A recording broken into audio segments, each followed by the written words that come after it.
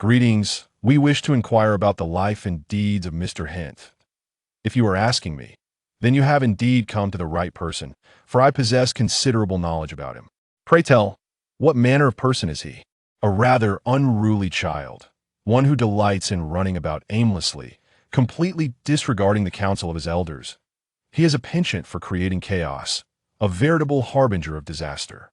Each time, he necessitates the assistance of others to clean up his mess. This ultimately leads to his downfall. Chapter 1. I am on the verge of expulsion. If I were to encapsulate Mr. Hint's mental state in a single phrase, I would say he is perhaps the only individual who, when someone knocks on a bathroom door, would audaciously declare, "Come in." The year is 2018. Morning. In the library of Bryant University, a young man with chestnut hair and eyes leans against the window, casually perusing a book while basking in the splendid sunlight. Are you aware of what a mysterious creature is? Should one be fortunate enough to observe one, they would be drawn into a peculiar world, dancing with death. But what if nothing is observed? No matter, one can simply await death in the same ordinary manner as myself. For in my 18 years of existence, I have yet to encounter a mysterious creature. Grr. You see, it was the tales of ghosts that lured me to this university. Alas, I have encountered none, save for you, my delightful feline companion, who appears beside me whenever I feel lonely. Indeed, I'm not a native of this world, nor are you. You hail from the planet Meow. Hint turned a page, his gaze fixed upon a substantial tome that bore the marks of age. Grr? Meow? Yes, it is called Nyarlathotep, the entity that brought me into this world. He spoke of his admiration for my intriguing soul and urged me to create wonders, while casually erasing my memories of the mysterious and my negative emotions, claiming it would render me more entertaining. Those nearby, engrossed in their studies, cast bewildered glances in his direction. How does this individual communicate? Is he conversing with himself? Some even pulled out their phones, intending to capture this moment for social media. After all, the sight of a handsome young man reading will never go out of style, even if he seems a tad eccentric. Meow. The upperclassman scratched his chin. Not bad. How could that be? In truth, if I bore him with my presence, he would surely eliminate me. Hint sighed, and the orange-haired upperclassman conveniently rolled over, exposing his belly. It was indeed a pleasure to touch. He promised to grant me a golden finger, but I cannot recall it. He must have deleted that too. How careless. Hint wore an expression of utter despair. This is undeniably a world-class bug. What of customer service? There is none. Not even a dream to entrust with me. He was utterly ignorant of what these mysterious creatures looked like or what strange tricks they possessed, devoid of any means to retaliate. Meow. The upperclassman extended a paw, gently flipping a page, seemingly sharing in his frustration. Be careful, do not tear it. Let us maintain civility. Hint seized the opportunity to stroke the cat, then returned the book to the shelf. The upperclassman, assuming he would continue, was taken aback when Hint ceased his ministrations. Why did he stop? Grr. The orange cat let out a few dissatisfied sounds. Fear not. Fear not. I shall treat you to some fish treats later. Hint placed another book back on the shelf and resumed his seat with a new volume in hand. By the way, where were we just now? Meow. Ah yes, I lack any means of retaliation. Thus, it seems the world is but a grand stage of folly. Even the divine are not exempt. Hint opened his book, sighing like an old man. To this day, I have yet to glimpse even a shadow of a mysterious creature. I have had enough. Meow. It is either an eruption in silence or a demise in silence. Rather than allow the divine to find me tiresome and obliterate me, I might as well succumb to madness. The looming threat of divine retribution finally pushed Hint to his limits, and the upperclassman began tugging at his sleeve. Do not pull me. Whoever dares to provoke me shall face my wrath. What wrath do you intend to unleash? The voice was somewhat gruff, reminiscent of an older man. Huh? Hint felt a wave of confusion. Am I truly conversing with a cat? No. Are you actually responding to me? When did the upperclassman learn to speak human? He pondered, just as he was abruptly lifted off the ground. Like a chick being picked up, Hint slowly turned his head, only to be confronted by a burly man clad in a white shirt. Firstly, I am not an upperclassman, but a security guard. Secondly, any matters you wish to discuss should be taken to the principal's office. The security staff displayed a broad grin, revealing a set of white teeth. A muscle-bound individual? When did he arrive? And what about those impressive muscles? A single punch could send me to the hospital, I mean the morgue. Hent swallowed hard. Haha, if this is the opening of a certain narrative, then it must surely be a dreadful tale. He chuckled self-deprecatingly as he was led away by the security guard. Meow. The orange cat gazed despondently at Hent being taken away, licked its paw, surveyed the surroundings, and curled up. Then, it vanished into thin air. In the principal's office of Bryant University. Bang! The door to the principal's office swung open rudely, and a youth was unceremoniously thrust inside, landing squarely in front of the principal's desk. You were still conversing with a cat before getting caught. Well, do you have any idea why you have been summoned here? A middle-aged man sat at the desk, fingers interlaced, his voice deep and stern. It was hardly a commendation that led to such an audience. So what is the reason? Hent yawned, furrowing his brow in contemplation. I am equally curious. I hope the principal can articulate it plainly. Still feigning ignorance? I assure you, you are wholly unaware of my methods here at Bristol. The principal slammed the desk. Megan, come in. Is this not the one? That is the one who struck me. A thunderous voice echoed. Almost simultaneously, a chubby boy burst through the door, shouting at Hent. Principal, individuals like him should be apprehended immediately. This chubby boy seems somewhat familiar. Ah, I see. Hent awkwardly tugged at the corner of his mouth. What is your name? The principal inquired, veins visibly throbbing on his forehead. Why is there no photograph or information about you in the roster? Hunterred. Hent replied somewhat ambiguously.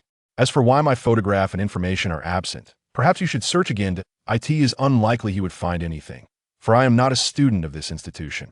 How could a poor student like me afford to attend such a prestigious school? Naturally, I sneaked in. Bang! That sounded like the roster being slammed shut. Hentreed. Your name is Hentreed, yet I cannot find you in the roster, nor is there any record of you in the academic system. Principal Bristol enunciated each word distinctly. His anger was palpable, nearly begging the question, did you spring forth from a rock? The middle-aged principal trembled as he removed his hat, revealing sparse hair that, combined with his scant beard, made him resemble an enraged lion dog. Chapter 2. Yet I have not even enrolled. Do you take us for fools?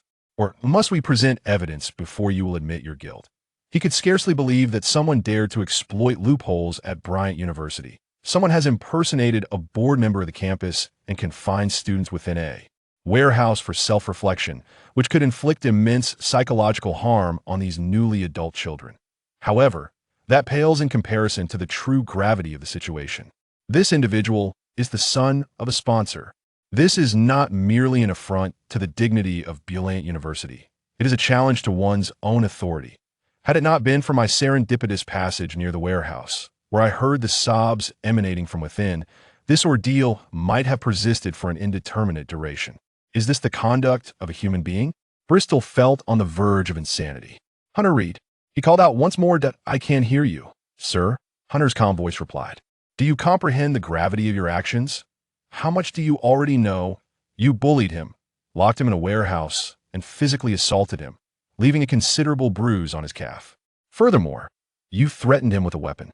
Bristol tapped his fingernails lightly against the desk. Oh, you confess? May I inquire about the specifics of the situation? Hunter responded. Are you certain you wish to accuse me? Do you dare to retort? I do not care what he has done. There is no room for negotiation now.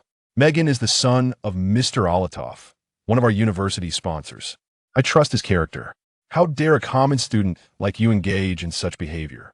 You are truly reckless. I assure you, you will not graduate. I will never sign your diploma. Bristol's voice boomed with severity. It must be said that within just a few exchanges, he had practically inscribed Megan has connections upon his face. This implies favoritism. Hunter stood there, stifling a yawn. Yet, I never intended to receive a diploma anyway. Hunter suddenly felt an urge to laugh. Ha ha. Oh no, I laughed out loud, bang. You need to be serious. This is the principal's office. The principal slammed his palm on the table, his expression one of extreme anger. Under normal circumstances, such a display would terrify most students. Yet strangely, it seemed ineffective today to make matters worse, as he struck the table with excessive force. His toupee unexpectedly slipped from his head, obscuring his face. The room fell silent as the principal adjusted his wig, the atmosphere thickening to an almost palpable intensity, reminiscent of an online argument where one party's account is suddenly suspended. Cough. Nearby, the chubby Megan witnessed the scene and hastily masked it with a cough. At Bristol's countenance darkened further. He could not launch a personal attack on the chubby boy and redirected his frustration toward Hunter before him. His gaze fixed intently on Hunter, who, after a moment, displayed a contemplative expression akin to a student grappling with a complex equation. Look at this imperturbable fellow. Perhaps he is calculating the extent of my baldness. Puff. Hunter suddenly laughed. I did not laugh. Mediterranean. The words Mediterranean were uttered in a barely audible whisper. Could you repeat that? The principal's face darkened. Hunter immediately adopted a serious demeanor. I apologize. I was wrong. Really? Who would laugh at your what? Mediterranean. This time, it was said with sufficient volume. My error lay in my previous softness of tone. Scoundrel! Why is this student so composed, so indifferent to my authority? If it were any other ordinary student, those impoverished souls would have been groveling before me by now. Enjoying a verbal spar? Let us see how long you can maintain that bravado. Wait here while I ascertain who admitted you. He began dialing various departments, as if intent on summoning all relevant personnel. You're finished. Do you understand? The chubby boy named Megan sat beside the principal's desk, exuding an air of false bravado. What is there to fear? I might as well expose you right here. I have no fear of you. Hunter closed his eyes. At this juncture, he opted to perform an eye exercise. Disobedient University is situated in the northernmost part of the entire Akamu Federation, named after its inaugural principal. Regrettably, he perished in a plane crash several years ago, and now Bristol holds the position of principal. The school is renowned for its exceptional basketball program. One often observes students clad in yellow jerseys on the podium during city competitions, thus attracting substantial financial sponsorship. What is done with the surplus funds? Aside from inconsequential sculptures, they are allocated toward infrastructure. To speak more directly, the library at Disobedient University boasts a greater collection than that of the city's municipal library. In pursuit of a better understanding of the mysterious world, Hunter stealthily infiltrated Disobedient University, having heard rumors that its library retained some tomes on mystical creatures. He aspired to gain admission openly, but the tuition fees demanded by this institution are astronomical, and the orphanage's support ceases upon graduation. Should he work to earn money or clandestinely attend university? Without hesitation, Hunter chose the latter. Mr. Hunter, you have reached the legal working age. Our orphanage has regulations. If you cannot finance your continued education, you may seek employment in society. The words of the orphanage director echoed in his ears. Now, he must rely solely on himself. Nonsense. Working is utterly infeasible, and I do not require 4 years of formal education here. What I seek is merely knowledge related to the arcane. Lick my shoe, you filthy scoundrel. Wait, I don't believe I've ever seen you before. Having spent less than half a day at the school, trouble had already found Hunter. This was the warehouse behind the school, a place he typically used to sneak back to the orphanage through the rear entrance, away from prying eyes. However, today seemed to present an unexpected complication. Megan Slater is a worthless ruffian who, bolstered by his status as a board member's son, commits acts of wanton mischief. He enjoys exerting his power over students who, while visually appealing, hail from humble backgrounds. This institution operates on a principle whereby not only academic excellence, but also financial capacity determines one's eligibility. However, if one were to contribute a bit more, exceptions could certainly be made. In essence, such scenarios are not uncommon. Hunter merely happened to be the chosen target. How absurd to still be so juvenile at this age. What are you staring at? While he was lost in thought, the chubby boy suddenly kicked Hunter sharply in the shin. Chapter 3. The Great Nicholas Zhao. See, he could not possibly think that everyone would bow to him. Beggar, I truly wonder how the doorman permitted your entry. The odor emanating from you is akin to a foul stench laced with peanuts, nearly inducing an allergic reaction in me, and I dare say it is your responsibility. How I long to smear something resembling peanut butter upon your visage. What did you say? The rotund fellow immediately narrowed his eyes, as though anyone daring to meet his gaze would soon find themselves in his crosshairs. Is my attire truly odorous? Hunter gently sniffed his own clothing, detecting merely a faint scent of laundry detergent. Far more pleasant than your fragrance, you diminutive rodent. Very well, We shall meet again tomorrow. Megan chuckled softly, his gaze lingering on Hunter's face for several moments, as if he wished to imprint that countenance upon his memory. After making a mental note, he turned and departed. Hunter regarded his retreating figure, contemplating whether to deliver a swift kick, but he restrained himself.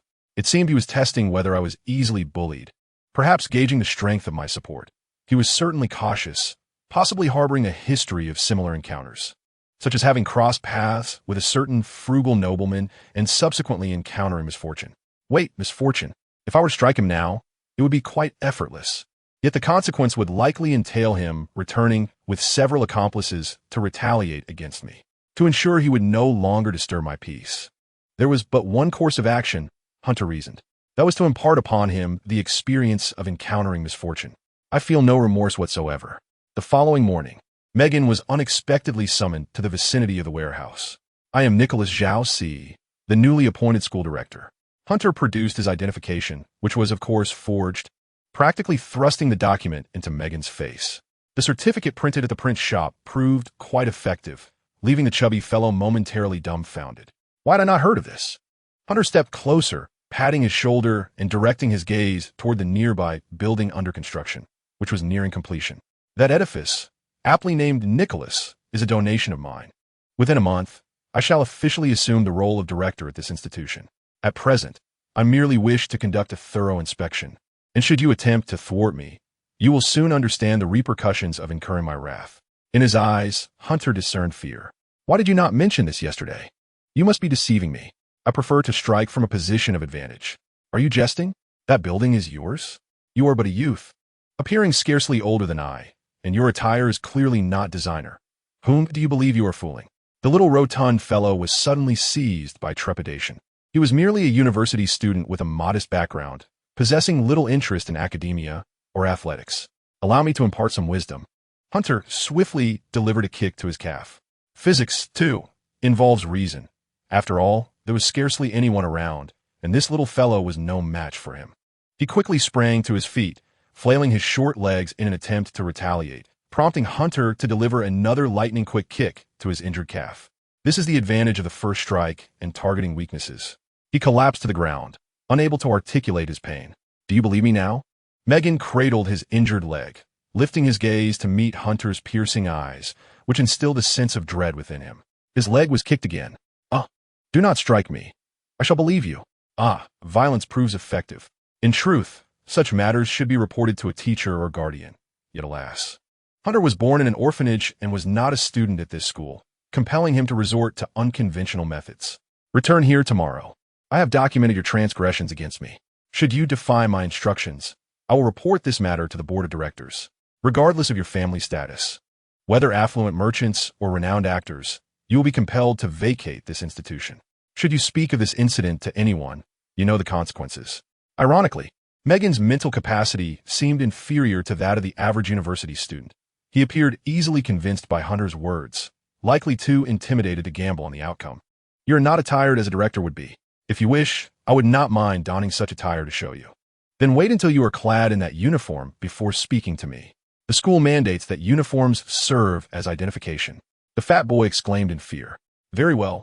He was not entirely convinced. This institution indeed upheld a uniform policy. Only school leaders were permitted to wear such garments, which served as their identification. Just as pilots invariably don their uniforms, the directors did not frequent the school continuously to prevent students from failing to recognize them. The institution provided each director with a uniform. Furthermore, they had personally informed students that upon encountering such uniforms, they must show respect. In summary, there must be spare uniforms in their offices. Fortunately, having acquired some lock-picking skills at the orphanage, he was able to locate a uniform that fit him adequately.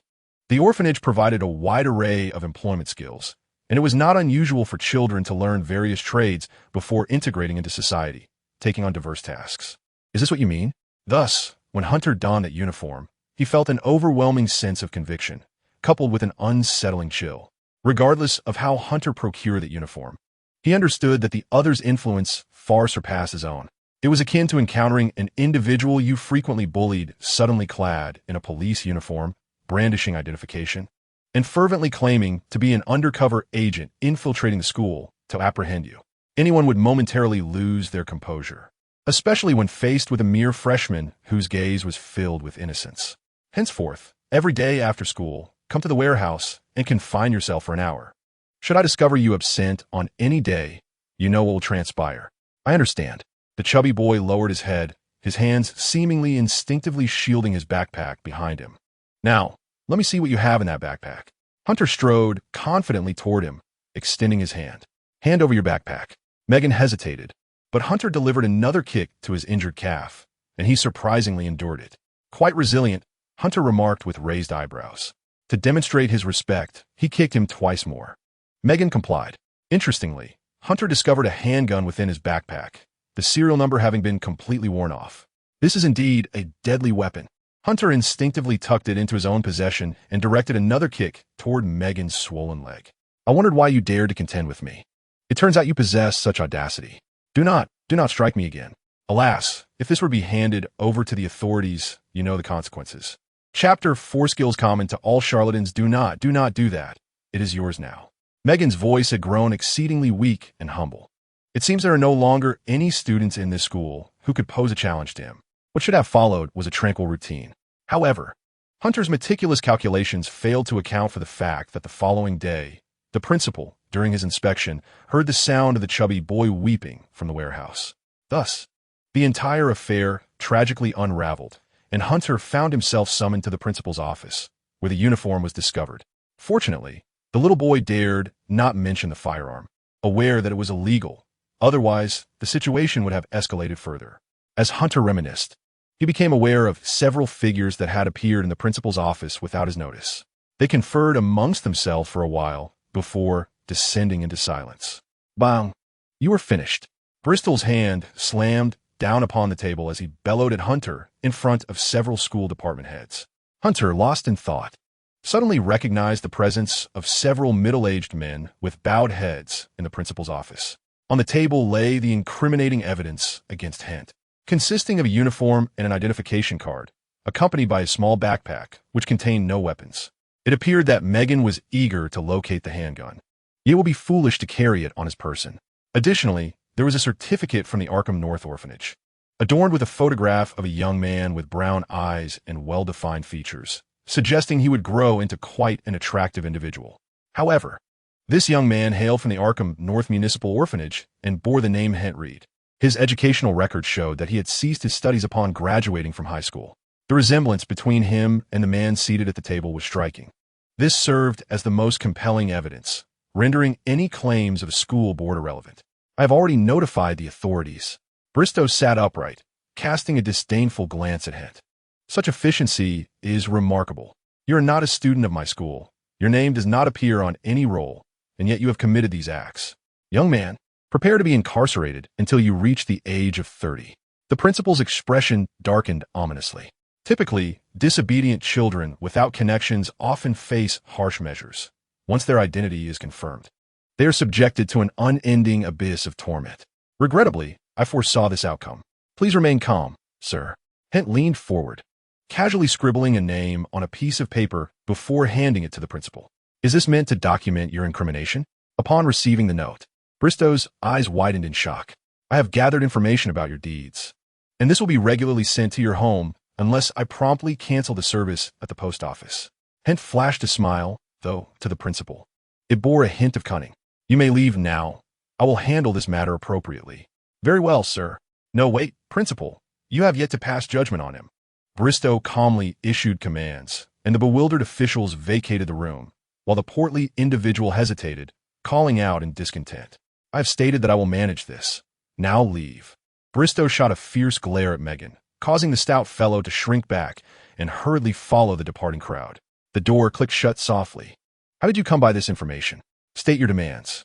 He narrowed his eyes, suddenly realizing that he could not treat the youth before him as a mere student. The note bore the name of his lover, a teacher at the school.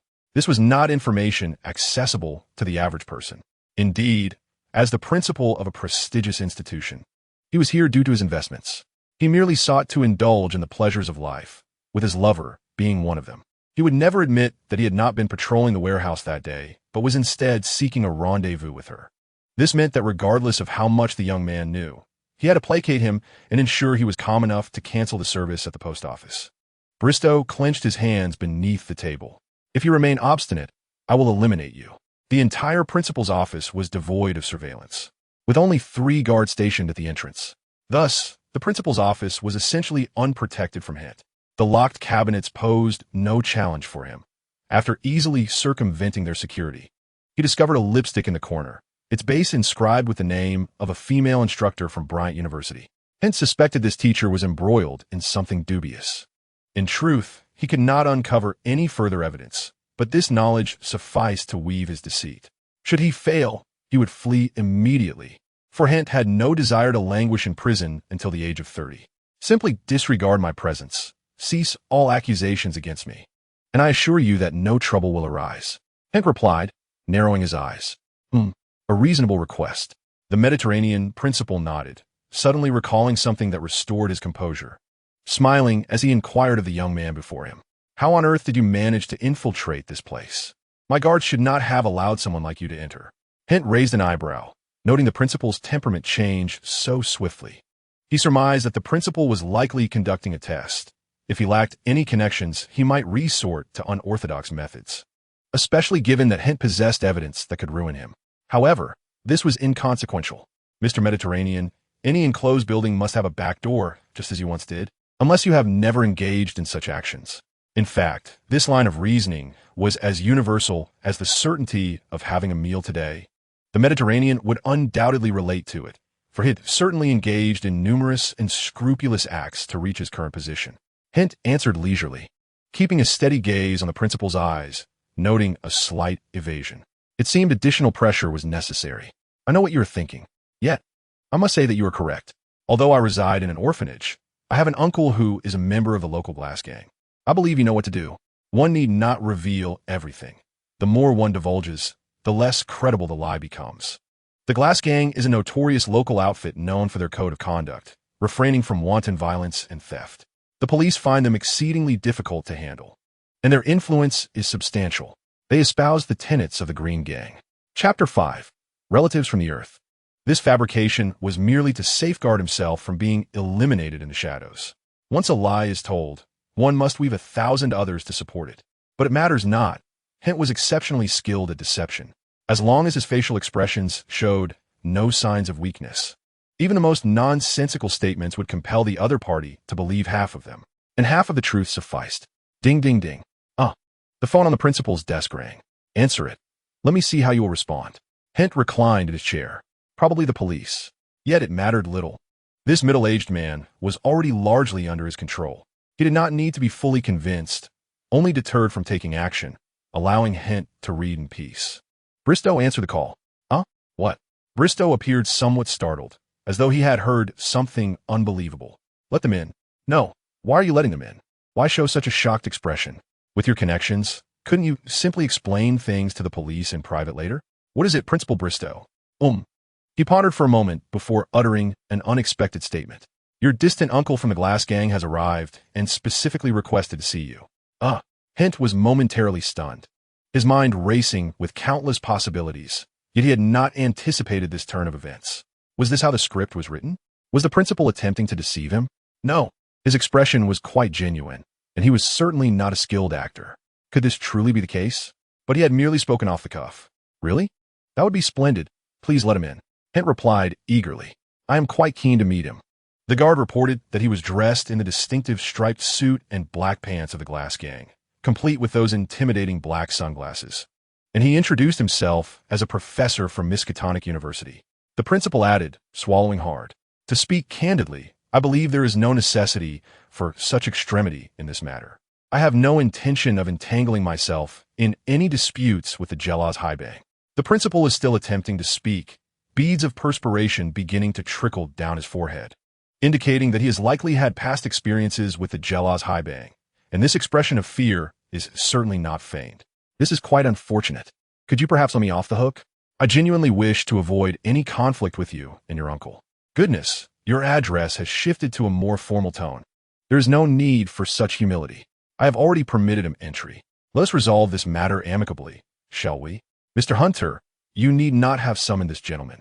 My word, Has he truly begun referring to his peers as sir? Might I expect him to address me as dear next?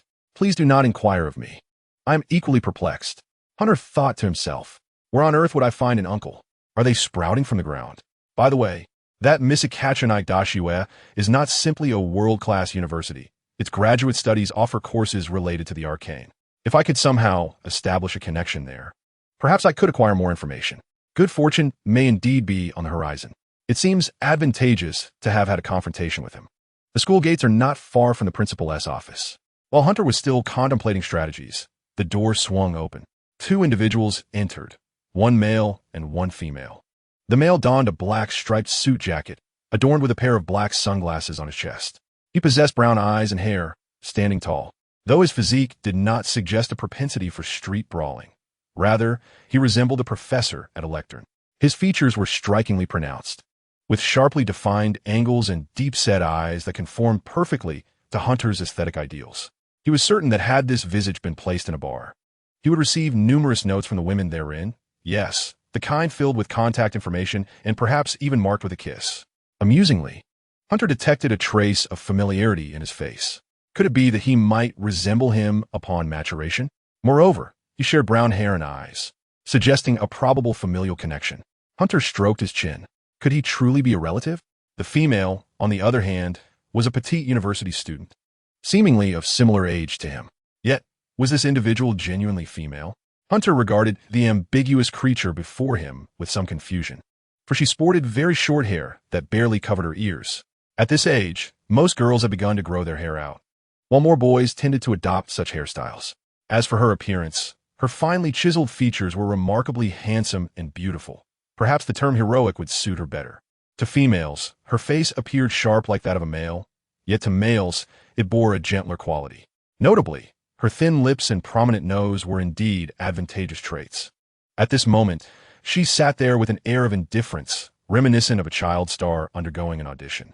This youth seemed to embody a certain androgyny, perhaps in adulthood. They would be a charmer for both genders. Clad in long sleeves and trousers, distinguishing her gender was a challenge, unless one were to strip away her pants, an act that would surely land one in a psychiatric facility. However, if one were to ascertain gender, in addition to primary sexual characteristics, secondary sexual characteristics would also come into play. Typically, females of this age would have begun developing. Contemplating this, Hunter's gaze fell upon her chest. This is flatter than even my own. She scarcely resembles an 18-year-old girl in terms of physique. Yet, her visage is that of a perfect angel. Though I am a lifelong singleton, I should be able to discern a woman, should I not? With a sense of relief, Hunter finally determined her gender. Now, he needed to devise a means of ingratiating himself with her. Hello, you must be Hunter's guardian, correct? While Hunter was deep in thought, Principal Bristow hastily wiped the sweat from his brow and warmly welcomed the man in the striped suit to take a seat. The gentleman, warmly invited, offered a slight smile and sat upright beside Hunter. May I inquire what brings you here today? I am Ormond Reed, a professor from the archaeology department at Misakachonite Dashiwe.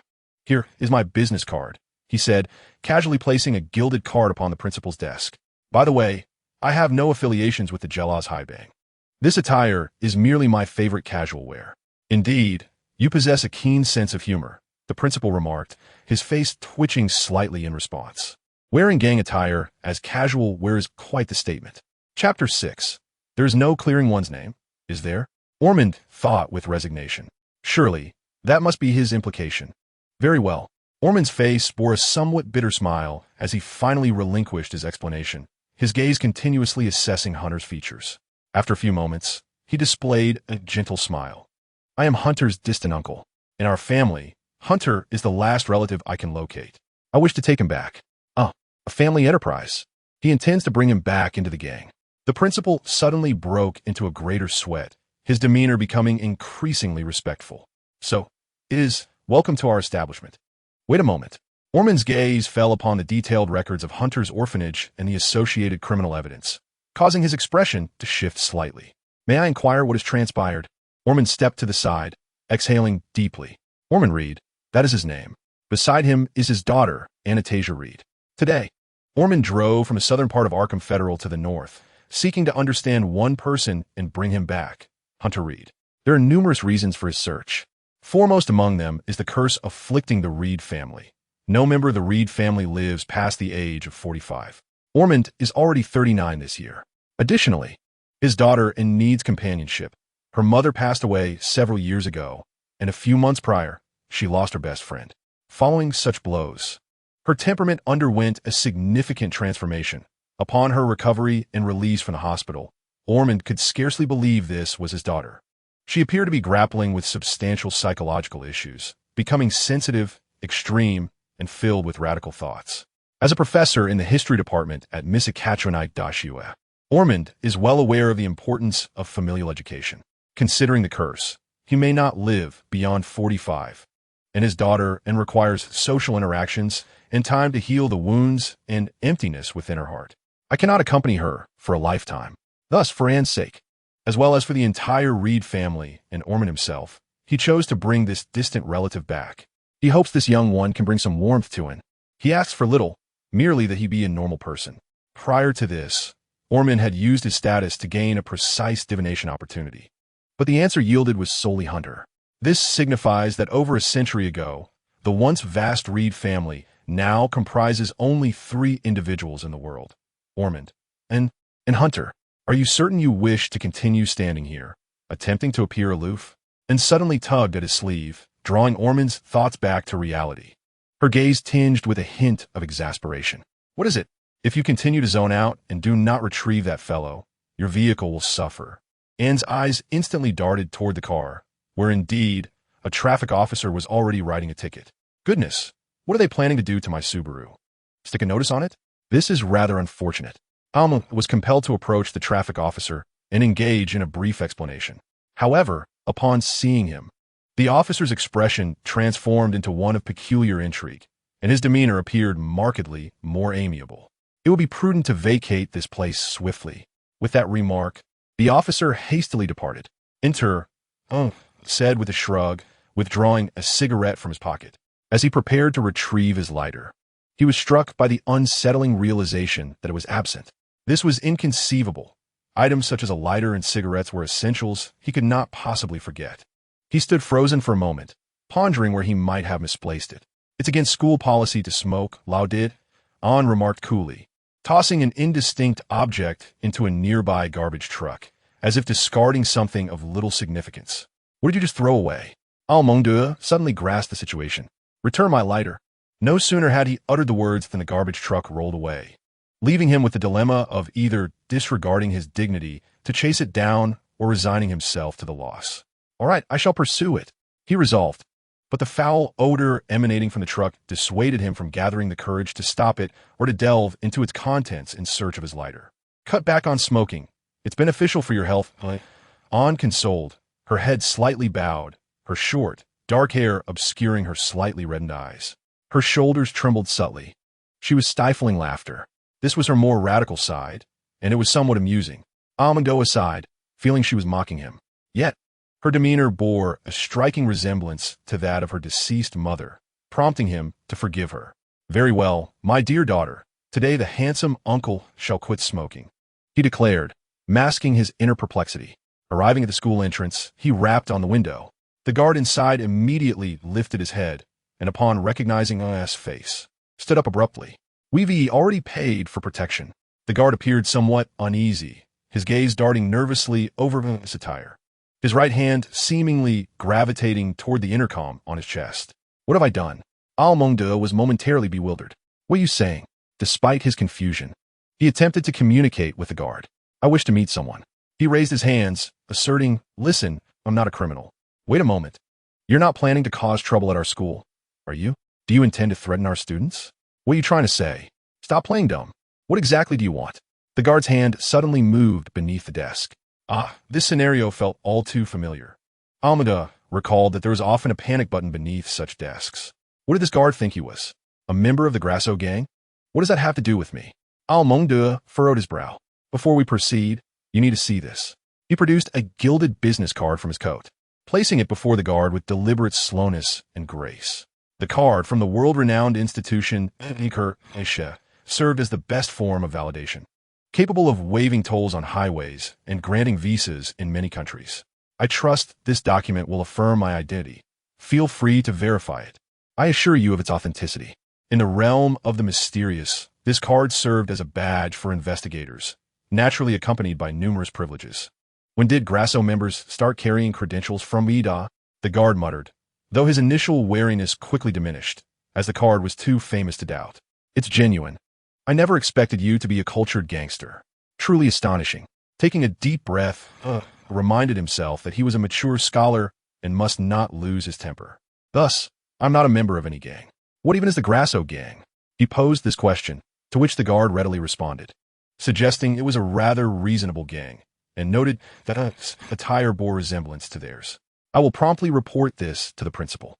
After some confusion, the guard finally comprehended his intentions and, with still trembling hands, dialed the principal, though this tremor was likely due to excitement, as he had never encountered such a card in real life.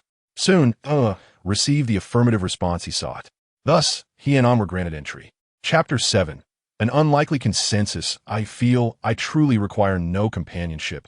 On broached the subject again as they ascended the building. Why? Almeda recalled having previously engaged in a psychological discussion with her. I am perfectly capable of protecting myself. She tugged at Anna's sleeve earnestly, declaring, I will become the best investigator without needing anyone else. Humans are inherently social creatures. Regardless of the conclusion, Ungo sighed, ruffling her hair. Although she seemed somewhat resistant, she allowed him to do so. Having recently lost both her mother and her closest friend, the emotional wounds of her psyche were yet to be healed. Even more concerning was the fact that this young girl possessed the potential for lethal violence. In simpler terms, she had undergone a heart transplant from a mysterious creature. And without proper guidance, the future was uncertain. I have obtained Hunter's resume from the orphanage. He is a fine boy. If you two cannot coexist, I shall return him. It was necessary to attempt something, was it not? Almunda reassured her. An emitted a reluctant hum. Returning to the present, he is indeed a good boy. Almeda reflected as he compared the resume in his hands with the details he had gathered, seeking to confirm that he was indeed searching for the same individual. Why does it feel like I've sought out a terrorist? Sir, Hunter suddenly spoke. If you base your understanding of a person solely on first impressions, that would be quite superficial. As he finished his statement, two metal wires clattered to the ground. Ah, those seem to be the tools used earlier for lockpicking. Oh dear, what could he say at this juncture? Surely he could not claim, I'm not a student here. Carrying lockpicking tools is perfectly normal. Honestly, do you believe first impressions still hold? Almado sighed. Nonetheless, I am willing to grant you another chance. The principal appears to hold you in good regard. He has not opted to call the authorities. Your actions were merely a consequence of learning, which I do not consider a negative. No, he did report it, and even threatened your family. Hunter sneaked a glance at Bristol, whose face was slick with sweat yet maintained a gentle smile. You have truly endured much. What this gentleman says is correct. A love for learning is commendable, and I hope you find a better educational environment. We will promptly complete all necessary formalities. Principal Bristol wiped his brow, chuckling awkwardly. In truth, no formalities were required, as Hunter had not even been officially enrolled. The procedures were merely a means to placate the wealthy patron's son, Megan. Very well.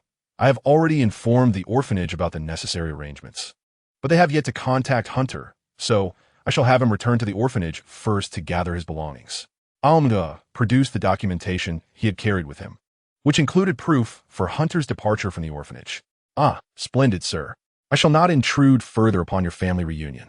After exchanging a cordial handshake, Bristol adopted an especially respectful posture. This way, sir, you may now take your child home. Wait. As he sat quietly at the side, and suddenly spoke, his voice ringing out like a bell, sharp and characteristic of the voice changes that occur during adolescence. What was this guy up to? Hunter glanced at him, puzzled. What's wrong? Almond turned to his daughter. Do you have any suggestions? I do not wish for this fellow to come to our home. Why not? It was Bristol who spoke, eager to rid himself of Hunter, this hot potato of uncertain origins. He is a good kid, despite having beaten classmates and stolen possessions.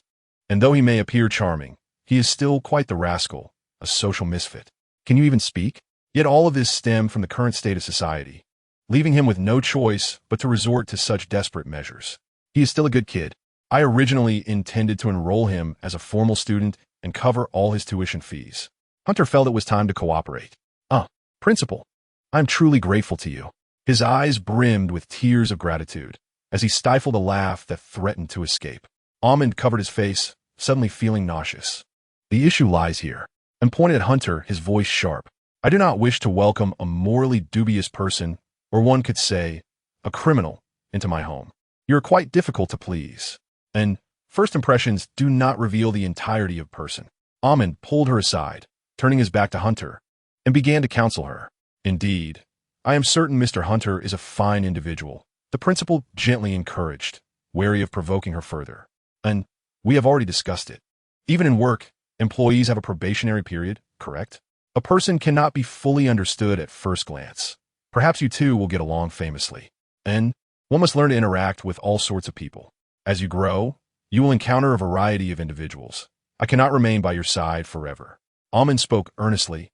I believe your mother would also wish to see you vibrant and cheerful, would she not? It is often said that one voice cannot outmatch two.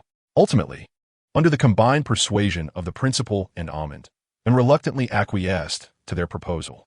Though she agreed, it was more a matter of silence than true consent. The atmosphere lightened once more. Principal, Hunter called to Bristol. What is it? May I inquire what snacks are offered in the cafeteria today? Hunter gazed out the window, suddenly asking. Sandwiches and fries, the principal replied. Why do you ask? Do you wish to take some back with you? Feel free to go get some. I'll cover the bill, even if it requires a bowl. Look at this old chap. He can't wait for me to leave. It's nothing. I merely wish to bid farewell to this school. I hope you can be understanding. Hunter said, his gaze fixed on a figure below, one filled with resentment, embracing a slightly older figure and lamenting something. It appeared to be Megan and her unfortunate father. By the way, the principal suddenly said, Mr. Hunter about Liao Sha. Please remember that name. Liao Sha was the name of his mistress. Rest assured, principal.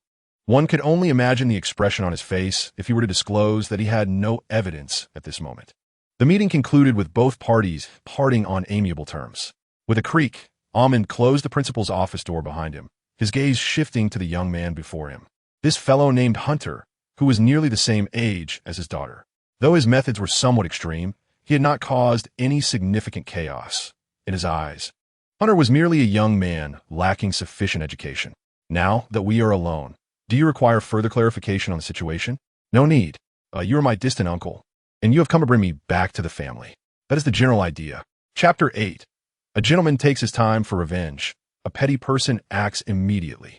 We will have opportunities to converse, Hunter told Ahmed, but please grant me a few minutes to say my farewells to this school. Very well, but please be swift. Ahmed replied, though puzzled. He wore a smile. If it takes too long, my car may receive a ticket. I will be quick. You may wait for me at the school gate. Hunter said as he hurried down the stairs. And do you know what this guy intends to do? I do not know, nor do I wish to. I have a feeling this is a rather interesting fellow. In fact, Ahmed did not wait long. Before they reached the school gate, they suddenly heard scattered words drifting towards them. Do you dare to lay a hand on me? My uncle is a key member of the grass gang. Don't dodge. I'll hit your dad too. Sounds of punching. It seemed like a chubby boy was struck. Ah, I told you not to dodge. The sounds of punches grew more frequent. It's red. It's red. Call an ambulance, quick. The sounds of blows ceased. The assailants seemed to have run out of strength. Listen, if you dare bully anyone again, I'll beat you every time I see you. Let's see if the guards dare to arrest me. Who are you? How can you fight in school? Why are you hitting my son? Ouch. Is this the school you funded? More sounds of bodies colliding. Where are the guards? Help! What are you doing? Accompanied by countless curses and the sounds of guards rushing to the scene. Oh dear, what a unique way to say goodbye. He truly is an interesting fellow, and replied coldly. I'll call the police to have him arrested. If we call the police, we may end up in custody for a while too. After all, in Hunter S. words, I am a key member of the grass gang, albeit a fake one. Ahmed smiled wryly, recognizing that it had yet to show any signs of violence. But it was likely only a matter of time. We must leave quickly. This little rascal has created quite the mess, and for the first time, I feel my identity may not suffice. Let's hurry, I'll wrap things up. Soon they saw Hunter approaching briskly, wiping his hands, while the guards nearby seemed to have received some instruction and stood still. What did you do? Ahmed guessed much of it but sought details. I gave that bully of a chubby kid a small lesson. Hunter tossed the napkin into the trash.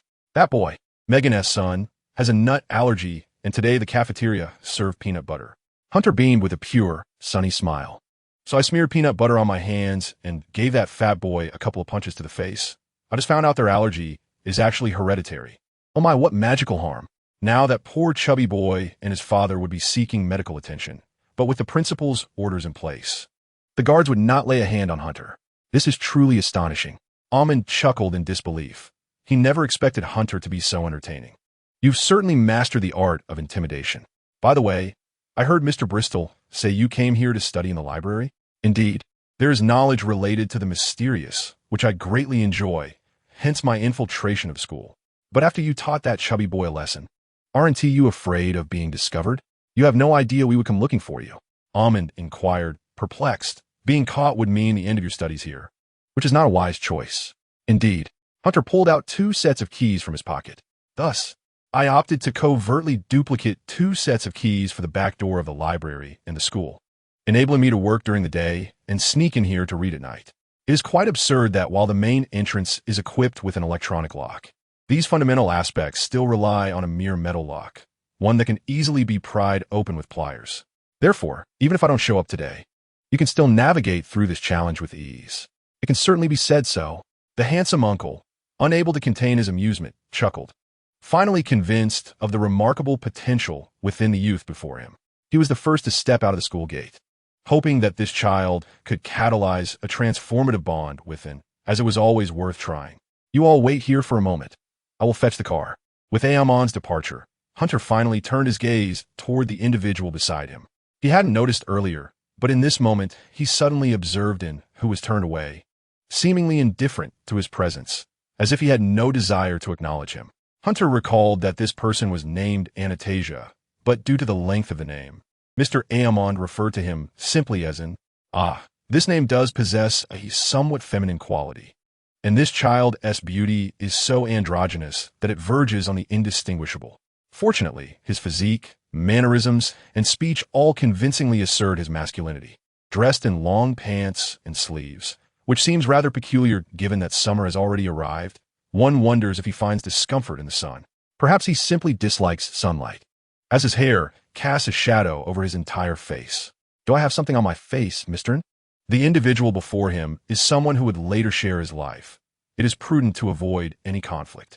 No, but I advise you to be more perceptive, and replied, lowering his head, his tone rigid, making Hunter feel as though he were conversing with a stone. Despite his striking appearance, he exuded an air of emotional detachment. If I leave here, we can act as though nothing has transpired. I do not wish to engage with you, nor should you set your sights on my family. Why does he hold such a negative first impression of me? Hunter pondered in confusion, feeling he had done nothing to provoke this. Perhaps it is because he perceives me as a rival for affection. Having encountered similar scenarios before, he reassured himself that there was no need for undue concern.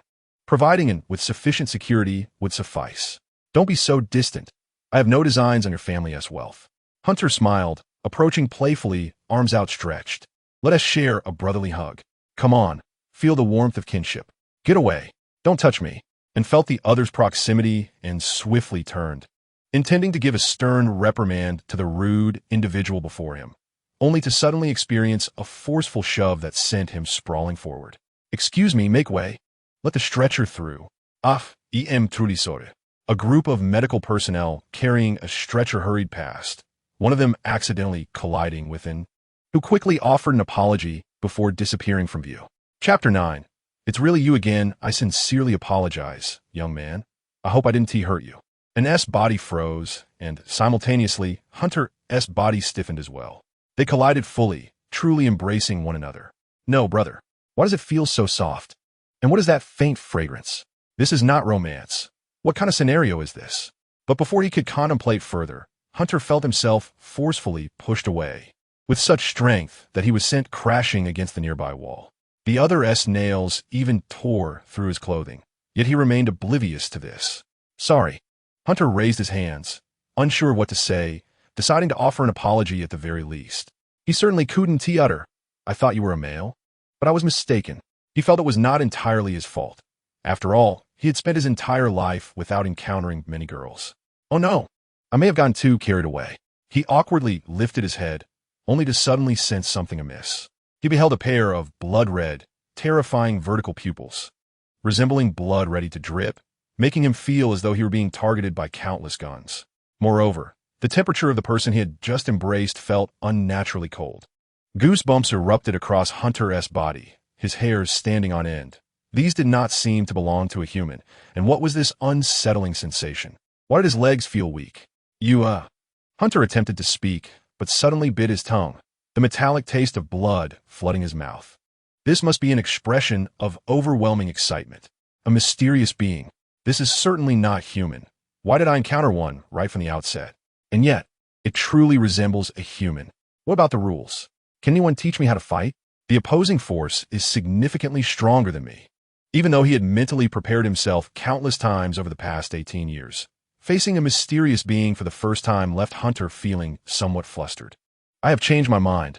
I must eliminate you. And revealed a terrifying smile, gripping Hunter's wrist with nails that pinched his skin painfully, threatening to draw blood. Your arms are so slender. What do you consume to possess such strength? Humans, of course. Hunter dismissed this. Her teeth appeared pointed, more suited for grasping prey than tearing it apart. And when had his clothing been torn? The girl before him seemed to possess nails as sharp as blades. And her teeth were likely not meant for mere sustenance, but for ensnaring prey and drinking blood. A vampire. The blade-like nails slowly extended, and Hunter felt that the next moment they would slice open his throat. Anyone, please come to my aid. Meow. Out of nowhere, an orange cat tugged at an S-pant leg, diffusing some of the tension. What is this? And jumped back, regarding the creature with suspicion. It appeared quite out of place. When did it appear? Why didn't it seem entirely real? This cat appeared rather unusual. It's my pet cat. And took a step back, diverting her gaze from Hunter. Why does it seem that she is apprehensive? Do vampires fear cats? Isn't it quite adorable? Marvelous, Senior.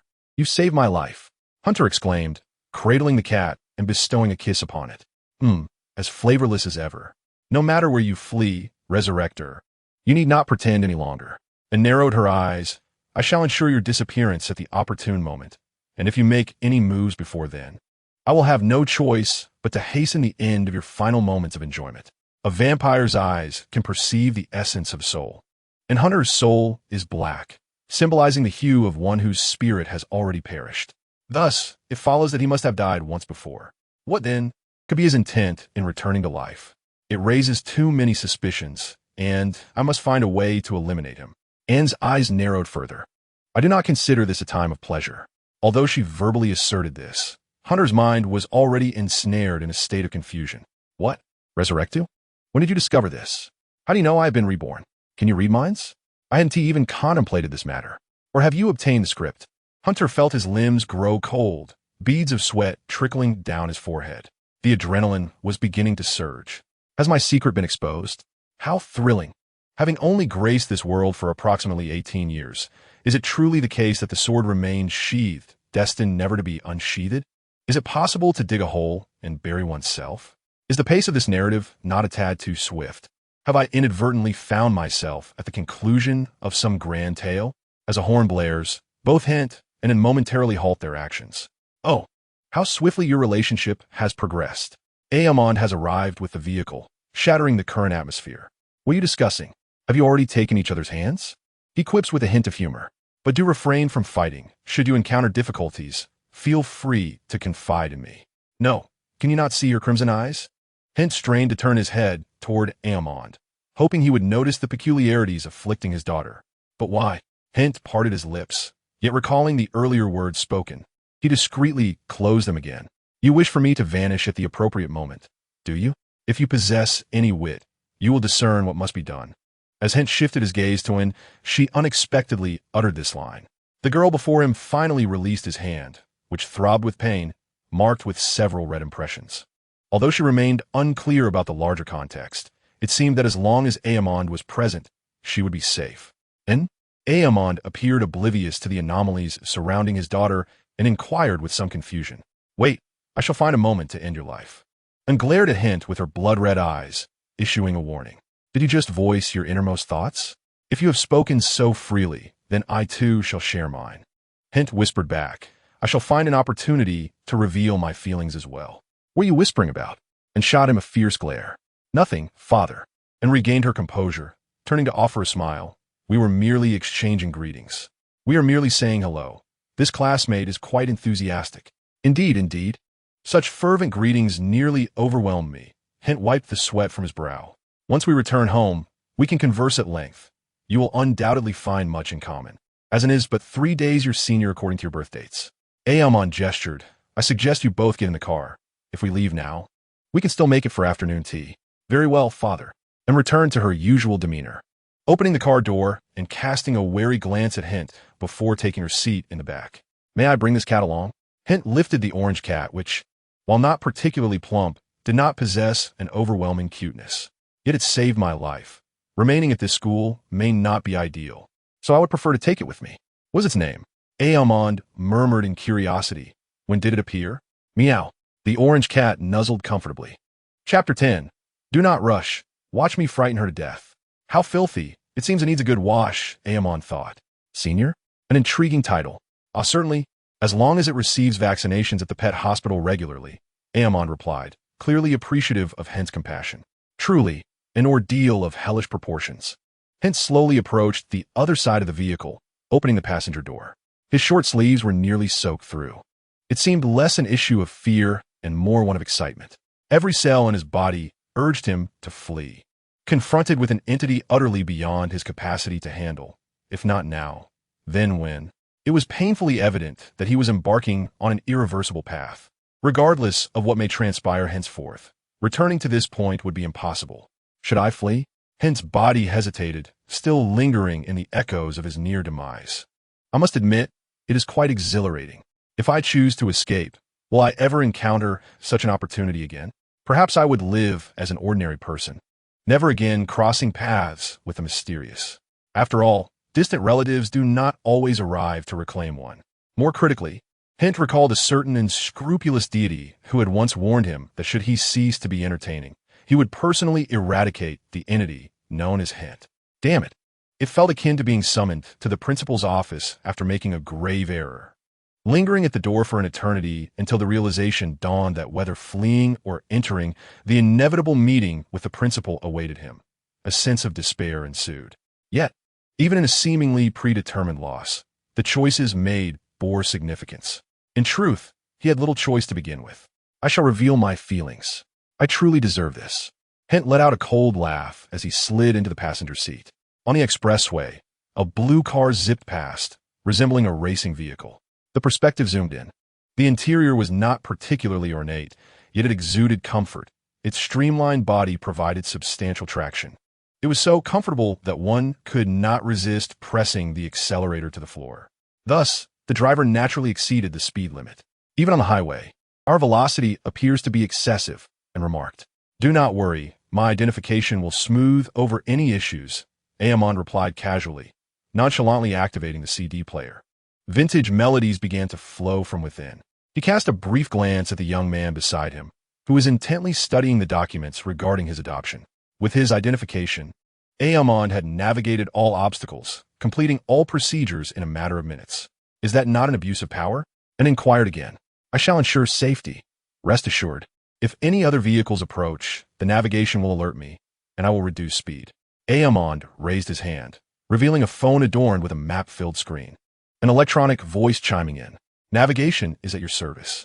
Listening to such antiquated songs while suddenly claiming to use navigation is akin to a primitive person in the mountains suddenly adopting cutlery. How does one speak of their father in such a manner? Aomon sighed, as though recalling a point of reference. You are increasingly resembling Dillendora. He seemed to realize something and fell silent. Increasingly like what? While listening to the disjointed conversation around him, Hint furrowed his brow, perusing the documents before him. They had just concluded their visit to the orphanage and the Civil Affairs Bureau, now en route to his new home, with his belongings packed in the trunk. All right, Hint admitted. He had acted impulsively in boarding this proverbial pirate ship, now occasionally feeling the weight of blood-red eyes fixated on him from behind. The individual in the back seemed ever on the lookout for an opportune moment to dispose of him. So what methods might prolong his existence? If only he could buy some time to devise a strategy. Or perhaps he could project the image of being unapproachable. With this thought, Hint suddenly felt as if struck by a revelation. The motion of petting the cat ceased. The senior looked at Hint in confusion. Hint narrowed his eyes. Why had this mysterious being not eliminated him at the first opportunity? She was fully aware of his identity. Since retreat was not an option, why not cause a grand commotion? At that moment, Hint spotted a rest area by the highway, noting a decrease in speed. Apologies, children, but I believe I need to take a break. I may have indulged in too much red tea during my conversation with the orphanage director. Aamon turned the car into the rest area, leaving that remark before hastily dashing into the restroom. The atmosphere within the vehicle grew noticeably quiet and felt somewhat out of place in such a setting. She retrieved her smartphone from her possession, her excessively pale fingers aimlessly scrolling through the screen. Through the rearview mirror, it was evident that she was merely trying to pass the time without a specific purpose. It is entirely understandable, according to psychological principles. An individual's personal space is approximately 1 meter. When a stranger encroaches upon this space, discomfort inevitably arises. Within the confines of the same vehicle, Hint had already infringed upon her personal space. Could you please close your eyes? As Hint continued to observe her through the rearview mirror, Ann could no longer restrain herself and spoke up. I might just gouge your eyes out. Feel free to try, Hint replied nonchalantly. What do you mean? Ann was momentarily perplexed. How could this boy, who had once instilled fear in her at the school gate, suddenly exhibit such bravado? It's nothing. I only meant that if you wish to take action, you may do so at any time. Hint then chuckled, reaching into his pocket to produce an object, which he extended towards the girl. It was a handgun, the serial number rendered illegible by wear, seemingly resembling a Glock model. A gun. Where did you get this? Hint's demeanor shifted to one of alertness. She did not take the weapon, but extended her sharp nails towards him. What do you intend to do? You hold a deep affection for your father. That is your fatal weakness. Hint shrugged, while continuing to caress the cat nestled in his arms. It's loaded. You could attempt to shoot me in the head. This is your only opportunity to eliminate me. What are you? What do you want? Hint's eyes suddenly turned crimson. That chilling sensation returned to Hint's mind, a feeling of being seen through to the very depths of his soul. Could she truly perceive his soul? Chapter 11. The Frightening Techniques of Adulthood. His heartbeat quickened. The other party undoubtedly possessed a passive skill influencing mental states. Damn it, he should have been aware. Yet he had completely forgotten.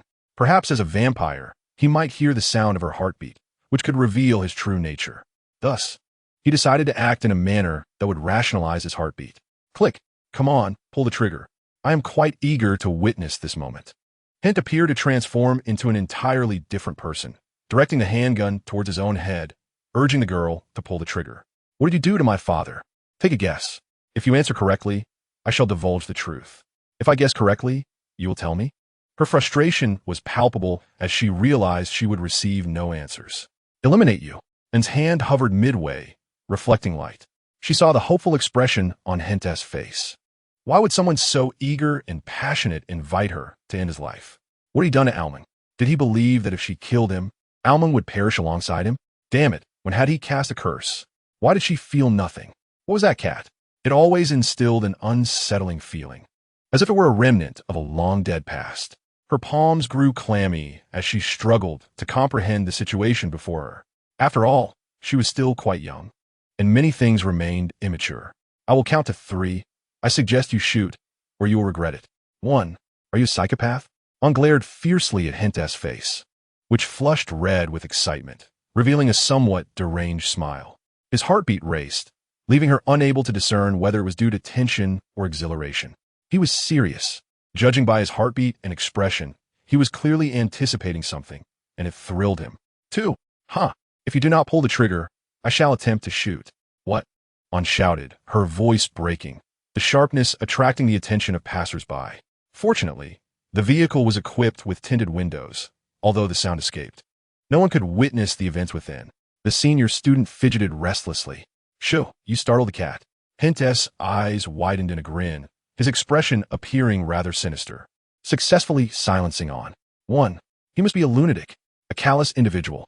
Ann felt a surge of confusion. After all, she was only 18. Far too inexperienced compared to someone with the psychological maturity of a 30-something. Age dynamics were indeed at play. Hint began to press on the trigger, seemingly ready to pull it. Wait. Too late. I'm about to pull it now.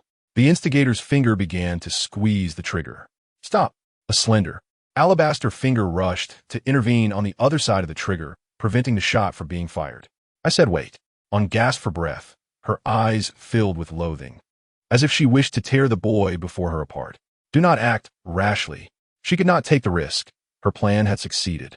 Hint's inner self revealed a wicked smile. How terrifying. My gun is actually devoid of real bullets. Had she genuinely assisted me in pulling the trigger, the outcome would have been dire. I might have met my end. Fortunately, I won the gamble. Regardless, I emerged victorious. Goodness. Witnessing the sweat streaming down this girl's face brings me a peculiar sense of joy. You squandered your chance. Hint smiled, lowering the handgun and gently patting N's rigid hand with his other hand. What do you want? An trembled as she spoke, her tone unexpectedly tinged with a hint of pleading, her fear palpable. What is your purpose in coming to this house? Are you affiliated with the scholarly church? Or do you intend to harm my father? She was merely a newly minted adult, still quite tender in her understanding. I must find an opportunity to eliminate you. No, you were just frightened. How did you transform so suddenly? What an extreme character you are. For amusement. What? An exclaimed, looking down. Do you think I would believe that? Let us coexist harmoniously, shall we? My dear girl. Observing the lip-biting Anastasia, Hint spoke slyly. Though his blood-red eyes still exuded an overwhelming pressure, he no longer cared. For from this moment forth, she would regard him as a specter, until she discovered the truth behind his deception. How infuriating to have fallen into one's own trap. Meow. The orange cat poked its head out, licking Hint's hand. Good kitty. The vehicle gradually navigated into a bustling metropolis, Dwalayan City. According to the geographical and historical knowledge acquired in school, this world differed from the previous one. It comprised 4 nations formed by a human federation: Yajo Lianhegwo, Akam Lianhegwo, Yimanova Lianhegwo, and Nanbankio Lianhegwo. Currently, the currency used in Akam Lianhegwo consisted of pence, shillings, and gold pounds. Clearly, this world resembled the one he had previously inhabited. The southern hemisphere had only Australia, thus collectively referred to as the Nanbankio Lianhegwo. The capital of Akam Lianhegwo was Dwalayan City, also the location of Misikatana Dashue. We have arrived. Alming beckoned the 2 youngsters to exit the vehicle before slowly reversing into the parking space, flashing a charming smile through the window. Tonight, I shall prepare a delightful meal to welcome our new little friend. The place where the vehicle eventually halted gave Hint a genuine sense of affluence.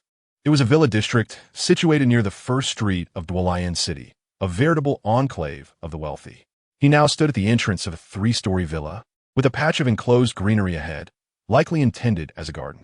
However, due to the owner's negligence, it had simply become a thicket of undernourished grass. He cast a furtive glance at N, who stood beside him, utterly still, absorbed in scrolling through her phone. Is this child perhaps a bit withdrawn? Hunter pondered, retrieving a bag of jerky from his pocket and popping a piece into his mouth. How could one not regard Aamond as a good man? Concerned that he might go hungry after being delayed for several hours, he had thoughtfully purchased a bag of venison jerky for him. He even offered some to the cat. To alleviate the awkward atmosphere, Hunter decided to carry the cat and take a stroll around the house. Yet, after only a few steps, he was interrupted. Hey, the voice, tinged with age, was accompanied by a throat-clearing cough. Turning, he saw a gray-haired elderly man. What are you eating? The old man inquired in a tone that brooked no argument. Hunter noticed, and rolling her eyes beside him, a smirk gracing her lips. Was she reveling in this? Was this old man a troublesome character? How can you eat such animals? The old man's spittle nearly landed on his face. What do you mean? Jerky is simply dried meat, Hunter replied, perplexed by his line of questioning. Are you eating chicken? Or pork? Venison? Do you live here? Whose child are you? What does it matter? Dear, he exclaimed. That is a living creature. What are you doing? Is it not barbaric? It possesses a soul. So he is a vegetarian, or perhaps an animal rights activist, Hunter mused. No wonder and had such a reaction. It was likely her family had endured similar tirades. Yes, I believe there is salt on it, Hunter replied, noting the salty yet sweet flavor. Would you like a piece? It was alive. Yet now it is dead, Hunter retorted, holding up a piece of jerky. See? It does not move, devoid of vitality, a mere lifeless entity. Stay away from me. Do you not feel any shame? I find it quite delectable, Hunter responded unabashedly. How can you say such a thing? The old man grimaced. Meat is toxic. Once these animals die, their souls harbor endless resentment, which you consume, absorbed by every cell in your body. How noisy, Hunter shouted back. Do you think I do not wish otherwise? I'm a vegetarian, yet I have pica, so I must eat meat. What? Initially, I believed eating meat was wrong, but eventually, I came to terms with it. What are you talking about? What did you eat for lunch? Hunter asked. Kelp, what of it? The old man bellowed. That is the true sustenance for the body. Only a vegetarian can maintain a pure heart. Kelp, Hunter suddenly shouted, startling An, who stood nearby. How dare you eat kelp? And what of kelp? I am not only a vegetarian. I am a kelp protector. What? The old man looked momentarily bewildered. A kelp protector? Hunter began to shout, his cat's fur bristling in his arms. Kelp merely exists there, quietly living, only to be uprooted and consumed by you. How many vegetables have you eaten? Every being has a soul. They're living their lives diligently, yet you seek to uproot them and devour them. That is absurd. Plants have no souls. The old man retorted. I, the kelp protector, am here to advocate for this very concept. Everything has a soul. How can you believe kelp lacks a soul? If it did not possess one, why would it grow towards the sun? They cherish the sunlight. You're devoured by fish. Hunter's expression was one of profound sorrow. Each kelp longs to thrive in the ocean, yet there are fish that bring about their demise. What a fish! The old man stammered, momentarily at a loss for words. In order to protect these kelp, I must consume fish. Similarly, to safeguard various plants, I must eat the herbivorous animals. Hunter suddenly cast a disdainful glance. You only see the surface of my meat consumption, failing to grasp the deeper implications. Just as fish kill kelp and deer trample grass, you consume vegetables. In a sudden burst of action, Hunter lunged forward, grasping the old man's leg, while his cat leaped onto the old man's face. Where did this cat come from? What are you doing? Get away. The old man struggled to pry the cat off his face, while the cat seized the opportunity to tug at a few strands of hair. You vile old man, you have devoured countless vegetables. Let me go. You are insane. The old man began to show signs of fear, but found himself unable to escape Hunter's grasp. You're also consuming vegetables. I will bite you to death, just as I would devour a herbivorous deer. For the sake of kelp and vegetables. Hunter sank his teeth into the old man's thigh. A loud thud resounded as Anne's phone dropped to the ground. Her jaw seemed to dislocate as her eyes widened in shock. Are you a dog? Get away. You are a demon. Let me go. The old man cried out in agony, pushing Hunter away and staggering off, glancing back in terror, fearful that Hunter might pursue him. What happened? Aamond, having just exited the garage, witnessed the elderly man running past in a frenzy. I don't know. He seems to have lost his mind. And picked up her phone, her gaze drifting elsewhere.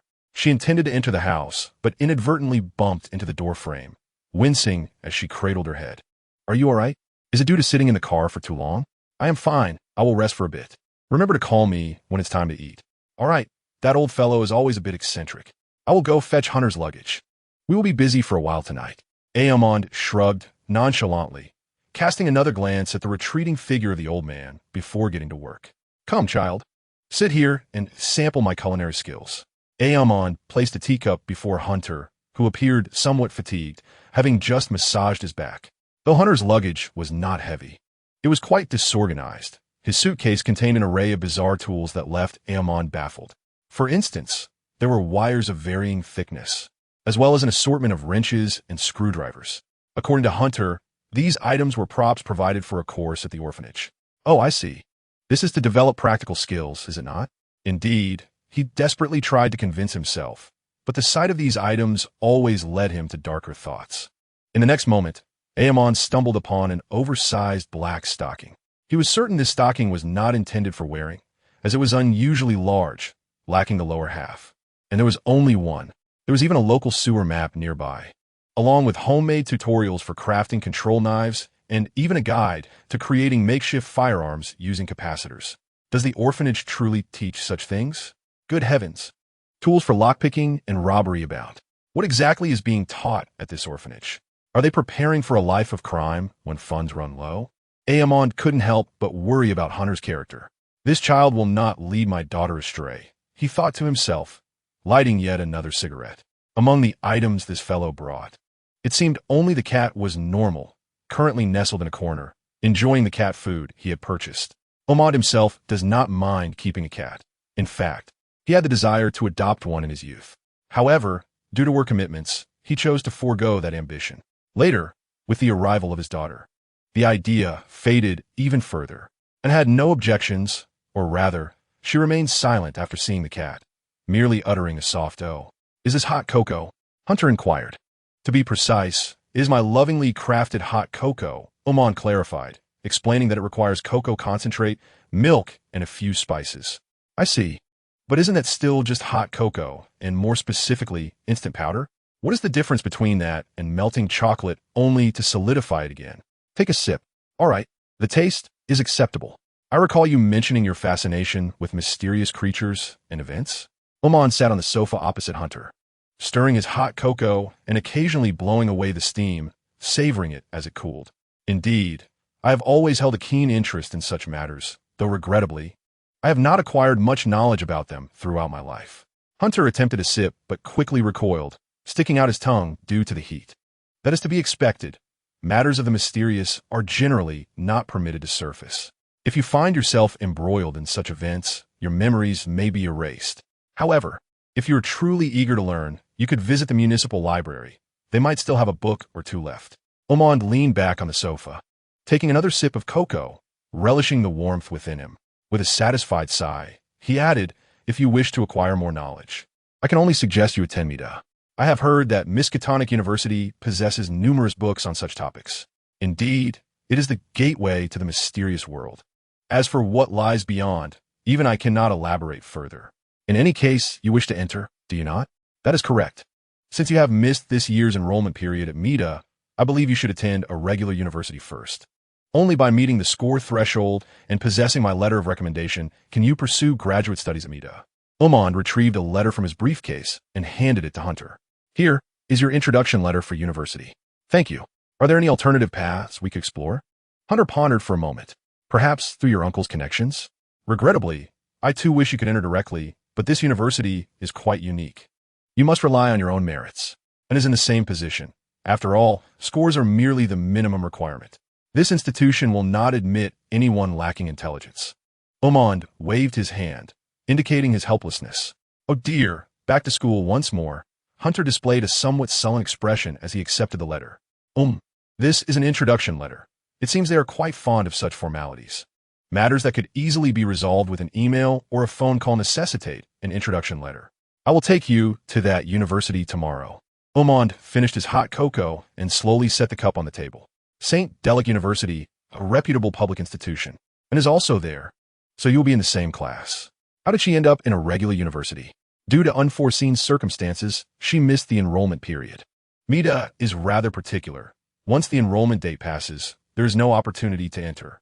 Will we truly be in the same class? Unity is paramount. You both must learn to coexist harmoniously. I have promised, and that if you prove to be a troublesome lad, you shall not reside in our home.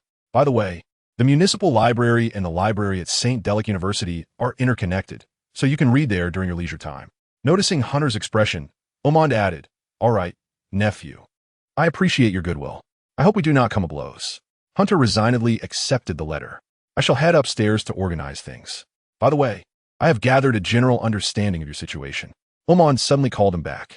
"You must also familiarize yourself with our family's circumstances." Hunter sat back down. "If you wish to discuss this, I am no longer sleepy. The more information I have about Un, the better. If a confrontation arises, having some dirt on her could prove useful in undermining her psychological defenses. For instance, publicly revealing that she wet her pants at 5. A video would be even better. Before 2013, we were a blissfully complete family of 3. Omond instinctively picked up a cigarette, but paused for a moment before returning it to the pack. In 2013, during a scientific expedition, Anne's mother passed away. Before that, Anne was very lively and charming. It is hard to believe. Yes, in fact, for a time following her mother's death, and remained quite spirited. I assumed it was merely a child's inability to grasp the pain of loss. Omond covered his face, as if recalling a sorrowful memory. Anne loved to play handheld gaming devices as a child, even refusing to go to bed at night. To keep watch over her, Anne's mother removed the batteries and hid them in the study, warning her not to play after 8 p.m. She surely played with them anyway, especially after losing her caretaker. She sneaked out to retrieve them, but left a note on the battery. Omond displayed a faint smile. The content read, "Miss Anastasia, I believe I have told you not to play with it after 8 p.m., correct? You did so anyway. However, it is all right, for I love you. and I shall let you off this time. If I find you have not slept well when I return tomorrow morning, I will grant you a half-day off. But you must bear the headache that follows your late-night antics. Next time, I shall not be so lenient." Omand recited the passage with ease. Unfortunately, her mother never returned after that day. "Wait, are you throwing daggers at me with this story?" Hunter suddenly felt a wave of suffocation after reading that note, and cried nearly the entire day and thereafter never touched a gaming device again, becoming significantly quieter. Yet her current demeanor is hardly quiet. Indeed, this brings us to her second significant loss. There was a second instance of such a thing. I had a close friend named Dylan Dora, who was attacked by terrorists during an outing. Dylan Dora was quite tomboyish, with short hair, resembling a little boy. I won't elaborate further, but the outcome is that the heart beating in his chest now belongs to Dylan Dora. Chapter 14. Rest assured, I have taken care of the teacher. What kind of script is this? Who wouldn't be confused after reading it? Anne's current personality may indeed be influenced by that heart. She exhibits some tomboyish traits, but also possesses a darker edge, having adopted short hair like Dylan Dora. Omand closed his eyes and finished the last of his hot cocoa. And is a good child. I firmly believe this. My greatest hope now is that you two can get along well. Omand sighed and stood, patting Hunter's shoulder. If, and I mean if, one day you see Anne in dire straits. Omand sighed again. If you have the strength, please lend her a hand. Do not let her perish, for she is excessively impulsive and easily falls into traps. She is merely a child who has endured tremendous psychological trauma. This is a request from a father. Though it may be somewhat selfish, I hope you will take it to heart. Now go to bed, young man. I will do my utmost to fulfill my duties as an elder. But I have already resolved to take her down. Your words almost made me feel guilty. Had the old me heard this, I would have likely woken up at night to slap myself. Hunter pondered. However, none of those emotions such as guilt, remorse, and shame were present within me as I had initially anticipated. It now appears that even the psychological burden has dissipated. Hunter reluctantly shifted his stance, recognizing the gravity of the situation. By the way, Ormond suddenly interjected, there is something crucial I must share with you. Anne's heart is the heart of the Vampire King's daughter. If that heart loses its vitality, the Vampire King will come seeking you, and at that moment, I may be unable to assist you. We must ensure she does not perish. She is my precious darling. It seems you are intent on adding pressure upon my arrival. Hunter's expression soured as a bitter smile emerged. February 2021 marked the complete arrival of spring in the urban city of Dolan, located in the southern region of Arkham. Although the cool breeze still carried a hint of chill, green buds began to emerge upon the branches. It was that transitional period of erratic warmth and lingering cold. Hunter casually lifted his backpack and, while the orange cat napped, affectionately ruffled its fur. He prepared to gather his belongings and exit the room. Through the window, he observed the noisy sparrows chirping incessantly on the cherry branches. The seeds he had planted 3 years prior had burgeoned into a small tree. Seasons changed, and many things evolved, yet some aspects seemed frozen in time. He had expected mysterious events to unfold during these 3 years, but none did. Everyone had their own pursuits. Aside from Ormond taking on an archaeological mission nearly 3 months ago, there had been little of novelty. Initially, Hunter believed and would take action against him during that time, but she did not seem to acknowledge his existence at all. Their daily schedules were entirely misaligned. Whenever one was on the verge of breaking the routine, the orange cat would invariably awaken him. Truly, my fortuitous orange companion. Are we eating on the road again today? Yes, Uncle Ormond. Hunter retrieved a bottle of milk and a sandwich, stowing them in his backpack before opening the door to let in the refreshing air. I recall it has been 3 years now. Why has there been no progression in your relationship with her? Ormond sighed with a hint of frustration while perusing the newspaper. Hunter had been residing in their home for 3 years now.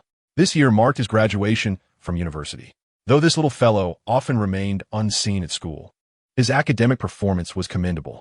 Over these 3 years, he had cultivated a commendable habit of rising 20 minutes earlier than to attend school, returning 20 minutes later than her. Consequently, the two rarely crossed paths. Ormond had inquired about the reason, but both remained tight-lipped. If one were to claim they had a good relationship, it would be misleading, as aside from necessary communication, they seldom spoke. In situations requiring collaboration, they could complete tasks solely through silent understanding. According to the teacher from St. Delic, during a group cooking assignment at school, these two managed to prepare a cake without uttering a single word to each other, demonstrating remarkable synergy.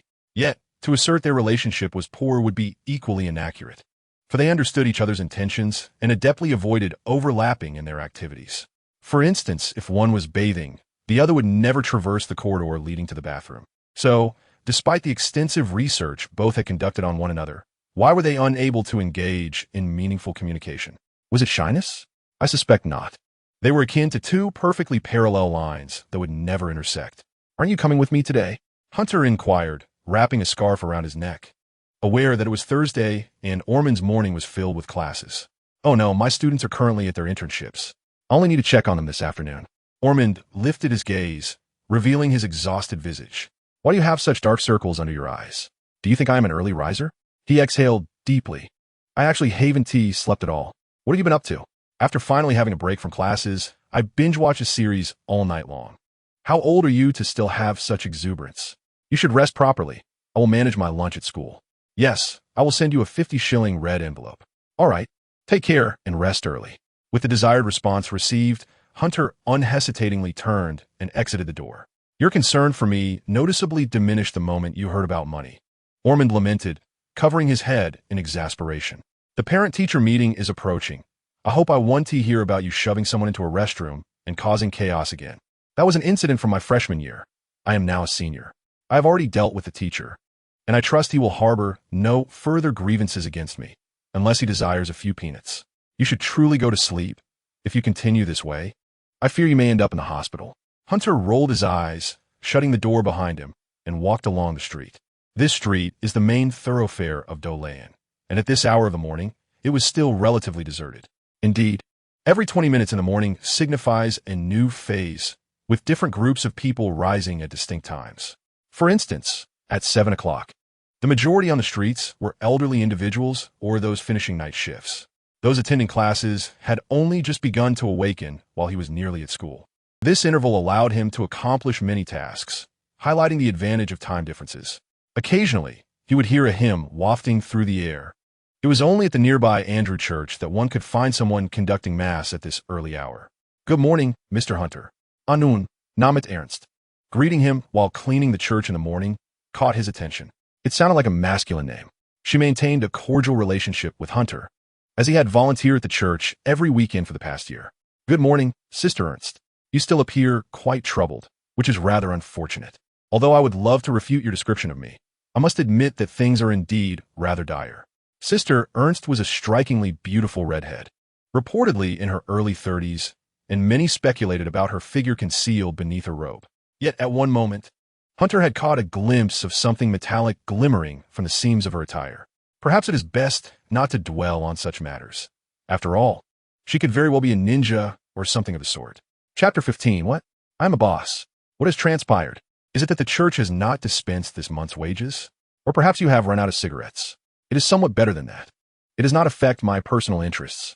Sister Ernst clutched the crucifix at her chest, revealing that the holy water used for worship had been stolen from the church. An exceedingly valuable item. Oh dear, that is truly unfortunate. We must apprehend this thief at once. Regrettably, we do not possess much information to preserve the church's antiquity. We have even refrained from installing surveillance cameras. That truly is unfortunate. Hunter expressed his sincere apologies. When I have the opportunity, I shall assist you in locating the culprit. I am immensely grateful. If we do not recover it soon, I shall have no choice but to seek sponsorship from certain individuals. Sister Ernst, with a furrowed brow, withdrew a cigarette from her clothing and made her way to the rear of the church. Robbery? I meant sponsorship. Did you almost let slip something scandalous? After bidding farewell to the nun, Hunter quickened his pace, his destination not the school, but the nearby municipal library. The municipal library adjacent to the heart of Duo Lane boasts ample heating, prompting Hunter to casually remove his scarf. After greeting the librarian, he entered the school's library area using his student ID, beginning his search. This library is rather unique, serving both as a municipal library and an internal library for Shung-Dalike University, featuring 2 doors and distinct sections. Once the school opens, one can directly access the campus from the opposite side of the library, though entry into the university's library area necessitates a student ID, which greatly facilitates Hunter's early access to the school grounds. Before the school gates swing open, he often frequents this place in pursuit of books, specifically those pertaining to the mysterious. Naturally, legitimate texts on enigmatic creatures are non-existent, leaving him to sift through tales of legends in hopes of uncovering elusive clues. The presence of a vampire looms ominously over him, a shadow he cannot shake. Failing to comprehend her intentions could lead to dire consequences. Although he managed to intimidate her 3 years prior, the permanence of such fear is questionable. Despite his desire to confront her, the disparity in their strength remains daunting. Should she choose to strike while he sleeps, it could spell his end. These past 3 years have been fraught with trepidation. Today, however, seems promising. He has discovered a book of interest, snapping a photo with his phone before saving it to a private album. While he intends to borrow books here, these serve merely as a facade for his true investigation into vampire-related matters. This strategy minimizes the risk of discovering his inquiries, as her astute intellect would quickly deduce his deception. In Anne's perception, Hunter is a revenant endowed with peculiar esoteric knowledge. Even entwining his fate with that of Aemond, should he perish, Aemond would share the same fate. A person engaged in frantically seeking knowledge about the mysterious under such circumstances would undoubtedly be seen as a charlatan. Having decided to borrow these few volumes, Hunter glanced at his phone to check the time. The school gates were about to open, marking the conclusion of today's search. Damn, that person is the egg fighter. Hunter, he seems like an easy target, but wait, why is he called the egg fighter?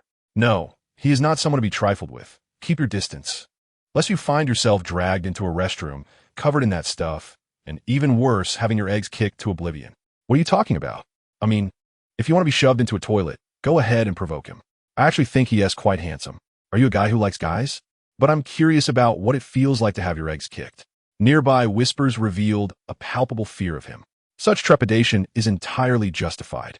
At the beginning of the school year, peculiar individuals often sought to trouble him, and given the frequency of such encounters, it was likely orchestrated by him. This atmosphere is rather unhealthy, prompting Hunter to resolve that any future provocateurs would be dragged into restrooms for a thorough beating, after which he would sob and rush to the principal's office to report the incident. This altercation garnered significant attention. Nearly everyone witnessed Hunter crying and charging into the principal's office to lodge his complaint, an event that could not simply be ignored. Consequently, the administration decided to take serious measures, issuing a school-wide announcement that sternly criticized the assailants who left their victims resembling battered pigs. The incident quickly spread throughout the campus, with the public becoming familiar with the details. After Hunter used a mop to push one of the aggressors into a toilet, he single-handedly deterred any who dared approach within 2 meters of him. Ultimately, he forced the leading bullies' heads into the toilet, delivering a kick to their groins one by one. He became a veritable warrior. As a result, a curious faction of supporters emerged, collecting Hunter as combat experiences and formulating theories, engaging in numerous brawls with other bullies, employing the mop-to-toilet technique. Taking advantage of their adversaries' incapacitation, they capitalized on opportunities to deliver devastating kicks to their eggs. This led to a significant reduction in the severity of violent incidents. United in purpose, the supporters established a self-defense club dedicated to maintaining a harmonious campus environment, aligning their ideals with Hunter's. Unbeknownst to him, Hunter had inadvertently become a hidden boss at Shung-De-like University. Yet, the title of Egg Fighter was somewhat irksome. Teachers had consulted Aemond regarding the situation, and upon hearing that Hunter had vanquished nearly all the stronger students, Aemond was taken aback. Fortunately, once he learned the full story, he refrained from sending Hunter back to the orphanage, instead urging him to avoid such incidents in the future. Kicking someone's eggs is a terrifying affair. Please do not let me hear such rumors again. To prevent Aemond from harboring any resentment towards him, Hunter purposefully approached his homeroom teacher with a pink-painted Glock for a serious discussion. He was confident that Aemond would no longer engage in discussions about such matters. All of this was now in the past. Despite having assaulted classmates and threatened teachers, he still considered himself a good student. Hunter settled into his seat, retrieving breakfast he had brought from home. Chapter 16, A Long-Awaited Campus Life. Good morning, Mr. Hunter. Many greeted him, among whom one individual approached directly, smoothing her skirt as she sat in the seat before him. Morning, she replied. I'm glad to see you Haven T fought anyone today. Why do you assume I would fight every day? Because you have quite the reputation, you know. That is not exactly a good reputation, Fiona. Hunter bit into his sandwich, suddenly noticing the classmate's troubled expression. Why do you look as if a beloved celebrity has been diagnosed with a terminal illness? Hey, apologies. How could someone like you lack boundaries? If you keep saying such concerned remarks, I might have to call the authorities, Fiona retorted, her forehead twitching with irritation. Once again, my apologies. I was wrong, Hunter replied straightforwardly.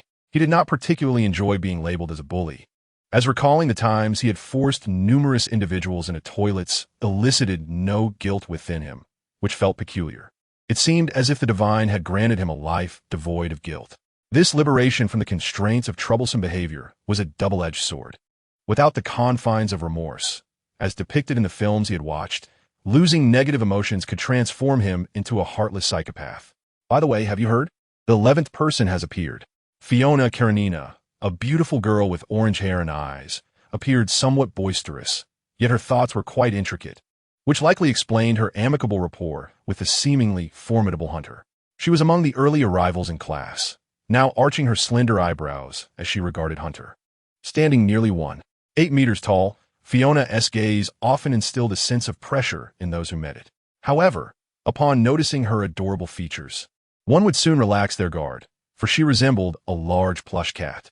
As for her personality, she was the type who could take a joke, which made Hunter enjoy exchanging banter with her. Are you referring to that serial killer incident? Indeed. Fiona blinked, picked up a piece of paper, scribbled some notes, and then placed it before Hunter. I connected the dots of the 11 murder cases from the past 3 years and discovered that it appears he has been operating consistently throughout the city. The next area might very well be here. Let me guess, if his targets continue to be beautiful individuals as before, you could be next. He will likely entice you with his words, and as soon as you venture into a secluded place, he will strike, leaving no trace behind. My goodness, how sinister of you. You worry about this every day. Isn't that precisely what you're afraid of? People are right to be concerned. After all, nothing is impossible in this world. I need some reassurance. Then you should find yourself a boyfriend to gain a modicum of safety in his embrace. Such matters are still far off. I am not that open-minded. Hunter casually opened his phone. The reports on these cases were tucked away in a small section of the news, hardly garnering any attention. Yet the grim reality is that people have gone missing. According to rumors, these individuals have met with a tragic end. Initially, this situation caused quite a stir in class, but under the teacher's deliberate guidance, the commotion gradually subsided. Only Miss Fiona remained engrossed in her thoughts. Could it be that vampire at home?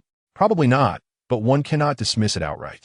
The individual, named Anastasia, attracted considerable attention upon entering the school. After all, her stunning appearance radiated an allure that captivated both genders, complemented by her aloof demeanor, which quickly amassed a following. It wasn't until a brazen youth publicly confessed his feelings and was promptly beaten that people realized this sibling duo possessed the potential to become school bullies. The consensus regarding them was that if it came to a fight, they would indeed fight. Once it became clear that these two were not to be trifled with, the public's interest waned. Only a few students who maintained a cordial relationship dared to interact with Anna. Miss Fiona, you look exceptionally beautiful today. A somewhat abrupt voice chimed in as a tall figure draped his arm around Hunter's neck. I am eating. Please do not press down on me, Kane, Hunter admonished. The tall boy with coarse black hair and green eyes reluctantly released his grip, leaning against the nearby windowsill. I overheard your conversation.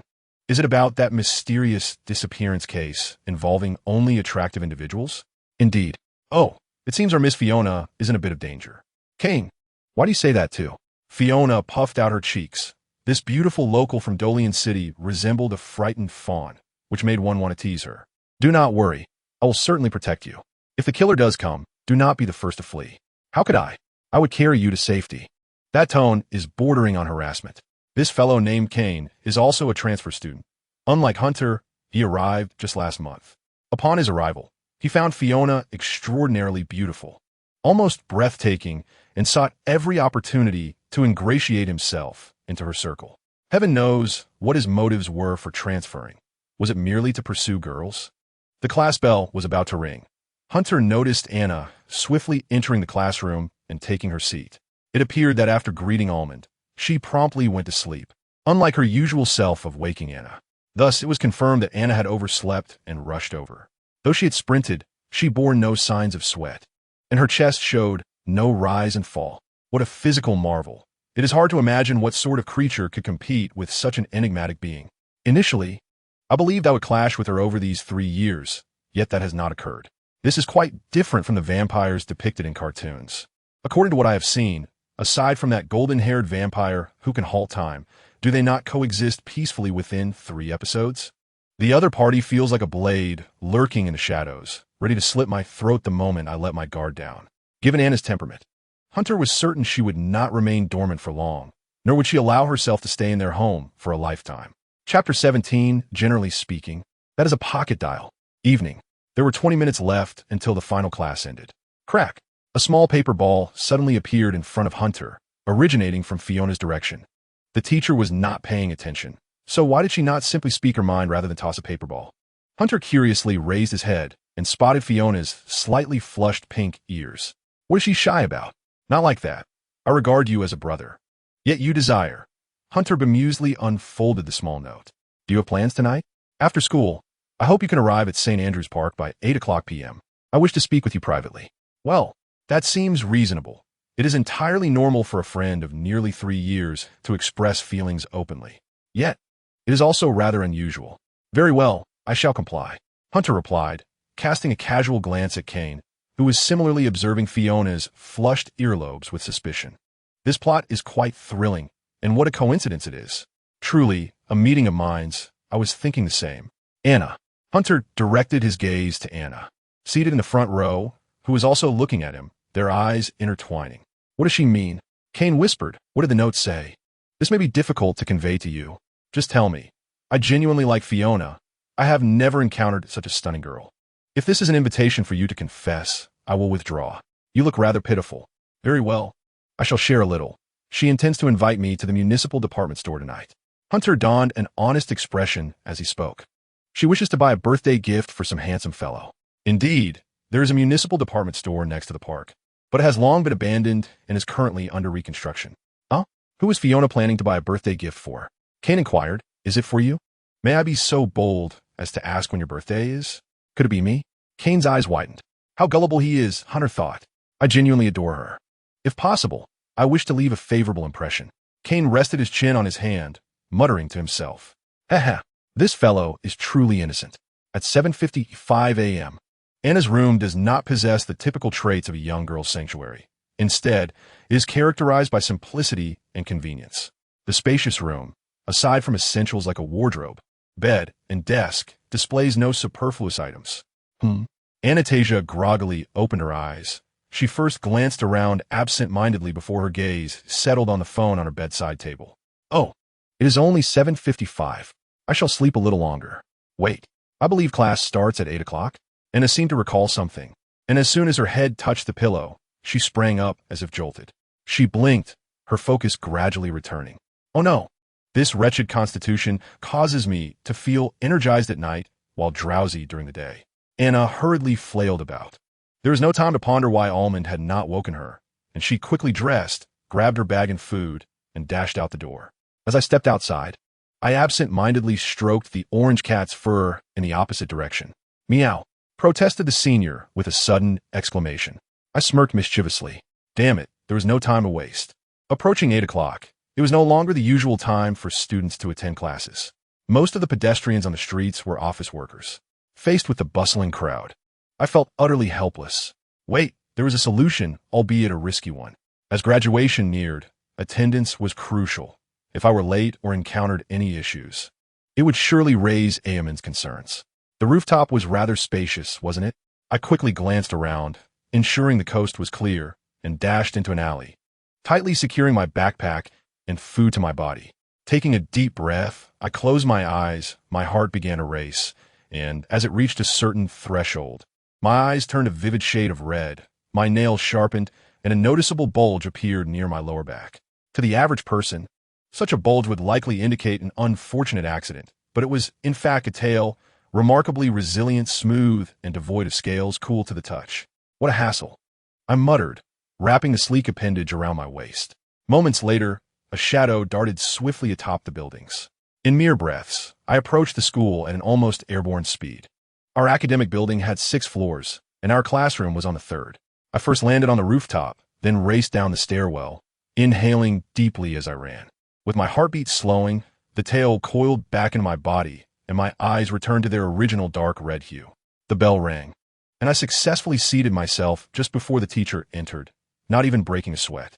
With such physical prowess, eliminating Hunter would be nearly instantaneous. Over the past 3 years, my control over my abilities had intensified. According to the timeline, he should have already arrived. He typically indulged in a sandwich before drinking milk.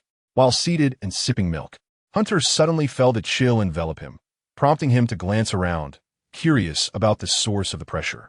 He would glance at me first, and if I averted my gaze beforehand, he would be none the wiser. I shifted my eyes away. Sure enough, as I looked elsewhere, Hunter's gaze zeroed in on me. I had anticipated this. I had come to know him exceedingly well. After living under the same roof for 3 years, I had amassed a wealth of knowledge about him. Every morning, this fellow named Hunter would frequent the municipal library, scouring for various materials, though the books he borrowed were quite peculiar. It seemed he sought to comprehend this world, as if he had traversed from another realm. However, after befriending the library's security guard and employing my cunning to copy the entire surveillance footage, I discovered Hunter secretly photographing books that detailed various vampire legends. What kind of person would covertly document tales of vampires?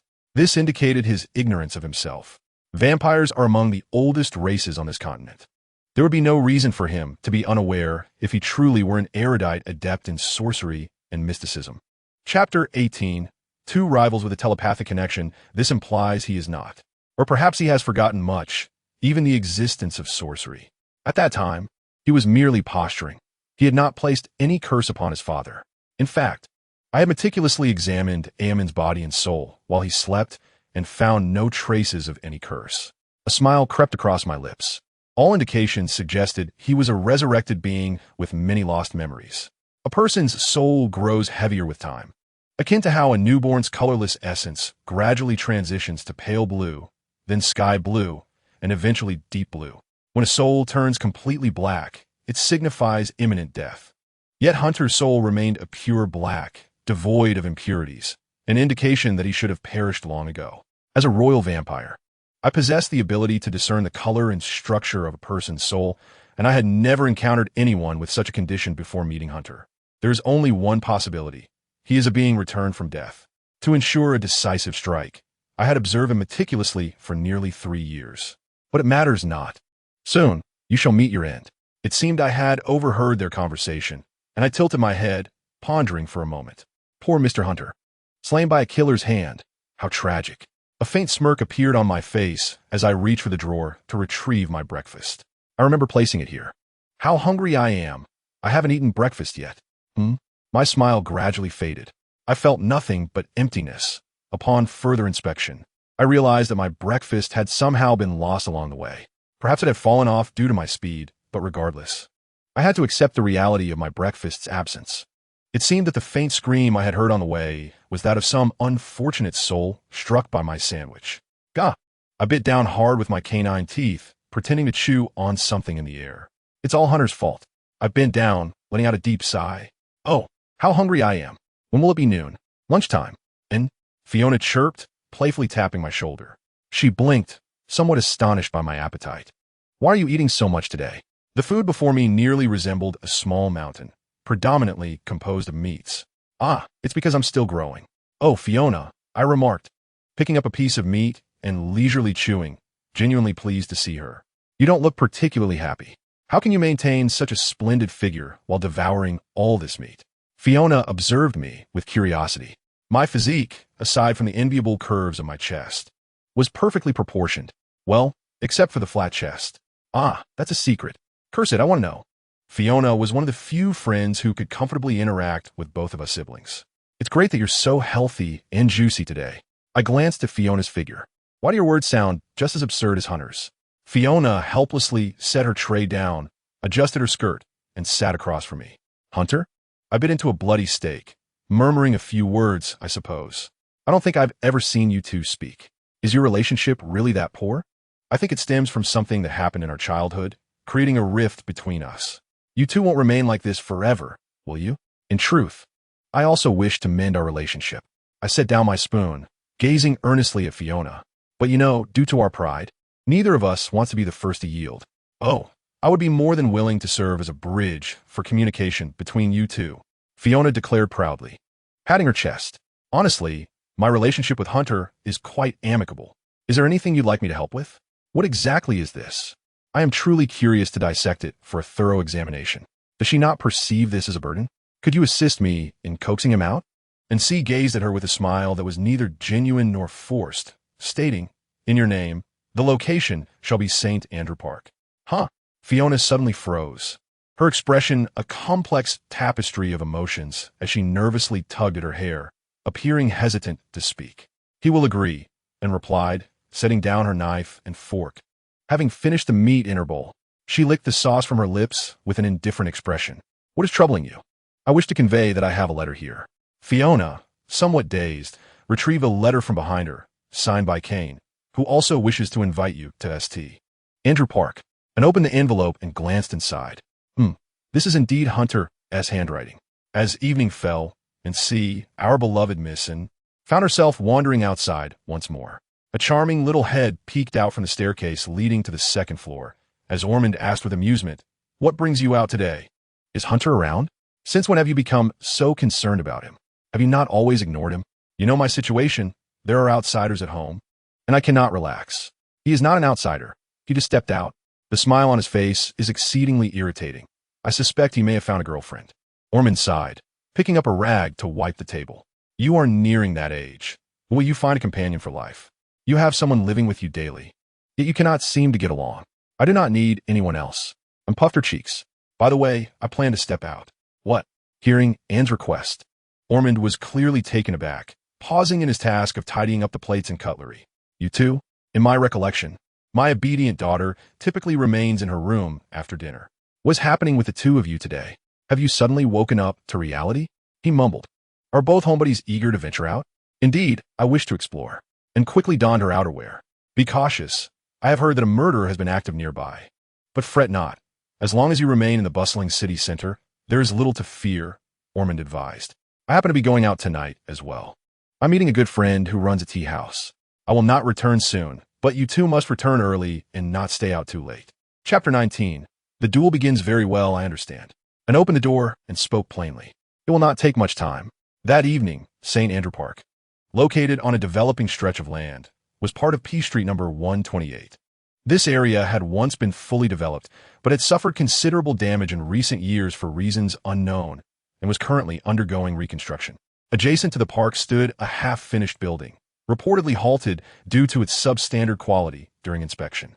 Across the street, there had once been a commercial avenue, but had closed down for unspecified reasons.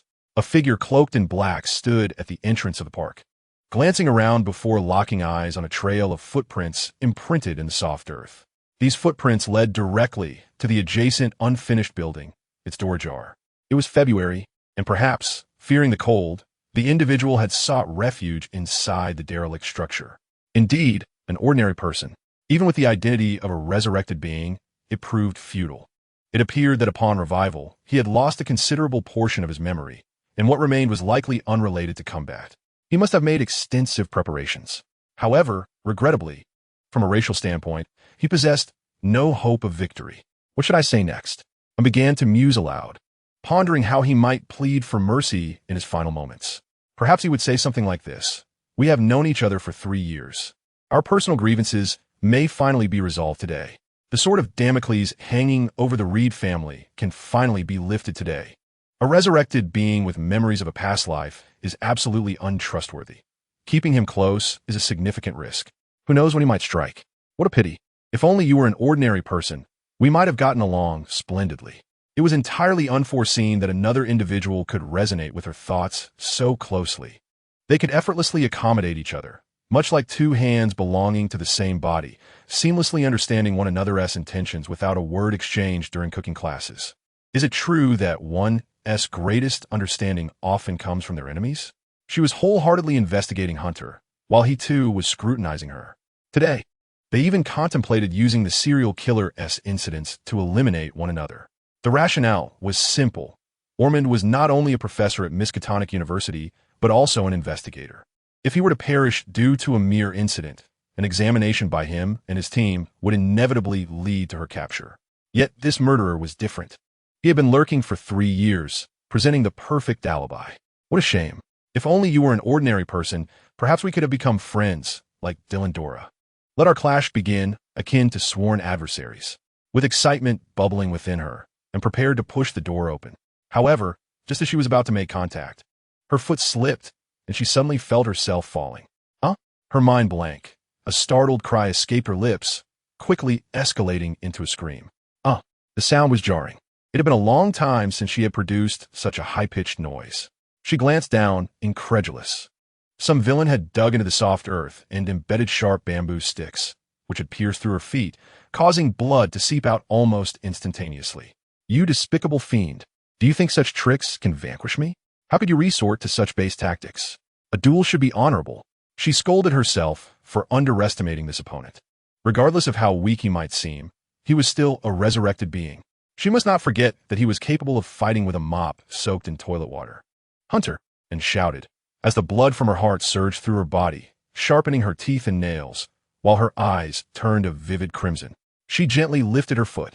The wounds inflicted moments ago began to heal rapidly. She believed her recent outcry served as a signal, heralding her arrival, and he would undoubtedly be prepared for her.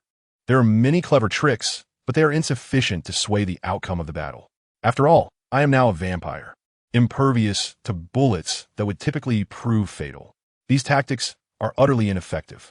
Rain began to fall from the sky, chilling the air slightly, as if urging her to hasten her entrance into the derelict building.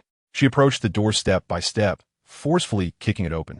With a clang, a bucket filled with water tumbled down from above, drenching her head. The initial icy sensation quickly permeated her coat, followed by a burning sensation as if her head were ablaze. What is this? Is it sulfuric acid? Or gasoline? Neither. This liquid, upon contact with her skin, would scorch it with painful wounds, and frantically shed her outer clothing, tossing it to the ground, grateful that she had layered her attire. Holy water. Where did you acquire holy water? Utilizing the heart of a vampire, her body temporarily transformed into that of the undead, rendering her susceptible to holy water. How do you know? However, what holds greater significance is this. Are you out of your mind? And he forcefully tore apart the water bucket, and the scattered metal shards fell to the ground like confetti. At this moment, she was entirely at odds with her usual aloof demeanor, having cast aside all the grandiose declarations she had just contemplated. Suddenly, with a click, the lights in the first-floor lobby flickered to life. These emergency lights had been hastily installed, and although the illumination was dim, it revealed a figure slowly descending the staircase. It was Hunter, dressed in athletic attire, and even in the chill of February, he wore only an additional hoodie. You have finally arrived. I have been waiting for you for quite some time. Today, I swear I will end you. As light rain began to fall that evening, Ao Ming had to return home to retrieve an umbrella just after stepping outside. He hailed a taxi and arrived at a modest tea house. This establishment was small, accommodating only 3 or 4 patrons at a time. Any more would render it quite cramped. Have a pleasant evening. The driver acknowledged him with a courteous nod before driving away. It was quite taxing to have to disguise a steward as a taxi driver each time. Coming here so late must have been exhausting for you. Ao Mengda. It has been nearly 3 years, hasn't it? Life is indeed fleeting. You're already beginning to show signs of aging. Such talk. I'm not dead yet. Human life is finite. If you ever wish to avoid death, I could transform you into a vampire. Chapter 20. I did it intentionally. Come and strike me first. I must live past 45. Johnny sat upright in the center of the tea house, gesturing for his friend to join him. Come, indulge yourself. Although afternoon tea time has passed, you may still consider it a late-night snack. Very well, Johnny, Ao Mengda replied, eyeing the lavish array of pastries, hoping he would not suffer from high blood pressure. We can discuss the topic of health later. For now, there is a minor issue at hand. It appears you have been subjected to a suggestion. Though he appeared to be a golden-haired gentleman, in truth, he was Johnny Brand, the vampire clan leader. He squinted, lifting his golden locks, and spoke earnestly. Ao Ming took a seat across from him, and as he did, the large door behind him gently closed, sealing them off from the outside world. He understood completely. The ensuing conversation was not meant for prying ears. It was, wasn't it? Ao Mingda inquired, narrowing his eyes. What sort of suggestion? It is hard to say. I can only discern that you have been influenced. As for the nature of that influence, you must deduce that yourself. Johnny elegantly sipped his red tea. I am curious as to how she acquired the skill of suggestion. Ao Mengda gazed into Johnny's eyes. The vampiric hereditary traits were innate. If it were merely the heart, there should be no genetic factors involved. Did you teach her? Perhaps she figured it out on her own. I would never instruct in such matters. I would prefer her to be a normal person. Johnny swirled a wine glass before him and held it up, looking into Ao Mengda's eyes through the glass. If she discovered herself, it indicates she possesses a genius intellect. My daughter does not require such brilliance in this area. If she ultimately becomes an investigator, I hope she remains an ordinary one. However, I believe your daughter would never betray you, so let us discuss other matters. You are quite nonchalant. My desire is for you and your daughter to survive, allowing her to live on with my daughter's heart. This is how I show my respect for her.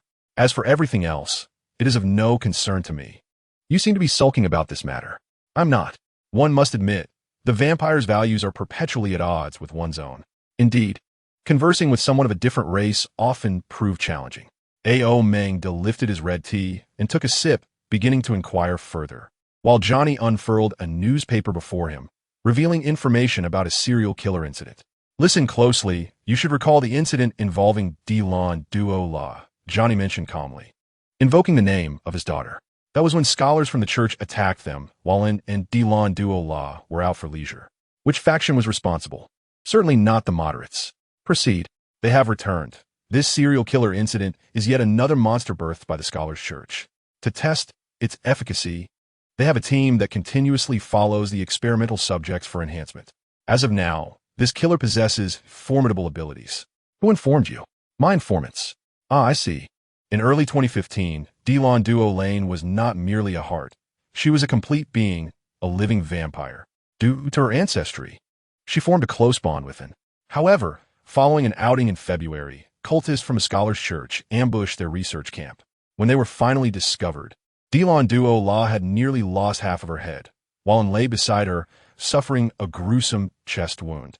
This is easy to deduce. Dilan Duo La, having lost most of her head, could not restore herself through blood, while pierced through the chest, had lost her heart. As her blood continued to drain, she chose to place her heart within N's body, opting to ensure N's survival. Upon learning of this incident, Johnny accepted the outcome and furiously exterminated all members of the Scholars' Church in Dolane City. The Scholars' Church is predominantly composed of individuals obsessed with acquiring knowledge, proficient in experiments that defy ethical norms. After obtaining Dilan Duo La's heart, N's personality began to shift slightly. Dilan Duo La was a tomboy, and started to adopt a shorter hairstyle. Her manner of speaking also began to lean towards the masculine. That catastrophe nearly obliterated 2 families. So when Ao Mengda heard news of the Scholars' Church again, he could hardly contain his anger. And then, Ao Mengda slowly placed the cup he had been gripping back on the table, the surface marred by cracks. A royal heart has always been a coveted treasure for them. Remember to compensate me for the cup. It is an antique from 200 years ago and has long been discontinued. Johnny seemed unfazed by the weighty atmosphere, casually popping a cherry into his mouth. They're likely here for him. What do you intend to do?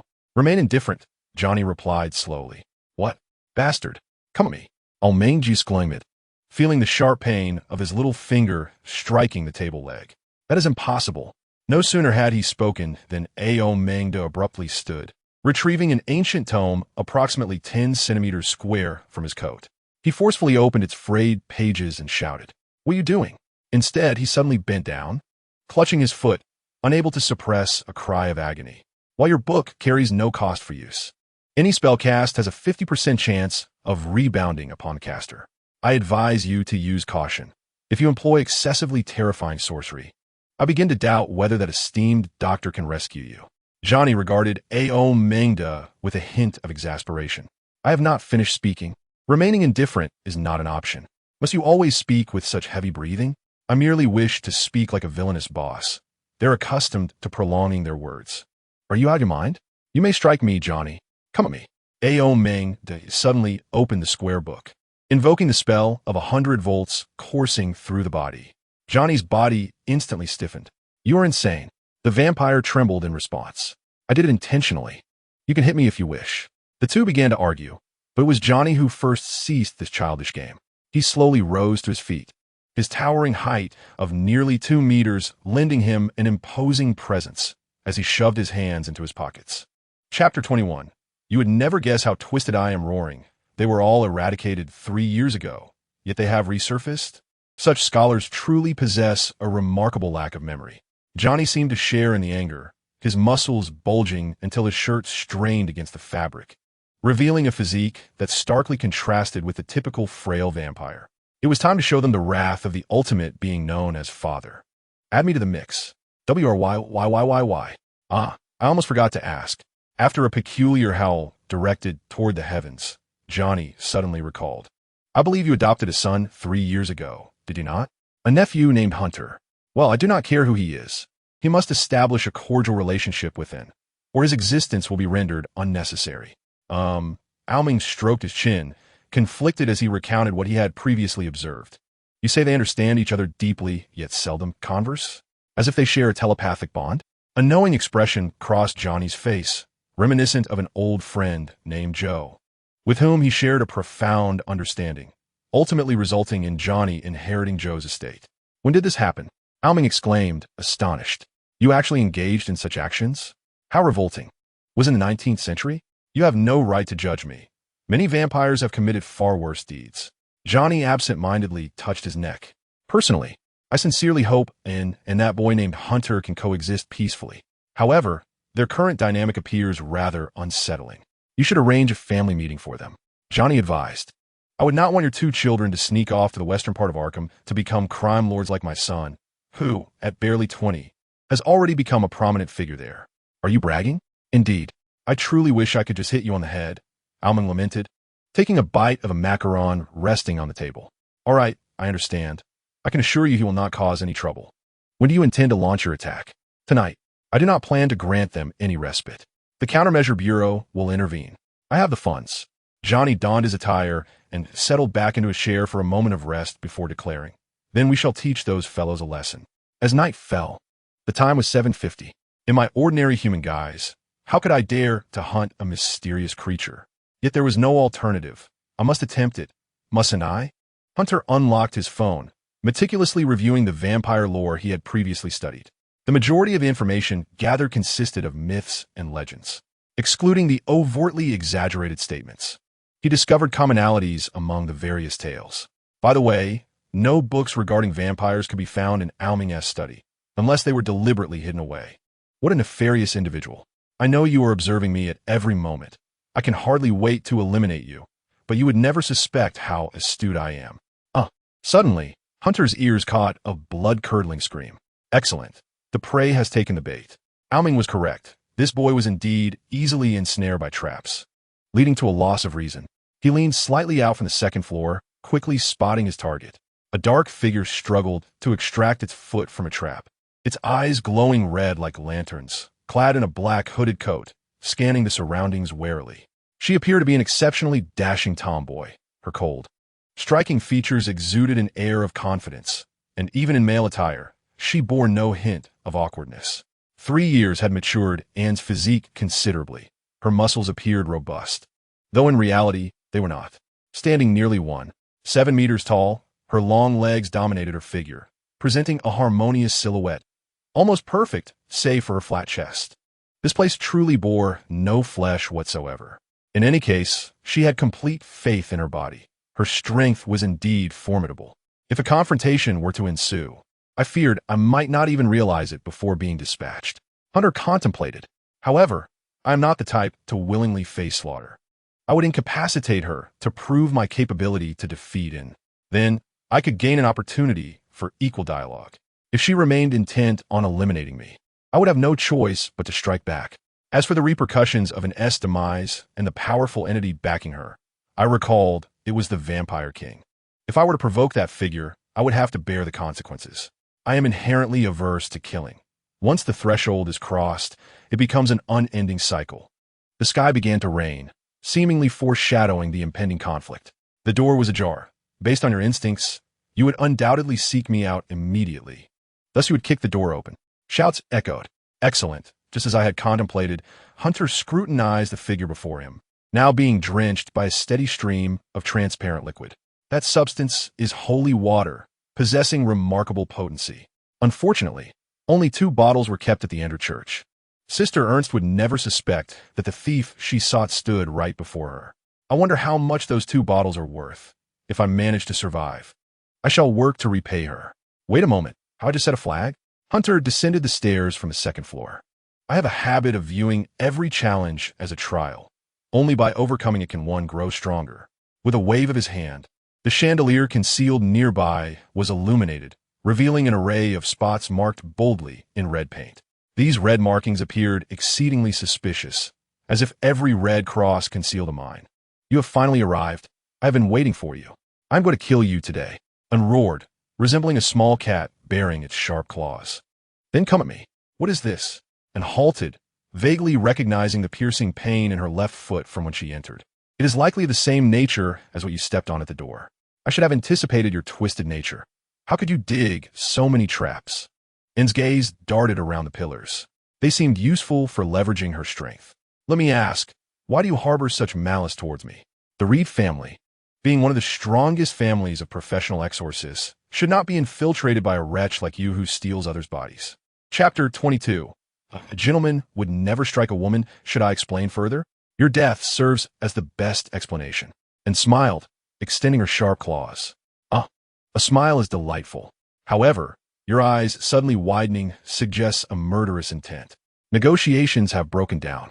Hunter withdrew a syringe from his pocket, pressing it firmly. St. Delic University had collaborated with another institution for experimental purposes, and this adrenaline was procured from there. This should not be termed theft, should it? Regardless, I call a matter of emergency. Hunter narrowed his eyes. Let the games commence. Due to the myriad of traps scattered across the ground, one cannot possibly test each one individually. Thus, one would opt to leverage the adjacent pillar for a leap. Just as Hint had anticipated, the girl before him abruptly vanished from sight.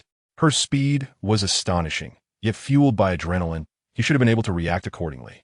However, he recalled that Hint harbored a fear of ultraviolet light.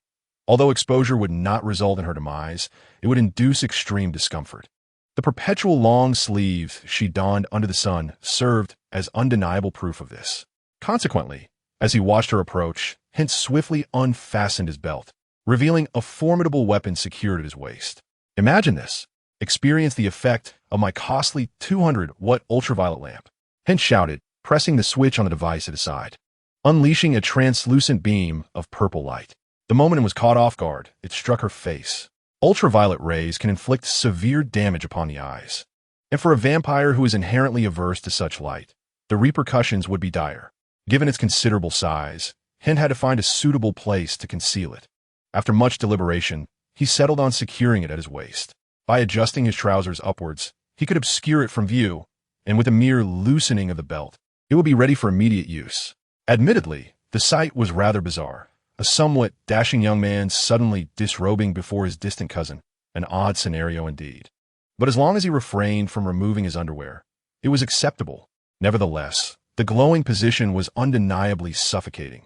This was the sole drawback. Yet who cared? If he did not act, he could be eliminated in the next instant.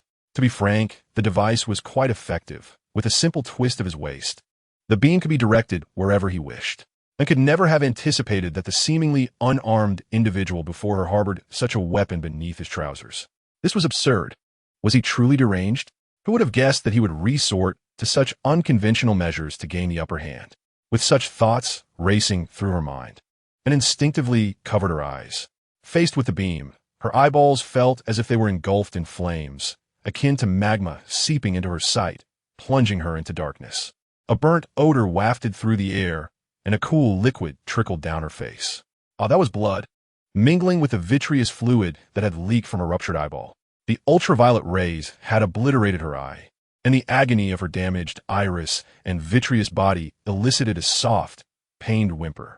No, there were more pressing matters than screaming, and suddenly dropped to the ground. Although uninjured, she stood up in a panic. Her hands sought to connect with her surroundings. It quickly dawned on her that she had temporarily lost her vision. Was this the end? Impossible. Did you think I was unprepared? Inez's mouth began to chew frantically. As a vampire, Her formidable physique allowed her to perform feats beyond the reach of ordinary humans, such as extending her tongue in her throat, a maneuver that could induce choking. Typically, one would not engage in such behavior unless utterly deranged. Oddly enough, where was it? That thing, Ah found it. A blood capsule was deftly pushed from her mouth by her agile tongue, which she then bit open, releasing a sweet stream of blood that surged through her like a shot of adrenaline. An vision rapidly sharpened. Yet the unusual sensations brought about by the quickening recovery compelled her to close her eyes instinctively. A royal vampire's healing capabilities were exceptionally potent. Even if her eyeball had been completely destroyed by ultraviolet rays, it could heal swiftly, though swiftly was a relative term. If she awaited natural recovery, the battle would have long concluded. Thus, and resolved to consume the blood to expedite the process. 3, 2, 1, open eyes. And lingered on the ground for a mere 2 seconds before her sight was entirely restored. She swiftly maneuvered behind a nearby pillar to evade the light. Damn that old relic, she thought, turning her head only to behold Hint's face. Before she could utter a word, a sudden, searing pain radiated from her face and eyes.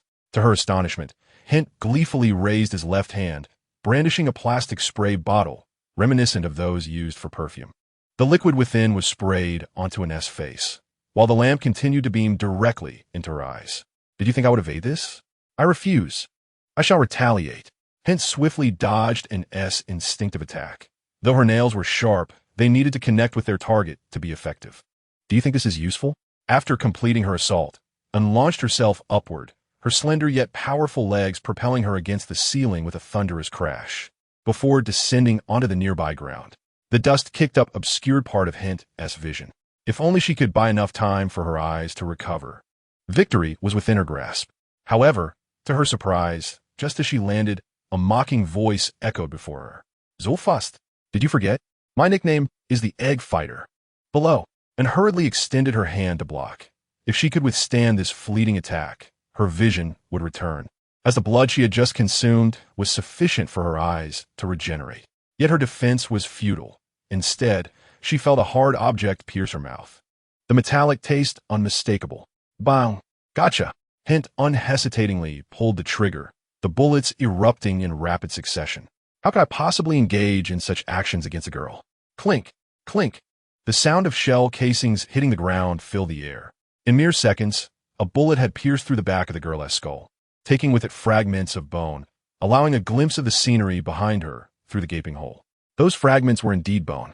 It was remarkable how resilient her body was. The initial bullets failed to penetrate her, a feat that would classify her as a formidable adversary in any bioweapon narrative. Chapter 23. The Collapse of Physics. Thud. The sound of her body collapsing to the ground resonated, landing precisely within the confines of the red-painted symbols. Yet none of the traps activated. Where would I find the time to dig so many holes? Only the one at the entrance is genuine. And struggled to shift her gaze, her blood-red pupils dilating and contracting erratically. Her spinal injuries were slowly mending. This required some time. Her garments were considerably torn, mostly from her rapid movements, and her pale skin was dusted with dirt, resembling a dessert topped with crushed Oreos. I'm somewhat hungry. Perhaps a late-night snack is in order. Wait, that seems like a flag. Then I shall skip it. Click. Does it hurt? The man before her disengaged the safety on his handgun, tucking it back into his sleeve, nonchalantly adjusting his collar while gesturing toward his bleeding wounds. Civilian-grade, bulletproof inserts. Purchased with half a year's allowance, and used and eligible for return. As he lifted his hoodie, black inserts were tightly bound to his body. No wonder his hoodie appeared loose. It was practically wrapped like a dumpling. You truly know how to save me money. Instead of targeting my chest, aim for my arm. Your practical experience is woefully insufficient. Mere physical prowess is of little use. The outcome has already been determined. Frankly, had you launched a direct assault on me, it would have been your demise. Regrettably, you failed to seize the opportunity to sacrifice your life in the initial attack, while I, conversely, did precisely that. Hunter opened his mouth, yet he was drenched in sweat, clearly not as relaxed as he appeared. The almost synchronized speed he had just exerted had drained a significant amount of his physical energy, likely causing muscle damage, leaving him with an overwhelming sense of soreness throughout his body. Particularly his right hand, which had been scratched when he fired the bullet, felt as if it had been sliced open like tofu. It was a cliched scenario, yet I emerged victorious. Regardless of the circumstances, I had won. If you solely rely on your physical strength, you're no different from a beast. The existence of humanity as the apex primates lies in their ability to wield tools. And that is the very reason for your defeat. Ahem, and could only muster a single character from her lips. Listening, Hunter exhaled deeply. This intense battle had evidently stimulated him greatly. He had to stand still to calm his wildly racing heart. I have shattered the connection between your brain and your cervical spine. You can no longer control your body. Now we can finally have a proper conversation, albeit perhaps a monologue on my part. Finally, the opportunity to make my own choice had arrived. It would be best if the one who secretly wished to eliminate me no longer existed. A tear traced the corner of Anne's eye. Did this guy think he was on the brink of death? Suddenly, Hunter's playful side emerged as he drew his handgun and pressed it against Anne's head. Oh dear, I am about to pull the trigger. Right now. And trembled, seemingly recalling the moment from years ago when her heart was stripped away, teetering on the edge of death. Well, perhaps continuously frightening this child is not the wisest course of action. To ensure a steady flow of life, it is preferable not to leave her with too many psychological scars. All right, calm down. Do not make me appear as the villain. Hunter holstered his weapon, positioning himself at Anne's side, lowering his head slightly to observe the healing of her wound. The speed of bone recovery was evidently not as swift. The more complex the bodily structure, the slower the healing process. After all, he had read numerous legends about vampires. These tales must have been inspired by reality. Once the exaggerated elements were stripped away, what remained could be credibly believed. If a vampire's hand were severed and reattached promptly, it could recover quickly, but regrowing an entire arm would necessitate considerable time. Joking aside, despite Hunter's current demeanor as a victor, he genuinely feared that she might recover and eliminate him in an instant. He glanced at the wall beside him, wherein had casually scratched, leaving deep scars as if cutting through tofu. The cement had been breached. Although it was deemed a dilapidated building, its potential for destruction was undeniably significant. Is this akin to mocking a mysterious creature? That unscrupulous deity did not set any standards. Did I meet the criteria or not? Listen, I will not eliminate you. Although I harbor no guilt, I still do not wish for a Meng to be saddened. Therefore, I have a mutually agreeable proposal. You now have two choices. First, I can eliminate you. Second, I can return home, and once you have recovered, you can follow me to explain to a Meng that we cannot coexist. Convince him to allow me to return to the northern region of Acom, thus ensuring we will have no further contact. According to Hunter's assessment, I merely sought to ensure Meng's safety and did not wish to lose anything further. Her intentions were not problematic. As a vampire, she did not prey on humans, but occasionally stole blood bags from hospitals. Compared to directly attacking humans, the theft of blood bags was negligible. This made the situation considerably simpler. Addressing this issue was straightforward. His desire to attend Miskatonic University was not inherently linked to living with a Meng. He could visit other professors at Miskatonic, and although the process would be challenging, he should be able to persuade them to write him letters of recommendation. After all, no one would reject an exceptional student. Then he could return to Bryant University, achieve a respectable score, and become a graduate student at Miskatonic. Was that not a feasible plan? With his golden business card in hand, he would be an investigator and no longer have to live with this nuclear bomb of sister, and could return to her life, and he could confidently pursue his ambitions. I am truly a genius. If I cannot confront you, can I not evade you? In this manner, he would achieve the feat of sparing her life, and the Vampire King would not come after him. A Meng would not lose his daughter. A direct win-win situation. A true man speaks of evasion and then evades without hesitation. Answer me, which option do you choose? Just as Hunter was about to continue speaking, a section of the ceiling above him suddenly shifted, and before he could react, the entire dilapidated building began to emit strange sounds. What is that noise? The building was collapsing in a physical sense. The term dangerous building flashed through Hunter's mind. Perhaps it was Anne's earlier kick or the fact that this structure had been classified as dangerous 2 years prior. But who could say? The world often defies expectations.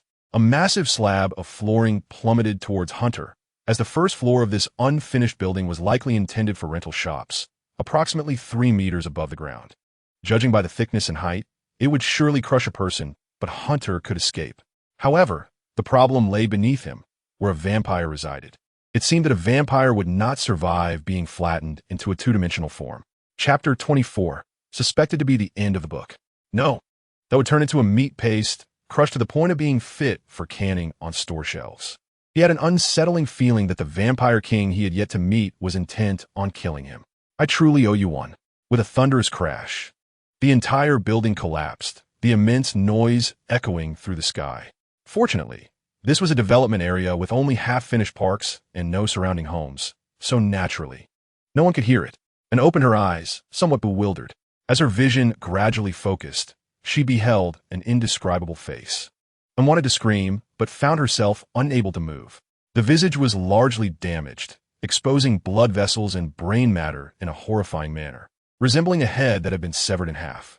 Yet, it was still discernible that the person before her was her dear friend, Dylan. At that moment, the other was anxiously attempting to articulate something with her mouth slightly ajar. So much blood. Wait, why could she hear no sounds? What was happening? Why did her body feel so rigid? Unable to recall the reason, it felt as if she had been cast into the depths of the ocean, suffocated by immense pressure. Unable to move. So cold. Dylan's hand caressed Anne's face, and I shed a tear, as if she had made a momentous decision. That gaze felt so familiar, reminiscent of her mother's when she passed away. The darkness enveloped her, and her consciousness seemed on the verge of vanishing. It felt as though she could see her mother. If she were to fall asleep like this, perhaps it would not be so bad, and reopened her eyes, as if being pulled from the water. Fresh air rushing into her lungs. It seemed someone was touching her face. Was there a voice?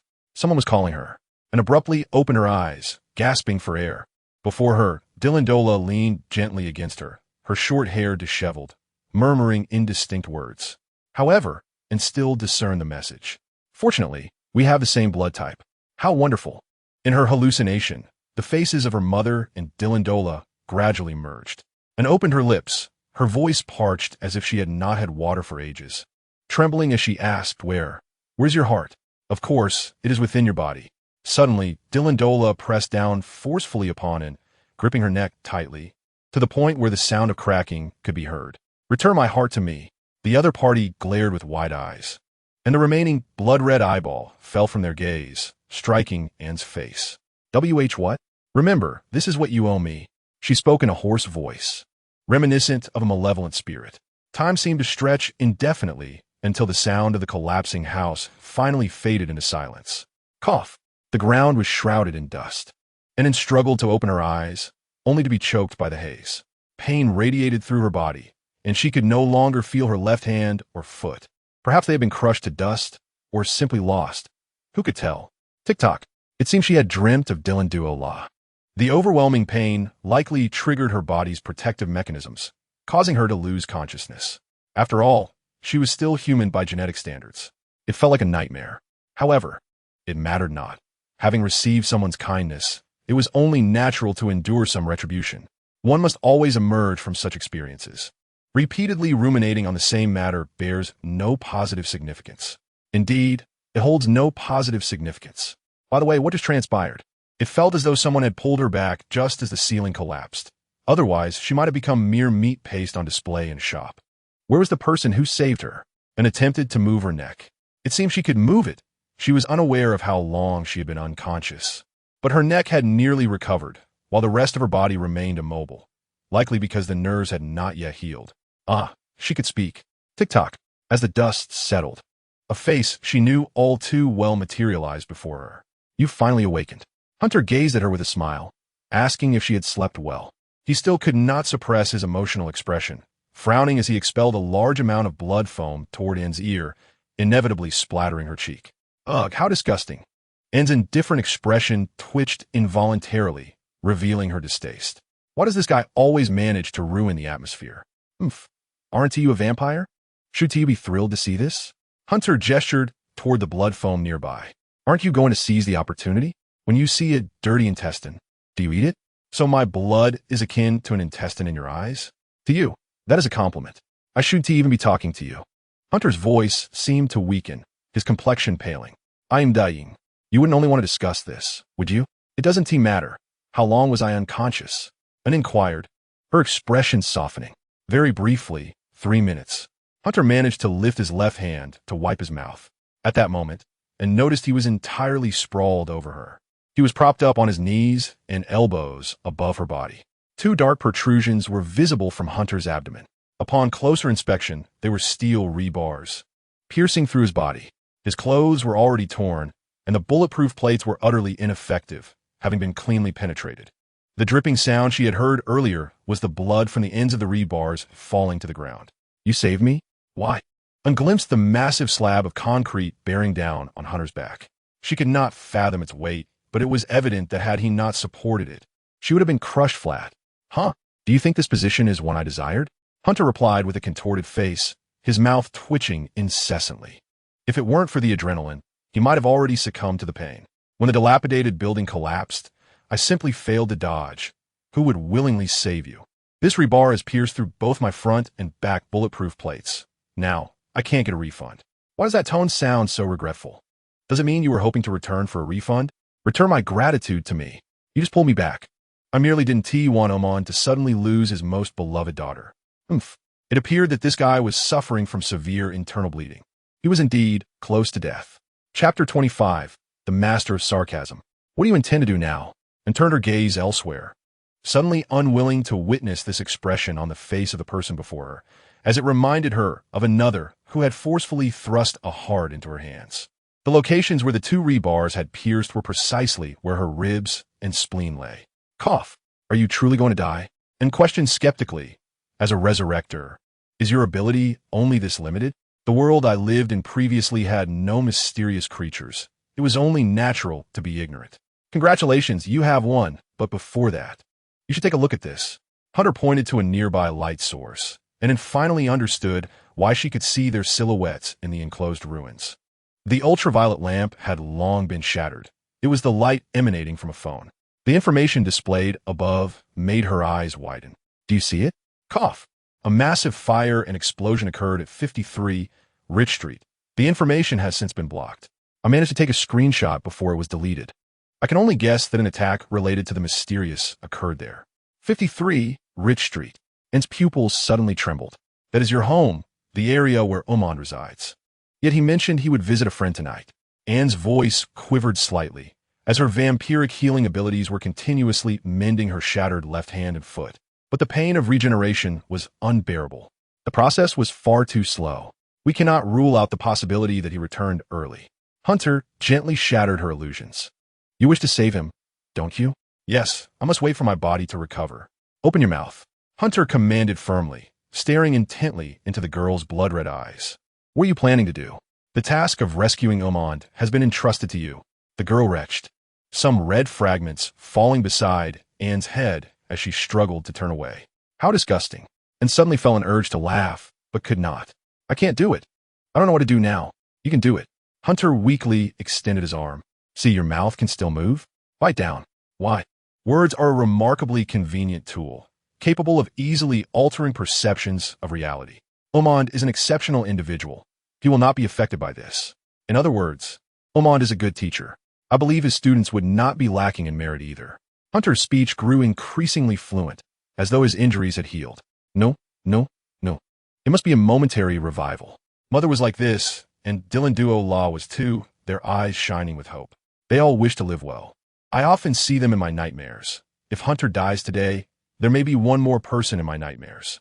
And you, someone who constantly speaks of wanting to kill me. From my experience, you do not genuinely wish for my demise. Rather what? Rather, you still yearn for love. Hunter slowly stated, though the word felt somewhat shameful, it was indeed the truth. You fear losing, and you fear embracing new emotions. You dread that the fates of your mother and friends might repeat in others. I know you too well. You're simply a normal person lacking love. Liar. I don't believe it, and felt an inexplicable unease in her heart, a familiar sensation washing over her. I have studied you for 3 years. I even passed the psychological counselor's exam privately. Hunter smirked disdainfully. You know I am speaking the truth. Did you really take the psychological counselor's exam? How come I didn't know about it? No, I am definitely lying to you. And you? Do you really wish to live? And asked randomly once more. Me? I have always harbored a strong aversion to the notion of living again. Do you think I wish to return to this world? It is utterly dissimilar to the one I once inhabited. Now, I shall share my conclusion with you. I no longer wish to live. Hunter forced a smile, his voice warm and soothing like still, heated water, as he extended his arm towards her lips. Though it was covered in dust, for some inexplicable reason, and felt a flicker of warmth in her heart. If she did not drink soon, there would be no blood left to flow. Yes, there was a bit of dust, but that mattered little. After all, one does not fall ill from consuming unclean food. An attempted to part her lips, suddenly struck by a realization. Though she was loath to admit it, she had never actually fed on a living person's blood. How should I proceed? How could you be so inept? If all vampires were like you, it would be utterly pathetic. I have never harbored the desire to drink someone else's blood. Just bite down and suck directly with your canines. They are hollow, akin to a straw. The other teeth slightly curve inward, designed to hold the prey in place. Do you understand? Huh? Oh, remember to bite the artery, my dear friend, the one located near the side of the arm. That way, excessive effort is unnecessary. How do you possess such knowledge? Myths and legends, along with various incidents from the past 2 centuries, have allowed me to deduce the general characteristics of vampires. And paused for a moment, then obediently sank her teeth into the boy's arm. For some reason, visions of her mother and Dylan Duo La emerged before her, gradually overlapping with the boy before her. His gaze mirrored theirs, and closed her eyes, her mouth beginning to draw in the metallic sweet liquid. It tastes quite salty, she mumbled. That is merely the sweat upon my skin. After engaging in such a lengthy bout without breaking a sweat, wouldn't that be impossible? How revolting. Why do you give me the impression of an infant nursing? By the way, why are you drinking so slowly? Are you savoring milk tea? Have you not eaten? Does this fellow believe he is on the brink of death? Hence his frantic desire to express every unsaid word all at once. I must admit, this individual possesses a remarkable talent for shattering the atmosphere. Perhaps it would be best if he simply expired. A vein suddenly throbbed on Anne's forehead. Do you think I genuinely wish to die? 5 minutes prior. Hunter's perspective. What on earth? This was his immediate reaction upon waking. 2 steel beams, each as thick as a thumb, had pierced through his body, leaving anyone momentarily stunned. It appeared to form a triangular structure. Fortunately, he had managed to reach the column before the collapse. Hunter touched his chin, suddenly sensing something amiss. My hands are on the ground, yet why can I feel my own chin? Chapter 26. The Arrival of the Golden Finger. It doesn't seem to hurt? Have I truly died? Of course. It is because I brought you into this space. A somewhat irritating voice echoed behind him. Turning his head, he was greeted by a host of ancient beings, resembling strands of seaweed. Before him loomed a massive screen, displaying his own perspective. So it was you, the god of seaweed. Call me Nyarlathotep. The being in front of him yanked a conical object downwards. With a pop, several small ribbons sprang forth, landing atop Hunter's head. Here, your beginner's gift. Isn't this gift rather tardy? If this were a game, you'd be scolded by the players. Hunter suppressed the impulse to punch the figure before him. Unfortunately, I am on the verge of dying. Does this gift hold any significance? This package can only be obtained through a certain level of mischief. Did I not mention this to you? Are you certain you Haven T inadvertently erased my memories regarding the mysterious? Hunter replied coldly. I don't remember at all. Oh, so that is how it is. The floating tendrils scratched what appeared to be a rather terrifying head. Hey, I can't use the gift anymore either. Hunter raised a finger, feigning surprise. Since I am about to die, why not let me gift that package to you? Experience the beginner's gift. Who desires a delayed golden finger? It's akin to receiving toilet paper after soiling your pants. The chicken has already pecked the rice. The dog has licked the plate clean, and the fire has severed the chains. Such a rhythmic pattern. Do not display that expression. The deity waved a hand dismissively. Allow me to clarify once more. I will inscribe a number on your wrist that only you can see, which will increase only when you engage in mischief. When it reaches 100, you can offer it as a sacrifice to me. If you remain inactive for a period, I shall perish. The value will rapidly decrease, reaching 0 within a day, at which point you will die. How can I tell if it has decreased? Hunter raised his middle finger. If it drops to 0 while I am asleep, I be doomed? You will know. Your wrist will grow warm until you awaken to see the number. Only by returning the number to its previous level within a day will it cease to drop. When you acquire a value, you can check your acquisition history in the room. It sounds rather challenging. No, it sounds remarkably akin to a new player's tutorial in a game. Nyarlathotep moved aside, revealing a table adorned with 5 masks. Choose one mask to wear. You will temporarily gain the benefit of infinite resurrection and a portion of my abilities. With a random time limit. There is a time limit? What is the minimum? It cannot be 3 minutes, can it? No, it is 10 seconds. So, what you meant by no was that it wasn't that significant. Indeed. Can I not wear them all at once? Useless, as all 5 masks yield the same effect. Then what purpose do these 5 choices serve? Well, one must offer you some opportunity for selection, right? If I manage to survive, I shall devour 10 bowls of seaweed in one go. How do I ascertain that I'm still alive? Hunter kept rubbing his temples. Conversing with this being feels like it shortens my lifespan. Quite simply, as long as you can think, mutter my name, and reach this room, you can remain here until your brain fully ceases to function. Choose a mask you prefer to don, and you may exit. Why must I select a mask? Can I not exit directly? You can indeed. Nyarlathotep gestured towards a specific location. That is a toilet.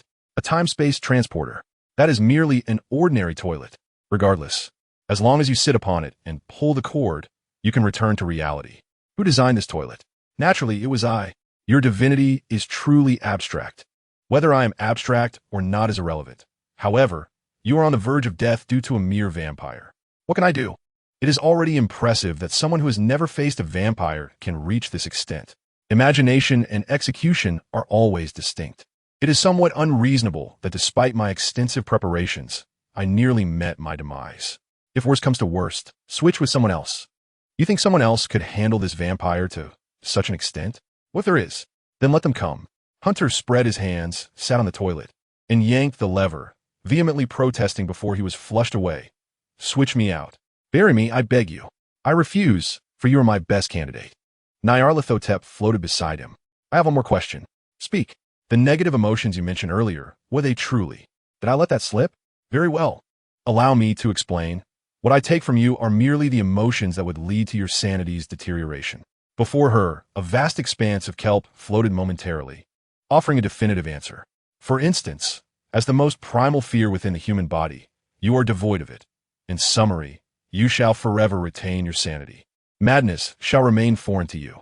Hunter gazed at the black-haired girl before him, who was obediently siphoning his blood, and a slow smile crept across his lips. Can you guess why I suddenly wear an expression as if entrusting everything to you? Surely, I have ulterior motives. Drink up, for once you depart from here. I am confident you shall never see me again in your lifetime. University girls are easily deceived. In fact, those who have yet to enter society are all too gullible. Step 1. Let her drain her own blood to rescue woman. Step 2. Use Naya's mask when on the brink of death. Step 3.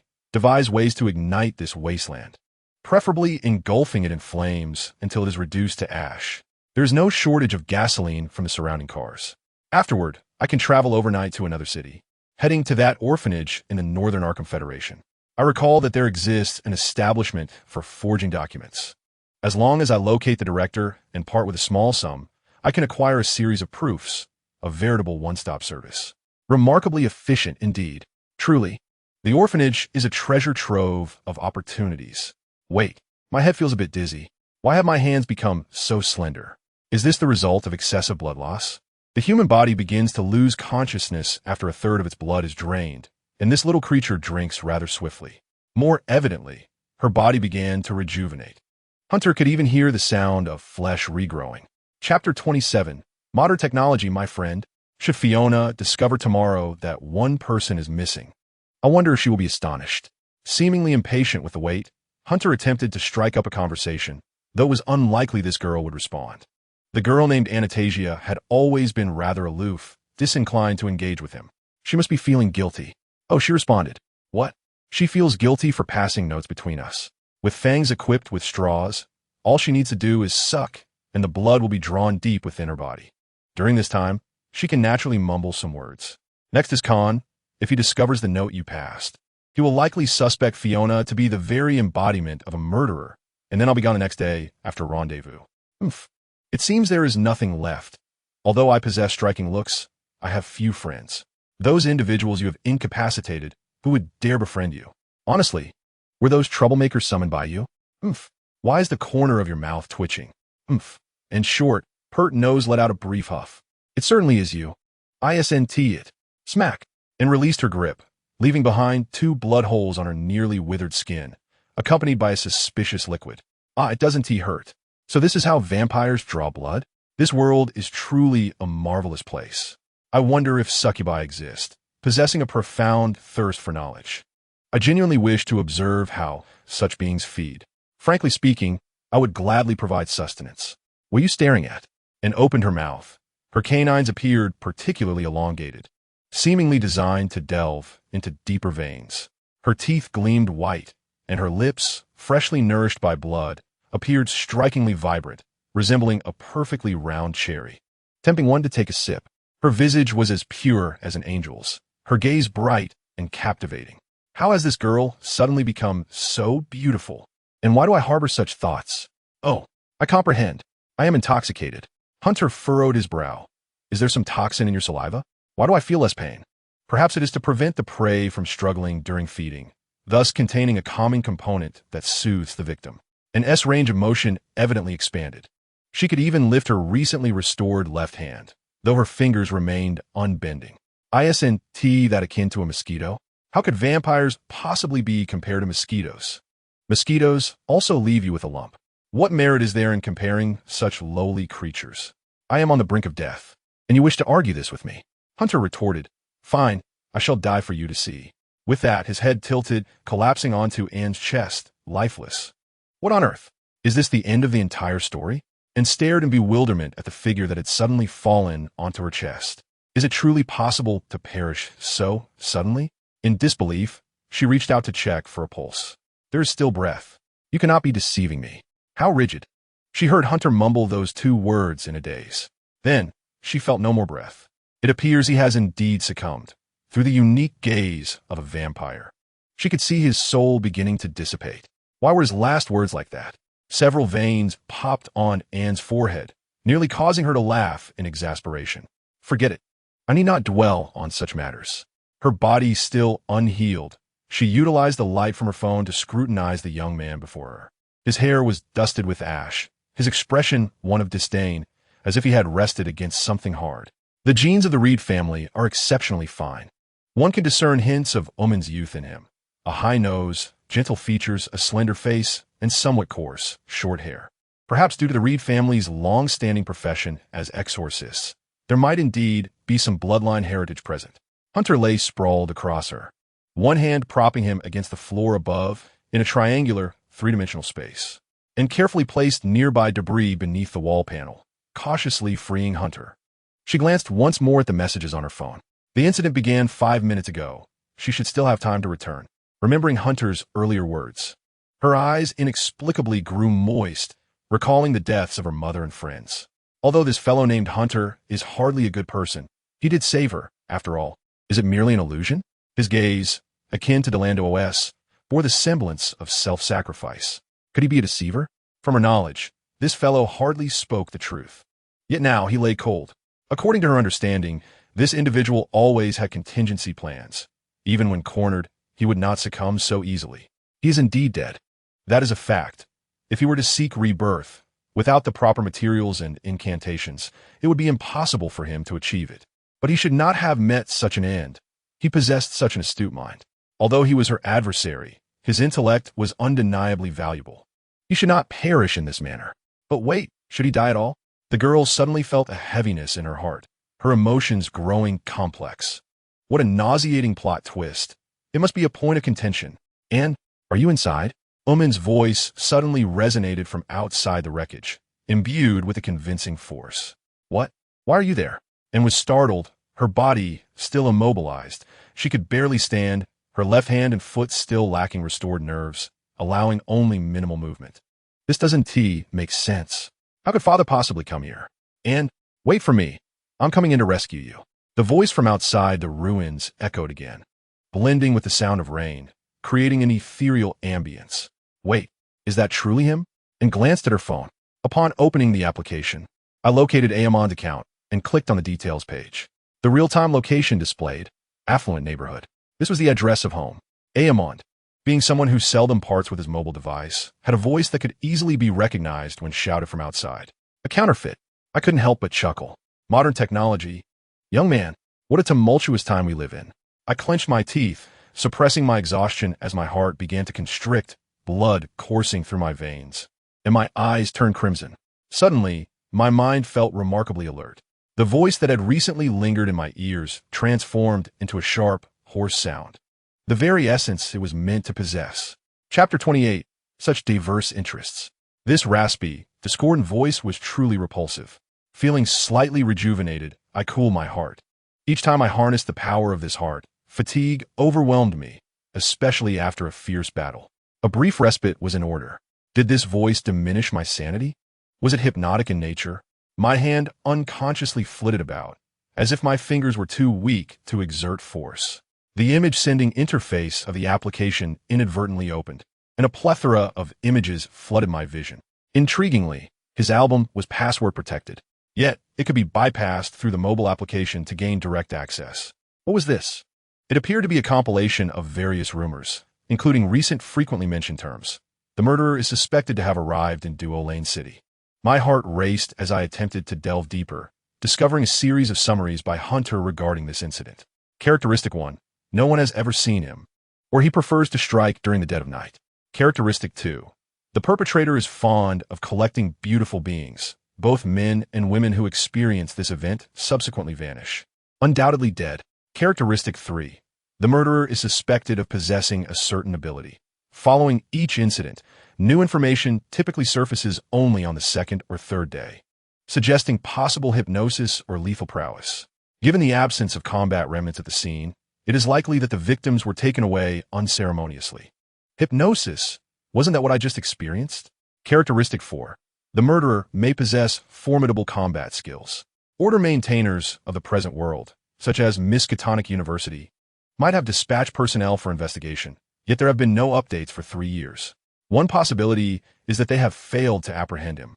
Another is that his combat prowess is simply too overwhelming to capture him. This is entirely plausible. Investigators have long since commenced their actions, and my father, Elmont, has also taken note of this matter. The prolonged absence of any arrests could only be attributed to these 2 reasons. Did this fellow not provide any solutions? My gaze drifted downward. Indeed, there were some methods proposed, though their feasibility remained uncertain. Regardless, as long as I refrained from venturing out at night, I should be fine. Why concern myself with so much? I am merely an ordinary person. Why would I venture out at midnight? I am not in that night owl, accustomed to roaming the streets under the cover of darkness. In conclusion, the threat level is nearly 0. Crack. Hunter's phone screen suddenly cracked, resembling the veins on my forehead. His actions were truly suffocating. Did he have any alternative solutions? With this thought in mind, I shifted my finger downward. The result unveiled numerous images of attractive women. Beautiful women of various skin tones and exquisite figures dominated the screen. There were even hybrids with mysterious biological traits, such as serpent women adorned with lovely scales or girls with feline ears. These images pierced my mind like sharp thorns. A preference for voluptuous figures? Hadn't this fellow just mentioned something about being quite firm? How amusing, such broad interests he possesses. Taking a deep breath, I found this situation understandable. By the way, what about the chat records where he messaged himself on the computer? The one that syncs messages between the mobile phone and computer. With a glimmer of hope, I opened it.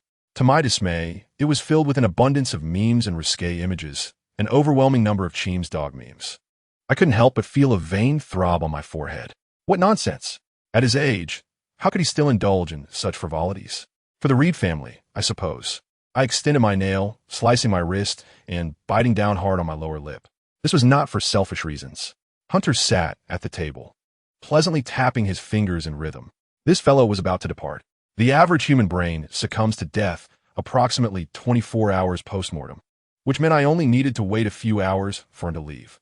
She might employ some peculiar means to bury herself, perhaps igniting a fire or discarding her body in a remote location. As long as the relevant parties do not discover the remains, everything would be fine. What lay ahead was a prolonged waiting period. Hunter gazed at Anne, who lay resting before him, and felt an unexpected sense of relief.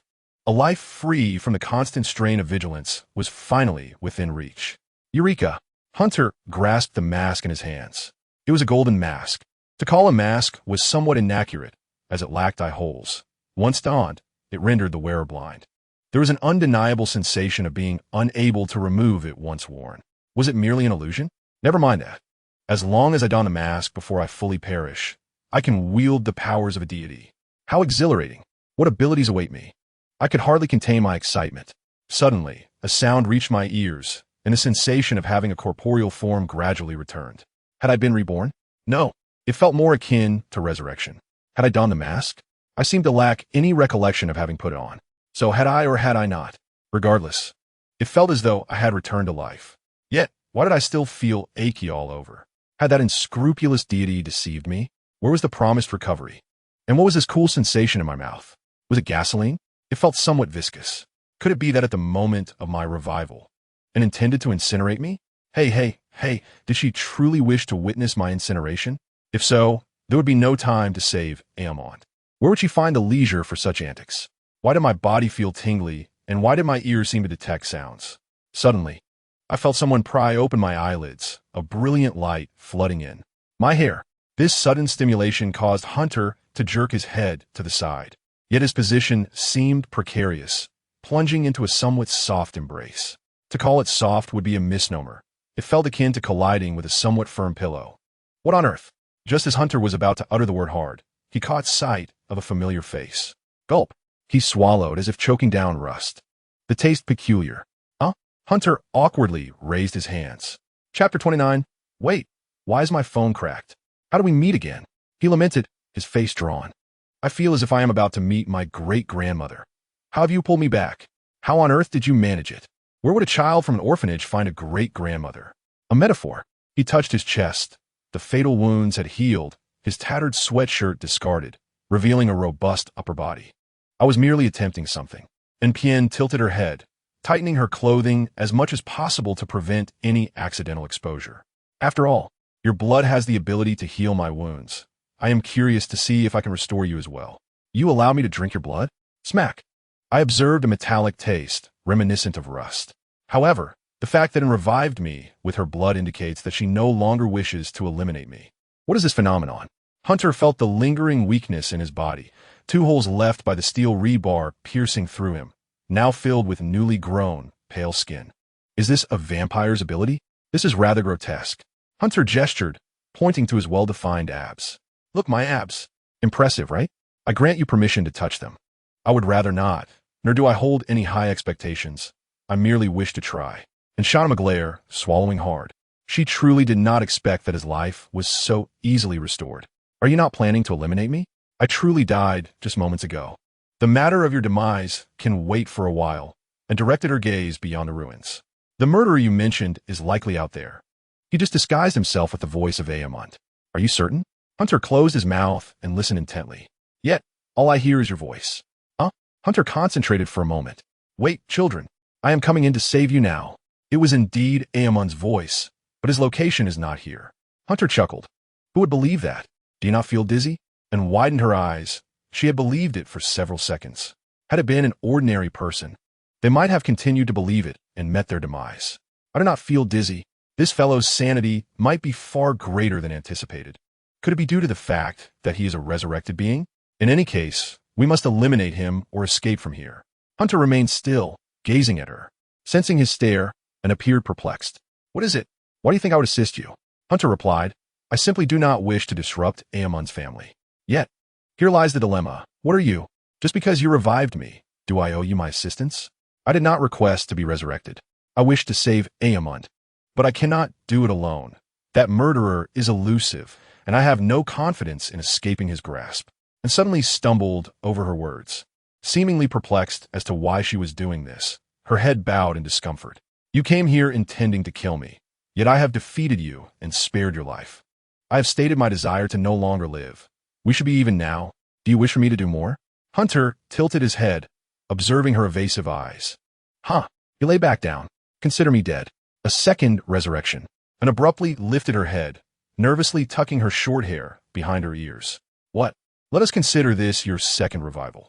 The person I wish to eliminate is already dead. You saved me once, and I shall save you in return, thus settling our debts. Seemingly having made a decision, Anne's gaze sharpened once more.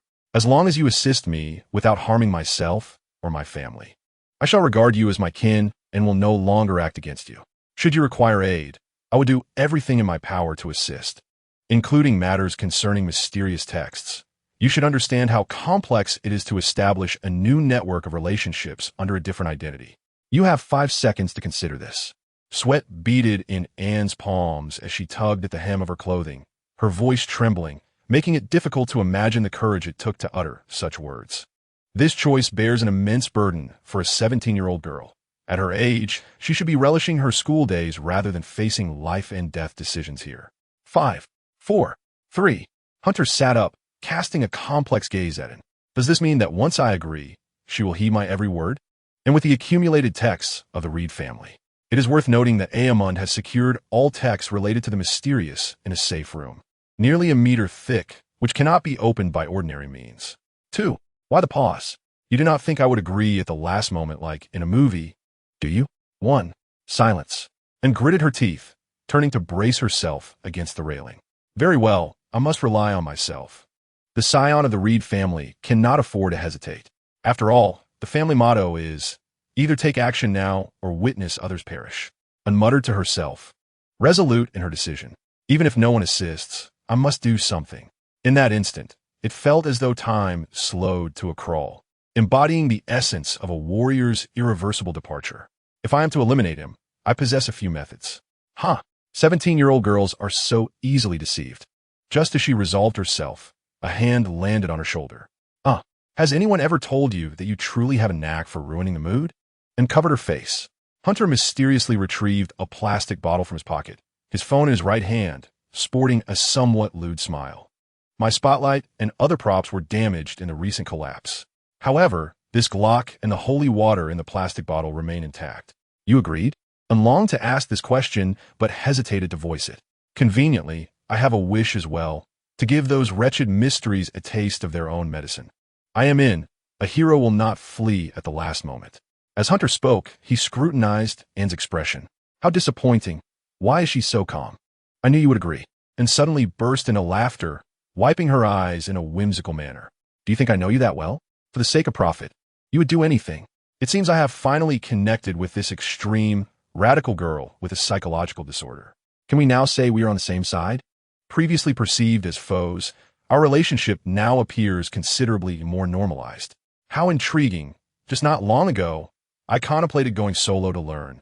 Yet this individual inexplicably pulled me back in. Overall, this option is indeed preferable. As long as I become familiar with her backing becomes my own. How amusing. Hunter sighed. You were just pretending to be tough, weren't you? In reality, you were quite afraid I would disagree. Under Hunter's gaze, a vein suddenly throbbed on Anne's forehead. Wait, why is my phone cracked? Hunter attempted to peel off the protective film, only to find the inner screen shattered as well. Why did you draw my phone? Are you trying to build strength? And turned her head away. Is that not acceptable? Chapter 30. He wins too much against his opponent. Wait, did I just hear the footsteps of a second person? Hunter suddenly sensed something and bent down, faintly hearing a sound of running in the rain. Who is it? Should I investigate? Fiona pondered anxiously. Although I had provided that pair of siblings with an opportunity to communicate, will they end up quarreling? That park is conveniently located next to my home. Should I attempt to walk over and take a look? Just a glance. With that thought, Fiona inexplicably headed toward the direction of the park. It is so dark, and a scent of smoke and dust permeates the rain. Smoke and dust. After taking a few steps, a color block suddenly vanished from before Fiona, obscured in the darkness. But the towering black shape had disappeared, leaving only one possibility. Why did that building collapse? By the way, where's that place? St. Andrew Park. The location of Anastasia and Hunter. What has happened to them? Has the building collapsed? Are they injured? A figure with orange hair suddenly dashed towards the park, carelessly discarding an umbrella onto the ground, where it was quickly drenched by the rain, as if weeping. At 8 a.m. in St. Andeli Park, a voice called out, "And are you there?" Outside the ruins, raindrops gently fell like frigid silk threads upon the skin, while a shadowy figure cried out beside the debris. The collapse of the building had drawn the attention of some, but fortunately, the distant flames and sounds from the affluent district captivated everyone's gaze. They needed to act swiftly to rescue those trapped inside. The figure hesitated momentarily. Under normal circumstances, he would never take such a risk. Yet within the ruins were two exceedingly beautiful individuals. Beauty is the most exquisite of sustenance, he murmured to himself. The figure seemed to swell in the darkness, extending a pair of rough, inhuman hands to clear the rubble piece by piece. Strange sounds emanated from the figure. "Hold on. I will come to rescue you soon. Are you still alive in there? Respond quickly." There was no answer. The absence of a response could indicate two possibilities. Either the individuals were aware of his hypnotic intentions and chose silence, or they had already succumbed to death. Both scenarios were plausible, yet they must have been utterly exhausted. Should a confrontation arise, victory would likely rest solely with him. Would they unite to attack? That posed a risk, but who cared? The allure of their flesh and beauty far surpassed any previous delicacies he had savored. A faint patter of footsteps echoed, barely audible. Yet to the figure, it was akin to thunder. He swiftly concealed himself amidst the debris. Silence enveloped the scene, both parties alert, eyeing the approaching silhouette from afar, establishing a delicate equilibrium. And Hunter, an orange-hued figure materialized, frantically shouting, breathless as she stood still. "Fiona!" and gasped softly, bewildered by her presence in such a place. Damn it, they couldn't have been trapped inside. Soaked through, Fiona attempted to dial a number. No response. "I should have been the one to call. My phone is crushed." "It's all right. She likely cannot reach me either." Hunter promptly turned off his phone. "What now?" and questioned, just as Fiona slowly approached the ruins, continuing to press the screen. Both her and Anne's phones had been attempted, so what number should she dial now? Perhaps her parents'? But she had no phone. Should she call the police? If the authorities became aware of their location, the murderer would be exposed. According to the information she had gathered, a murderer would never be discovered. Thus, if she called the police, Fiona's fate would be sealed. Either she would be slain on the spot by the murderer or would find herself on the killer's list of victims. This is bad. Hunter swiftly tapped and shoulder. "We need to act.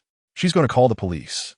Meanwhile, the lurking figure forcefully lifted a larger piece of rubble, appearing before Fiona like a bolt of lightning. "Huh?" Fiona hesitated, lifting her gaze to meet a pair of green eyes, a primal fear coursing through her, causing her legs to tremble. They stood frozen for a second. In the moment the debris was removed, two shadows, barely perceptible, surged forth from beneath the rubble like cockroaches. Regardless of why you were momentarily stunned, I would seize this opportunity. In the next instant, the figure before Fiona slashed at her wrists and ankles, blood gushing forth. Fiona felt a sudden pain in her neck and collapsed to the ground, dragged away swiftly by a safety behind the debris. Bastard. The figure finally realized these two had been lying in wait, only striking once the debris obscured their view, and clawed at the figure's wrists and ankles, burrowing into the surrounding rubble. Hunter crouched behind, adopting a nearly prone position as he aimed at the figure. How could an ordinary human injure themselves? The towering figure scoffed. It was unexpectedly immobilized. Looking down, he noticed no signs of healing at his wrists and ankles, though uncertain of the cause. It appeared that the advantage was now in his hands. Hunter grinned wickedly. The opponent was tampering with the wounds. The figure immediately sensed something was amiss. "This is bad. All right, quick question. How do you deal with a nearly 3-meter-tall giant?" The answer is, of course, to strike at the most vulnerable spot. No male creature is immune to the fear of such an attack. "Bang!" Hunter exclaimed, firing several shots from his pink Glock between the giant's legs. To be frank, Hunter's shooting skills were far from exceptional. Yet, at this close range, failure would be utterly disgraceful, whether he struck the target or landed a more embarrassing hit. The giant would require time to recover. Regardless, no matter how powerful a male may be, his weakness remains the same. "That must hurt. I am a testicular fighter." Hunter's triumphant voice rang out. "Aya!" The giant's howl echoed, accompanied by the sound of coughing as saliva choked him. In that moment, Hunter realized he had gained a significant advantage. Quickly strike him. Take advantage of his weakness. Hunter urged, tossing holy water into a crevice of the debris, and swiftly seized the holy water, carefully spraying it on her nails. Now, time for a little enchantment. If a mystical being's skin comes into contact with holy water, it will feel burning and intense pain. Any wounds will be exacerbated upon contact. However, nails are merely simple bone structures and have little connection to mystical beings.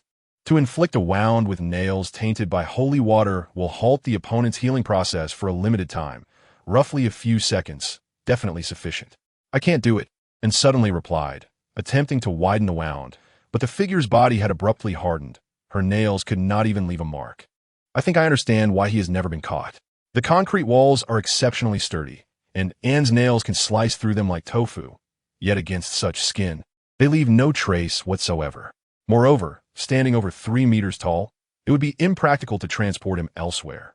The wounds were still mending, likely waiting for the effects of the holy water to wear off, and could only pour the remaining holy water onto his wounds to delay the healing. The figure's green eyes filled her with dread, and glanced at Hunter, who was swiftly unleashing the remaining bullets upon the figure's neck. All the bullets ricocheted off. Incredible. This creature is tougher than bulletproof steel. What on earth has it consumed to grow so formidable? What should we do? Don't stop, Hunter exclaimed, laboriously lifting a large piece of debris to press down on the monster. We need to bury it beneath the rubble, and immediately grasped the plan, utilizing her vampire-enhanced strength to pound the surrounding debris onto the creature. No matter how strong a person may be, as long as they are pinned down, immobilizing their muscles makes them easier to handle. It is akin to burying someone lying on the beach. They would be rendered unable to move. The individual is currently ensconced amidst the ruins, and should he be buried within them, it is highly probable he will be incapacitated for the time being.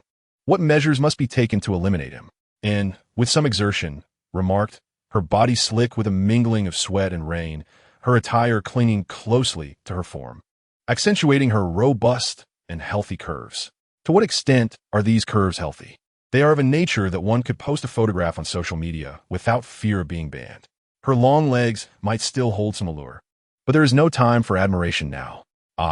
Today's undergarments are pure white. Let us hope she remains oblivious to that fact. After all, she is indeed a beauty, and I appreciate the aesthetic. A fleeting glance more. To kill him? Why must he be killed? After mustering the audacity to provide myself with an excuse, Hunter picked up his phone. 8 minutes have elapsed since the incident. Are you certain you will not proceed? Almond is still awaiting your arrival. And what of you? And turned her head, shaking off the rainwater. Your pace is inadequate. I shall accompany you. Your current condition is subpar. You cannot carry me along. Hunter gave her a thumbs up. You go ahead. I will handle things here. However, and glanced towards the vibrating debris. Evidently, that fellow's injuries have largely healed, and he is now thrashing about in a frenzy. Remaining here would be tantamount to seeking death. You promised you would heed my counsel, dear friend. I knew you had a contingency plan. A cunning rabbit has its lairs. After all, you have not known me for just a day.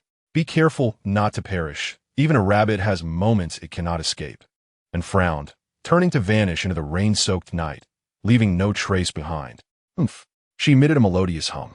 Oh dear, this childish character is truly endearing. I am quite fond of such forthrightness. Hunter chuckled, dragging his weary body around and discarding his now empty gun into the rain. Everything would be quite impressive if not for the tremor in his voice brought on by the cold. She is remarkable, is she not, Kane? I am not Kane. Emerging slowly from the edge of the ruins is a diminutive figure, starkly contrasting the previous height of 3 meters. He now stands approximately 50 centimeters tall. Very well, Kane. I recognize you. Hunter leaned against the wall, seemingly drained. How vexing. The exertion this evening has been immense, akin to a trek up Huangshan, with a mid-journey collapse. Would you like to know how I deduced this? Cough. Puffed. Before Hunter could complete his thought, his chest was abruptly pierced by the arm of the small figure before him. The smaller the stature, the swifter the speed. That previously towering form did not possess such velocity. This punch seemed to obliterate his heart. A sensation akin to drowning surged within him. Hunter opened his mouth, but emitted no sound. Such a breach of martial ethics. Did you think I would allow you to stall here? The diminutive figure, now clinging to him, spoke slowly, lightning illuminating his visage. It was a face that continually shifted, devoid of any identifiable features. And depending on the angle from which one gazed, it appeared entirely different, embodying traits of various genders and ages. No wonder one has managed to capture him in the past 3 years. It is no jest if he can alter your gender, size, and appearance at will. Who could possibly apprehend you? Impressive. Hunter contorted his face, silently mouthing the words. However, the adversary had evidently overlooked a crucial detail. No matter. I need not remind him.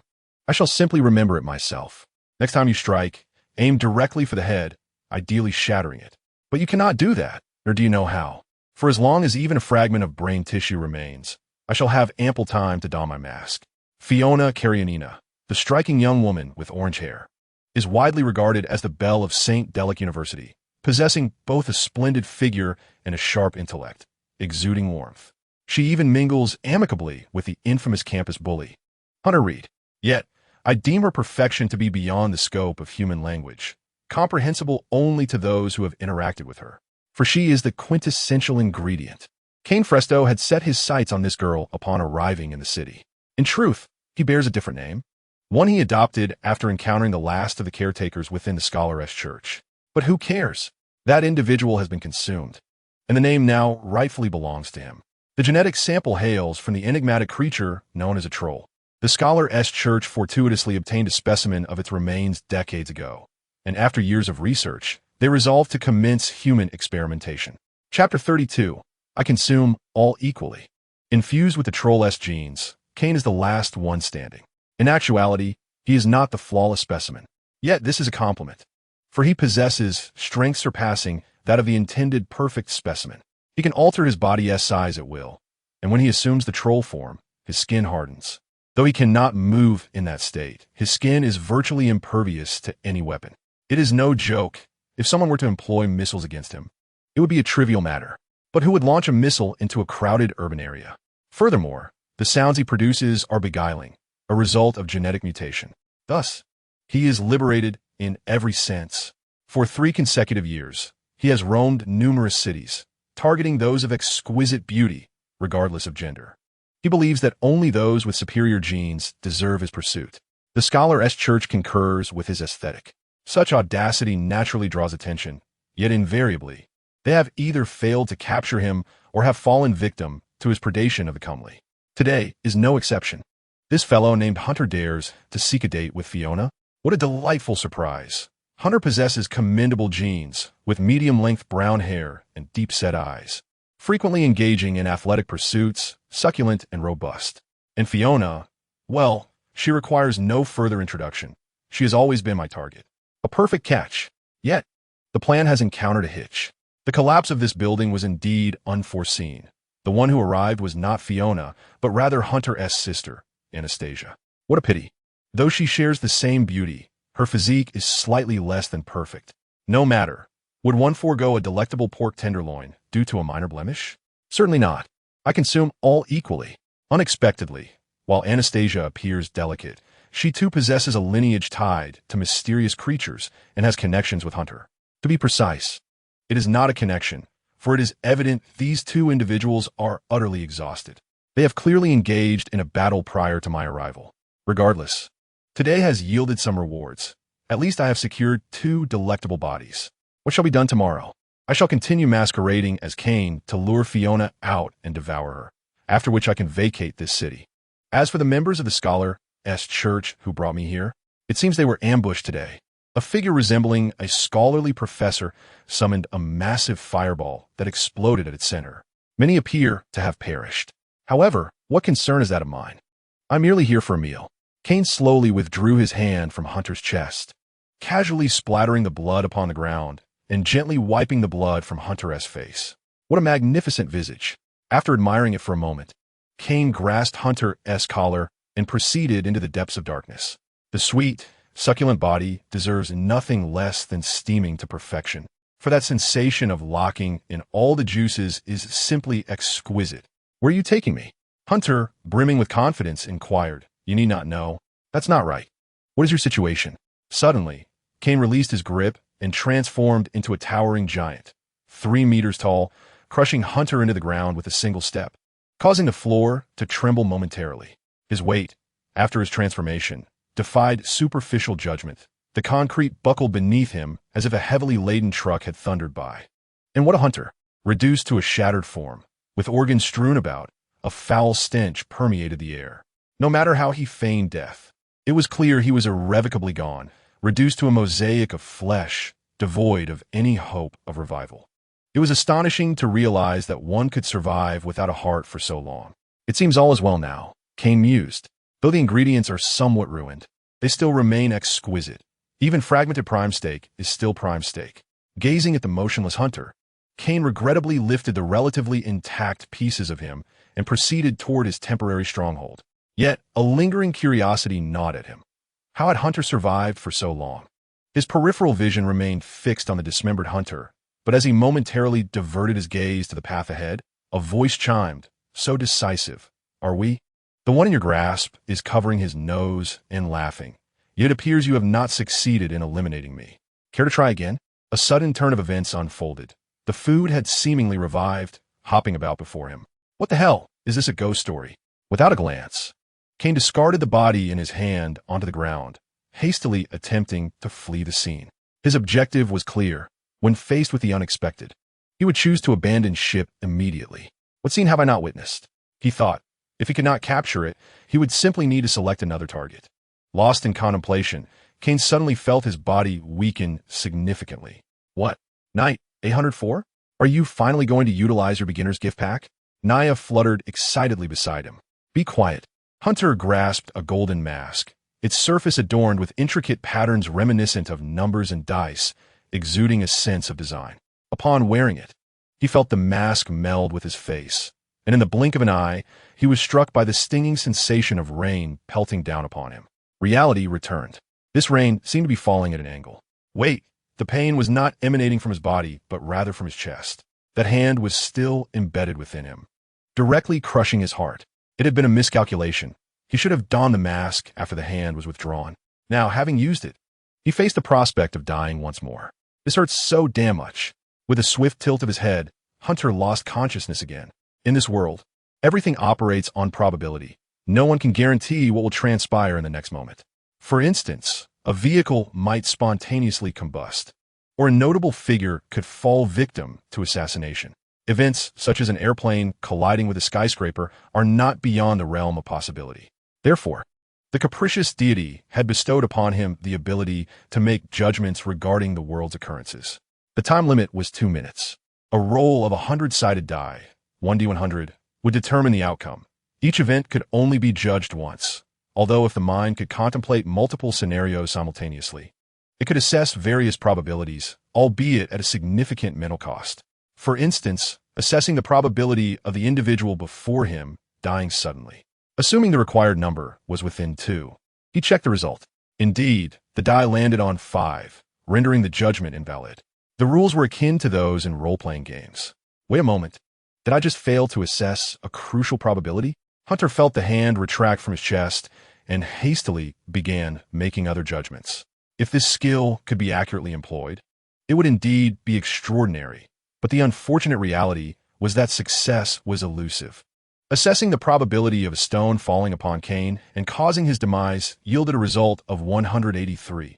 Failure. Assessing the likelihood of Cain choking on his own saliva to death yielded 504. Failure as well. Such absurd probabilities were hardly likely to yield positive results. This was untenable. If he did not eliminate the figure before him within the 2-minute time frame, his ability to avoid death would vanish, leaving him truly doomed. How much time had passed? It seemed to be around 20 seconds. Where are you taking me?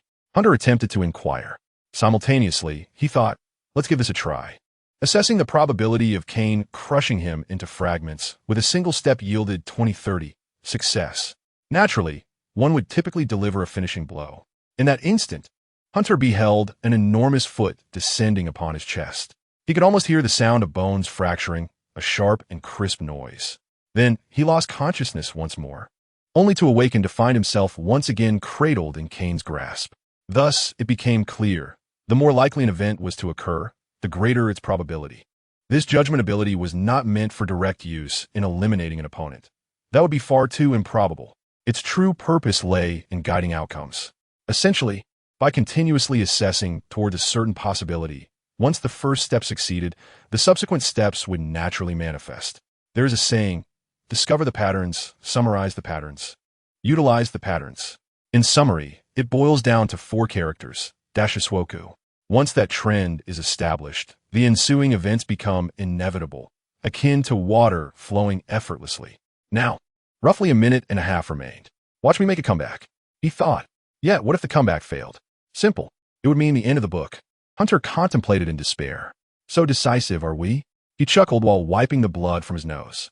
It appears you have not succeeded in eliminating me. Care to try again? With a resounding thud, Hunter was forcefully slammed to the ground, splattering mud everywhere. Before him, Cain dashed forward like a sprinter, showing no intention of looking back, racing into the nearby forest. This is where it ends. What? The rapidly advancing creature suddenly stepped into what appeared to be an innocuous puddle, nearly submerging itself completely, sinking deeper with every passing moment. After such a prolonged rainfall, the emergence of a muddy pit was hardly surprising. Was it? Was this your doing? The creature shouted, struggling against the muck. The surrounding mud was remarkably fine, exhibiting strong adhesion after being soaked with water. It exerted tremendous effort to extricate its half-immersed body, but the cost was the other half sinking further into the pit. What exactly did you do? Alone, I cannot hope to defeat you. Hunter wiped his nose with his sleeve. Thus, I have decided to harness the power of nature. With that, he casually picked up a seemingly ubiquitous stainless steel pipe from the ground and, with considerable effort, hurled it accurately into the puddle. Where did you find that stainless steel pipe? This is the wilderness. Anything can be found here. Perhaps it was discarded by a construction site passing through. What are you trying to accomplish? The creature shouted incredulously. Are you suggesting you want lightning to strike me down? The odds of that are slimmer than winning the lottery. Indeed, the odds are exceedingly low, but not entirely impossible, are they? Assessing the situation, he declared, the rain clouds are gathering here. A roll of 20/50 confirmed success. This is natural. It is currently raining. He continued, the positive and negative charges within the clouds are converging, forming lightning. A roll of 520 confirmed success as well. This too is natural. On a rainy day, clouds easily generate lightning. All these words spoken by Hunter manifested into reality, which was quite abnormal. Why? Why can you control the weather? The judgment is made, and a multitude of lightning strikes this area. The judgment of 3035 is successful. The butterfly effect illustrates that small occurrences can lead to monumental events. When numerous coincidences transpire simultaneously, the impossible becomes possible. Coincidences may arise by chance. Yet when variables are manipulated deliberately and all conditions are met, such coincidences transform into inevitabilities. What do you desire? You scoundrel. For reasons unbeknownst to me, the monster struggles to emerge from the puddle. Whenever it grasps an object, that object shatters instantaneously, and it finds no solid ground to push against. It can only hold onto the stainless steel rod tossed by Hunter, continuously probing to see if it can reach a nearby anchor point. However, it falls short each time, causing it to sink deeper into the mire. It must revert to its 3-meter giant form. In that fleeting moment of elevation, its hands can finally brace against the ground beside it. Just as it revels in this newfound support, the ground beneath it crumbles under the strain of its ascent. The larger the mass, the greater the force required to extricate itself from the mire. Did your physics teacher not enlighten you on this? Now, cease your struggles. Hunter states impassively. It requires considerable intellect to ensure that everything you grasp slips from your fingers. Faced with Hunter's derision, the creature shrinks its form once more, still clutching the stainless steel rod. At this moment, regardless of its speed or strength, it remains ensnared in the mire by an array of coincidences. Yet beneath the multitude of coincidences lies inevitability. I analyze each of your movements. My brain is nearing its limits. Hunter's condition is also far from optimal, his eyes half closed, blood continuously spewing from his nose and mouth. He resembles someone who has not slept for a week, his mental state deteriorating to a nadir. Stop now. I can offer you many things. What do you desire? Money or flesh? The monster finally concedes its struggle, beginning to plead with Hunter. What do you truly want? I beg you, am I handsome? Hunter inquires. What? I mean, you have made me and Enshi your hunting targets. Now, the hunter and prey have reversed roles. Am I not handsome? You. Suddenly, blood gushes from Hunter's mouth and nose, clearly indicating that the numerous judgments he recently made have overwhelmed his brain. Chapter 34. Because your footing is different. In that instant, the monster before him suddenly latched onto a protruding, solid rock. At last, it has found a point of leverage. In the dark, a pair of blood-red eyes fixated intently on Hunter. Roar. The creature, nearly transformed into a mud figure in the mire, suddenly flings its claws. They shoot towards Hunter like bullets, striking him squarely, sending him crashing to the ground. Finally, I have discovered an unguarded opening.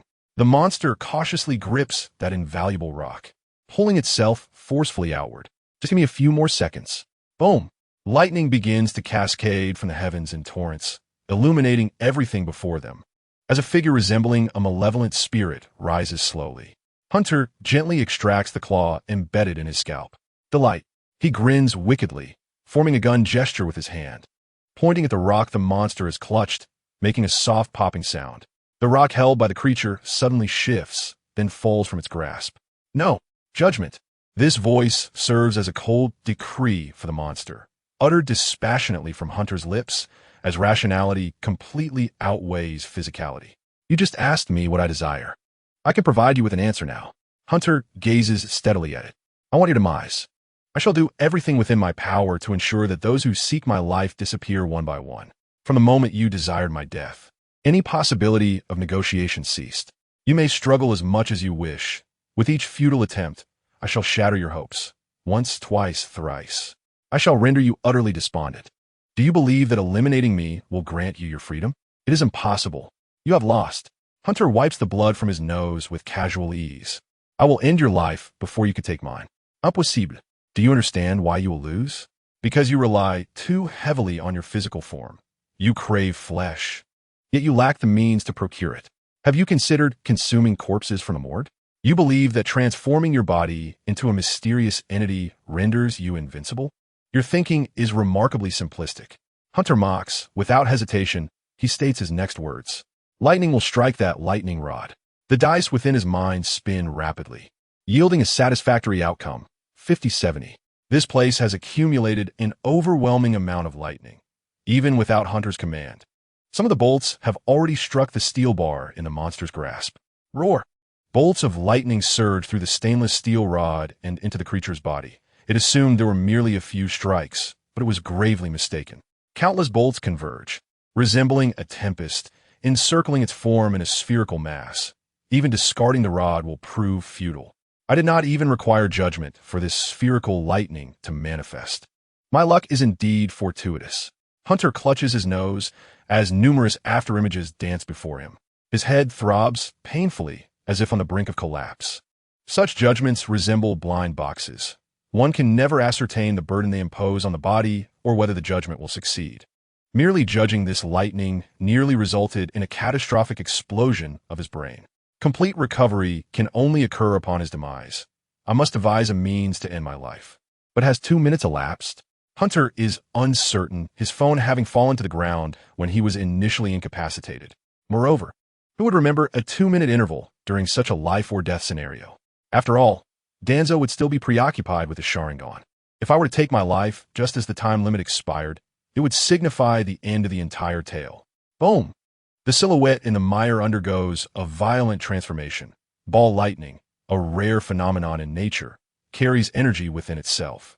When it encounters a conductor that disrupts its balance, it will harmonize with the surrounding air and release that energy. Who is a conductor? The monster itself. As the luminous sphere of lightning grows increasingly unstable, it ultimately detonates, casting a blinding light that illuminates everything around. What level of devastation does this phenomenon entail? It appears to reach temperatures exceeding 1,000 degrees. Any living being would be unable to withstand it. Bathed in lightning, the creature suddenly tears away its own limbs.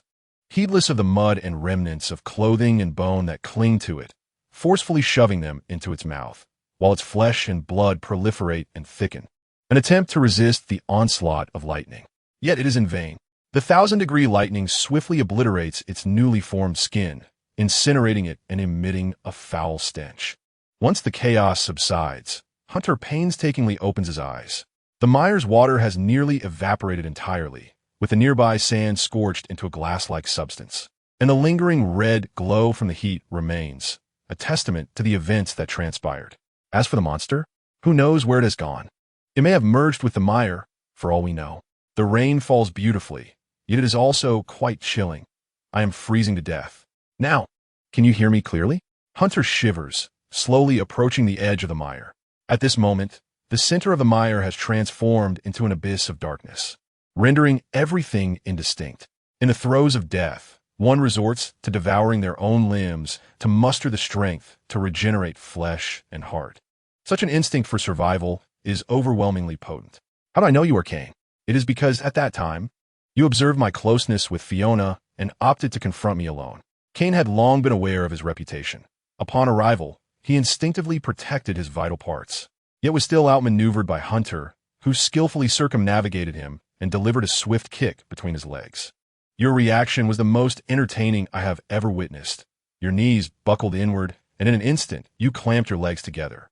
It was at that moment I sensed something amiss. When a man's vital parts are struck, they momentarily stiffen, leaving only the option to shield them with one's hands. Yet, possessing the ability to alter your body at will, you instinctively retracted your vital parts. Though it was merely for a fleeting moment, I caught a glimpse of it, initially dismissing it as an illusion, but the more I pondered, the more it felt incongruous. Where could such muscle come from? How did you retract them? The sensation underfoot was entirely different, and when I aimed at your groin, I witnessed the same phenomenon. Most striking was the moment you locked eyes with Fiona. You were momentarily taken aback, lost in thought. Chapter 35. Sooner or later, I shall deliver a slap to that unscrupulous deity's face. Damn it.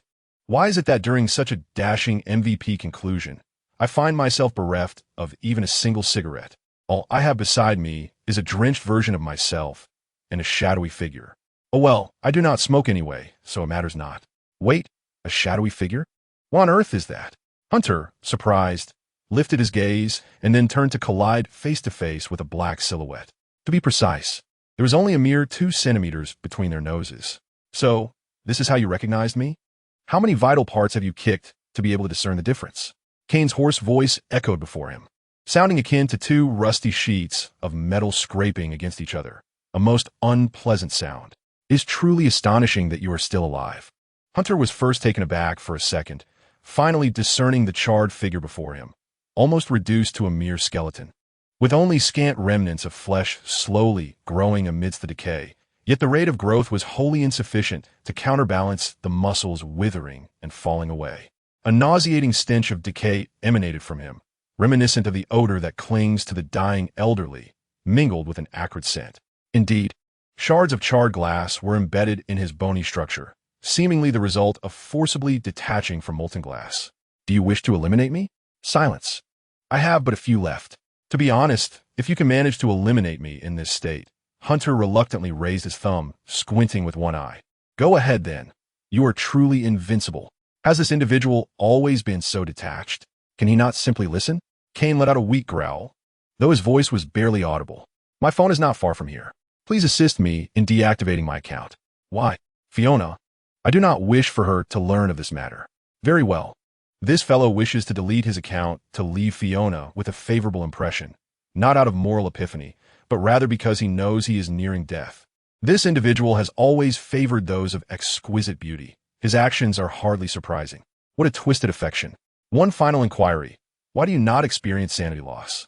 Why? Is that so peculiar? As long as one is human, they harbor the gene of fear within them. It is an innate ability. Anyone who experiences fear will inevitably face sanity loss.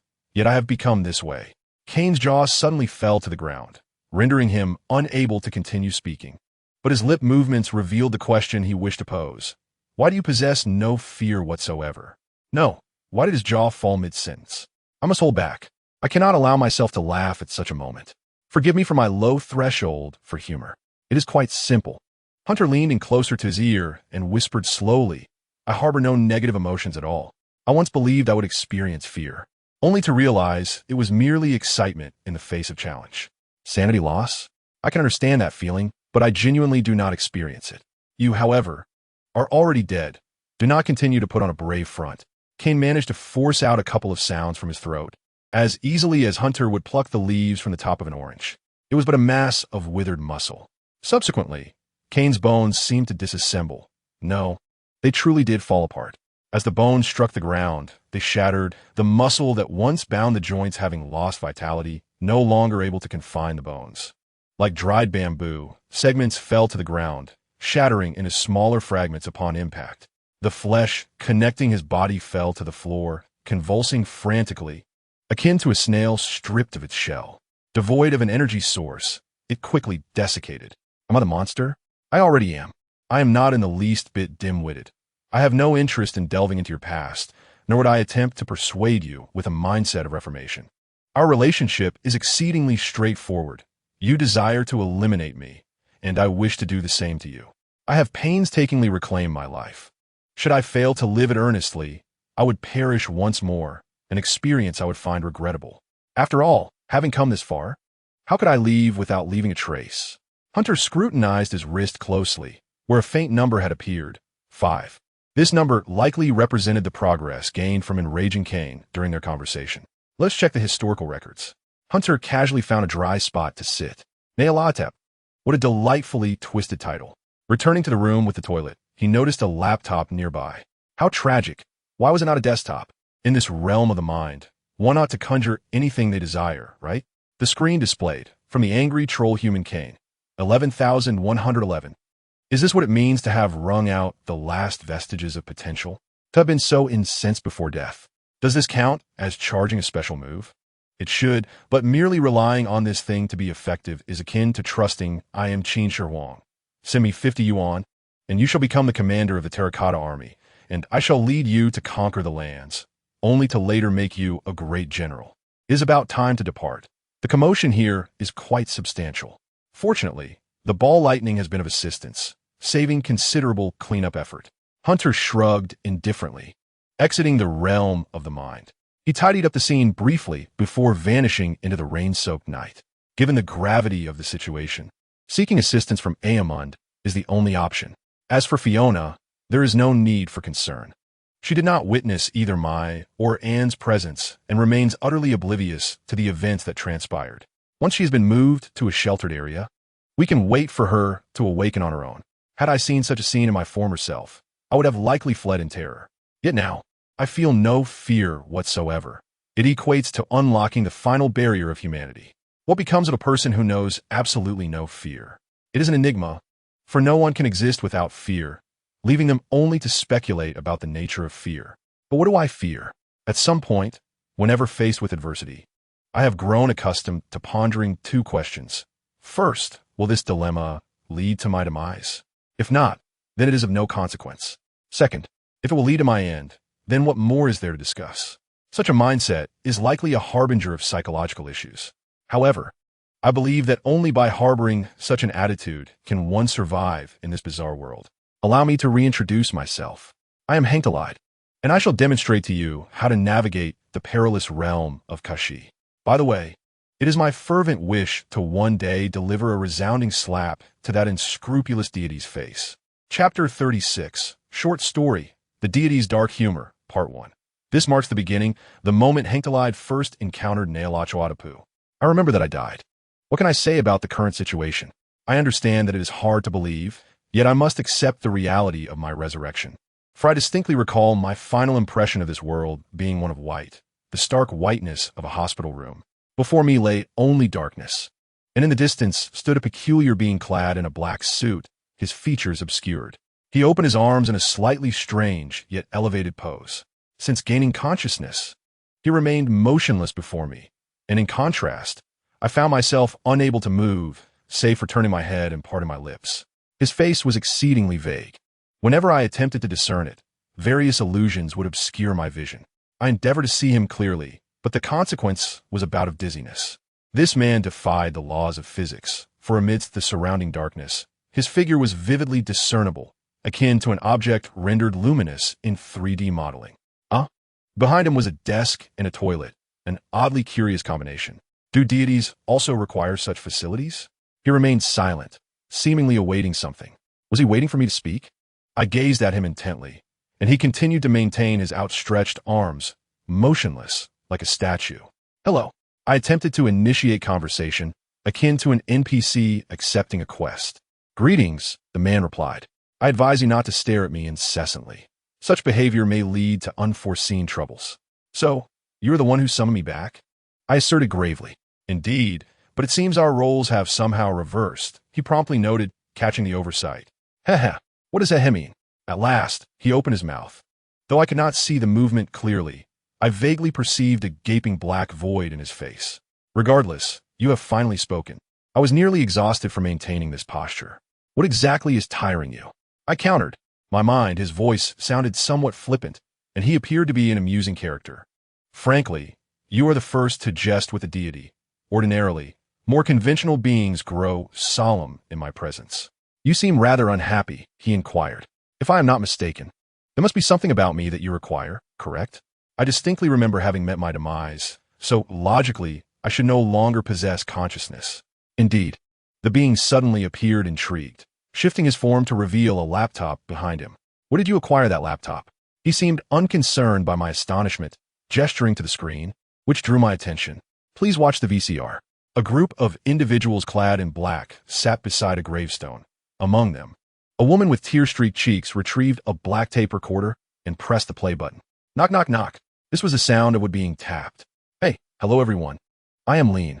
It is so dark here, so frightening. Can anyone dig me out? The onlookers were initially dumbfounded, gazing at the gravestone. Then, as if a collective thought struck them, they burst into laughter. Pussy. Ha ha. The mourners present could not help but chuckle, the atmosphere of joy swiftly dispelling the sorrow. Laughter resonated throughout the memorial, prompting curious glances from those nearby. What a fascinating prank, the man remarked. An intriguing soul. You have turned the atmosphere of grief upside down. And therein lies the essence of chaos. Thank you for the compliment. I have many more amusing ideas, but alas, I no longer have the opportunity to realize them. I see that, he seemed to chuckle. Your life was filled with joy and intrigue, particularly your penchant for harmless pranks. I relish witnessing such antics.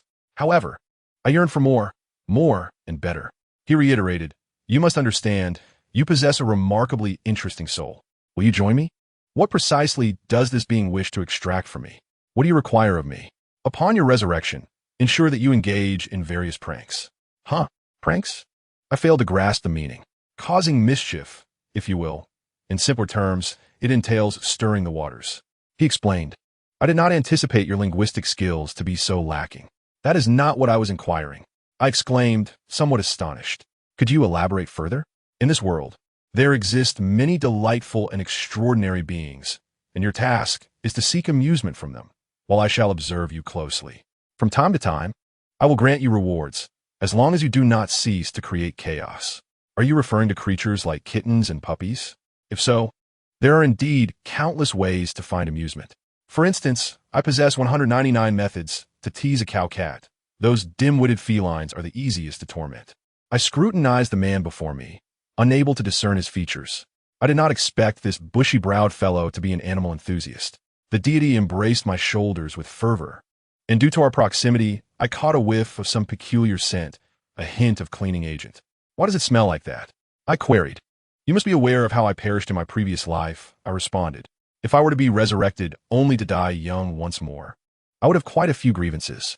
After all, I can imagine my parents were profoundly saddened by my passing, and I could merely perform such antics at my own funeral to alleviate their sorrow. Organ failure.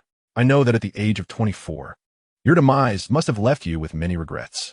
Therefore, I shall grant you a perfectly healthy body. Barring external factors, you shall not succumb to illness. That sounds appealing. I had to admit I was intrigued. This task is exceedingly simple. I am confident you will survive. Oh my. So this is a world where mischief yields delight? Just like many tales I have read in my previous life, will I finally embark on an extraordinary journey? It appears to be a captivating realm. Oh, how delightful. I suddenly regained my confidence. If it involves engaging in various pranks, I am quite skilled at that. Wait a moment. I detected some peculiar terminology. What do you mean by able to survive? And what was that about creating chaos? I raised my head, cautiously inquiring, hoping to glean some insight from his obscured visage. Chapter 37. Short Story. The Deity's Dark Humor. Part 2. Yet I failed, for his face resembled a bizarre spectacle, akin to the stars appearing before one's eyes after a blow to the head. The more I sought clarity, the more elusive it became. Surely, I am not in any danger. I attempted to muster a smile that resembled anything, but my mind drifting to unsettling thoughts. Surely not. The deity seemed to exude a sense of triumph. If I must say, the world line you are about to enter is deemed to be Kashi. At least, that is how it is referred to in your world. Ah, the Kashi world. I nodded with a smile, though my expression quickly hardened. He nodded. You what?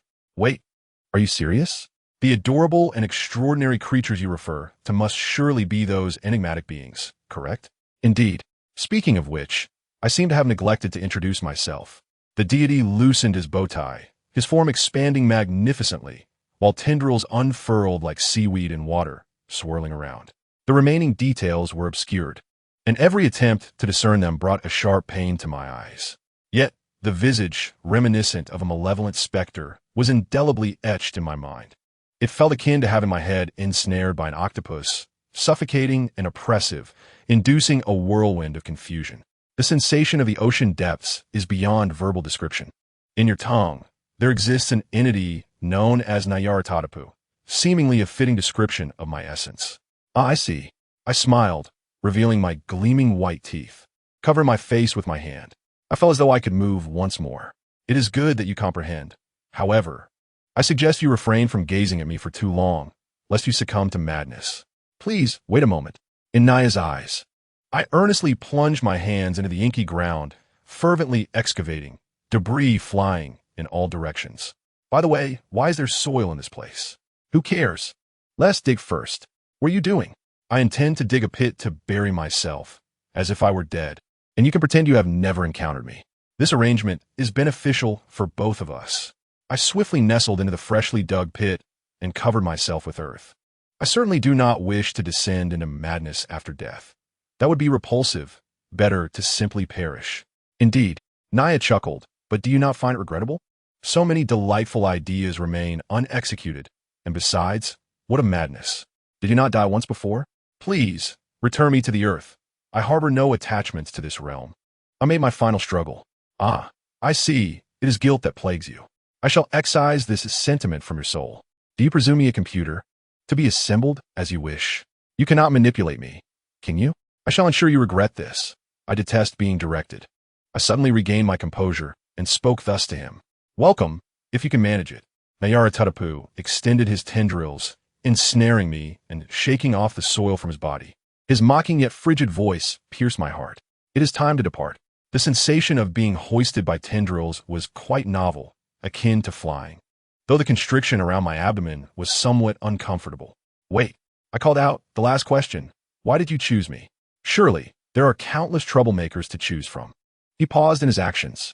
If, at midnight, you wish to know the time, what would be your first instinct? To sing a song toward the window. Why? They would surely wonder who the devil is singing it to in the morning. Logically, one would expect that a chaotic answer like mine would provoke displeasure. Yet I was mistaken. Correct answer, Naya exclaimed joyfully, continuing to stride forward even before I finished speaking. This is why I chose you. I was suddenly overcome with a sense of helplessness. Do you believe that whatever I say is right? Indeed, I chose you, and thus you must comply. It is as simple as that. Naya abruptly tapped his head. Yes, a means of attack. When dealing with them, you must understand some self-defense techniques, lest you shatter a mere touch. Is it akin to a golden finger? I chuckled. Hurry. I know you have perused the entirety of the Cthulhu mythos. Naya's smile grew absurd, his mouth nearly splitting across his entire head, revealing glimmers of sharp teeth.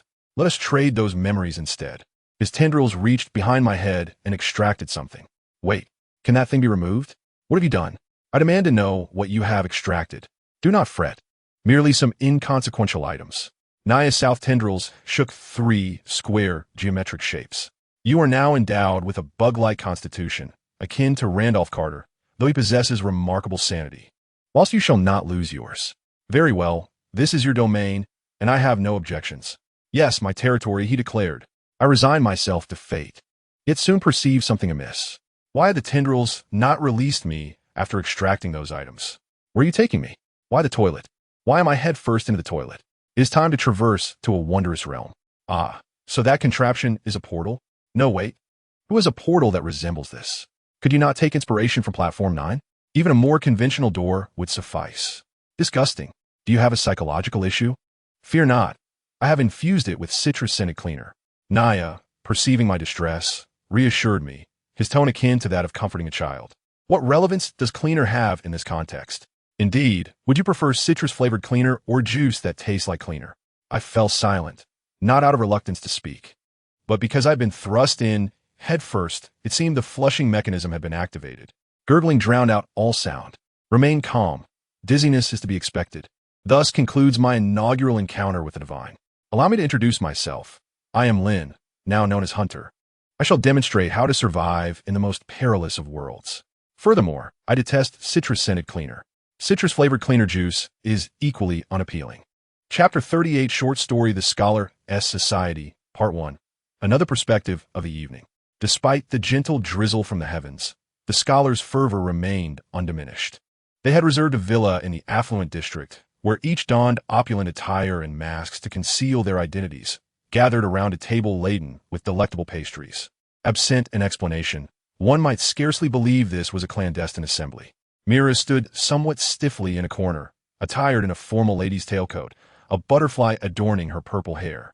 This marked her first participation in such a grand gathering, and she endeavored to present a relaxed demeanor, yet this only heightened her discomfort. Several groups had already arrived, yet Mira declined to engage in conversation, citing unfamiliarity as her reason. For indeed, she was afflicted by social anxiety. "Miss Mira, it is a pleasure to see you here." A young man clad in a lavish suit approached her with enthusiasm. "I recall the last time I saw you was years ago, when you hid behind your father. I scarcely recognized you now that you have grown. By the way, I am Grayer. Mr. Grayer, it has been a long time. I am delighted to see you again." "How did you recognize me?" Mira smiled, nodding and slightly lifting her skirt as she recognized the scholar before her. "You wear your father's mask? I still remember it. By the way, where is your father?" Grayer belched, emitting a wave of unpleasant alcoholic odor. "My father passed away years ago. He introduced me to the Scholar's Society, which is why I am here today." "Oh, what a repulsive drunkard. Is today not a report meeting? How could this fellow be so inebriated?" "I have heard there are many factions within the Scholar's Society. Perhaps his faction is simply this wild. Ah, how I long to return. Merely standing here feels like reaching my limit." "Hold on." Mila discreetly took a step back, her hands clasped behind her as she nervously toyed with her hair. "Oh, I apologize for bringing up such painful memories, but I must say, you have indeed come to the right place," Greer remarked enthusiastically as he set his wine glass aside. "We have been conducting genetic modifications between humans and trolls for the past 18 years, and we have successfully iterated a remarkably perfect specimen. We will be presenting our research shortly, and I dare say, I am the star of the evening." "Oh, how marvelous!" Mila exclaimed, her interest piqued.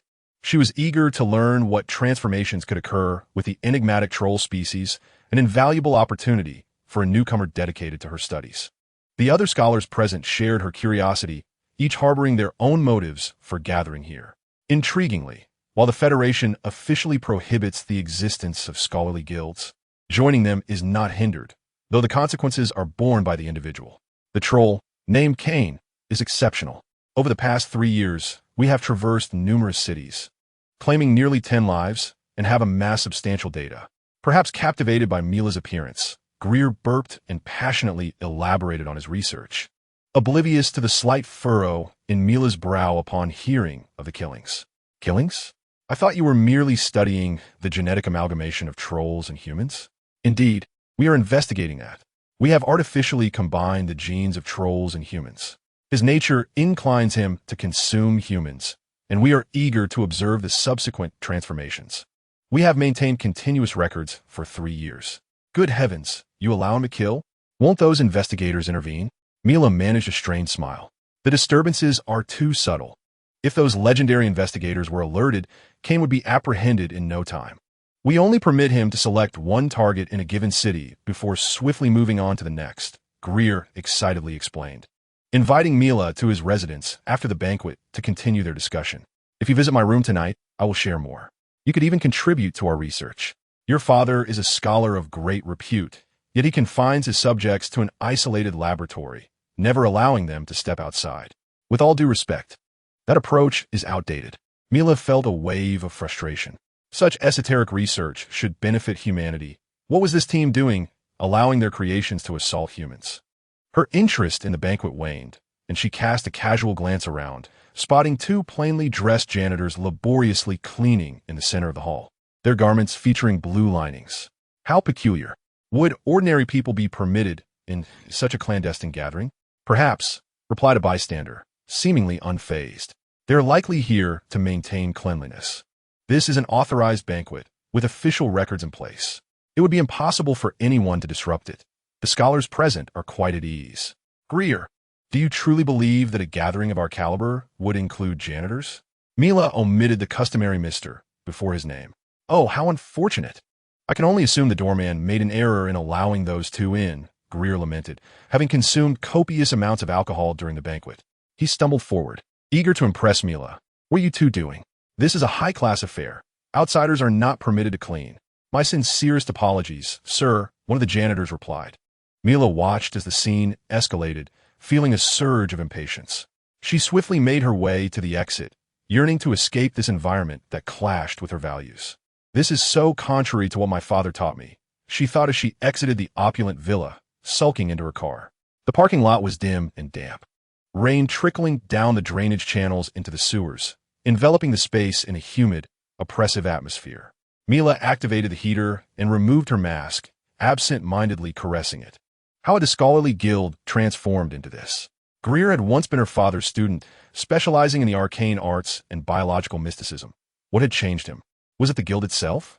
Chapter 39, Short Story, The Scholar Guild, Part 2. Her father had mentioned that this organization was divided into various factions. His faction, the Moderates, conducted research for the sake of knowledge, with the ultimate goal of benefiting humanity. Suddenly, a cacophony of noise erupted from outside the car. Mila looked up to see Greer staggering past her vehicle, muttering incoherently. Why was he here in the parking lot? Wasn't he the star of the conference? Curiosity compelled her to open the door and follow him. He dashed out of the underground garage into the rain, and Mila grabbed an umbrella, hastily pursuing him. What? Mila furrowed her brow, quickening her pace to catch up. She finally discerned Greer's repetitive mantra. "Be in a reasonable manner, just die." "Mr. Greer?" Mila tugged at his mask. Beneath it, Greer's mouth hung slightly agape, mindlessly repeating his words, his expression vacant, drool mingling with raindrops cascading from his chin. "What is wrong with you, Mr. Greer?" This was far beyond her comprehension. Without warning, Greer quickened his pace, his body swaying unsteadily. In an instant, Mila realized his intent. Ahead of him, a truck was preparing to depart, the driver having closed the door and turned on the headlights. The rain intensified. "Stop! There's someone ahead," Mila shouted urgently. But it was too late. Greer dashed beneath the truck, eagerly pressing his head against the wheel. The vehicle roared to life, honking twice. Noting the stillness, the driver pressed the accelerator. In a horrifying instant, a head was crushed beneath the massive tire, and Mila imagined the sound of grapes being squashed. Crimson liquid oozing from beneath the truck. The driver, in a panic, flung open the door and stumbled out. "I honked. That drunken fool didn't he move?" he exclaimed, his face contorted in anguish as he squatted on the ground, pounding it in despair. God, he was wearing such expensive clothing. "I'm ruined." The driver frantically scanned his surroundings, relief washing over him as he spotted Mila amidst the downpour. "Miss, I need to call the police immediately. You must be a witness." Suddenly, his expression shifted, mouth agape as he gazed past Mila. She took a few trembling steps back, ignoring his odd demeanor. Her mind struggled to process the overwhelming chaos unfolding around her. What had happened at the conference? Before she could finish her thought, the sky seemed to brighten. Why was it suddenly light? It was only around 8 in the evening. What was happening? As she pondered this, she lifted her gaze and beheld a luminous point gathering strength, expanding before her wide eyes. A meteor, a meteoric descent at an alarming speed. How fast was it? As she contemplated this, the meteor was already upon her. Was it possible for a meteorite to descend with such swiftness? In an instant, a beam from the heavens struck the villa before her. First, a blinding radiance erupted, followed by the villa appearing to move in slow motion, revealing fissures of white. Ultimately, it burst forth like an overinflated balloon, scattering debris and its inhabitants into the stark brightness, dissolving into nothingness. A terrifying wave of heat evaporated the rainwater above, creating a vacuum. Surely this was the scene witnessed by the dinosaurs before their extinction.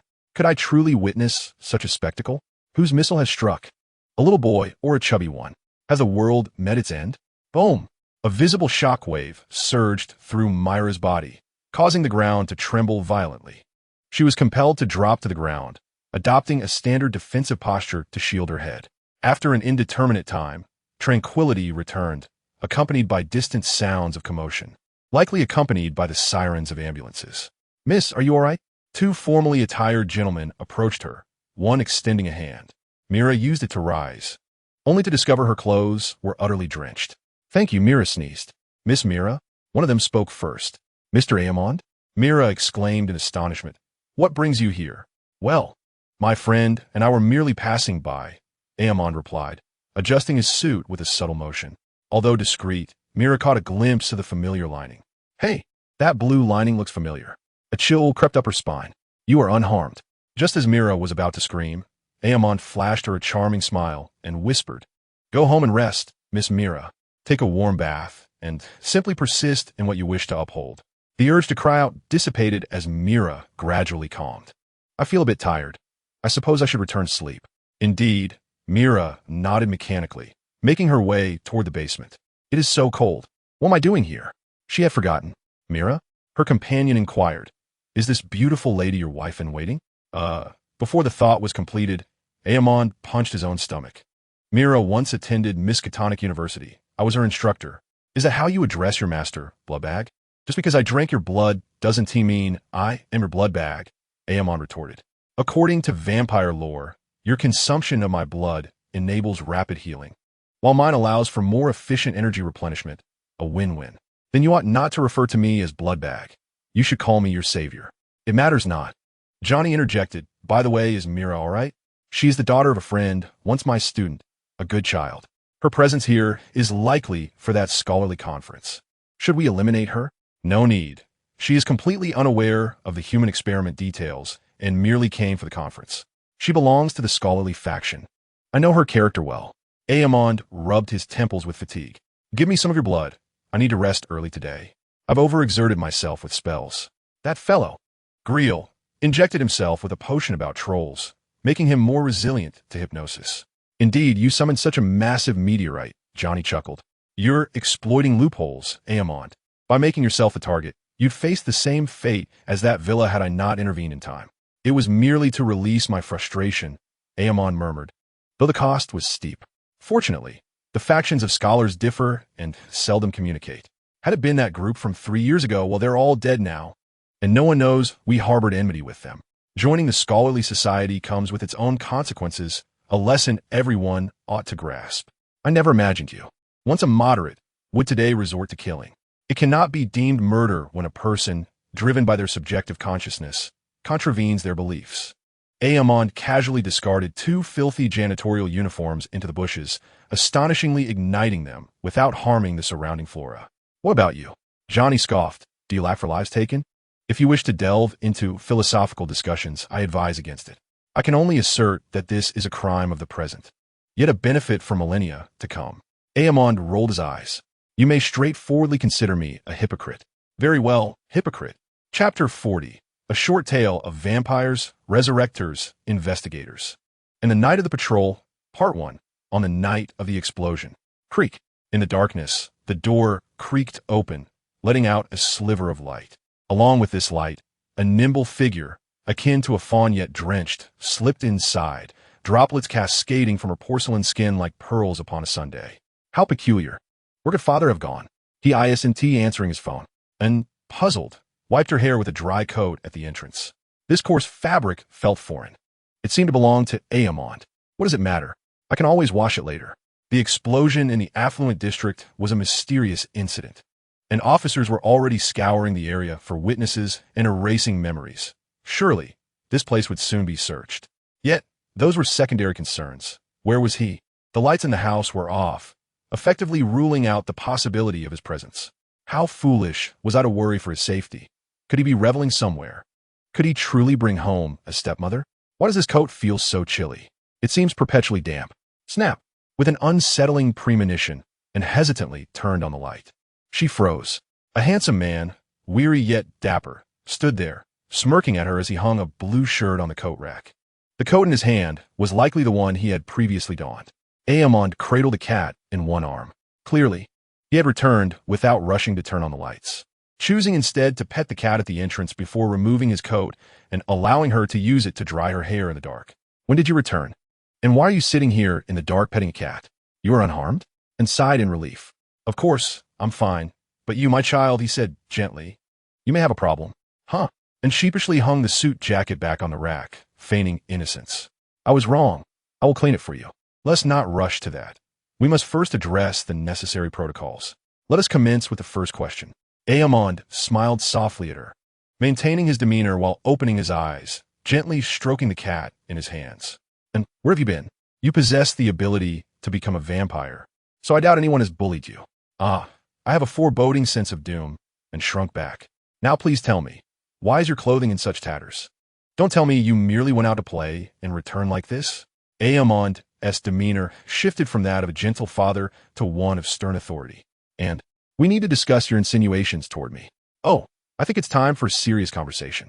Heavens, how should I explain? Should I just say I went out and fought with Hunter? Almost lost my life? Indeed, Hunter has faced death once, and afterward encountered a towering murderer exceeding 3 meters in height. Are these matters even permissible to discuss? Furthermore, how did he discern that he had been subtly influenced? It must all be attributed to Uncle Johnny's words. It is entirely his fault. Now, there remains another pressing question. How should Hunter proceed? And all of a sudden, felt as though her head had swollen considerably. Her daughter's helpless demeanor did not escape the notice of Aemond. Perhaps it would be best to change into a fresh set of clothes. Aemond's expression softened somewhat as he casually flicked off the light. A bath would also be in order. We need to have a serious conversation. Huh? Clothes? Oh yes, it appears my attire is torn. I was preoccupied with thoughts of Aemond throughout the journey. Speaking of which, why did he turn off the light? Could it be? And lowered her head, and in the faint moonlight, she realized her pants were nearly in tatters, especially the left leg, likely crushed by debris, resembling little more than half a pair of trousers. Her face instantly flushed with embarrassment, and she instinctively covered her face with her hands. If that were the case, had she not been seen previously? And she had run back like this? Now, there was but a single solution, and gritted her teeth. Eliminate them all. Gouge out their eyes. I shall confront them. And struggled to suppress this perilous thought. Why does my mind seem to align with that of a certain Hunter? This is not a good omen. Perhaps I have researched him too extensively, causing my thoughts to shift somewhat. Do you not perceive it? After all, Aemond is a father. He could not resist reminding his daughter, your underwear is showing. I know, such matters need not be reiterated. And covered her face, resembling an ostrich. Moreover, it is not your face that needs covering, but your trousers. Be quiet, and ambled awkwardly toward her room, her speech laced with irritation. You are so blunt that you have no friends. Upon hearing this, Aemond shrugged and approached the door. The child is in a rush. Just as he was about to turn the light back on, a sound emerged from the doorway, akin to someone unlocking it. But why the secrecy? Aemond withdrew his hand from the light switch, muttering in confusion. Could it be that there is another expert in our midst? Chapter 41, Short Story. The Night of Vampires, Resurrectors, Investigators, and Patrol Officers, Part 2 Creek. From the darkness emerged a damp figure. Is no one home yet? And had gone to the explosion site in a wealthy district to find Aemond, so the house should currently be empty. I must quickly incinerate these tattered clothes. Yes, an S must be burned as well. Today has truly been catastrophic. My head aches terribly. I must sleep well. The figure murmured as he turned on the light. Then he spotted Aemond standing nearby, cradling a cat, his hand poised as if about to switch on the light. Blimey, Hunter was clearly startled. What are you doing here? Are you unharmed? Of course, I am unharmed, but why do you exclaim vocal when startled? It's a verbal tic. Some people respond to a punch in the rear with no, while others say yes. Your mouth never speaks anything sensible. Aemond chuckled, narrowing his eyes. Did you just say to burn the clothes? Yours and an S? Are you implying that your date tonight was with him? And is also going on a date with you? What exactly were you two up to? I really ought to rid myself of this habit of talking to myself. Hunter forced a weak smile as he covered his lower half, entering like a vagabond, showcasing his shabby attire. I'll go change and take a shower. Could you refrain from scolding me for now? Go ahead. Aemond sighed, muttering behind Hunter. I should have known that you and shared a close relationship, but wouldn't he confess it? Why did you choose the pretense of a date to meet with him? Aemond lamented. Your bloodlines are separated by 5 generations or more. You could easily engage in a courtship. Indeed, it's very nice, so nice that I died once. How can I explain this? If it truly were to come to light, who knows what consequences might ensue? Hunter, in a disheveled state, dashed toward his room. He set down his phone. Oh, Aemond quietly opened his phone to check the home surveillance. For safety reasons, he had installed cameras in all crucial areas, though none that would invade privacy. The Reed family resided in a 3-story villa. The first floor housed the living room, kitchen, and study. The second floor contained bedrooms and bathrooms, while the third floor was Amon's studio. To ensure the security of the studio, there was a hidden camera in the corridor of the second floor. Let me see what transpired. What have these two children concealed from me? Amon pondered. Under normal circumstances, he would never invade the children's privacy, but this time the issue was significant. The two young ones returned in tattered clothing. Who knows what they had been up to? If he was not mistaken, Hunter bore injuries on his face and appeared to be in poor spirits. In other words, they must be strategizing how to deal with me. Let me observe their method of communication. To be honest, I have seldom witnessed their interactions. The screen brightened, revealing a corridor. Anne's and Amon's bedrooms were on one side, while the bathroom and Hunter's room were on the other. And I just entered the bathroom, the door illuminated. Hunter approached, merely passing by to change clothes. Knock, knock. He gently tapped the door twice as he passed. Knock. Inside, unheard it, and casually knocked back. Upon hearing this, Hunter returned to his room. Anne's bathing was remarkably swift, far from the typical duration of a girl's bath, in less than 5 minutes. She emerged from the bathroom back to her room, dressed casually in only a bra and underwear, completely uncaring whether her fair skin would be exposed. After a return to her room, Hunter just happened to enter the bathroom with his change of clothes. How did they manage this? Amon was greatly puzzled. What new form of secret communication is this? Morse code? No, it is not concise enough. And reappeared on the surveillance, clad in loungewear, casually delivering a gentle kick to the door. I understand. Hunter responded from within the bathroom, tossing something that struck the bathroom door. Well, and replied. What did he throw? It appeared to be a bar of soap. Wait a moment. The crux is not here. How are they communicating? Amon frowned, spreading his hands as he looked toward the cat. Through telepathy? Meow. The orange cat scurried away. Why would I seek answers from a cat? Amon sighed. Uncle. Father. Hunter and obediently sat before Amon. Both were dressed in loungewear, the type suitable for lounging in bed or wearing out. These two youngsters clearly preferred simplicity. Hunter was one thing, but it surprisingly showed no interest in her appearance. After all, the experiences of these two youngsters are something that an ordinary person would not encounter even if they lived 1,000 lives. There is no need to apply conventional reasoning to their thoughts. Very well, it is time for a family meeting. Amon placed 2 cups of hot cocoa before them. All right, let us celebrate the successful initiation of our first family meeting. Hunter clapped. Yes, the first, and displayed a somewhat fatigued expression, narrowing her eyes as she spoke. Let us be serious. Yes. All right. Now do tell, what did you two do last night? Amon, with a calm demeanor, inquired as he set the cat upon his lap. In truth, this evening we are here to examine Anne's abilities, Hunter remarked, his gaze fixed upon Ormond's deep brown eyes, as if he spoke a veritable truth. Oh, you have uncovered in secret? Ormond turned his attention towards him, and swept back the hair that clung to his forehead. Indeed, we conducted our experiment at 128 Hepping Street, near St. Andrew's Park. You know, transforming into a vampire is quite an extraordinary feat, and replied. Then, by sheer misfortune, we inadvertently caused the nearby, dilapidated building to collapse. It was terribly perilous. Ormond sipped his hot cocoa, exhaling a breath of warmth. Yes, I ended up with my clothes completely torn while rescuing Hunter. It was indeed dangerous. For some inexplicable reason, Anne's mouth emitted a sharp sound, and he puffed out his cheeks, lifting his cup to take a sip, only to grimace from the scalding heat. Subsequently, we received news of an explosion in the affluent district. Hunter interjected, unable to suppress a chuckle. It was so amusing. I returned only to find you here, and shot Hunter a sidelong glance, taking shallow breaths of the cool air. Chapter 42. A short tale of vampires, revivers, investigators. In the Night of the Patrol Officers, Part 3, I took a step back and then noticed a phenomenon akin to ball lightning surrounding us. Hunter flashed a smile. You will soon see it online. Many witnessed it, indeed. So you both simply returned like that? Ormond covered his face. Yes, and Hunter replied in unison. You're not deceiving me? We're not, they chorused. Ha! I am well aware that these two youngsters are withholding something. Yet how is it they managed to speak so seamlessly? Were it not for my prior knowledge, I might have believed them. Look at how they play off one another. They ought to be sent to the Asian Federation to perform comedic acts. I am growing old. Ormond sighed, a look of melancholy upon his face. Very well. I believe you. I hope you do not create too much trouble. It is prudent for the young to harbor some secrets. However, I must remind you, before you turn 20, do not let me become a grandfather. Huh. Ahem. Such a notion elicited a scoff from him, who tossed his smooth, short hair back. Absolutely impossible, Hunter asserted. Yet your two accounts are coherent. Ormond laughed heartily.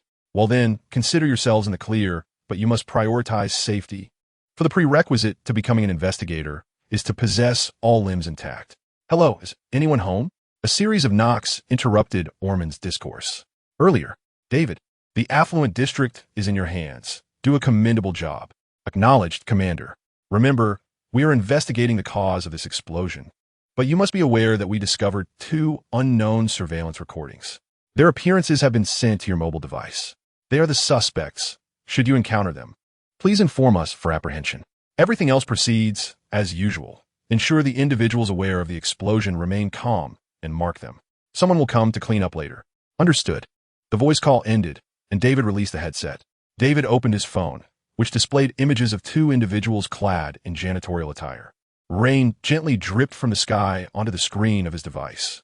The janitorial attire bore a blue lining. The individuals approximately 9 meters tall, slightly blurred, but with hair likely of a darker hue.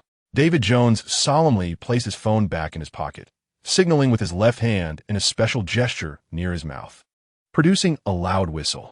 Ice cream. Suddenly, a horse rushed out. Unlike any ordinary steed, this horse was equipped with numerous specialized apparatuses, including a night vision device positioned before its eyes. David was a mounted officer. His role as a patrol officer diverged from that of typical law enforcement, straddling the boundary between the realm of the mysterious and ordinary citizens. The horse named Ice Cream had undergone training to enhance its detection of mystical beings, a feature that expensive mechanical devices could replicate, but only the higher-ranking cavalry commanders possessed. Onward, my dear Ice Cream. This horse particularly adored ice cream, which inspired its name. Gaining its favor was simple. A treat of ice cream sufficed. How easy it was, David mused as he mounted his steed, which immediately understood and made its way toward the affluent district. Good day, Patrol Division. David knocked on a household door, first inquiring whether they were aware of the explosion that occurred that night, then skillfully jotting down notes in his notebook. Did you hear a loud noise? Very well. I apologize for the intrusion. Should you require assistance, please call this number. Someone will come to erase your memories. David smiled as he closed the door.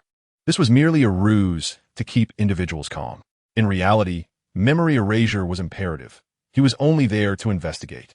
Should he encounter anyone privy to the recent explosion, professionals would arrive to interrogate and erase their memories. Should suspects arise, he would notify headquarters, which would promptly dispatch assistance. Alas, the patrol division was perpetually understaffed, necessitating this dispersed investigative approach to enhance efficiency. Let me see number 53 in the affluent district. Hello, is anyone home? I am from the patrol division.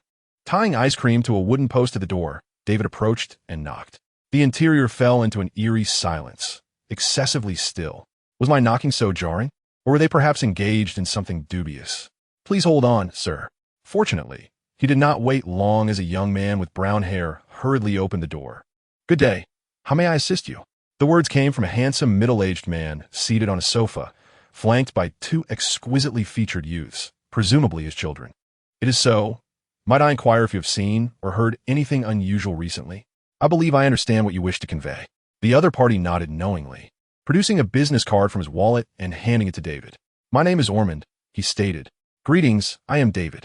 David accepted the card, which bore the insignia of Miskatonic University, appearing authentic, indicating that this individual was likely a professor or investigator connected to the arcane. The card served as a signal that no investigation was necessary, a silent recognition of camaraderie. You are a newcomer to the criminal investigation team, are you not? Ormond chuckled. Your face is unfamiliar, young man. Yes, David smiled. Very well then, I apologize for the intrusion, Professor Ormond. It seems there is nothing amiss today. It is almost time to wrap up. Your children are delightful, David remarked, and with that, I shall take my leave. As he turned, he noticed a blue shirt hanging on the coat rack. Oh, pardon my curiosity, David gently inquired, lowering his head slightly, his dark hair obscuring his eyes. What is your height? And where exactly were you this evening? Please consider your words carefully, for everything you say from this point forward will be recorded as evidence. David activated the recorder on his chest, his right hand resting at his waist, speaking in a cool, detached tone. As he observed David's hand nearing his earpiece to report to headquarters, Ormond exchanged a glance with Hunter, blinking slowly. Wow, this is quite a precarious situation. Just then, the patrol officer's hand hovered near his ear, on the verge of pressing down. Hunter grasped his finger, preventing him from doing so. Chapter 43. A Short Tale of Vampires. Revivers, Investigators, and the Night of the Patrol Officers. Part 4. What are you doing? This is an assault on an officer. David swiftly drew a handgun from his waist, aiming it at Hunter's head. Hunter's response was remarkably simple. First, he used his other hand to secure the trigger, preventing David from pressing it down. Suddenly, an exclamation escaped David's lips, a peculiar sound, as he clasped his trembling hands painfully between his legs. Hunter had just delivered a forceful kick to him, a pain every man knows too well. My goodness, that must have hurt. Aemond covered the eyes of the orange cat, pondering where this child had learned such things. Lift your head and look me in the eye, Hunter commanded, twisting David's head to the side. More precisely, he was fixating on Anne's eyes, which were a striking crimson, infused with a certain peculiar hue. At that moment, the ice cream secured to the wooden stake outside erupted into a loud outcry, its alarm blaring in unison as it began to shake its body vigorously, attempting to produce an even louder noise. What's wrong with me? David's expression cleared, tranquility settling in as he listened to the gentle patter of rain outside. Nothing at all, officer, Hunter replied, but don't you feel rather fatigued? Fatigued? Indeed, a bit, David acknowledged, glancing at his notebook. But it's fine, you're my last target for the evening. What is this? I feel a bit of pain, David murmured, slowly crouching down as an involuntary groan escaped his lips, lingering for a moment. Well then, if there's nothing pressing, might you take your leave? We need a rest. Am I mistaken in feeling that there's something I've forgotten? Officer, you seem quite serious. Are you truly such a grave individual? David inquired, puzzled by the sudden question. Or is it that your emotional intelligence is so lacking that you find silence preferable? What do you mean? David's mood darkened, his already brooding expression becoming even more somber. I mean to say, you have disrupted our normal routine here. We all wish to retire for the night, Hunter replied innocently. You have achieved your objective for the evening. It is time to wrap things up. Is that so? My apologies, David sighed, feeling a headache brewing. I shall depart now and apologize for the disturbance. Rubbing his temples, he gradually exited the house. But I have another question. Why did the ice cream's alarm go off? David asked, his hands trembling as he clutched his waist, seemingly hoping to summon some latent impulse. I believe it was merely startled by the cold, triggering the alarm. Unexplained. The ice cream's gaze locked onto Anne's, before reaching out to lick David's palm. Ah, that is a sign of safety. David's worries dissipated. I shall clarify the situation with the police station shortly. As the door closed behind him, the three remaining individuals fell into a profound silence. I see now. Aemond finally broke the stillness, casting a wry smile at Hunter. You all possess exceptional skills. You winked at me, which was your subtle way of asking me to find a solution, wasn't it? I meant you should say something to capture his attention. I could devise a solution. Perhaps it was a matter of perspective. In the realm of the mysterious, it is advisable to refrain from utilizing one's abilities. Much like the principles of the dark forest, the more one employs their powers, the greater the risk of exposure. Aemond massaged his temples, feeling a twinge of discomfort. Nonetheless, I have witnessed Anne's hypnotic abilities, which, while seemingly superficial, should enlighten that officer from the patrol station upon seeing David. What shall we do then? I am acquainted with that officer. If it can be resolved with money, it should not pose a significant issue. Aemond turned to his daughter. If you wish to continue developing your abilities after you graduate from university, I will permit you to further your studies with Johnny regarding the usage of vampire powers. All right, Dad, now go rest. There is nothing more to be done. And glanced at Hunter before quickly ascending the stairs. And what of me? Hunter took a few steps toward the stairs. Come here. We need to have a word, Aemond smiled, inviting Hunter to sit as he scrutinized his eyes. Your mental state appears to be rather off. Although your sanity remains intact, your nerves are exceedingly frayed, teetering on the edge of collapse. This is peculiar. Perhaps you are an anomaly. I will arrange for a physical examination soon. All right, Uncle, Hunter replied promptly. You both likely faced more than just a test of abilities today. You and Anne must have engaged in a life-and-death duel, as she exhibits signs of excessive blood loss and fatigue. Indeed, you may have encountered an adversary, or perhaps you were simply battling one another. I do not wish to dwell on this, but bear in mind, shouldn't perish due to your actions one day. I will ensure you follow her. Aemon spoke calmly, his tone as casual as if discussing the slaughter of a chicken, leaving Hunter with an overwhelming sense of pressure. The realization struck him. Humans can indeed exude a murderous aura. It is now quite clear that you possess the capability to gain admission to Miskatonic University. Thus I can share certain revelations with you. Aemon took a deep breath, regaining his usual gentle demeanor. The Reed family has always been engulfed in conflict. We are a naturally troublesome clan. Centuries ago, we fought on battlefields. In modern times, we combat the arcane, and the present is no different. It remains the same. We need not seek the mysterious. The mysterious shall seek us. Aemon smiled, lifting the hem of his left sleeve, allowing Hunter to clearly see a faint skull marking on his robust bicep. What is this? It is a curse, beginning at the age of 30. This curse, or mark, shall manifest somewhere on your body, and when you reach 45, you will be assailed by the most formidable of mysterious beings. Am I included? We all are. But this is not the time for such discussions. I merely wish to convey this. If you harbor an interest in the mysterious, pursue it with fervor. I will support you wholeheartedly, and once you have acquired the necessary knowledge, I will reveal everything to you. Aemon fixed his gaze upon Hunter's face. I have a divination. You have also been favored by a certain deity. However, I must caution you, the favor of the divine may seem beneficial, yet the vast majority carries a weight of misfortune. That is all I wish to convey. You should rest now. Aemon retrieved his phone. I ordered takeout. You and may enjoy it when you awaken. I must attend to certain matters. You refer to the incident in the affluent district?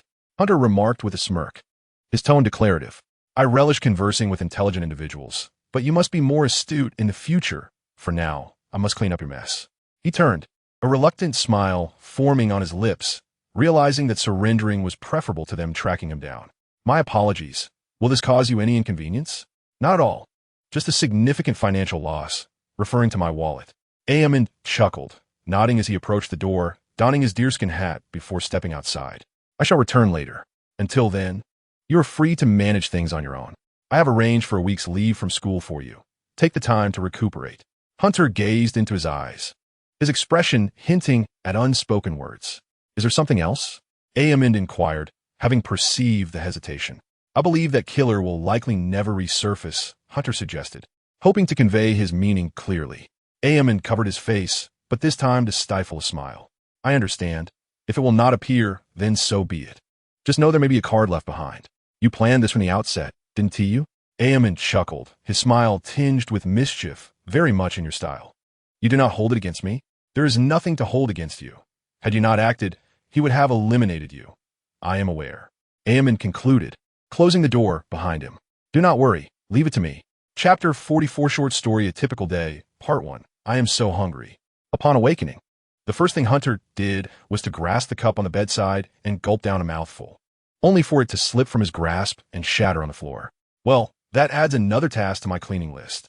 Hunter's mouth fell open in astonishment for a few seconds. My cup. I almost forgot that I hadn't had dinner last night, and after fighting for so long, my body has already reached its limits. Moreover, I had pumped adrenaline into my system. I can only imagine the state my body is in. With the physique of an ordinary person, I managed to escape from the clutches of a vampire and a murderer and turn the tables. Such an unparalleled feat. If my heart, liver, spleen, lungs, kidneys, brain, and bones had consciousness, they would surely give me a thumbs up. Impressive. I would gladly do this again in my next life. It is about time to rise. What time is it? It seems to be around 1 in the afternoon, just past noon. Goodness. It feels as though I have just finished running up Huangshan. My entire body feels weak and my head is pounding. Hunter attempted to lift his hand, managing to raise it halfway before it fell back down as if laden with lead. Fortunately, I had showered before going to bed last night. Otherwise, I would be able to put on any clothes now. The weather remains quite cold. It rained heavily yesterday, and it is a miracle that I did not catch a cold. I am so hungry. Hunter resembled a caterpillar, cocooning himself in bed for a while before ultimately conceding to his struggles. But I can't possibly starve to death like this, can I? Dying of hunger on this bed would be rather humiliating. Clinging to the desire to survive, Hunter finally steadied himself against the wall and made his way downstairs. Creak. As Hunter opened the door, a familiar figure came into view. Her chestnut short hair, just reaching her ears, appeared somewhat disheveled, clearly indicating that she had not taken the time to groom herself, and she was still clad in the pajamas she had changed in the last night. It was also leaning against the wall, presumably because she was not a vampire herself. Thus, her physical condition remained akin to that of an ordinary person, perhaps slightly stronger, but not by much. Are you going to eat as well? Oomph. And emitted a weak sound of annoyance as she slowly made her way down the stairs. Even such a minor movement caused her to gasp for air, trembling slightly, revealing her discomfort. How amusing. Hunter pretended to be nonchalant. Yet, as he descended the stairs, he could not help but make a noise as well. Oomph. Anne's mocking tone, akin to a little bird chirping, came from the side. Hunter feigned ignorance. After all, if he were to retaliate with his vocal cords, it would also be painful. Thankfully, the staircase had handrails. Otherwise, the two of them would have tumbled down. It would be utterly embarrassing to end up in the hospital.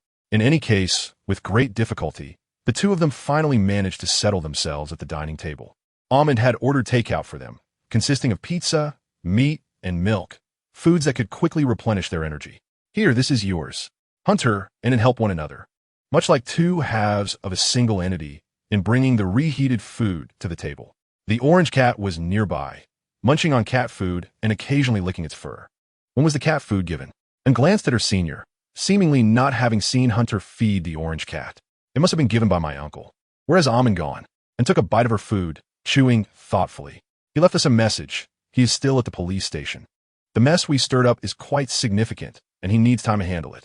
Hunter ravenously shoved the food into his mouth, for he was indeed starved. Do you have anything to say? After swallowing a mouthful, and scrutinized Hunter's expression regarding yesterday's events. How to put it?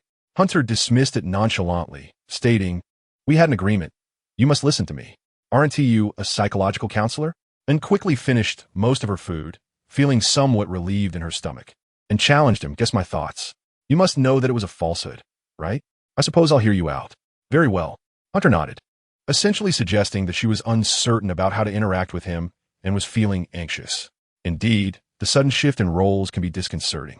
One moment, they were life and death adversaries in battle. The next, they had to unite for a common cause. It is akin to a failed art student suddenly deciding to renounce violence and embrace vegetarianism. Who would believe it? Moreover, and would undoubtedly feel some regret, as Hunter was a being who had already met his demise, resurrected by her hand, and she had indeed helped him navigate this crisis successfully. Yet, it was precisely because of this that he felt fear. Who could fathom the thoughts of someone capable of vanquishing a murderer? Was his prior death merely a part of scheme? The solution is quite simple. Chapter 45, Short Story, A Typical Day, Part 2. Hunter retrieved his shattered phone and opened a video. Take a look at this, and was reluctant to watch. She chose to lower her head and continue eating. The second resurrection. A familiar voice emanated from the video, sounding resolute and passionate. Cough, cough, and suddenly raised her head, coughing, nearly spewing her food. What? And let out an indescribable shriek, her striking features contorted in disbelief. What are you playing? Consider this your second resurrection. The version of you I wanted to eliminate is already dead. You saved me once, and I saved you once. Thus, we are even. Hunter gestured towards the screen. In the video, a beautiful girl tucked her hair behind her ear, her expression complex as she spoke. Although filmed in darkness, the faint light from the phone allowed clarity to shine through. The girl in the video was indeed her. Wasn't this the condition she had proposed at the time? No. How did you even record it? Anne's expression began to shift into a complex one. How did you manage that? Your promise to me is worth documenting. Isn't it? Hunter replied, pressing the power button and volume button simultaneously. Some people take screenshots, but I set mine to record. You rascal. You always have a trick up your sleeve. A flush rose to Anne's delicate cheeks, unable to maintain her previously indifferent demeanor any longer. This embarrassment felt akin to having childhood mishaps broadcast at a wedding. And stretched out her hand forcefully, attempting to snatch the phone from him. But Hunter merely extended one hand to block her face. Due to both of their muscles still recovering from soreness, they exerted little strength. I should just become a vampire right now and drain you dry. Try it. Do you believe I will send this video to Almond? My finger is already hovering over the send button. I will surely kill you today. You won T. Hunter chuckled as he observed an S expression. Tears were welling up at her eyes. Oh dear, how adorable. Suddenly, Hunter noticed Anne's grip tightening slightly. Her cheeks overflowed from his fingers.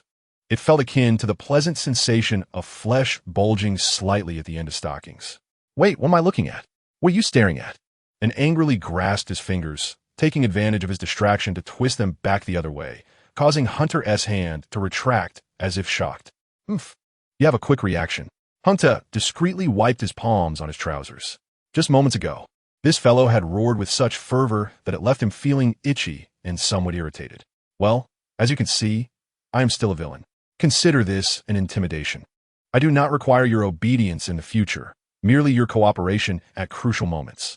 In return, I shall also assist you. After all, where else would you find a partner as in sync as I am? Is it a deal? I extend your hand, Hunter continued. And then, observe what you grasp. Nothing at all. No, you have captured everything. What do you mean? According to the hypothesis of multiple world lines existing in this universe, within this very space and at different times, we have engaged in many confrontations, some yielding favorable outcomes and others disastrous. But why not attempt to alter our fate? To embrace change? Imagine, in several years' time, would you regret that decision made on that day? It is uncertain, is it not? Know this, even if I am deceiving you. Then deceiving you for a lifetime transforms that deception into reality. What a silver-tongued devil you are. Anne turned her head slightly and nodded. Her cheeks tinged with a faint blush. This child is remarkably perceptive, so innocent she scarcely resembles a 17-year-old girl. No one had ever spoken to her in such a manner before. This is truly the best form of psychological warfare. So, what should our relationship be now? If we are to consider ourselves siblings, we are not particularly close. After all, it is difficult for me to refer to someone who has contemplated my demise for 3 years as my sister. Hunter pondered for a moment. Finishing his last bite of food, given your physique and disposition, I have decided to regard you as my brother. This statement caused Anne to blink in surprise, and she sighed in relief. Very well, that seems acceptable. All right, Miss Anastasia. Call me Anne, she murmured, her voice barely audible. What was that? Hunter leaned closer, surprised by her suddenly diminutive voice. Have you not eaten? No, Anne retorted sharply, their heads colliding in the air with a resounding thud. Ouch. Hunter and Anne both cradled their aching heads and joints. Hunter felt bewildered. We were just having a good conversation. Why did it escalate to this? After such a commotion, their bodies naturally began to ache, the soreness in their muscles nearly unbearable. By the way, it seems your hair turns black when you use the heart. Who knows? Perhaps it is because all vampires have black hair. Wait, I need to lie down. I can't take it anymore. Shortly after, Anne slumped onto the table, speaking softly. Can't you transform into a vampire? Once transformed, you could recover. Tapping lightly, Anne responded weakly, her mouth slightly agape as she sighed. Oh, your body is still human. While utilizing that heart can mend physical damage, it leaves your spirit even more fatigued, necessitating a longer recovery time. In other words, employing that heart will cause you to lose sanity. Hunter slowly stood from the table. If Amen were here, he would surely be astonished, wondering how you understood all this. Well then, I shall go to the restroom first. Sleeping for too long makes one feel the urge to relieve oneself, and though hunger had just subsided, now the pressing need to use the restroom emerged. Top top, I'll knock twice more. Chapter 46, Short Story, A Typical Day, Part 3. Do you need to use the restroom too? Hunter's expression darkened, the atmosphere suddenly becoming tense. This rendered matters quite troublesome. As is widely known, their house's structure prohibits entry to the 3rd floor, which serves as Amen's collection and workspace. Thus, the only restrooms available were on the 1st and 2nd floors, and to reach the 2nd floor, one must navigate a spiral staircase, which has painfully steep steps, an absolute disaster for those with particularly sore legs. Now arises the dilemma of who will venture to the 1st floor restroom. If one person descends to the 1st floor, the other must ascend to the 2nd. So, who will go to the 2nd floor? That is indeed a compelling question. Anne shifted her feet, only to be swiftly detained by Hunter's grip on her sleeve. Do not speak while moving, Hunter cautioned. Do not even think of slipping away. I believe you are older than I, so you should yield to your junior. However, based on our physical ages, you are indeed older than I, Anastasia. Hunter emphasized the word sister deliberately. Is this the moment when you can call me sister? Why didn't you say so earlier? Fair is fair. Let me use the first floor restroom. Impossible. We shall assist each other to the second floor and then decide who goes to the first. Hunta coldly declared. In that case, the other person must descend the staircase again, which is exceedingly unfair. Then let be unfair. Hunta indifferently tugged at her sleeve. Otherwise, we shall remain here until one of us embarrassingly wets themselves in public. Hunta placed his phone on the dining table, the camera aimed at them both. I have begun recording. Let us see who can hold out the longest. Are you insane? How did this turn into such a quarrel? What did you say? On glared, then conceded, very well, let us endure. By the way, the male and female bladders differ. Males possess a greater capacity to hold their urine than females. Shoo! Do not whistle at me. Oh, how I long to use the restroom. What should I do? Hunta lamented exaggeratedly, as though he were not the one in need. Shoo! Enough! On groaned, her voice a mere whisper. Let us head to the second floor together. Her legs were tightly crossed, clearly urgent. Precisely. The first floor restroom is not of great importance. Discussing it will only derail our rapport. Hunta nodded in satisfaction. Do we have a rapport? Since when was I aware of that? Reluctantly, On extended a hand to rest on Hunta's shoulder, while he similarly supported her. And together they ascended the staircase step by step. Ouch, what are you doing? They both felt the other tremble slightly. Their gazes unexpectedly locked. Pain? Then let me intensify it. Hold on tight. One opportunity. Simultaneously, they grasped the handrail, pulling each other upward with all their might. However, this led to both losing their balance and tumbling down the staircase. Though the staircase's sharp edges had been smoothed, the sudden collision still elicited a sharp jolt of pain, akin to having run 10 kilometers only to be abruptly met with a deep tissue massage. That sensation was undoubtedly as intense as slaughtering a pig. Ah, you did that on purpose. I will definitely kill you. I have no strength left. Meow. The orange cat gracefully leaped nearby, its lively movements seemingly mocking the two incapacitated individuals. Let us ascend first and discuss later. On suddenly regained her composure, appearing unfazed. Are you nearly at your limit? You'd best be quiet. Ultimately, they supported each other and reached the restroom on the second floor. You truly have issues. Even using the restroom requires such cunning. On side, opening the lavatory door. What right do you have to criticize me? Who isn't like that? Hunter rolled his eyes. Who goes first? I suggest I go first. Boys tend to be quicker in restrooms, so I shall go first. Not necessarily. What did you say? There's a loophole. On seizing the opportunity, forcefully pushed Hunter out of the restroom, swiftly turning the lock 2 full circles behind him. It seems I have triumphed after all. Satisfied? And discarded her garments and settled onto the toilet seat. Ah, indeed, you have won, Hunter replied nonchalantly, departing the scene of the incident and slowly making his way down to the first floor. As the saying goes, where the path is high, the devil is higher. I wonder how long it will take her to realize. At the moment of being thrust out, I took the paper away. My muscles ached terribly. Oh dear. Not even a minute had passed. Where's my paper? Ann's wails echoed from within. Outside, silence reigned, save for the sound of fabric rustling. I've left your clothes outside. You may bathe yourself. By the way, I did not provide you with any underwear. No, and shouted, only to hear the footsteps outside growing increasingly distant. Hunter, children, I have returned. A somewhat weary figure of Aomond appeared at the entrance. I have finally settled all matters. But why is there a mark on your face, Hunter? A cat scratched me, Hunter replied. I accidentally tripped and fell onto the cat. Meow. The senior raised his head in confusion. And you? Why are you lying here in such a peculiar position? Aomond inquired. Have you just bathed? You're quite damp. The cat fell onto me and turned her head, appearing unable to control her body below the neck. Her form was contorted into an odd shape, lying backwards on the sofa, one hand behind her back, her legs crossed. I lacked strength, unable to move.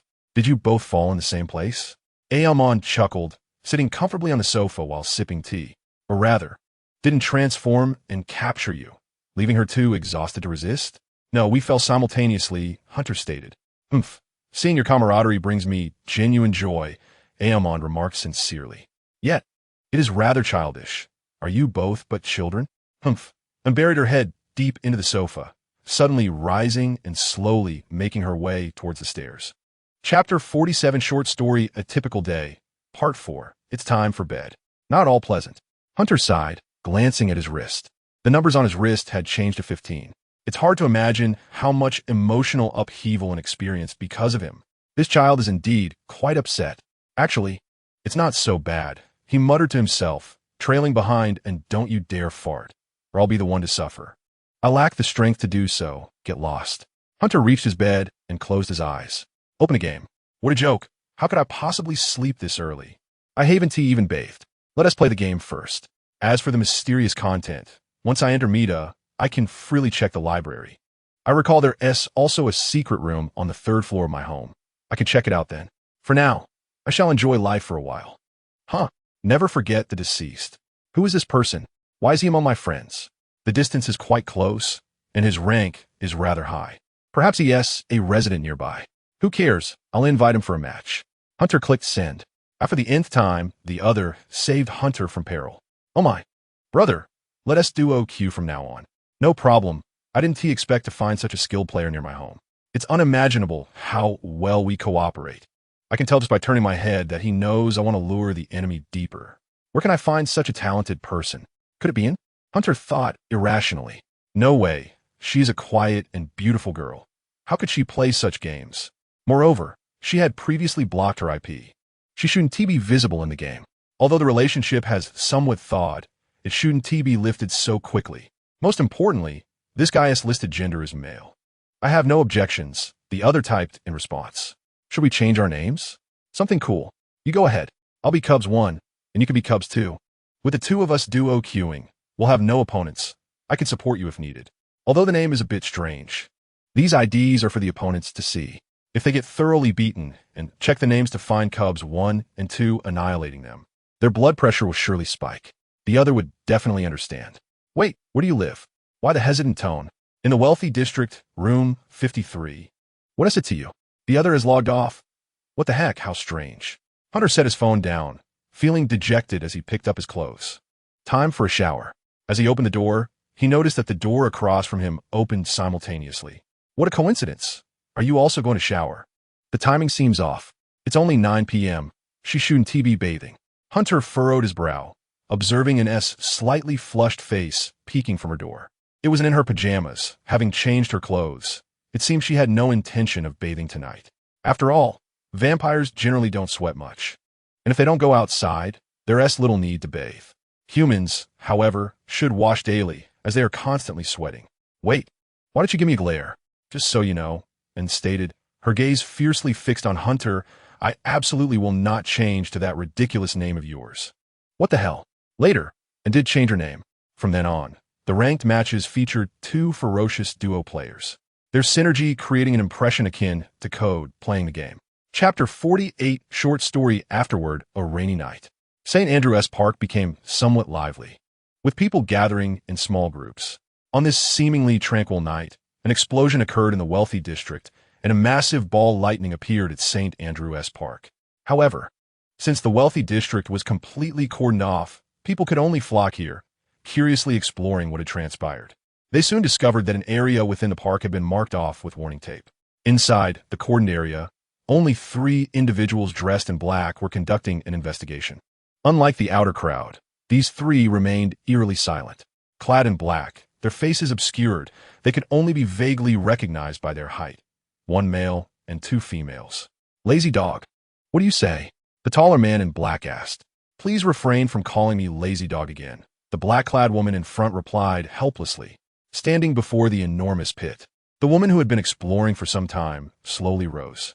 Her voice sounded quite mature, easily reminiscent of those elegant professional women. All right, lazy dog. Is it just because you overslept on graduation morning that you had to input me into the system? Because you're a lazy dog. I shall call you lazy dog as well. Has anyone ever told you that you're truly unwell? This is a lifelong code name. Remember that investigator named Flirty Pink Bunny? Though a level 2 investigator, he was laughed at his whole life and ended up with depression. Didn't you forget? You still remember. Puff. The slightly shorter woman couldn't help but laugh. Bank, be quiet. Your name isn't exactly good either. Hee. I found that all the names I wanted were already taken, so I randomized one. So what did you discover? The man inquired. Forget it. I want to hold it against you, Snowman. I'm not sure how to describe it, so I'll just start with the facts. Go on. Here appears a naturally occurring mud pit, that theoretically could exist, but is extremely difficult to find in reality, with a depth of 2 meters. The woman spoke in an unconfident tone. The spherical lightning fell precisely into the muddy pit, and I further discovered that in front of the pit lay some human bones and fragments of flesh. As luck would have it, the DNA of these remains, upon comparison, belonged to a notorious murderer who had been rampaging through the Acom Federation, codenamed Troll. What do you think? All of this is mere coincidence, yet it feels too coincidental. The Troll stepped into the mire, surrounded by fragile stones that shattered upon contact, rendering him unable to rise. Subsequently, countless bolts of lightning converged into a sphere, which scalded him to death. Do you understand what this implies? A woman chuckled in disbelief. I casually tossed a tissue from the upper floor, which fortuitously landed on the face of a worker at the well, causing him to lose his sight momentarily, and he slipped, falling to the bottom of the well. Coincidentally, there was a protruding nail inside, sharp enough to pierce through his safety helmet and into his brain. This is utterly outrageous.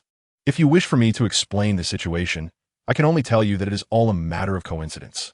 This murderer was completely undone by his own folly, akin to the proverbial drinking of cold water that gets stuck in one's teeth. Another woman playfully interjected, her voice reminiscent of a naive, yet slightly more mature university student. Not he. Lazy dog, grumpily replied. Look at this. Another woman extended her hand, presenting a golden business card. Where did this come from? Another piece of evidence discovered at the scene. Miskatonic University, Professor Ormond, Snowman read aloud. Is that the blood hunter Ormond Reed? That unassuming history professor? I attended his class. Indeed, I had the fortune of collaborating with him once. He is exceptionally discreet, and it is rumored that his partner is a vampire, though I have never encountered them. A somewhat youthful voice interjected. It sounds plausible. Could this incident be his doing? It clearly does not align with his combat style. Lazy dog, contact him. Snowman also retrieved his phone, intending to consult the diviner within the Academy for guidance. I understand. The woman pouted, unable to suppress a smile, feeling immensely honored as Professor Ormond is quite the handsome gentleman, albeit a bit older, but I find that appealing. You are merely envious of his good looks. The phone rang, but it was not hers. My phone. The man known as Snowman produced his mobile device, answering the call, and the atmosphere grew serious. All right, I understand. He gestured for the 2 individuals beside him to cease their activities. After a long pause, he lowered his phone and turned to his colleagues. The mission is complete. Mr. Ormond has eliminated the murderer. The credit belongs to him. Whose call was that? The dean. Not the branch dean, but the dean of Miskatonic. Snowman cast a glance at the suspicious muddy pit and the bones. Are we stopping here? Does Professor Ormond possess such power that he can summon the dean? Return to report. The mission is concluded. Do not speak unnecessarily. Snowman turned and departed. Remember to preserve the evidence. TCH. Lazy dog dejectedly placed her phone down. Bank, inventory the evidence. Understood, Lazy dog replied. Are you certain you didn't TC anything? Yes. Officer, I inexplicably fainted upon arrival. I have no recollection of what transpired, only that I saw a pair of green eyes staring at me, and then he was injured, after which I lost consciousness. Fiona clutched her head, which was bandaged. Her orange eyes appeared somewhat dull, continuously glancing at the flowers beside her. It is said that Hunter and him brought them together. Their relationship has significantly improved since last night. Otherwise, Hunter and would not have appeared on the card. I will seek them out once I am discharged. A hint of a smile flickered in Fiona's orange pupils. Very well, we shall conclude the registration here. Although you lack relevant memories, for precautionary measures, we will perform a memory erasure in accordance with the relevant protocols to prevent any mysterious aftereffects. Set for last night from 8 o'clock to midnight today. A police officer clad in blue work attire nodded at her. When? The professionals will arrive shortly. The officer gently replied, opening the hospital room door. A man in a white suit entered. Do not worry, it won't hurt. Hello, please lie still. The man in the white suit nodded, indicating that it would only take a few seconds. Once everyone exited the room, Fiona began to reflect on the events of yesterday. Truly, I do not remember at all. Is this memory erasure so effective? What did I do yesterday? I seem to recall returning home and then losing consciousness. How intriguing. I should share this news with everyone. Fiona cheerfully opened her phone, scrolling through it. Hunter, and in him? Where's Kane? She found no trace of Kane in either the class group or a friend list, as if he did not exist at all. Chapter 49 Short Story Terrifying Memories. Part 1. How did you meet Cain? I recently heard he transferred out. It seems he was only here for a short time. Yet you appear to be quite familiar with him. One morning, while having breakfast, and suddenly inquired. He had only been here for a month, and our relationship was relatively close. Hunter stroked his chin, but how we met is another matter. In January, a transfer student named Cain arrived on campus. There was nothing particularly remarkable about him. He was merely handsome and tall, immediately capturing everyone's attention. However, being a university student, such individuals typically join the basketball team to attract the attention of girls. What a perfect life. As for Hunter, he anticipated spending his 4 years in the library. Logically, this individual should not intersect with him at all. After hearing of Hunter's exploits from classmates, he would likely keep his distance. However, things took an unexpected turn. One morning, a week after Cain's arrival, he stood before Hunter, his nearly 2-meter height imposing a sense of pressure. Are you filming one of those campus shorts? Hunter immediately raised his hands in understanding. So how much do you intend to pay me? Why would I pay you? Isn't this one of those scenarios where I have to pay you to leave Fiona alone? Are you out of your mind? You are the one who is insane. If you like her, go pursue her. Why come to me? You don't think your conditions are better than mine, do you? What? Cain's face twitched. Or do you like me? Are you here to do something special for me? Hunter quickly clasped his hands together, apologizing and wishing him well, asking him to stay away. He had no interest in such matters. Thank you. Cain was taken aback. His seemingly small brain turned for a moment. Robbery? Is that all your pathetic little brain can come up with? I said robbery. Hand over your money. Cain pulled a basketball from his backpack, his green eyes gleaming with ferocity. Otherwise, I will smash your head with this. A big shark, huh? You want to shatter my skull as if you were dunking a basketball? Fine. Hunter placed his hand into his pocket, gently pulling out the white lining. See, empty. Isn't it? But as long as I do this. He then stuffed the lining back in, quickly retrieving a coin from his pocket. Look, just one more coin. I didn't come here to watch you perform magic. I came here to witness your magic. You wretched being. Today, I shall bring you to your knees. Cain furiously raised the basketball, but in the next moment, he instinctively curled his legs, clutching the ball to shield his groin. Before him, Hunter had also lifted his leg. Do you think you can strike my jewels? Before the words could fully escape his lips, he suddenly received a kick to the face, causing crimson liquid to flow from his nose. He was struck in the face. This was not what the rumor suggested. Did you think I could only kick the groin? You despicable scoundrel. Cain moved his hand away, but in that instant, Hunter's other foot swung around, landing a heavy blow on the lychee. The sound of a bell shattering or eggshells cracking. Feel free to let your imagination run wild. Indeed, I am adept at kicking jewels. Cain lay on the ground like a shrimp, twitching incessantly. He gasped as if he were a malfunctioning machine. Alas, today, chaos reigns once more. Hunter sighed and crouched down. Should we visit the infirmary? I can wait for you to catch your breath. Chapter 50 Short Story Terrifying Memories. Part 2. This fellow is unlikely to report to the teacher or principal, and expressed with a sense of malicious glee. What a joke. To establish dominance over another male for the sake of a girl, only to have one's jewels kicked. Who could possibly admit to that? What if he really does inform the principal, and chose to think broadly? Then let us inform the principal too. Really? Just kidding. Well then, how did things unfold afterward? And was genuinely curious about how this peculiar relationship developed in a friendship. Well, Hunter S. expression grew peculiar, perhaps due to shared interests. Hey, wait a moment. What is that photo of yours? After sustaining his injury, Cain lay on the ground for a while and happened to notice Hunter obsessively scrolling through images on a website, saving those that fit his aesthetic. Please, let me take a glance. You are truly self-centered. Hunter suddenly became serious and asked, if given a choice between good looks and a great physique, which would you choose? I would choose both beauty and a great physique with fair skin and exquisite features. Cain also adopted a serious demeanor, discussing the golden ratio, natural beauty without plastic surgery, and emphasizing that the legs should indeed be longer, approximately 1.25 times the body. How meticulous! My goodness! Hunter instantly conjured up a flood of fabricated memories from their childhood, nearly brought to tears. What is wrong with you? Shall we take a look together?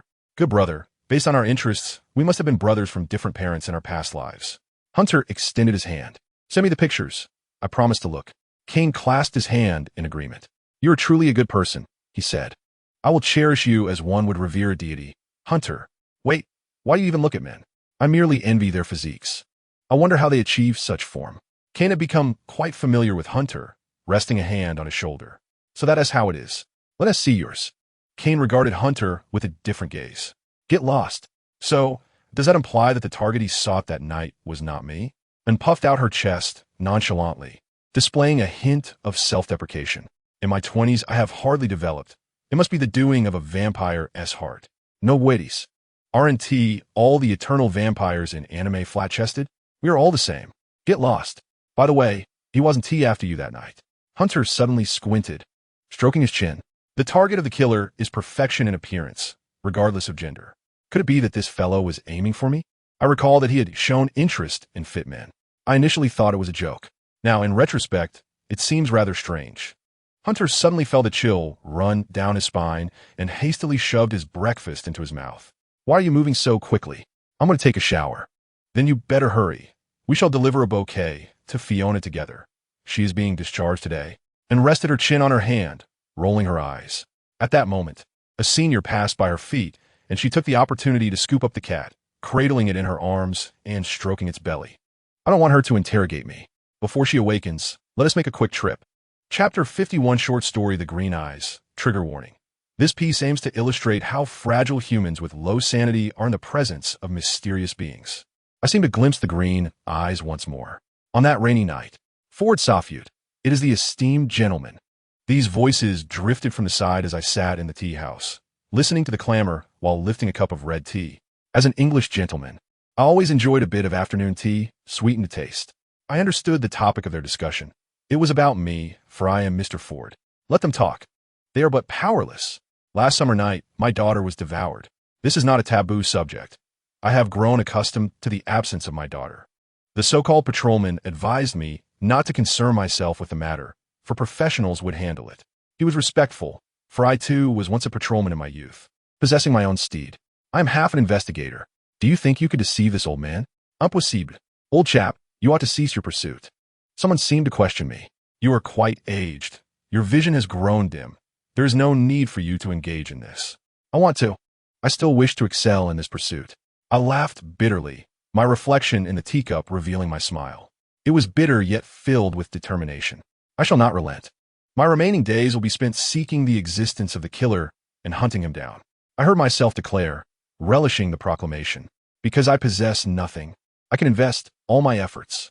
I pulled out every piece of information I had, meticulously searching for the traces of the murderer. After fleeing through several cities, I arrive in the northern region of Arkham Federation. Here lies your resting place. Thunder roared, awakening all. I abruptly opened my eyes. The humid mist enveloped the entire house. The fireplace had extinguished, leaving behind silence. The bedroom was devoid of sound. Yet, I knew something was approaching. I quietly rose and moved toward my daughter's bedroom, stealthily grasping a baseball bat. A scream pierced the rainy night, and I kicked the door open, charging inside, only to find the entire bedroom devoid of a floor. The ground lay below, 3 stories down. I could not halt my momentum and plummeted down. I saw the green eyes, taking my daughter away. Do not proceed further. It is time to return. You are now alone. Having made great contributions in your youth, you deserve a stable old age. I refuse. I heard myself respond. I have no family. Old age holds no meaning for me. My purpose is to eliminate the murderer. I awakened. The window was ajar, and I glimpsed the hazy moon outside. Above, a shadow seemed to flicker. I looked clearly. Tonight is a rainy night. It felt as though I returned to the previous summer. With the following day, I discovered my daughter's lifeless body, devoured, leaving only a skeletal frame, arranged in a neat and beautiful shape. Tragically beautiful, yet infuriating. Have you ever lost a child? Have you lost your only child? How ironic. My sole relative has perished.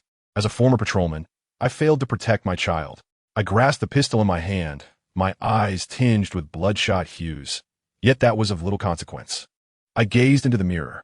Reflected back was the visage of an elderly man, devoid of color, yet imbued with unwavering resolve, resembling an iron-faced judge. Observing these muscles, I recalled my days as a Xunhui Jingcha, a time when I still possessed vitality. Although I had signed the necessary agreements to retire, I was not one to be easily deceived. What mattered was that the monster's actions predominantly occurred on rainy nights. calculating the dates. It was indeed the time for the ogre to strike. I too must take action. I was capable of it. For the sake of my daughter, I ventured to a secluded spot, my thoughts consumed by those green eyes. I surmised that the murderer was near, a conclusion drawn from countless analyses of the fiend's profiles. This was a public restroom near Sheng'an de Ligongyuan, Sheng'an de Ligongyuan, and I had already begun to hear the sounds. A raspy voice, reminiscent of the one I had heard while the creature feasted upon my daughter, echoed in my memory. It was as if it were devouring souls, accompanied by that viscous, repulsive fluid, those green eyes, and its massive form creaking ominously. It was right there. Ignoring the downpour, I drew out my pocket watch. It was precisely 7 p.m. A hoarse roar emanated from within. Which unfortunate woman had fallen victim now? Enough. I kicked open the door and fired several quick shots at the hulking figure pressing down on the woman, my movements instinctual. Just as I had anticipated, the massive form was draped across the woman, long hair covering its entire body. The gunfire sliced through the air, seemingly venting my fury. Striking its head or limbs was futile. I needed to penetrate its weak points. Its vulnerabilities were the joints and the underbelly. I fired in rage, my revolver switching to another, transforming the creature's body into a tattered rag doll. My bullets were specially crafted, loaded with excessive ammunition for greater power. It collapsed. It fell. My daughter, you devoured her. I shall consume you. Those incompetent officers. I did not dwell further, instead stepping forward. The ogre could not be killed with mere bullets. It needed to be torn apart. Yes, torn apart. The woman on the ground was too frightened to make a sound. You're free now, miss. I wiped the crimson traces from my face and spoke gently to her. The woman appeared terrified, scrambling away on hands and knees. Yes, she should escape. I laughed heartily. Drawing out the saw I always carried, I approached the still twitching form. You should have anticipated this. I flipped over its body. No, it was the woman, still gasping slightly. It resembled my daughter. The scene was dark, but I recognized her instantly. You know it's me. You know I have returned for you. Truly, the murderer could not be slain by bullets. Even at this late hour, you refuse to reveal your true form? Transforming into another woman is futile. Without waiting for her next move, I lunged forward, gripping the saw tightly, tearing through her flesh, blood splattering everywhere. Chunks of flesh and various colors flew onto me. The monster trembled in a mad frenzy, yet did not struggle further. Did you think this could be your penance? No. Just moments ago, you were still feasting on souls.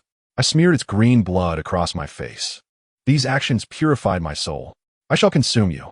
I cradled a piece of flesh, revealing a long-lost smile. I have devoured you, devoured you, devoured you. Just as you devoured my daughter. I feasted voraciously, tears streaming from my heart, shouting and roaring, unleashing my wrath.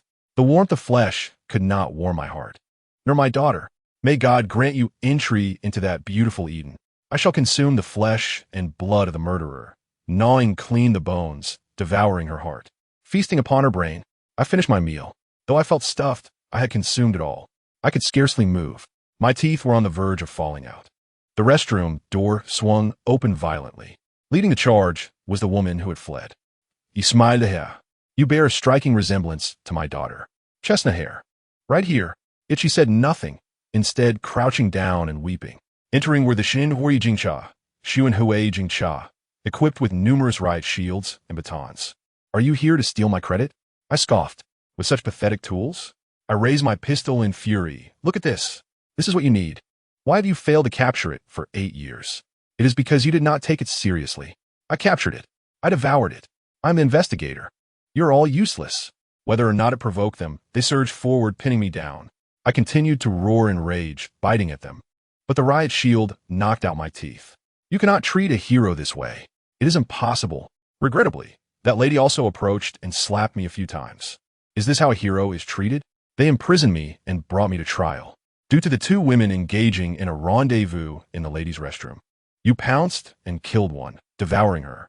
Considering your age of 74 and your past merits as a Shin Hui Jingcha, Xuan Hui Jingcha, having sustained a head injury, a lenient sentence was rendered and you were provided appropriate treatment.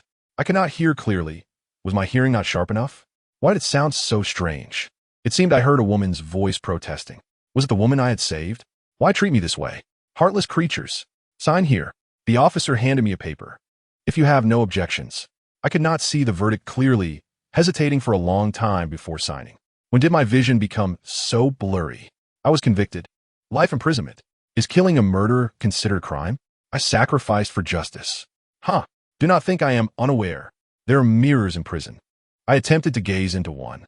Blood-red sclera, a torn visage, green pupils, sharp fangs, a terrifying breath. It was as if I had returned to that rainy night. Damp and fearsome. I seemed to see those eyes again. Green, reminiscent of a demon from hell. I remembered those eyes. Now, it seemed I possessed them as well. No, I am neither a murderer nor a cannibal. I tried to look around. The faces of the other inmates were all green. Those green eyes. You cannot deceive me. The ogre is dead. Just days ago, before awaiting trial, I heard the echoes of the radio. The ogre was slain. That was my doing. As for the ruins mentioned inside, what ruins? What lightning struck? What is Almongde? Almongde? It is all a ploy to attribute credit to another. I know. You know. All who read these words. You know it too. I am innocent, innocent. Chapter 52 short story Sheng De Li Ke Da Xie. Sheng De Li Ke Da Xue. Part E. On why Hunter became a campus bully. When Hunter entered Sheng De Li Ke Da Xie, Sheng De Li Ke Da Xue, he discovered it was far from an ideal place. Although it ranked high in university standings, it was steeped in class elements. For instance, there was a reverence for status and grades. If one's background or academic performance was lacking, one would face disdain from others. Consequently, this gave rise to numerous bullying incidents. Despite being adults, such conflicts were unavoidable. I wonder why Almingde allowed them to study at this institution. Do you know that fellow named Dolan? During one lunch, Fei Auna expressed her frustration to Hunter. At this moment, they had just recently entered the school. I recognized the individual who stood in front of me during the enrollment period. What happened to him? He dropped out. Why? He was reprimanded by the student council members, as his last test scores did not rank within the top 30% of his cohort. Fiona appeared somewhat apprehensive, seemingly frightened and lacking appetite. Is it true that those who do not reach the top 30% are subjected to such treatment? Hunter muttered, my scores also fall short of that threshold. Will they come after me as well? Indeed, that is the culture at Sheng De Li Ke University. They refer to it as natural selection. This is precisely why the academic standards here remain so high. It is a pathological teaching method. Natural selection should be a phenomenon of nature, untainted by human intervention. They cannot even come up with decent names. Wouldn't it be more apt to call it a culture of wolfishness? Hunter rolled his eyes. At the time of enrollment, you were behind me, and soon it will be your turn. Are you suggesting that the student council members will seize the opportunity to target you? Hunter pondered for a moment. However, my grades are merely average, and my family lacks substantial connections. Fiona sighed, resting her head on the dining table like a piece of soft candy. It was rare to see such a lively person exhibit such vulnerability. They're also quite ruthless towards the girls. Aren't they? Is that so? It truly lacks chivalry. How could they lay a hand on such a beautiful girl? Hunter took a hefty bite of his food. Yes, this system is indeed somewhat excessive. It is merely a group of individuals wielding authority based on trivial matters. Hunter casually remarked, not anticipating that someone would immediately stand up beside him. A shadow loomed before him. Excuse me. A senior adorned with the school emblem smiled at him, leaning slightly forward, exuding an air of superiority. What did you just say? You're a senior from the student council. Hunter chuckled, casting a glance at the individual's name tag. Ron Candace. Well, speaking ill of the student council in their presence certainly prompts an immediate response. Quite a sense of honor.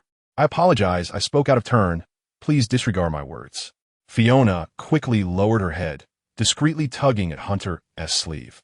Step outside for a moment. The emblem-clad individual patted his shoulder, speaking in an authoritative tone. We were merely discussing matters, and if I have offended you, I sincerely apologize. Hunter indifferently took another bite of his meal. You see, I have yet to finish my food. Calling me out during a meal is hardly gentlemanly.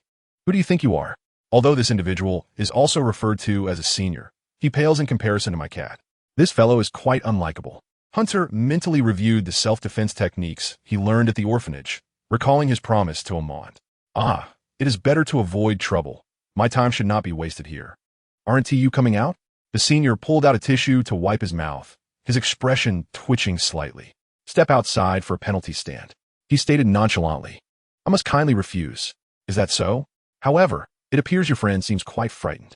The senior casually undid Fiona's ponytail, striking a shooting pose, flicking the rubber band like a bullet into the trash bin. Oh, Fiona lowered her head, somewhat alarmed. She understood that if she wished to navigate her university life smoothly, she must avoid crossing the student council. It seems your friend is more aware. The senior patted Hunter's shoulder, leaning in to whisper in his ear. You two aren't a couple, are you? He then departed. Crying? Fiona lay on the table, slightly trembling. She must be crying. It is indeed rare to witness this orange-haired feline in distress. My dear girl, you stand at a height of 1.80 meters, taller than me by several centimeters. Fiona, I shall buy you a new rubber band when I return. Hunter consoled her. That was a gift from my grandmother upon her passing. It is truly disheartening. They will undoubtedly return. Having been bullied themselves, they seek to vent their frustrations on the next generation of students. It is quite bothersome. Hunter sighed, finishing the last bite of his meal and retrieving the rubber band from the trash bin.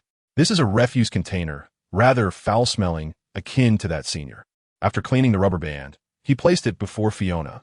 That senior will apologize to you, I assure you, Hunter declared before departing from the scene. Huh? Fiona raised her head, tears glistening in her eyes as she gazed at his fading silhouette. What are you going to do? Truly, I cannot escape my old profession, no matter where I go.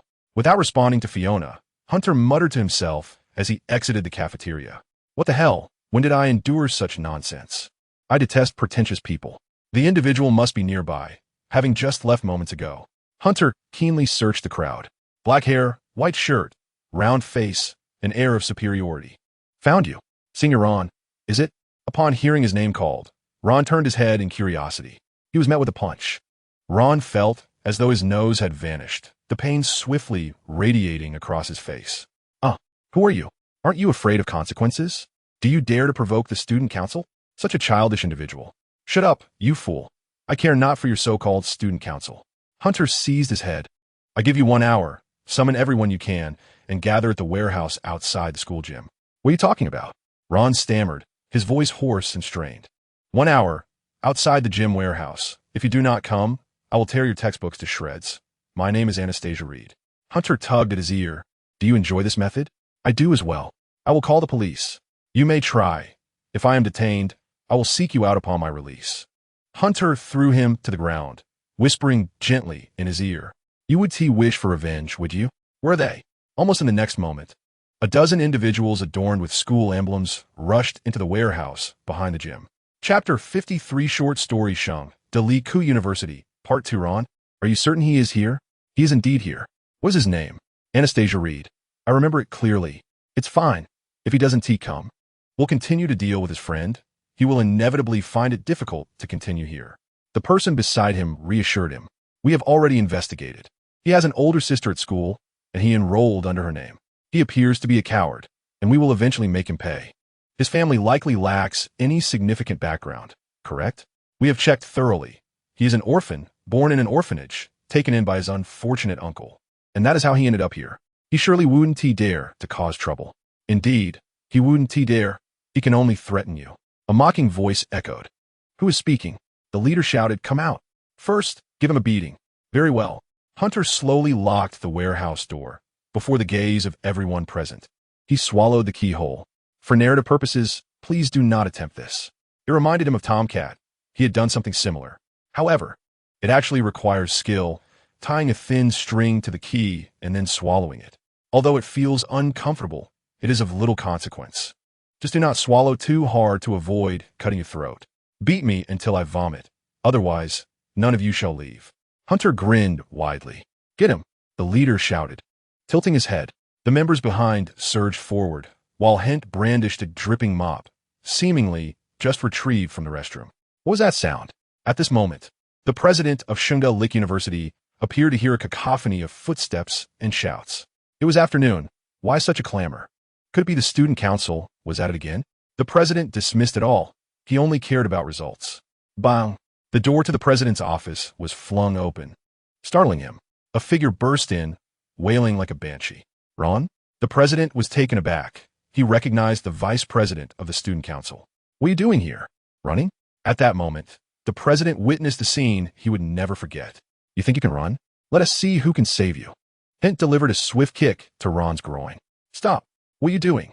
The president was furious, standing protectively in front of Ron, assuming an authoritative stance. Do you know who I am? I don't care who you are. Are you the president? I'm not afraid of expulsion. Why should I fear you? Hint shouted in displeasure, then kicked the middle-aged man squarely between the legs. What happened next? And sat cross-legged on the sofa, observing Hint petting a cat and recounting his exploits. Just yesterday, they had experienced the graduation ceremony. Speaking ill of the school was no issue now. After all, they had graduated. That person was actually the president, you know? I didn't realize. I was too busy chasing Ron to notice the nameplate. Hint shrugged and rolled his eyes. In any case, it was Aamond who resolved the matter. I didn't inquire further, and I certainly didn't get expelled. Didn't a teacher complain to Aamond? That person wasn't a teacher. He was actually the president. Hint smiled. He reported to a superior, and Aamond came to discuss it with me. The higher-ups found it tricky to handle, even though he was a teacher. His situation was quite unique and not closely linked to the education department. It's all very complicated. And lowered his head, fiddling with his nails, which, as a vampire, grew particularly fast. Indeed, I still have not untangled their relationships. How did you solve it? Me? Hint made a gesture. I stormed into the president's office holding that pink Glock. Huh? As the saying goes, if you can't solve the problem, deal with the one who raised it. Hint turned his head, arching an eyebrow. Then the complaint was withdrawn. Genius, and praised, extending his hand and changing the subject. Stretch out your neck. Let me have a sip. Why? Can't you drink concentrated plasma? Hint replied suspiciously. There's still some in the fridge. Why drink artificial concentrated plasma when there's fresh blood? By the way, why do you look at me lately as if I were a giant cake? Because blood is delicious. And lifted his head, savoring the moment. His thin lips smacking together. Like chocolate? Don't share my flavor with me. I don't want to know that. In any case, are you going to give it to me? Otherwise, I'll start acting out during our game later, and you won't be able to rank up. And stared at Hint, exuding an unsettling aura. Fair point. Hint quickly leapt from the sofa, and his senior gracefully followed suit, hiding in the corner. But I want to give it. I'm solo queuing. Hey, today, an elderly man attempting to imitate the methods of a cannibal was apprehended. He has been confirmed to suffer from severe mental illness.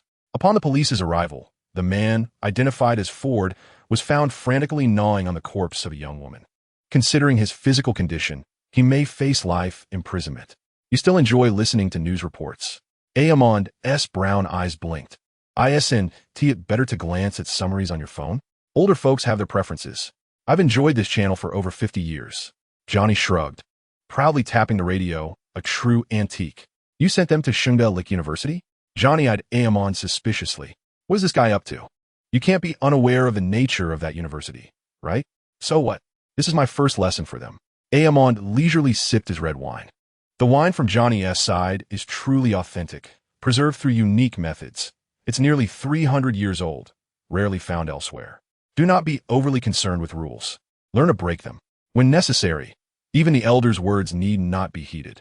Is this the reason Hint fought back when bullied, kicking nearly 20 individuals in the groin? Johnny chuckled. Let him work with my son. My son is currently in Arkham Federal West, preparing to overthrow the gang's rule there. I certainly don't want him to become a thug. Aamond sighed. We are gangsters, not thugs. Johnny retorted. I meant you are the thug, and so is your son. I have no objections. Johnny took a sip of wine. What happened next?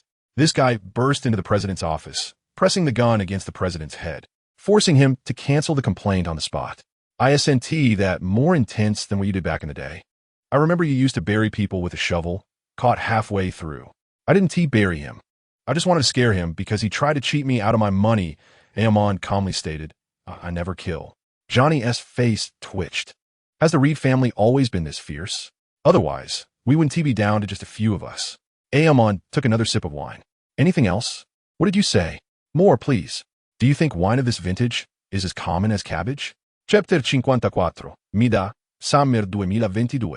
53 Rich District, Reed Family Mansion. After breakfast. This is for you, Hint. Aamond wiped his mouth, cleaned his hands, and handed over an envelope, carefully opening it to reveal another letter inside, addressed to him. Is this the letter of introduction? Hint took the envelope and handed the other one to him. The envelope was exquisitely crafted, sealed with red wax.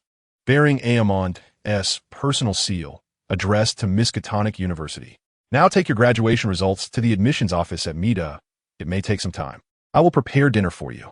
Dinner? Why? We just finished breakfast, and you're already talking about dinner? Does submitting a letter take that long? Because you'll also need to take an entrance exam, and I could only inform you 2 weeks prior. 2 weeks ago? Do I remember? Had scrutinized his memory and ultimately concluded he did not. What? Was this a surprise attack? Hint widened his eyes. You initially said there was no entrance exam. Just the results and the letter of introduction. I instructed him to inform you. You had 2 weeks to prepare. Ah, you mentioned it 2 weeks ago. Now the question arises, who failed to tell me? Quite the riddle. Oh, Hint glanced at him, who shrugged and offered a natural smile. Surprise, she replied coolly. For some reason, Hint felt she was in a good mood today. Indeed, a mix of surprise and shock. Haha, who taught you that? Truly annoying. And shot Hint a glance. Huh, it wouldn't be me, would it? Surprise? More like a fright. Hint rolled his eyes. I don't even know what I should be studying. There was never any syllabus. And replied, informing you in advance would have no effect. Better to leave you in a panic. Is that so? Yes, to assess your true psychological level, there is no syllabus. Just take the exam. Almda felt a pang of nostalgia, reminiscent of his own school days. It seems to be much more complicated now than it was back then. Only recently did I learn about the entrance examination. I had assumed that my signature would suffice. What is it about? I am uncertain. A colleague from the admissions office mentioned that it might delve into the true thoughts of one's heart. Aren't you aware of that? Speaking of which, is this really reliable? You have obtained the certification for psychological counseling, so you should know better than I do. And blinked her eyes. She wore colored contact lenses, making her dark irises appear quite ordinary, though her skin was excessively fair. I mentioned it was fake, which is why I wanted to inquire about its reliability. Hunter let out a cold laugh, expressing his concern that after taking the exam, he might be sent to a psychiatric hospital. You should hurry. Time waits for no one. With a wry smile, Ungo patted Hunter on the shoulder, reassuring him that with me backing you up, there is no way you would end up in a mental institution. Very well, let's take our leave. Hunter sighed, opened the door, and exited alongside and remembered to rescue me from the psychiatric hospital. Hunter added, I will certainly find a way to get you in, and replied with a pointed remark.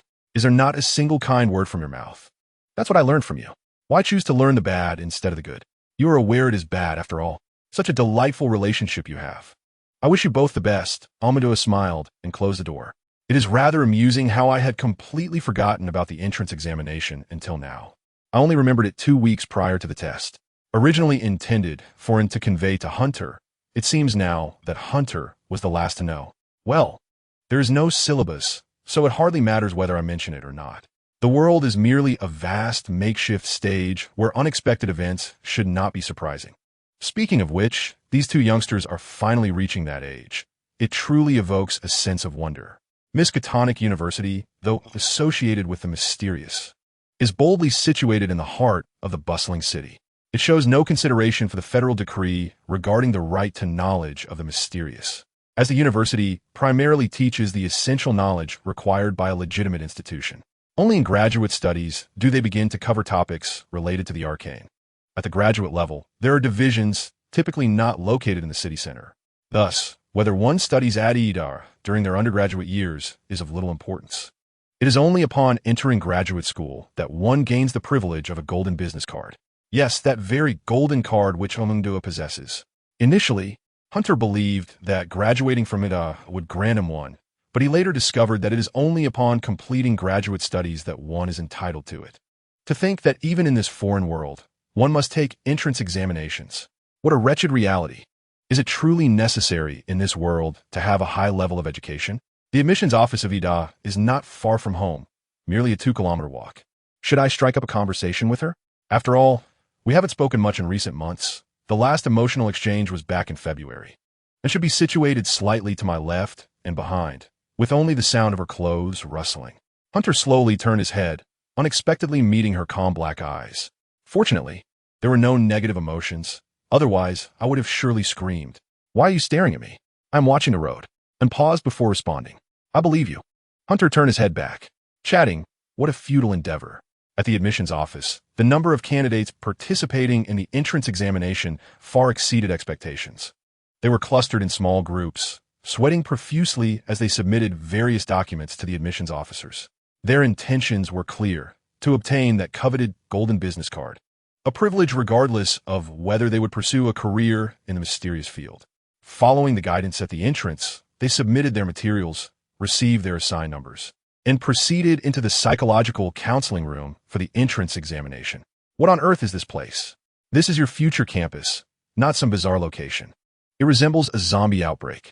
Hunter pointed at the registration area, where some individuals were literally pushed against the admissions desk. Are they truly that audacious? Most likely. They are motivated by the allure of the Bidah card, and remarked flatly, as privilege is always coveted. Indeed, that golden card seems to contain actual gold. In times of urgency, it could be melted down for cash. What shall we do then? Should we wait here all day? My father provided us with a letter. We simply need to present it to gain entry. Privilege is indeed a wonderful thing. Chapter 55. Cannot you learn something good from me? It is merely an internal matter. As long as one is a professor, such privileges are permissible. And took out Alan's business card and approached a less crowded service desk, presenting both the letter and the card to the receptionist. By the way, what exactly is the format of this examination? Surely there must be a general framework? Is it a written test or an interview? Hunter intended to inquire with the receptionist for further information. Are you serious?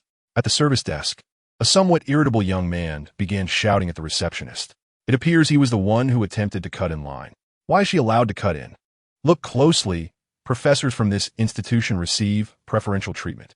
If you have the same, then present it. The receptionist held up the golden business card. Do you possess one? If not, then wait. Why does this feel somewhat rogue? You underestimate the status of professors. And shrugged. The professors at Vida are indeed remarkable individuals. Wait a moment. A slightly weary voice interrupted their conversation. Next, miss, we can chat later. You may enter now, but please do not block the people behind you. The receptionist, her dark circles evident, addressed and very well, and nodded in response. How intriguing.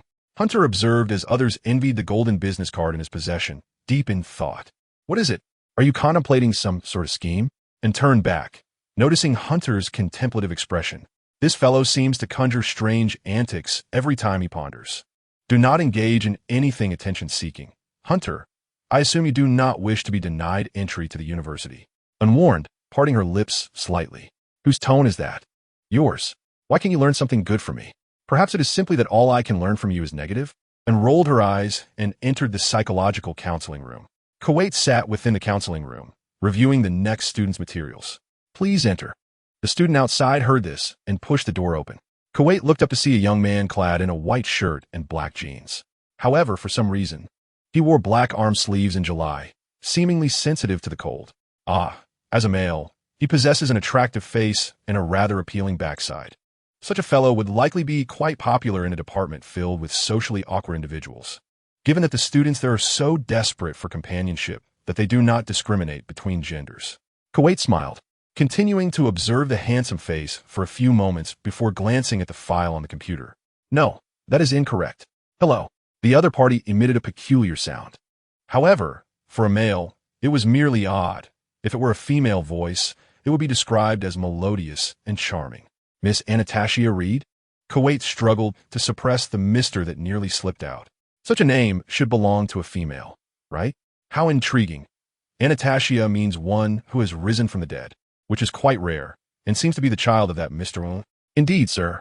The individual stepped forward, presenting the documents. It stated female. Kuwait hesitated for a moment before confirming that the striking individual before him was indeed female. I almost mistook you for a cross-dressing male. Is the nutrition of today's youth truly that poor? Very well, your grades are commendable. Kuwait set the transcript aside. The individual introducing himself is Mr. Ayamond, an esteemed professor in the Department of Archaeology whom I am familiar with. I have heard your name, yet I find it challenging to associate it with your persona. A venerable professor? I appreciate your recollection, but is he not yet 40 years of age? He remained at the university post-graduation, amassing over a decade of experience, placing him among the elite cadre of professors. I see, and it appears many of his contemporaries have passed on as well. Mr. Kuwait chuckled. You should recognize me, no? Indeed, Mr. Kuwait, your distinguished title is the Golden-Haired Reaper, marking you as the most seasoned professor in the realm of mysticism. Kuwait shrugged. In truth, I am merely 42, hardly old. I apologize. Those of us in this profession often meet untimely ends. I hope you grasp this reality. Reaching the age of 50 is considered a milestone. I understand. Yet this shall not deter my pursuit of admission to this institution. Now, let's discuss the assessment process. Kuwait scratched his disheveled golden hair, perusing the documents on the table. Due to the fragile psychological resilience exhibited by some of our top graduates, the day they confront the arcane often becomes their last. Thus, we must conduct an entrance examination. Should your capacity for endurance be deemed insufficient, we will strongly advise you to pursue a conventional discipline, thereby shielding you from the mysteries. This implies a protective measure for talent. Some high achievers, despite their extensive knowledge, possess exceedingly fragile psyches, with some even grappling with mental illness. In light of this, META has resolved to conduct assessments, redirecting those with weaker psychological fortitude towards cultural subjects.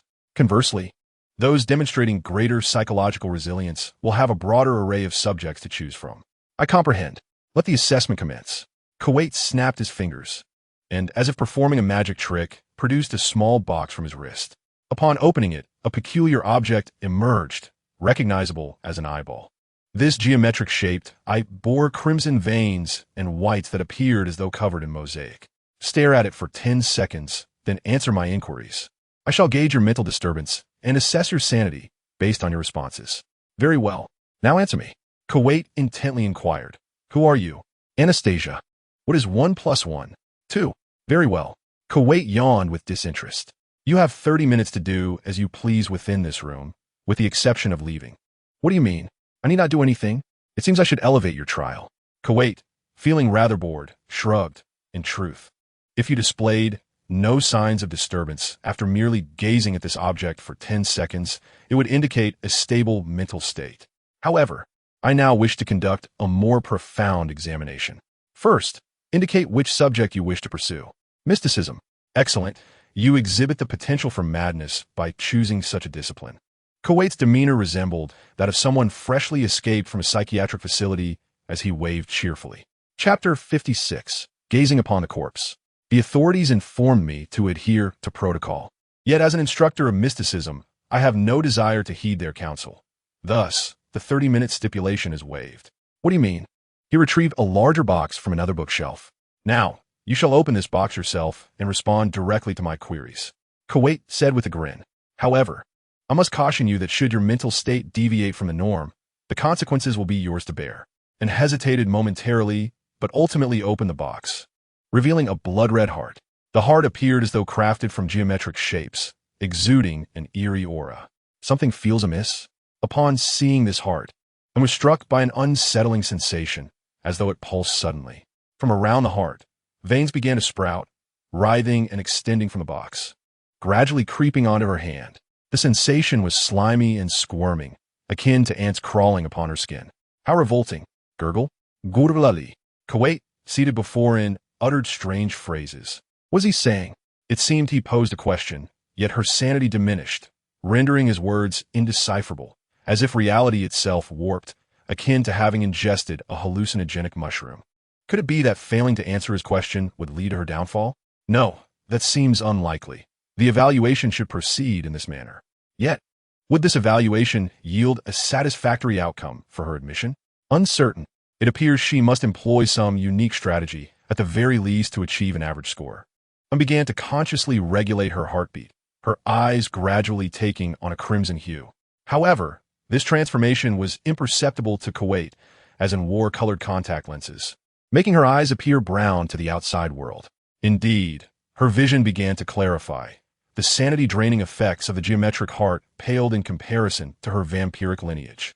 In simpler terms, she was no longer afraid. What is 1 + 1? Kuwait repeated his inquiry, a smirk forming on his lips. It seems this is the extent of the evaluation. Her mental state remained relatively stable. Let us assign a score. She likely exceeds the average individual's capacity. Assuming a normal individual possesses a maximum sanity score of 100, yet ordinary people may fluctuate between 60 and 70 due to fatigue and mental strain. The individual before him managed to endure through the heart phase, suggesting a sanity score exceeding 80. Quite impressive. 2. Wait, are you serious? Kuwait paused, his expression growing solemn as he remarked with a serious tone, You're likely a superhuman or perhaps possess a mystical lineage. What is it? Nothing. Suddenly, Kuwait straightened, displaying respect for the person before him. I possess a more advanced artifact. Should you successfully navigate this trial, you will gain the privilege to select your advisor freely. Would you care to attempt it? What then is the cost? If you can maintain your composure upon encountering this object, you will pass. Should you fail, I shall immediately administer first aid. If I cannot revive you, will I become a fool? And pondered seriously. Just jesting. Kuwait chuckled nonchalantly, seemingly seeking to lighten the atmosphere. How could I possibly provide you with first aid? I lack even a first aid kit. This is rather vexing. Why does his tone sound so familiar? Perhaps those with mental issues share a common trait. Kuwait retrieved a box the size of a basketball from the bottom of the cabinet and placed it before him. In truth, you have already qualified. Only someone with the blood of mystical beings could endure this. The interviewer displayed a mischievous grin as he produced a key from his pocket, presenting it to him. It was the key to the box, adorned with intricate incantations drawn in ink. This is a test of higher standards, assessing whether you possess the courage to seek the mysterious without regard for life. He shouted to me utmost and accepted the key, gently unlocking the clasp. Taking a deep breath, she opened the lid. What is this?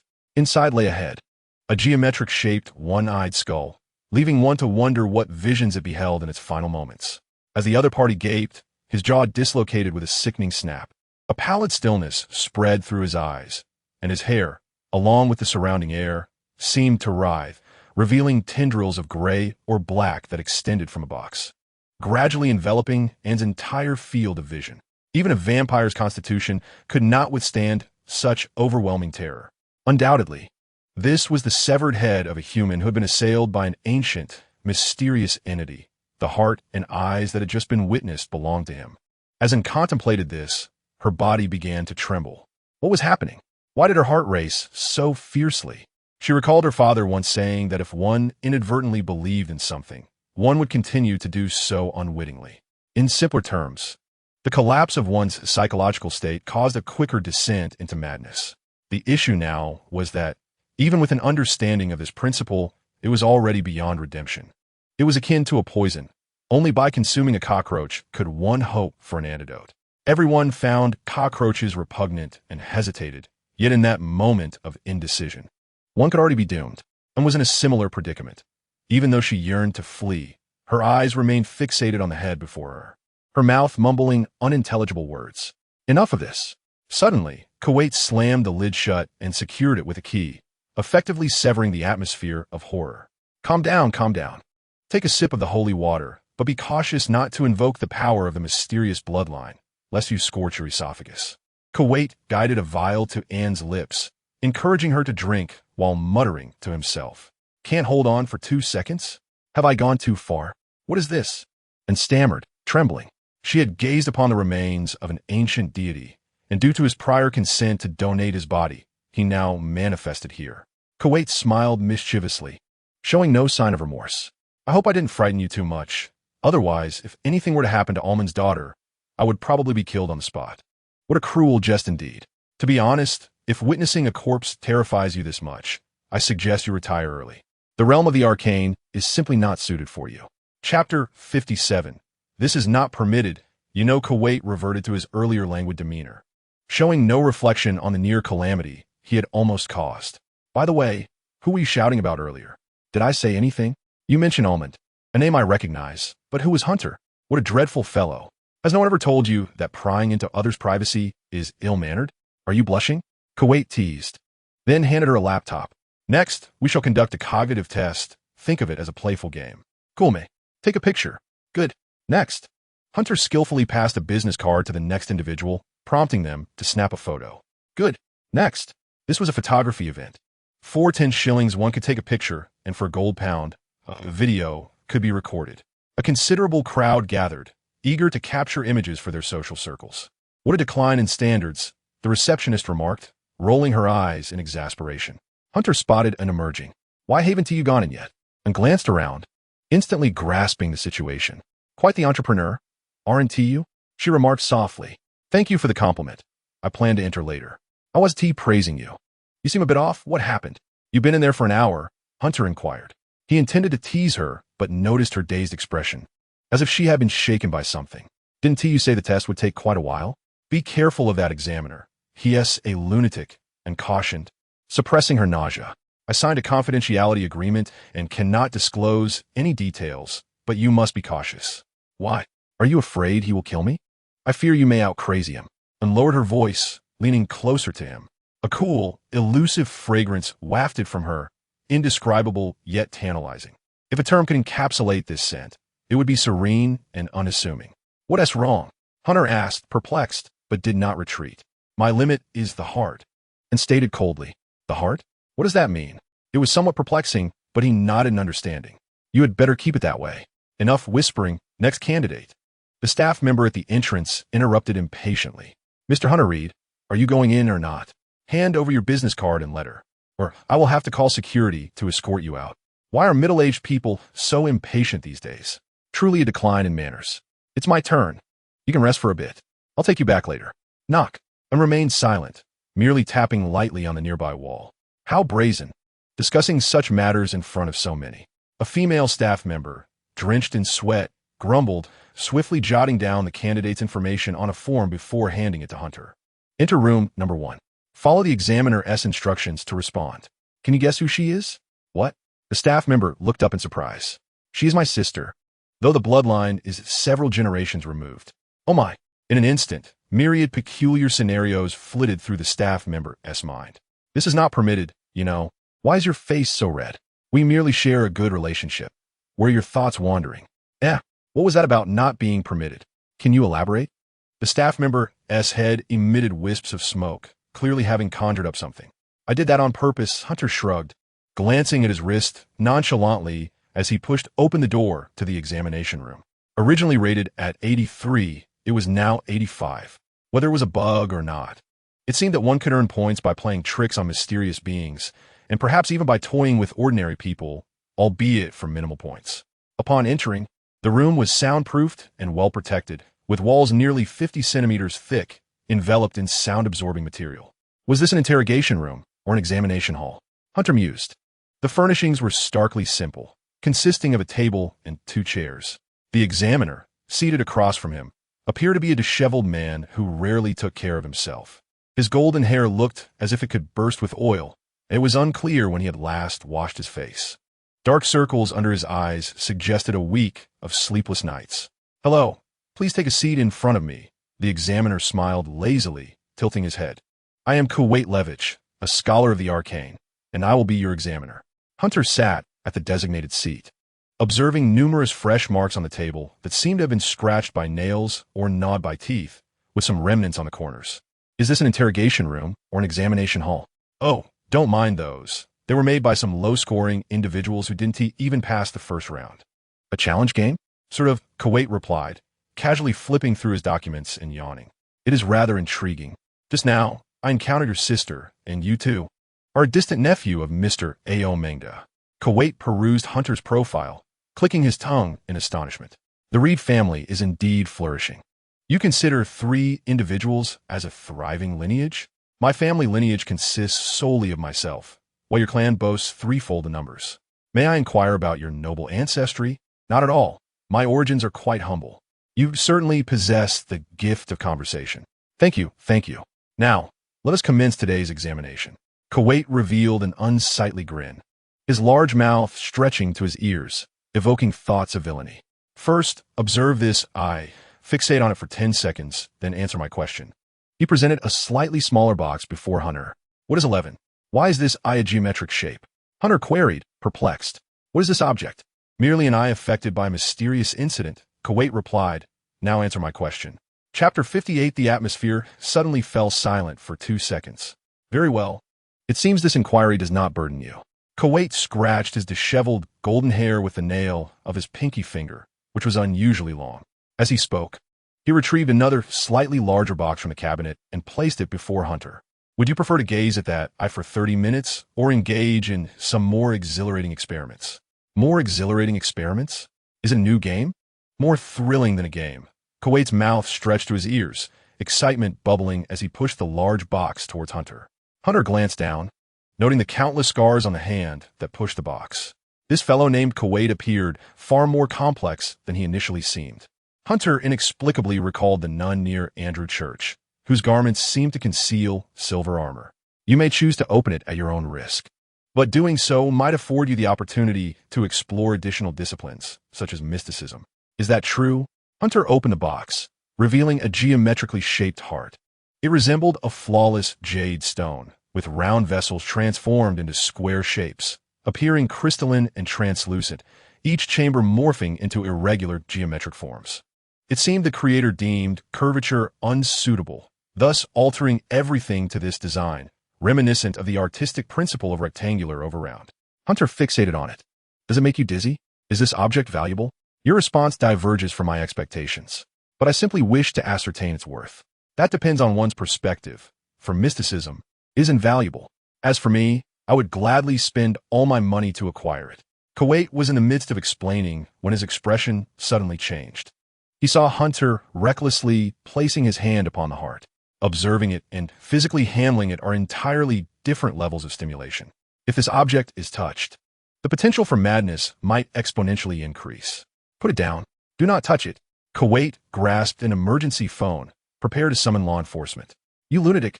You never said I couldn't touch it. Hunter retorted, bewildered, as he returned the heart to the box.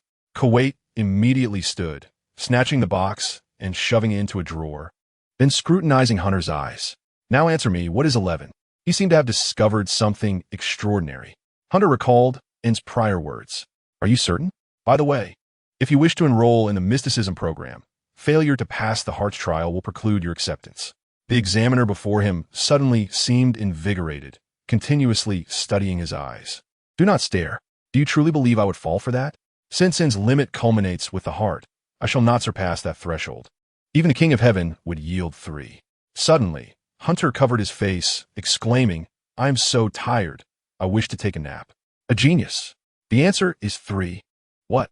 Are you mad? Kuwait shouted, suddenly elated, scrambling onto the table to leap before Hunter. Am I mad? He muttered to himself. Indeed, I have something else for you. Should you remain unresponsive after witnessing it, I shall grant you full marks. Full marks. You are truly destined to be a madman. Kuwait retrieved a box the size of a basketball from the cabinet and unlocked it effortlessly. Come open it. No, Hunter said, rising in distaste. I only wish to enroll in mysticism. Having passed, I plan to leave for dinner. Please open it. I could do anything. You are so self-centered. Hunter lost interest, standing to leave, but Kuwait seized his hand.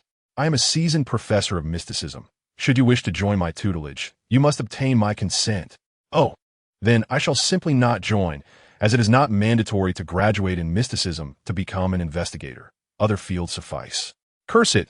This fellow is impervious to persuasion. Since you desire to see so much, let us view it together. Hunter rolled his eyes and casually opened the box, inadvertently turning Kuwait's head away. The atmosphere fell silent for 2 seconds. How did you open it? What? You did not lock it? What? The two experienced a moment of confusion, their gazes locking. They then returned their focus to the box. A geometric head emerged before them, a dazzling light enveloping everything. They simultaneously beheld the geometric head, and Kuwait clasped his face with both hands, displaying an expression mirroring that of the head. Wow! Kuwait exclaimed, flailing his arms as the proximity to a deceased corpse proved overwhelmingly shocking. Impressive, Hunter remarked. Click, noticing the examiner beside him displaying an unmistakably disturbed expression. Hunter swiftly closed the box. After an awkward pause, Kuwait, resembling an injured fawn, crouched on the ground. After a considerable time, he gradually stood, trembling as he slowly locked the box once more before taking a seat. Are you all right, examiner? Hunter inquired. Kuwait did not respond, instead lowering his head to gulp a bottle of holy water, then slapping a piece of paper on the table before finally raising his head to speak, his tone remarkably calm, a stark contrast to his previous madness. I have a fellow investigator. Does conversing with you count toward the assessment? Be silent, Kuwait coldly retorted. Oh, what truly silenced Hunter was not his command, but Kuwait suddenly producing a handgun as if conjured by magic. Everyone understands the purpose of a handgun, to aim at a target to instill peace of mind. I have a fellow investigator who, years ago, teamed up with me. During a mission, we encountered a mishap and gazed upon the ancient deity. My colleague possessed an intellect far beyond the ordinary. Yet merely gazing upon the ancient deity for less than 5 seconds transformed him into that state. Indeed, the head you have seen is his, along with his eyes and heart. This is indeed a grave subject, and I am sorry to hear such news. Hunter wished to say something, but he was interrupted. Chapter 59. This is an Easter egg left by the programmer. You need not apologize. It was his fate. He originally suffered from mental illness. Yet he resolutely chose to become an investigator. From that moment onward, I made a request to the school. Every incoming freshman must undergo psychological testing and an assessment of their resilience against mysterious entities. Normally, as long as they can gaze at that eye for 10 seconds before answering my questions, I would deem them fit, as this would demonstrate their fundamental psychological fortitude. I truly do not wish for these candidates to perish the moment they encounter the enigmatic beings. Kuwait spoke a lengthy sentence and raised his head. There were traces of bloodshot in his eyes. And you, he exclaimed, absolutely perfect. I have never encountered someone as composed as you, maintaining absolute calmness in the face of the mysterious. You are akin to a true lunatic. No, you are a genius. You are precisely what we need. You are inherently destined for this line of work. I even doubt you would experience any descent into madness. After observing you for quite some time while you viewed that head, you displayed no reaction whatsoever. So, just based on that fleeting moment, you deduce that I will not lose my sanity? I have witnessed countless individuals succumb to madness before me. Some are my students, others my elders, and many were my peers, numbering in the hundreds. I have seen enough to recognize what true madness looks like, even with my eyes closed. Is it due to experience? Indeed, it is. You are undoubtedly pondering whether, if it were discovered that your sanity level is exceedingly high, you might be taken away for study. I know. I understand what you are thinking. Madmen often comprehend the thoughts of other madmen, and I am no exception. I will keep your secret, but only if you commit to the study of the occult. I will teach you everything, and you will undoubtedly become the finest investigator, perhaps even a legendary one. Well, I must admit that I have simplified my view of this world too much. Gazing at the overly excited Kuwait, Hunter recalibrated his self-perception. There are indeed more rational individuals in this world than I had thought. There are also quite a few madmen. How irritating. If I go mad, I shall no longer stand out. So what is my final score? To maintain appearances, I will give you an 80, just enough to qualify for the study of the occult. Kuwait narrowed his eyes, scrutinizing Hunter as if he were a precious gem. After spending half an hour in this room, you may leave. This means I should not attract too much attention and merely follow the normal process. Correct? By the way, won't our conversation be picked up by surveillance? There are indeed 2 cameras in the room. I just cast a spell of silence. Kuwait glanced at the surveillance camera, dismissing it as inconsequential. A spell? The air contains etheric substances, as does the human body. Spells function like circuit boards, driven by ether. Go ask your Uncle Alming about this. This is not a classroom. He waved his hand impatiently. By the way, I heard there's also a cognitive test. Such things yield inaccurate results for someone like you, so there is no need for testing. Is that true? How would you know without testing? Boring. Kuwait rolled his eyes and reluctantly retrieved a laptop from the cabinet. If you truly wish to try, then give it a go, but I must warn you, your results will undoubtedly be absurd. I will give it a try. Hunter took the laptop. It appeared to be a mini-game similar to the trolley problem. On one side, there were 2 individuals celebrating a wedding, while on the other, 66 individuals who appear to be family and staff. You control an out-of-control truck, and regardless of which side you veer towards, someone will die. It is up to you to decide. ISNT this rather simple. Ding. It seems the results have emerged. Kuwait looked with interest at the final score. Everyone is dead? How did you manage to eliminate 68 people? I don't know. Hunter pinched his chin, a solemn expression crossing his face. Wasn't it just by running over those 2? I indeed aimed for them. But one suddenly changed direction and ran towards the group of 66.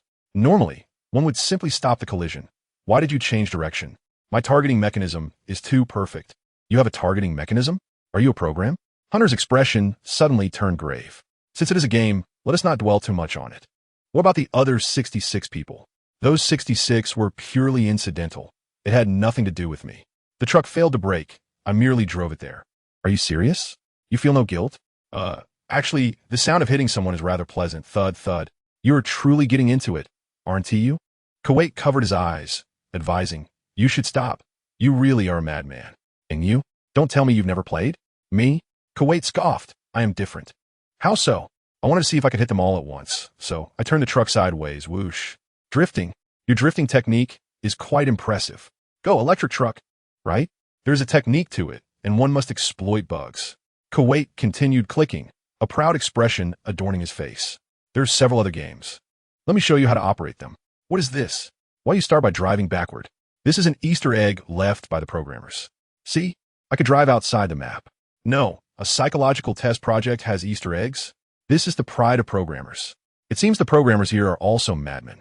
In the rest area, many individuals were already seated, but fortunately, there were still enough empty spots, and chose one of the available seats. The examination room she had just entered was room 1. As the saying goes, where there is one, there is another. Dozens of examination rooms had been established, and the rest area was filled with individuals who had lost their sanity. Due to the peculiar nature of the examination, holy water and various healing supplies were specifically provided. Additionally, some doctors and nurses clad in white were offering psychological counseling and comfort to those candidates exhibiting particularly agitated emotions. The behavior of these individuals who had lost their sanity was indeed embarrassing. Shouting and screaming were among the milder reactions, while others openly revealed their secrets, causing quite a stir. "Hello, handsome. May I have your contact information?" A timid woman approached a striking young man with short brown hair. "I'm a woman," and replied coldly, her eyes downcast, unwilling to engage in further conversation after the recent episode of insanity. "Sorry. Hello, beautiful. Would you like to add me as a friend?" This time it was a young man. "I'm a man," and replied with her eyes closed, not wanting to open them. "But your voice. It's a disguise. Excuse me." The individual quickly departed, the sound of hurried footsteps receding, and sighed. It had been an hour. Why had no one emerged yet? Must they truly remain inside for so long? Bang! The door swung open, but it was pushed from the outside.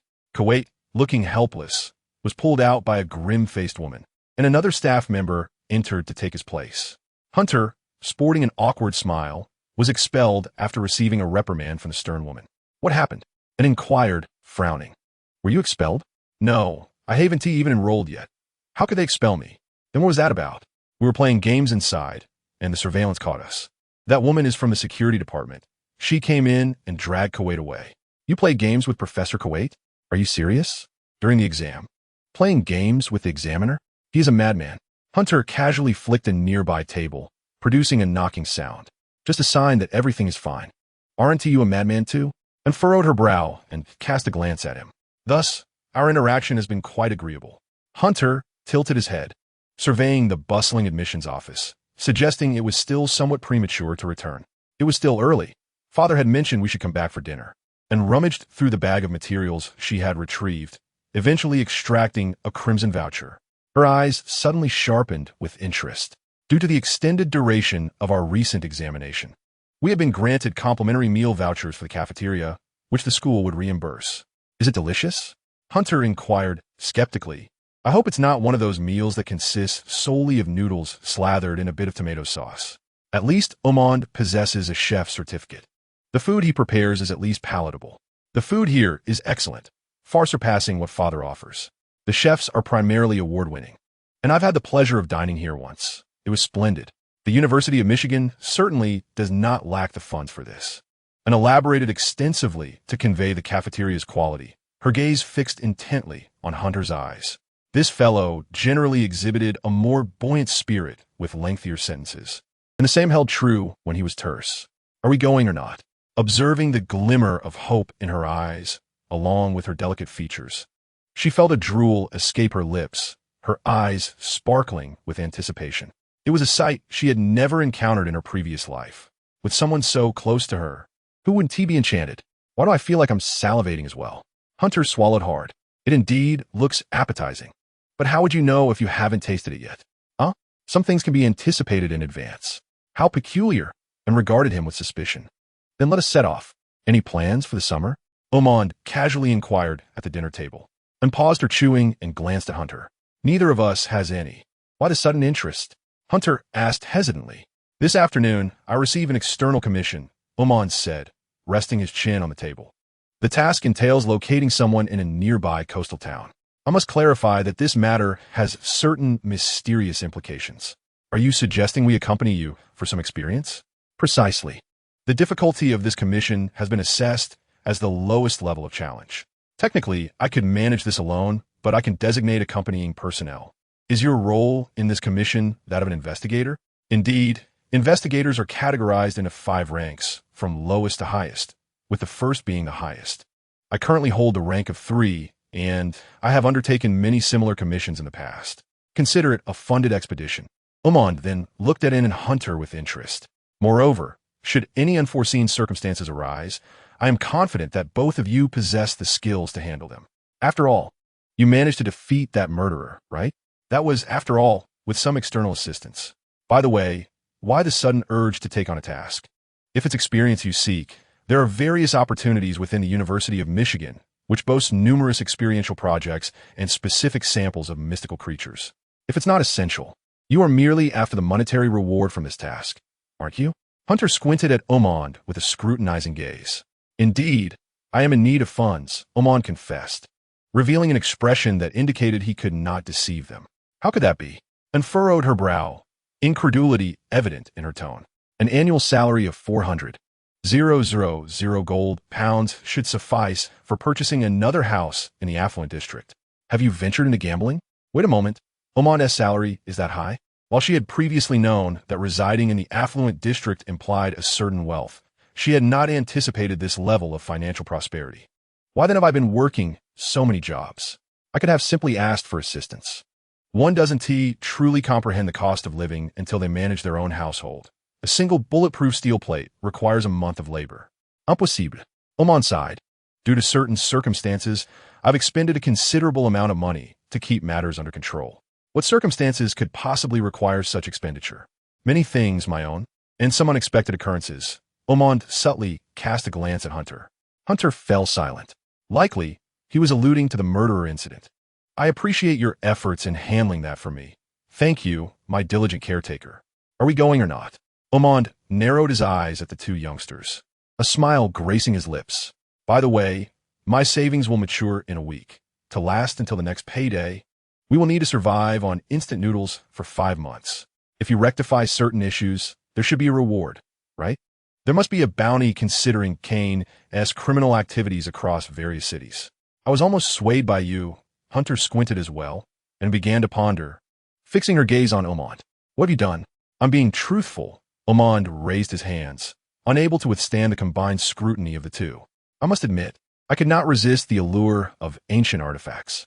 Indeed, this is typical of a history professor. What did you purchase? In layman's terms, this task is one I cannot forego. Omond displayed an expression of resignation, as if accepting his fate. Chapter 61. You must be laughing. You haven't stopped. After all, I spent a considerable fortune acquiring a mysterious artifact from the 3rd century, in the shape of a hound, with identification number 114514. Very well, I shall join, Hunter shrugged. Ultimately, we are bound to encounter mystical creatures. Encountering them sooner rather than later is inconsequential, especially with Omond as our safety net. And you? Hunter turned his gaze toward him. I know you will insist on going, he remarked, but allow me to speculate on the excuse you will employ. Omond, or perhaps me. For Father's safety, I must accompany him. I also need to monitor Hunter to ensure he does not cause any trouble. And closed her eyes and took a sip of juice. All right, you've hit the nail on the head. Hunter nodded in understanding. When is the departure? Next Monday. You may prepare in advance. I will share with you some essential knowledge required by investigators. Omond beamed with satisfaction, retrieving his phone to relay the details of the mission to their group chat. As for Ewan, pay a visit to the Brankin family and learn some vampire abilities from Mr. Johnny. I am aware that since you have begun to harness this power, you will not relinquish it easily. I permit you to delve deeper into its development, but you must accept formal guidance. I have a question that has long troubled me. I wonder if you would comprehend it. What is it? If, hypothetically, I were to consume a person's blood and then return that blood back to them, what would occur? The individual from whom you return the blood would become a physically enhanced reserve for the bloodline, colloquially termed a blood bag. Their blood would be more delectable, thus making them more susceptible to mystical creatures. Typically, a vampire can only bind with one individual. That's incorrect. Omond's expression suddenly shifted to one of shock, and his utensils clattered to the ground with a clang. Have you already transformed Hunter into a blood bag? And turned her head, what if? Oh my, If that is the case, you will become reliant on him, as only by consuming his blood can you recover swiftly. Moreover, if you wish to switch to another, it can only occur upon the blood bag's demise. And, feeling a twinge of fear, lifted her gaze and timidly inquired, "What is the typical relationship between a vampire and their blood bag?" Generally, it resembles that of spouses, servants, or siblings. It is a lifelong bond. Why must there be such peculiarities? You would have to inquire about genetics. It is akin to the concept of a cuckoo occupying another's nest. This is an inherent ability. Vampires are destined not to survive in isolation. For a better environment, they invariably collaborate with humans, thus establishing this mutually beneficial relationship. Oh my, am I truly so lowly? Isn't this binding myself to you? Hunta covered his face, his body trembling. You are not humble at all. Remove your hand. You are certainly laughing and have not stopped. An's lips curled into a subtle smile, revealing an expression that piqued one's curiosity. A week later, I entrust this to you. I hope our journey is smooth. We are eager to assist you. We will board the plane first. It will only take half a day to reach Akam Lianbong's eastern region. The individual conversing with Amend possessed a somewhat melancholic aura.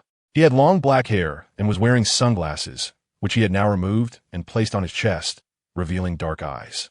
His name was Yuehan Weika, reminiscent of the name of a protagonist from a film, yet here it referred to a client's name. Children, are you prepared? It is our first experience with chartered flight services. Amend beckoned to An and Hunta, appearing quite relaxed. Indeed, there was reason to rejoice, for all expenses would be reimbursed by this client before them. The benefactor, the task at hand, did not seem overly challenging. Prior to this, Amend had already sent the task details to their mobile devices. Let us review it once more, Hunta said as he took out his phone. Yuehan was the owner of a trading company, possessing a peculiar ancestral coin. In his youth, he had consulted a fortune teller, who warned him to never approach towns near water sources, lest misfortune shroud his life and alter his trajectory. In fact, this warning proved to be eerily accurate, as his wife and daughter had vanished during a trip, the very location being the town of Nega they were now heading to. This place was situated on a resort island amidst the ocean. Strangely, however, there was no record of his wife and daughter in any system. It was as if they had vanished into thin air. Even those acquainted with Yuehan claimed he was merely a bachelor, and that the existence of his wife and daughter was a figment of imagination. Yuehan himself should have forgotten. Yet one day, the coin mysteriously fell before him from some hidden corner, prompting the recollection of everything. In a quest to find his wife and daughter, Yuehan sought assistance. But despite numerous calls to the police and repeated inquiries, there was no news. By chance, he learned of the profession of an investigator and began to search. But how could a typical investigator be so easily engaged? Moreover, how could one investigate such a nebulous affair? The town of Nega had existed for countless years without incident. How could he demand an investigation? This individual somehow learned of a professor at Mita University named Amend, who was also an investigator, and thus sought him out. Amend was initially reluctant, but the payment offered was simply too substantial, 500,000 gold pounds. Even if nothing were uncovered, a fee of 100,000 gold pounds would still be granted. Moreover, the only requirement was to confirm the location and existence of his wife and daughter, with textual and photographic evidence being preferable. He was well aware that the probability of his wife and daughter still being alive after so many years was slim. Nonetheless, he could not swallow his pride and merely sought to provide closure for the younger version of himself. Although the specifics remained unknown, with Amend's guarantee, the commission was formally submitted, transforming this incident into an official investigation. In addition to the investigator, other individuals with similar professions were required to participate, such as assistants. Thus, Hunta and An assumed the roles of Professor Amend's assistants. The reasoning was simple. If outsiders were involved, there would be a division of profits. And the purpose of this venture was to generate income. So, allowing outsiders was out of the question. Amend directly included his 2 children in the endeavor. After all, even if they accomplished nothing, they would still receive the 100,000 gold pounds for their efforts, so why not? It was evident that he was indeed in dire need of funds. Chapter 62, Negatown. Negatown. The name sounded peculiar, as if it had a significant black population, yet it was indeed the name of a small town on an island. As the plane soared over the boundless ocean, All passengers experienced a momentary daze. This place resembled a veritable paradise, with a cerulean sky, emerald sea, accented by a few orange structures and the blending of white sandy beaches. It was an idyllic haven for retirement. According to prior investigations, a unique and mysterious race of beings, known as the Fishmen, coexisted here. They had intermarried with humans centuries ago, resulting in many hybrids. Just as this world is home to various strange hybrid races, such as werewolves, vampires, and succubi, the addition of the Fishmen seemed hardly extraordinary. They possessed their own cultural traditions and cohabited harmoniously with humans, leading the residents of this small town to readily accept them. "Is it here that your wife and daughter went missing?" Amend inquired, gazing at Yuan, who was quietly sipping a glass of red wine and staring out the window. Beneath this peaceful facade lurked a tumultuous undercurrent. "Never trust your eyes, Mr. Investigator." Yuan tightened his grip, his expression betraying a hint of concern. Yet he maintained an air of elegance, resembling a quintessential English gentleman. He was a man with long black hair, clad in a collared shirt, often donning dark sunglasses. The investigator's duty is to investigate, organize, and resolve. If the information you provide is entirely accurate, we will surely uncover the whereabouts of your daughter and wife. Amend replied earnestly. "I hope so," Yuan smiled with a hint of worry. "Therefore, I will rent a building in Negatown and await your news. Although there is no strict timeline, I sincerely hope you can swiftly locate my wife and daughter's whereabouts." Knock, knock, knock. Hungta instinctively glanced at On, who was also looking at him. Someone was knocking at the door. "It seems our conversation must come to a close. Good times are often interrupted." Yuan set down his wine glass with a smile. "We have arrived at our destination and are about to land. Please prepare yourselves, esteemed guests." A steward announced after knocking on the door. "Allow me to witness the prowess of a professional investigator, Mr. Amend." "I will give it my all, sir." Yuan rose and shook hands with Amend. "What, do you wish to remain here?" On stood up, pointing her finger at the table before Hungta. "I am rather curious. It seems we're the only plane at this hour. What is that person doing up there?" Hungta stretched and indicated the window, following Amend out the cabin door. "Person?" On asked, perplexed, following Hungta's gaze. A figure holding a selfie stick came into view, seemingly doing nothing. But was that truly a selfie stick? On squinted her eyes. No, that was a fire axe. What would he be planning? Why is he approaching Yuan, the benefactor? This is bad. On immediately dashed out of the cabin. "Attack!" she shouted. Unfortunately, it was already too late. Her eyes widened in shock as the individual wielding the fire axe was already subdued by Yuan's bodyguards. Everyone simultaneously turned to On. "Don't look at me. This is so embarrassing." "My apologies," On murmured. "Your assistant," Yuan teased, "is quite charming. Everyone has their youth, wouldn't you agree?" Amend pulled out a cigarette, paused for a few seconds, then tucked it away again. "Ah, is that so?" On obediently stood beside Hungta, shooting him a glare. "What do you think a bodyguard is for?" Hunter nudged her with his elbow. "At the very least, they should be able to subdue any suspicious individuals, right? Mr. John, what is the situation?" Ormond glanced at John. "It seems there has been some misunderstanding." John retrieved a cigar from his jacket pocket, lit it, and exhaled a plume of smoke as he approached the assailant. "Hello?" he inquired, bending slightly forward. "Curse it!" The assailant, an elderly man with graying hair, shouted vehemently, veins protruding from his head, appearing exceedingly menacing. The center of his pupils seemed to turn crimson. "You are the curse itself.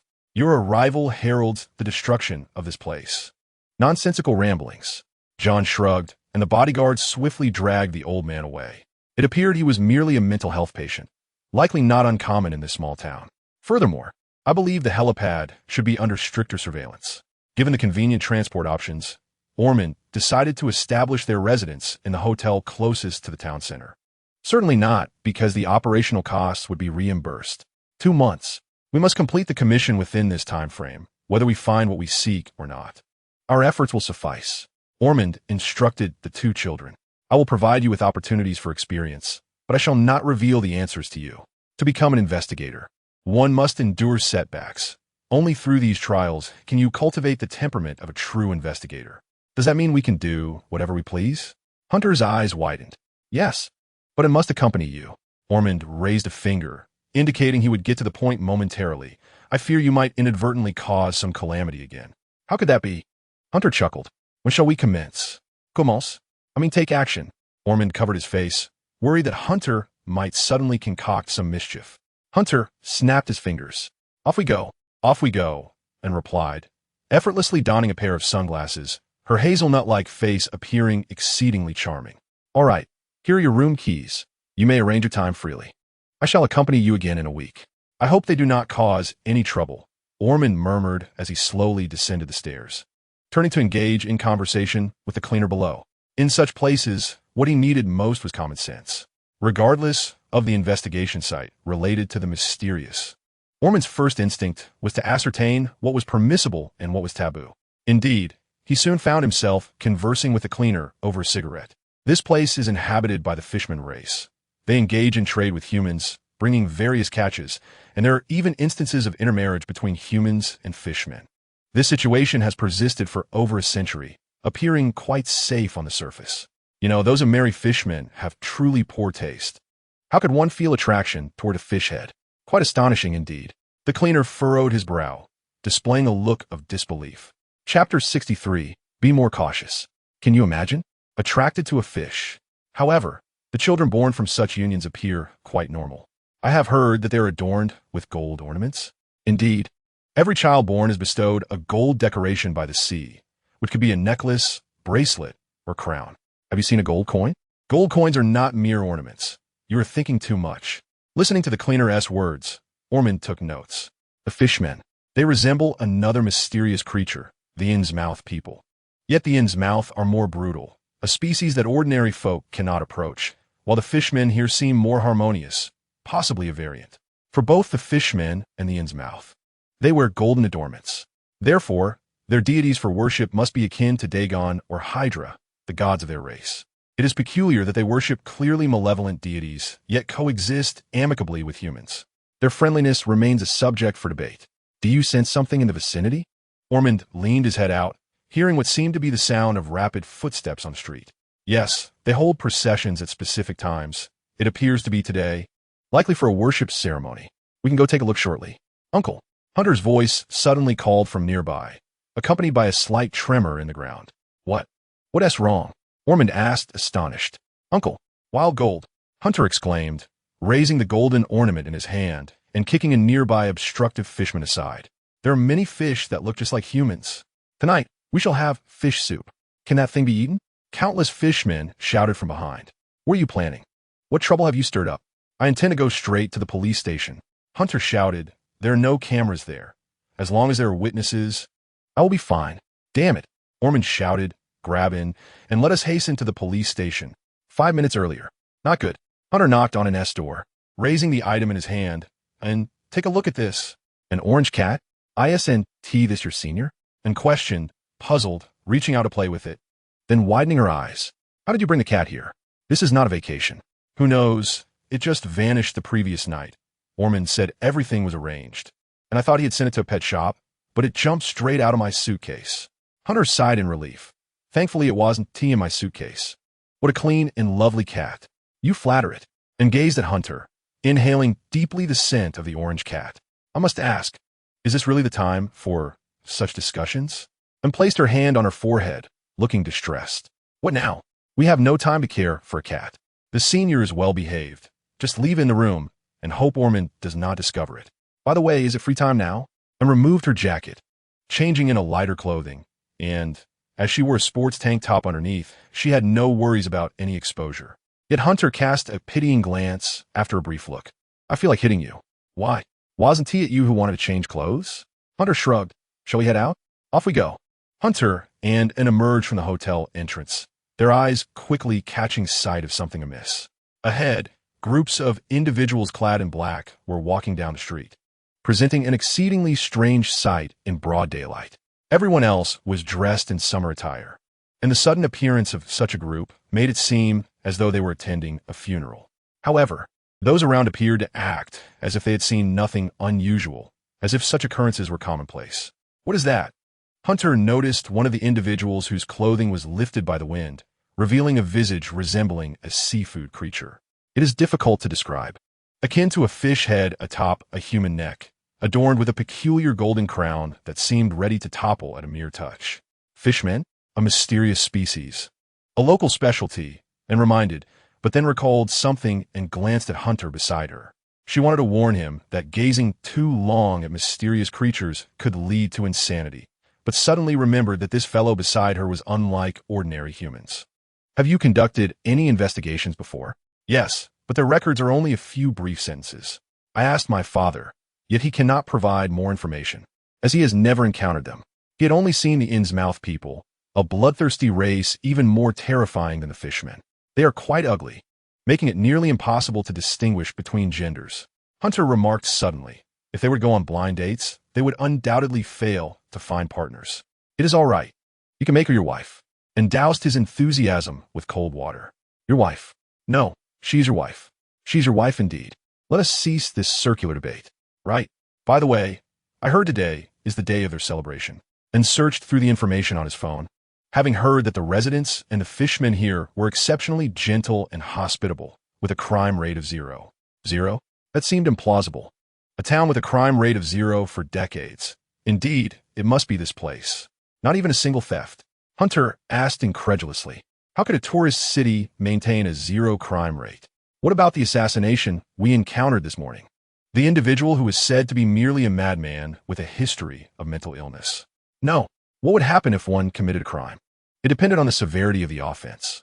What do you wish to do? If I were to steal, would it affect my admission to Mida? Hunter glanced at his wrist, where he had just noticed an alarming heat, the numbers having dropped from the 9s back to the 8s, rapidly declining. Clearly, he had not caused any trouble for quite some time. The value was plummeting swiftly. Damn it. Why did he have to make this contraption so precise with decimal points? The decimal was now decreasing at an astonishing rate. It seemed that if he did not restore the value to its original height by the end of the day, he would be in dire straits. Are there any mysterious creatures nearby? Yes. It appeared to be just the fishmen before them, and, having grown immune to her own state of mind, was unfazed. The value she had gained were minimal, and the creatures encountered for the first time had yielded the best results. Charges of detention or the like were of little concern. As long as they were not too severe and related to the mysterious, they could be forgiven. Is that so? Then I shall have to be more cautious, Hunter remarked, recalling a method that could swiftly procure information. Chapter 64, Fishman. 6. Indeed, a bit more caution him? Before he could finish his thought, and saw Hunter seize an opportunity, dash to a corner, and extend his wicked feet towards a solitary fishman. With a deft maneuver, he tripped the fishman, sending him sprawling to the ground. Hello, are you all right? I'm so sorry. I didn't TC you while running. He feigned concern. Huh? The fishman uttered in confusion, still dizzy from the fall. His golden crown, an ornament affixed to his fish-like head, appeared exceedingly loose and had now fallen to the ground. What has happened? The fishman turned, puzzled, to find a friendly face adorned with a somewhat unsettling smile. Even a creature of mystery felt a twinge of fear. It was no joke. Who wouldn't be startled by someone suddenly grinning widely behind them? What are you doing? The fishman inquired, slowly rising and extending his hand. Sir, please return my belongings. Is this yours? I'm not certain. I found it on the ground and planned to hand it over to the police, Hunter replied. And seizing the moment before the fishman could speak further, he snatched the crown from the ground and sprinted in the opposite direction. Oh my, I found gold. I'm an honest person returning lost property, and now I'm heading to the police station in Eniiga town. No, just give it back. The fishman tried to explain, but realized Hunter had already fled. Such fluidity in his actions left him utterly flabbergasted. Hey, come back! With the fishman's shout. More fishmen in the vicinity turned their gaze toward him, fixated on the gold in his hands. Robbery! Oh dear, your condition seems to have worsened. How did you become so unhinged? Do you enjoy dancing on the edge of legality? Who taught you to be so composed? Anne's hand froze in midair, her fair face etched with helplessness. Yet in the next moment, her helplessness morphed into sheer terror, a transformation that was hard to fathom for someone usually so aloof. Because a criminal named Hunter was barreling toward her direction. Don't come any closer. Can't you see the fishman behind you glaring at me? And wave her arms. Incredulous that her usually calm demeanor could so easily shift to panic. I don't know you. Don't drag me into this. As Hunter reached her side, she was about to scold him, only to find him pulling her hand and running away. You committed a crime. Why are you dragging me along? We should just go to the police station and confess. You're my buddy. You have to come with me. Who are you to me? I don't want to go to the station. In the midst of their escape, Hunter glanced at his wrist. where the numbers had ceased to decline and were now rapidly increasing. It seemed the multitude of agitated fishmen was causing the numbers to rise swiftly. Woo! What a fantastic gain. Get out of the way, buddy. Fortunately, these mysterious beings seemed to struggle with mobility on land. Their speed was far inferior to Hunter S. He sprinted frantically, kicking a pursuing fishman aside. Fishman, 6, Hunter, and raced wildly, soon spotting Ormond peeking out from the hotel entrance. What trouble have you caused this time? Quick, to the police station. We'll meet there. Why should I run with you? Ormond called out, puzzled. Yet he followed Hunter's lead, apprehensive of the fishman's gaze behind them. The fishmen must think we are in league with each other. I really should confine you to the hotel and not let you out. We can discuss that later. Hunter gasped for breath, finally spotting a blue and white 2-story building ahead. Finally found the police station. Thank goodness for GPS. He hurriedly dragged in through the entrance of the police station. The officers were momentarily taken aback. Sir, what is the meaning of this? I'm here to confess. To report a crime. Report a crime? Huh. At this, the previously idle police officers sprang to attention. What has happened? They watched as Hunter hastily closed the door, then pressed a nearby roll-up door, which descended slowly. Hey, we haven't closed yet. What are you doing? I found a golden crown on the ground. I'm here to return lost property. Hunter presented the crown to the officer in front of him, who stared in shock, visibly astonished. Isn't this an ornament worn by those fishmen? Is this for real? I found it. I had no idea it belonged to them. Just as he finished speaking, a series of loud knocks echoed from the door, accompanied by angry shouts. See, it's definitely a criminal gang. As soon as I picked this up and rushed to the police station, they all chased after me. And who are you exactly? Hunter casually produced his assistant's business card along with Ormond's golden card. I'm just a tourist. Look, I'm an honest young man. Returning lost property is the right thing to do. The officers exchanged glances, revealing expressions of resignation. Did you conduct any research before arriving? No, why? It seems you are not yet familiar with our unique mystical species. One officer sighed, waving for the others to lower their guard. You can skip the report. For the sake of our beautiful town, let me enlighten you about our history. There are consequences for such actions. The repercussions include education and learning. The officers retrieved some hefty ancient tomes, patiently explaining the hundreds of years of history regarding the fishmen in the police station's archive. Hunter was indifferent. As long as they provided him with mystical intelligence, he could endure a scolding. It must be said that his approach was quite clever. He picked up the item and promptly delivered it to the police station, effectively confessing and aligning with the principle of no punishment for minor first offenses. In this incident, Hunter and his companions gained knowledge about the fishmen, and Hunter himself experienced a boost in his values, ensuring he would not meet his demise. The unfortunate fishman who was kicked suffered the most grievous injury. Indeed, it was only in a world where the fishman was wounded that a certain understanding was reached. As Hunter listened to the criticisms and attempted to delve into his own mind to review the historical records of acquired values, he stumbled upon an intriguing detail. From the Wrath of the Fishman to Chapter 65, the row was kicked out. Perhaps it was that unfortunate individual who had been kicked, whose value was unexpectedly high. To illustrate, just as an example, if I were to don Anne's undergarments on my head, it might only yield a value of 15, as her intention would merely be to strike me, not to end my life. This value of 2, however, seems to suggest a desire for my demise. Surely, he cannot truly wish to kill me. Regardless, this is the situation at hand. For the sake of our charming little town, I hope you can properly discipline your assistant. He should prepare adequately for any future explorations into those mysterious regions, as he may inadvertently attract significant trouble. The police officer, with good intentions, handed several promotional materials about the fishmen to Ormond and turned to address the fishman representative seated beside him. We have grasped the circumstances, and now I require an apology from him. The fishman representative was an elder with a fish-like head. For reasons unknown, Hunter found himself compelled to smile at the sight of his round, large eyes. My sincerest apologies. We are fully aware of the situation. I shall ensure he is properly reprimanded. He is but an intern. Ormond offered a cigarette, smiling to reassure. We will publicly apologize to those fishmen. Hunter interjected and nudged Hunter's waist with her elbow. Very well, my apologies, sir. I was indeed abrupt. Hunter bowed respectfully before the fishman. Ah, yes. And to the fishman who was kicked on the road, I believe her name is Luo Zon, while the elder fishman is named Lonbo Miss Luo Zon. I sincerely apologize for kicking you. Luozon merely curled the corners of her mouth. Youthful exuberance. A good death will suffice. I appreciate your apology. Her tone was somewhat peculiar. Did I just hear something rather extraordinary? Hunter quickly raised his head, only to observe a fleeting expression of strangeness wash over the fishman's face before it returned to normal. It was akin to an old television displaying static, only to revert to its usual state moments later. What did you just say? Are you suffering from hydrocephalus? Is such talk permissible? Should you continue, I might just have to capture and consume your mother. Regardless, I shall first issue a fair reprimand. What is this child's manner of insult?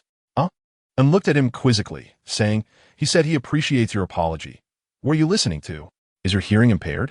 Is that so? Did you not hear it? Hunter glanced around, yet no one else seemed to notice anything amiss. This child may be a bit fatigued. Ormond provided cover, apologizing. I will address this privately. It is of no concern. The fisherman replied nonchalantly. No, your expressions are all so placid and normal. I truly doubt my own hearing. May I inquire how much compensation you require? No need for that. The police officer spoke up, exuding a perpetual air of amiability for the sake of our lovely town. First offenses warrant no penalty, only education. Of course, should you wish to arrange private compensation, that is also permissible. No need, the fisherman responded, inhaling deeply, and, interestingly, this deep breath was visually manifested in the crimson gills at the side of his neck. It undeniably resembled that of a fish. For the sake of peace, we can exhibit some leniency. For in a world devoid of peace, disappearance is inevitable. All for the beauty of our charming little town. Hunter found this increasingly peculiar.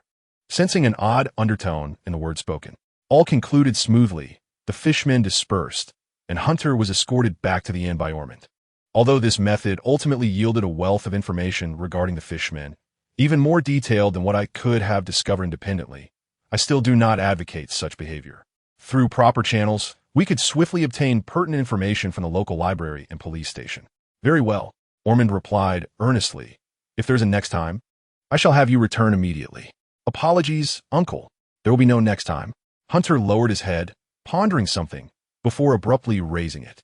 At least I did not obliterate those fishmen's eggs, did I? What? Do you wish to extract their roe as well? Uncle, I have discovered you possess a hint of humor within you. Ormond finally succumbed to laughter. I shall treat you to a fine meal this evening. Mr. John has a restaurant located here. If we dine there, we might receive a discount. It was evident that he harbored no fondness for the mysterious creatures. The dining experience here appeared to be quite sophisticated, with a service style wherein servers would place food in your bowl and even assist with cutting. One could even request them to feed you. It was as though the food, fresh from the chef's hands, would appear on their plates within mere seconds. How is it? My hotel. John, with an air of nobility, traced his knife across the steak before him. This fellow declined the server's assistance, opting to cut his steak himself, seemingly relishing the feeling of doing things on his own. The flavor was exquisite, of a very high standard. Ormond praised. He then turned to a rather peculiar figure nearby. Hunter, what are you doing? Hunter lifted his head, pausing momentarily, and replied softly, I wish to try tomato sauce with steak. John sat upright, appearing as though the sound had not originated from him. Typically, steak should not be consumed in such a manner, and remarked from beside him, Thank you. I shall try salad dressing with lobster meat shortly. You should venture out and establish your own independent federation. And murmured, her comments light and harmless like the chirping of a small bird. No worries, this is a tolerant place, a beautiful little town that permits all things. Hunter sliced a piece of meat, glancing at John. Mr. John, you mentioned, so why do I seem to hear many people uttering the phrase? For the beauty of the town? Hunter smiled. You must frequent this place often. Might you elucidate for us? Customs and habits, after all. Given the presence of friendly, mysterious beings towards humans. John replied nonchalantly, while a lovely woman, either a bodyguard or a maid, approached to assist him in wiping his mouth. Eating alone and having others wipe one's mouth. What an odd fellow. In any case, this little town is indeed beautiful, deeply captivating, is it not? Mr. Ormond, what is your opinion? It is indeed a lovely place. Chapter 66. I recall we are rather short on funds. The flavor is acceptable. Hunter sat in a chair nearby, reflecting on the recently concluded banquet, while cradling his phone. In his lap, a ginger cat rested quietly. You consider that an acceptable flavor for so much seafood? The game has started. Stop playing with the cat. And shot him a glance and casually selected the next position. Spawn 2. Lockdown marksman, you go support. I will carry us to victory. Why must I always be the support? Hunter shrugged and pressed the screen button. Spawn 1. Lockdown support, because supporting you is too exhausting, and you always enjoy diving into the enemy fountain during a strong lead, losing so many times without learning your lesson. And rolled her eyes, efficiently claiming all the last hits from the minions. Isn't the game meant to be fun? When I see my teammates cursing me, I know I have one. Stick together. Hunter nonchalantly coordinated with the support and marksman, while swiftly followed up with her ultimate ability to apply a slow effect. As the opposing team attempted to flee, they found themselves ensnared, ultimately succumbing to a penetrating basic attack. I can purchase substantial items now. Shall I return to base? And reminded, clicking on the enemy jungler's avatar. He's on his way, Hunter replied with a smile. I won't retreat, and shrugged and initiated her recall. When the enemy jungler suddenly ambushed them, she managed to endure with the aid of Hunter's crowd control and shield, even claiming a final kill with the last sliver of her health. Feigning sleep to lure the enemy, one of the opponents hesitantly inquired, Are you really not going to engage? Hunter retorted casually, Where do we leave off? After so many defeats, you still haven't learned. Hunter countered, Oh right. And don't you also enjoy standing idly while giving a thumbs up instead of pushing towers? Waiting until the enemy respawns to deal the final blow? But I can win. This is a top 750 ranked match. Can you please take it seriously? ISNT the goal to rank up? Winning or losing shouldn't matter, right? It's not like we can drop out of the rankings, and we can't reach the top either. Those are all reserved for the pros. Then you might as well disconnect, and shot back, casually clicking to return to base while Hunter stood idly by, only clicking to recall at the last moment. Both returning to their fountain simultaneously. You dare not return to base with me? What does it mean to come up at the last second? Nonsense. That's just how the mechanics work. If you're unhappy, don't play. Player 2 has become a god. On the screen, only and remained, standing before the enemy crystal, continuously giving a thumbs up. Push. What are you doing? Why is it always you, that annoying player? Waiting for the final blow again? Aren't you afraid of messing up? Keep insulting? Keep it up and you'll lose points. As if you could beat both of us, Hunter typed back. So petty.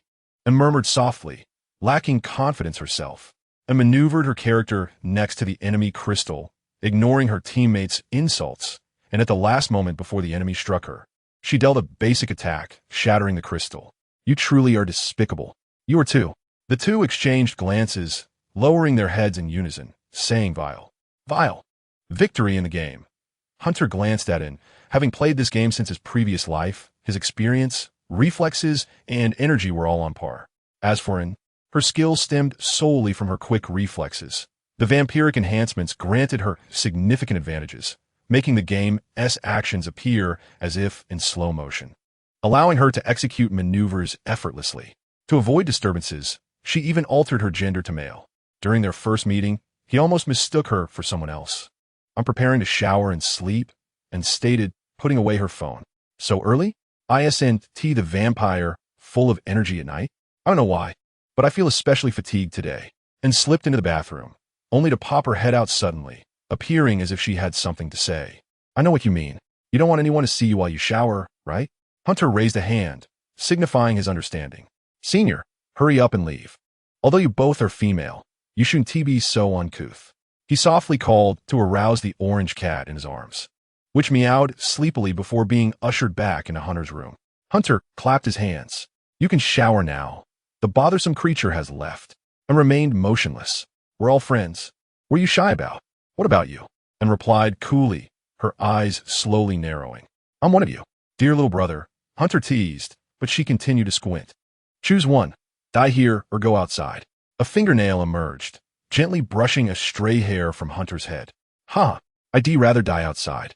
Hunter smirked slightly, shrugged, and decisively exited the room, and comfortably settled into the bathroom. However, as she finished her shower, there was another knock at the door. Why is it you again? Hee. Are you planning to sleep here tonight? And narrowed her eyes, looking at Hunter, who had just finished showering as well. I need to discuss something important with you. Can it wait until tomorrow? No. I increasingly feel that something is amiss. Hunter entered the room, sitting by the floor-to-ceiling window. Though located in the heart of the small town, A view of the seaside was still visible from the 12th floor. Aren't you going to talk to your father about it? I need to discuss it with you first. Has the phrase beautiful little town appeared too frequently? Has it? Do you also feel that this town is somewhat abnormal? Does it? Try saying those two words again. Then I'll remain silent and lay down on the bed, enjoying the softness of the bedding. Hunter suddenly appeared beside her, startling her. However, she wasn't entirely averse to his presence.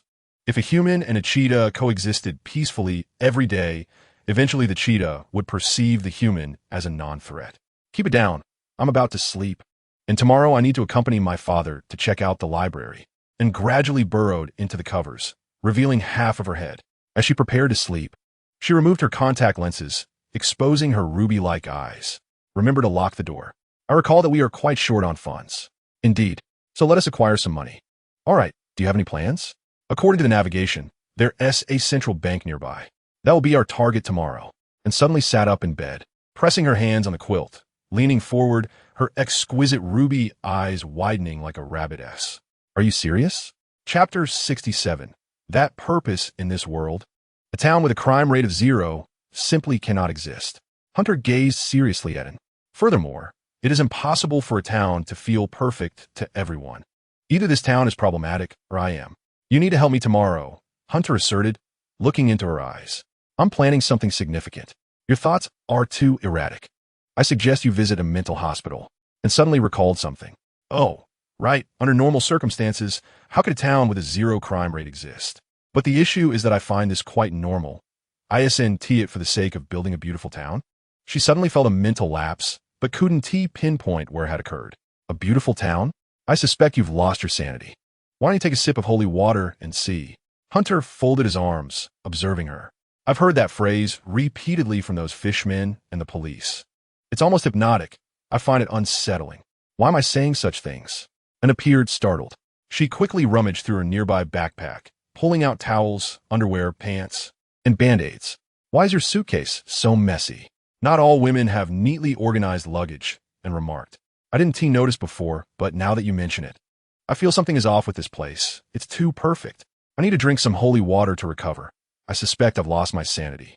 You even brought cat food? Hunter picked up a bag of cat food, a brand he had never seen before. It must have been brought in by your senior. I never thought to bring cat food. I don't even like cats, and I'm not sure if it will eat this, and casually replied. It must have been your own doing, but I remember you were quite enthusiastic about petting it. Suddenly, and halted her actions, slowly retrieving a bottle from her backpack. Is it a bottle for holy water? What's wrong? Hunter leaned closer, noticing that the glass bottle containing the holy water had somehow been knocked askew.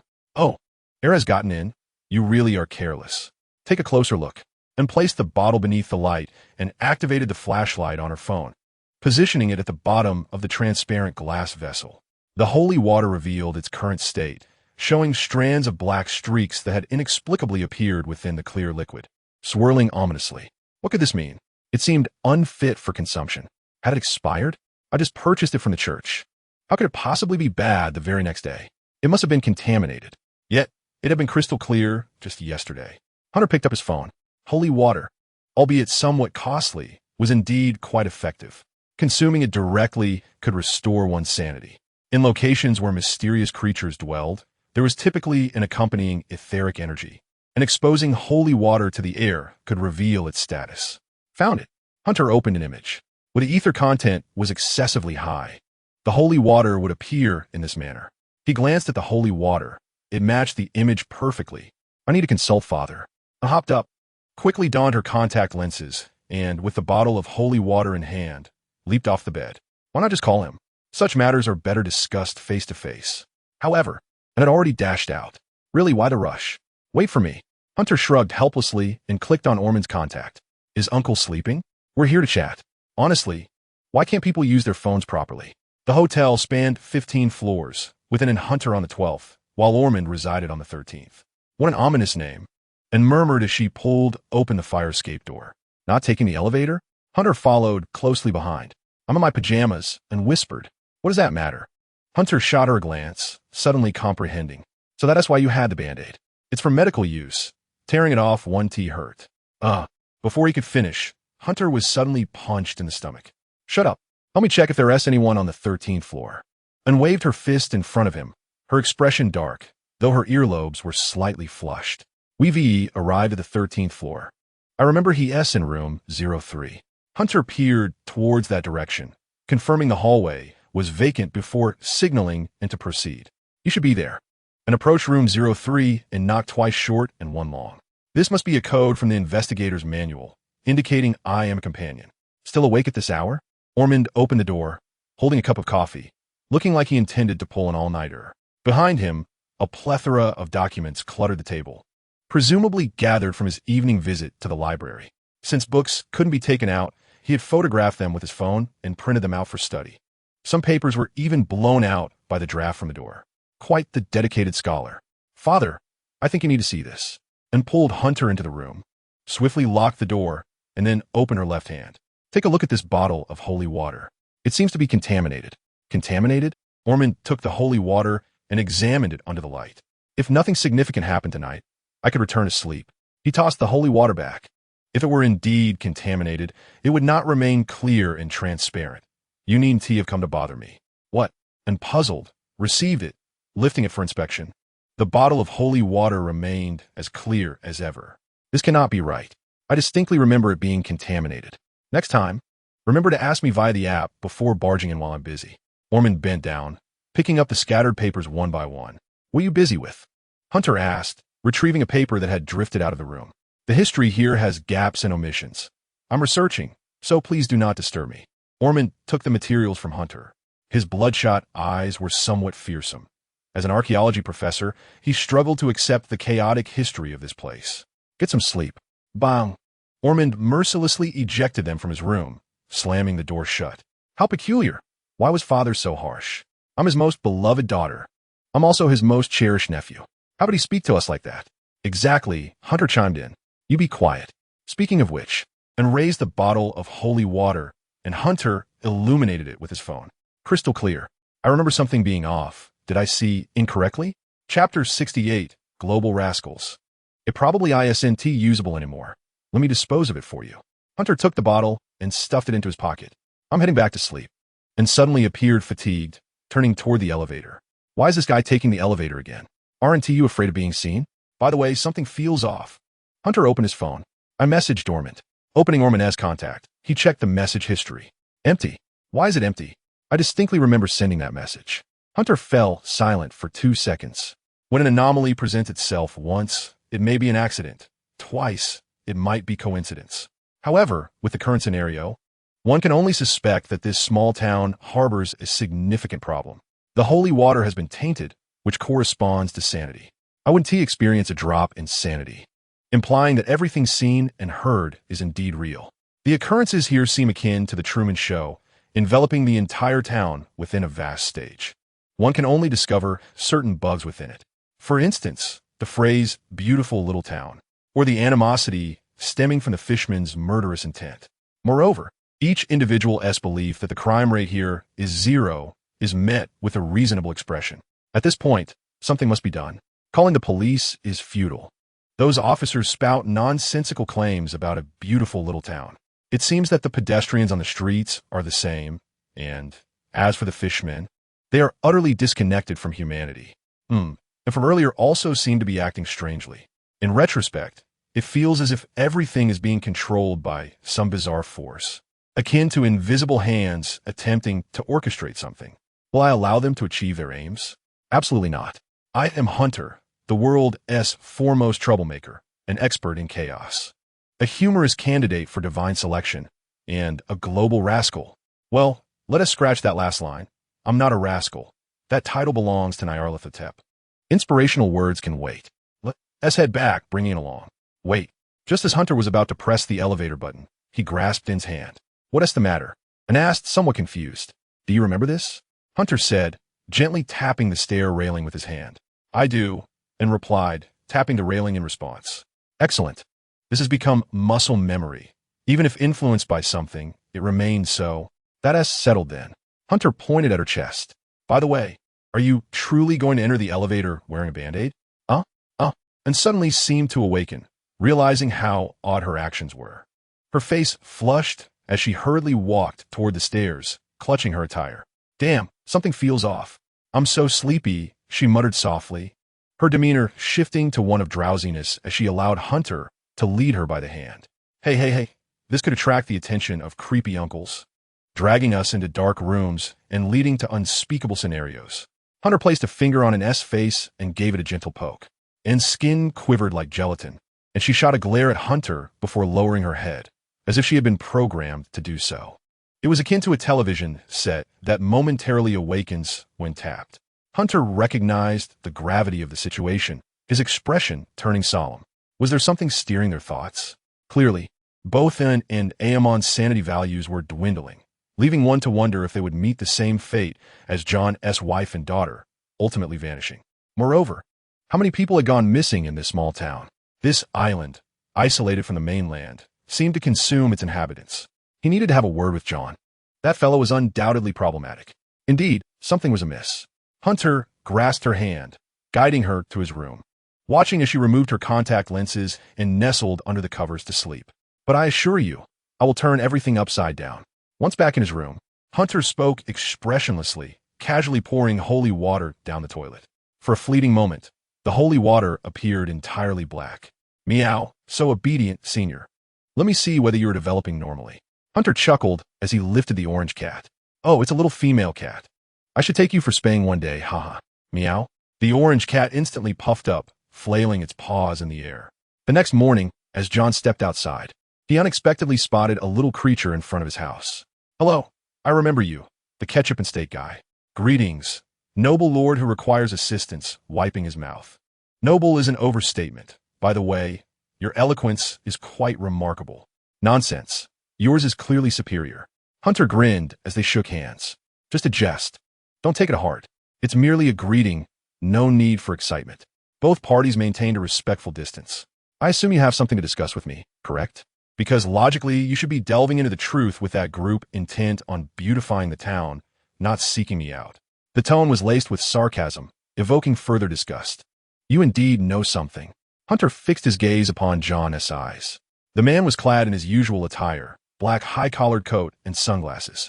John swept his hair back, lit his cigarette, and gestured for his bodyguard to step away. How about we share breakfast? Hunter proposed. It would be my honor, dear assistant. John exhaled a puff of smoke, leading Hunter to his hotel. Feel free to ask whatever you wish. By the way, do you have any dietary restrictions? I can eat anything. Then let us have the same as me, John instructed the nearby waiter, as usual. Breakfast arrived promptly, milk, sausage, fried eggs, and fried fish, accompanied by bread and red wine. Simple, yet sufficient. I seek information regarding your daughter and wife. That matter has already been mentioned in the task logs. I need specifics. Specifics? John chuckled. 7 years ago, they both arrived here and lost their whereabouts. That is all. And how did you regain your memories? I mean, while everyone else has no recollection, why do you remember? That gold coin. John retrieved a gold coin from his pocket. The engraving appeared eerie, resembling tentacles. Why did touching it restore your memory? I do not know. You must know something. Hunter bore into his eyes. Chapter 69. The most annoying, pretentious person. Too naive? What do you mean? If you could touch the source of this place, I would be delighted to share certain truths, but none of you have. John stated impassively. Mr. Amon has not witnessed his full potential. It is truly regrettable. The title of Blood Hunter is one that cannot be incomplete, yet he is destined to perish here. You seem quite knowledgeable about Amon. It was likely he also understood Amon's financial troubles, thus orchestrating his agreement. How do you know this? The title of investigator is known only among their kind, and its implications are likewise obscure. Consider yourself fortunate. Your awareness has prompted me to divulge this. Yet you're still merely aware. You are somewhat special, but that is all. You mentioned that in recent years, you summoned numerous search teams and detectives to this place. Nearly 100 in total. Indeed, yet I have found no records of them, not even their names. Only about 20 individuals have been documented. Because they were insufficient to uncover the truth and subsequently vanished. I cannot locate them either. Your bodyguard is elsewhere, correct? Hunter said slowly, a fierce glint flashing in his eyes. What's wrong? Damn. John suddenly raised his hand, swiftly seizing Hunter's hand as he attempted to stab him. His speed surpassing anyone Hunter had ever witnessed, except for him. How astonishing, you dare to wield a knife against me. You truly are extraordinary. Hunter averted his gaze, the knife slipping from his grasp due to the pain. Your hand is like a vice. Your eye in my throat and temple. You are merely a businessman. You are a killer. The instinctive sense of crisis has exposed you, fool. You even orchestrated Amon's agreement to join the investigation, thinking I wouldn't figure it out? Your exaggeration of the task's dangers led Amon to investigate the 20 recorded individuals, all of whom survived. Little did he know it was survivor bias. You were speaking the truth. Hunter glared directly into his brown eyes. You truly are something. You dare to act on that mere suspicion? There is nothing I fear. All mysteries are my enemies, and so are you. Hunter rose, declaring he would take his leave. You're just going to leave like that? John squinted, slowly drawing a black revolver from his sleeve. You have people continually exploring here. Surely you wish to unravel the mysteries as well. Hunter narrowed his eyes. I am currently your only hope. Are you certain you wish to eliminate this possibility? Hurry up. Let the number reach 100 sooner. Otherwise, you will be done for. Without external assistance, I am powerless. Ahaha. Not fearing is quite troublesome, making one appear so leisurely while actually dancing on a tightrope. Give me the gun and some bullets. Hunter continued. I need a weapon. You lack bargaining chips. Hunter leaned in closer. Bargaining chips? I see your sunglasses are shielding you from the light because your eyes cannot withstand it. Your long hair and high collar are to conceal the gills on your neck. Correct? Moreover, my uncle and sister are your best bargaining chips. Do not feign ignorance. How do you know that? John smirked. I mean the previous statement. Of course. It was because when you exclaimed damn, the value on your wrist increased by 1, from 93 to 94. Causing trouble for humans also raises numbers, but only by fractions. Even kicking them in the groin would only increase it by 0. 25. Humans are still too weak. Yet you are 1. You must be connected to the mysterious beings. Coupled with that gold coin, I can leap to the conclusion that you are one of the fish people. But can that be said? Hunter scratched his head, answering dryly. You may guess. I am quite the scholar. Then accept my down payment, scholar. John revealed a slight smile, shoving the revolver into Hunter's pocket along with several cartridges, appearing to be 6 rounds. Can you handle it, kid? I managed, the orphanage taught us. Hunter casually fiddled with it before stowing it away. Huh, what kind of orphanage is that? John looked at him in confusion. Is there a problem? Ahem, well then. Let me see, your time is 7 days. John withdrew a cigar, settled back into his chair, ignited it, and inhaled deeply while gazing at the sky. The deadline belongs to your kin, not to me. Let me witness what the investigator fails to accomplish. How much can you achieve? Was he implying that in approximately 7 days, the likes of Almond and In would vanish, targeted by some ominous entity? How vexing this riddle maker is. I yearn to strike him. I am leaving. Hunter evaded the smoke, turned, and relaxed his entire being. Suddenly, he lashed out with a kick, akin to a battering ram, successfully striking between John's legs. A good child shouldn't emulate this. Now I truly wish to strike. Are you afraid of a zero-frame initiation? I told you to stop smoking and puffing upwards. Damn, the pretentious annoy me most. Cough. Me? No way. Unexpectedly, John slipped from his chair and knelt on the floor, the cigar falling from his lips, trembling uncontrollably, saliva slowly dribbling from his mouth. His body succumbed to weakness, remaining motionless on the ground. The mysterious creature seemed not to have hardened much either. It appears you haven't investigated me, Mr. Riddlemaker. Hunter swiftly dashed downstairs, leaving an echoing resonance in his wake. I detest riddle-telling fools. I will crush your essence. John, momentarily alleviated from pain, suddenly revealed an unpleasant grin. Hey, perhaps this fellow could stir up something significant, right? Dagon, he murmured, his tone instantly shifting to one of resentment and eeriness. My father. Yet, the slightest movement unleashed a wave of agony throughout his being. Ouch. I should probably visit a hospital. This hurts immensely. Do you require assistance? It seems you've injured a vital area. The bodyguard approached to inspect, his flushed demeanor revealing an unusual implication. Huh. Step aside, Massault, John replied curtly. Really? Massault stood with his hands on his hips, adopting a turning posture. False. John lifted his head, revealing a face drenched in cold sweat. Take me to the nearest hospital. The guest from earlier, do you have any instructions? Massault gently helped him up and whispered in his ear. Ignore him. John gasped. He doesn't think he can survive the night, does he? Chapter 70. Truly frightening, how terrifying indeed. Hunter scrutinized the numbers as he sprinted to the hotel entrance, aimlessly wandering along the street. 96, I gained 2 points. Did he genuinely want to eliminate me at that moment? Thankfully, I ran fast. Creak. At an unknown moment, a taxi came to a halt nearby, its blue exterior gleaming. The driver, a middle-aged man with dark brown hair, leaned out, not overweight. Good sir, he spoke with an accented tone. Where to? Why did this car stop beside me? Hunter turned to glance beside him and suddenly understood. It was the hotel behind him, the most luxurious in the area. Most likely, people assumed he was a resident. This establishment, known as disobedient, charged in golden pounds for an overnight stay, catering only to the affluent, hence the driver sought to make a profit. The name was rather peculiar, calling itself Continent Hotel on a small island. Sir, the driver insisted earnestly, if you are not staying, kindly inform me. I shall turn and leave rather than be left hanging here. Hunter chuckled, patting his revolver. Wait a moment. I'll just run to the nearby convenience store for a few items and be right back. Sir, where do you hail from? The driver, named Peter, was a local. Upon seeing Hunter enter the vehicle, his sun-kissed face lit up with joy. I come from the southern part of our confederation, around the area of Dwalluan City. Hunter casually replied, That is a fine place. You appear quite prosperous. Thank you. By the way, where is the nearest bank? Are you looking to withdraw money? Peter inquired, promptly pointing the way. There is a central bank less than 2 kilometers from here. All right, let us head that way, Hunter agreed. How is the security over there? Are you concerned about safety? The security is top-notch, and rest assured, our crime rate is 0. Peter smiled. It's a beautiful little town. You have no reason for worry. Then I shall rest easy.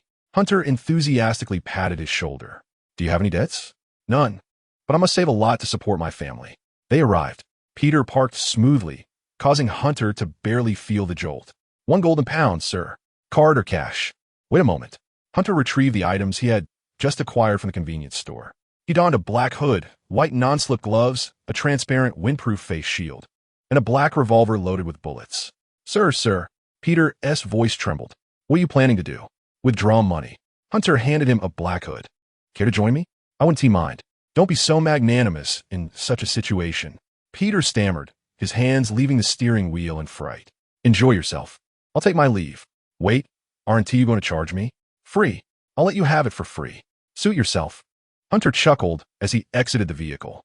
Almost the instant he stepped out, the car sped away like a runaway horse. He seemed quite adept at driving, quickly reaching the opposite street before bizarrely slowing down, even reversing to pass in front of Hunter again. Sir, need a ride? The illusion here is quite amusing. It's truly entertaining, much like NPCs in a video game. Surely those nearby who were slain would merely perceive it as some animal meeting its demise. Ultimately, the explanation rests with the town. No, thank you. Hunter turned his head. Now, let us commence the live broadcast. He pulled out his phone, connected to the streaming platform, and tucked it into his chest pocket, exposing only the camera. Hello, everyone. I am quite nervous about my first bank heist. Hunter grinned as he raised the revolver. He stepped forward with his left foot, then his right, positioning himself before the bank entrance. I am broadcasting on the largest federal streaming platform. I refuse to believe you remain utterly unresponsive despite this. Still prattling on about building a beautiful town? Unless you cut off the signal for the entire town. That would surely draw external attention. Do you understand modern technology? Hunter glanced at his phone. The online viewership was surging. Heavens? A live robbery? Is there really such a brave soul? Hurry, get in. Is this a drill or the real deal? Soon, numerous voices echoed on the platform. All right, everyone relax. We are heading in. As the atmosphere reached its peak, Hunter kicked open the bank door. Bang! He first fired a shot into the ceiling while aiming his revolver at those present. To prevent accidental harm, he disengaged the safety. Everyone freeze. This is a robbery. Huh? A throng of armed policemen turned, bewildered, exchanging astonished glances. Did you all coordinate this? Why are there so many officers in the bank lobby so early in the morning? I thought cash transport wasn't scheduled for this time. Wait, they don't seem to be facing their own. These officers are on the right side of the lobby. What lies on the left? Hunter hesitated, turning his head. A similarly clad individual was currently holding a bank employee hostage, wearing a hood, gloves, and wind goggles. It was amusing to realize why so many people were inside this morning, with the doors still closed. It turned out they were fellow robbers. Hung Tia nodded, and the robber reciprocated with a nod. This marked their acquaintance. Clang. A nearby officer lowered his weapon and raised his hands. In an instant, every gaze shifted towards the officer. After a few seconds of silence, the officer retrieved his handgun and aimed it at Hung Tian. What should we do now? The man inside suddenly whispered to him. You're the one who came in to rob first. So why are you asking me? Hung Tian thought, bewildered. Surely something is amiss in this world. Isn't the crime rate in this cursed place supposed to be 0? By that logic, I should be the only robber here. Encountering another one now seems less likely than being struck by lightning twice. Drop your weapons. But the nearby officer would not allow such a conversation to continue. Hung Tian suddenly felt someone charging at him from behind. Before he could react, he was pinned to the ground, quickly enveloped by more individuals, resembling a pile of earth. His handgun and other belongings were snatched away. It was only then that he realized those restraining him were undercover officers. As it turned out, the streets had been filled with police from the very beginning. He recalled the peculiar looks he received from passers-by when he stepped out of the car. Chapter 71, A Lesson from a Master. Brother, Hung Tian struggled to lift his head. Had I known you were out here today, I would have steered clear. One cannot have two junglers in one wild area unless they are on the opposing team. No need to thank me, the other robber replied, somewhat disgruntled. By the way, why does your equipment look so familiar? It seems like a direct copy of my specifications. The robber inquired suspiciously. I have no idea. It's all I learned at the orphanage. Is it that northern orphanage? What? We can't possibly be from the same orphanage, can we? When did you graduate? I graduated in 2018. I graduated in 2016. Senior brother. Junior brother. Oh, be quiet. Why are you chatting at a time like this? The officer pressing down on the robber struck his head roughly, causing the hood to be yanked off. The senior brother had gray hair, looking exceedingly ordinary. And before Hung Tian could examine him closely, his head was pressed back down onto the ground. Ah, I despise this position, Hung Tian thought. Take them both away. It seemed a high-ranking officer had spoken, surrounding the entire bank with a dense crowd. Live stream? An officer took a glance at Hung Tian's phone in his chest pocket. Funny. There's no network here. What are you live streaming? With this intellect, you think you can cause chaos in a beautiful little town? Is this for real? Does it need proving? The officer placed the phone before Hung Tian, scoffing, you really ought to be sent to a mental institution. The live stream comments he had just seen were likely just a figment of his imagination. Yet, he himself would not lose sanity. How could he have been affected by hallucinations? After much contemplation, he still could not understand. However, one thing was certain. He was undeniably in reality, albeit occasionally influenced by illusions. Stop daydreaming and get in the car. Suddenly, someone pushed him from behind, and the surrounding noise seemed to amplify. Where to? To the police station. May I make a request? Speak. It's a bit stuffy. Could we perhaps play some music? Shut up. The police car navigated through the bustling streets, gradually heading toward a remote suburb. Beside him, armed officers sat alongside him and the other robber, exchanging silent glances. There was still a chance for communication. Talp, talp. A faint sound emanated from the seat. It was the robber tapping on the chair. The sound was subtle, blending in with the other noises in the car. Not drawing attention. It sounded somewhat familiar. Wait a moment. Morse code. Isn't this what we learned at the orphanage? Hung Tian thought. What was the last message? What is your name? He naturally chose not to vocalize his response, instead making the gesture of pressing a telegraph key where the other could see. Hung Tian, and you? Vika. What do you do for a living? I'm just here for fun, how about you? I'm a professional thief. Who would believe it? A professional thief would be here, communicating via Morse code after being caught. Such calmness clearly suggested he was no ordinary individual. Most importantly, engaging in such activities in a region with a 0 crime rate implied he was untouched by the disturbances here. Perhaps he thought of himself as immune to such influences. The mutual understanding between them sparked a knowing smile. Talp, talp, talp. They both froze. Something was off. Why was there noise coming from beside them? Turning his head, he saw the sheriff. The man wore a sly grin, resembling a cunning fox. You, with those prominent brows and eyes, understand this too. The sheriff pulled out a baton and gently tapped it. Quiet down. There'll be time for you to share your secrets. Vika promptly closed his eyes, feigning sleep. Hung Tian noticed the scenery outside becoming increasingly desolate, yet he remained unfazed, eagerly observing the view. He wondered what Un and Alming were doing now. Following Alming's research approach, they would soon uncover the issue, but whether he could resolve it remained uncertain. The same applied to Un, despite their connection through vampires and blood bags. Under such bizarre hallucinations, she would likely be powerless. It seemed the foul entities in the town could alter human perception. Who knew how they accomplished this? At this moment, he felt as if he were traversing a path towards oblivion, akin to John S. wife and daughter, forgotten by all, erased from existence by some force. His plans had completely fallen apart. One would expect to feel panic in such a situation, yet he found himself unable to. Instead, there was merely a thrill, as if the absence of fear and other negative emotions had filled those voids in his body with exhilaration. In other words, the act of robbing felt thrilling, and being robbed did too. Surely, when the day came for his demise, it would also feel exhilarating, wouldn't it? How peculiar it sounded. And what about my orange cat, whom I call Senpai? If I were to be erased from existence, what would happen to it? That is my cat. I must devise a way to survive and escape. When the police car finally came to a halt, Hung Tien looked outside. They had stopped in front of a dilapidated church. The church appeared as though it were plucked directly from a horror movie, surrounded by overgrown weeds, with dusty windows adorned with cobwebs, faintly revealing strange symbols. Yet, in the next moment, it returned to normal. A church standing at the edge of the town was enveloped in a golden glow. The church resembled a sacred place from a story, radiating divinity and tranquility. For reasons unknown, the rapid change made it seem somewhat humorous, much like Marilyn Monroe desperately trying to keep her skirt down, eliciting a smile. "Are you planning to administer vigilante justice?" The robber shouted. "This is not the police station. I demand fair treatment. Get out of the car." "Hey, Sheriff, this place doesn't resemble a police station." Hung Tien blinked, filled with confusion. "Are you bringing us here for a baptism? According to tradition, you will be judged here." The sheriff said no more, simply instructing the other officers to bind them and usher them into the church, carefully closing the door behind them. "For the beautiful little town," they shouted in unison, resembling a cult. Hung Tien glanced around, checking the numbers on his wrist. 97. The mere offerings from those mortals are quite limited. You do not resemble a prisoner ensnared here, but rather a visitor.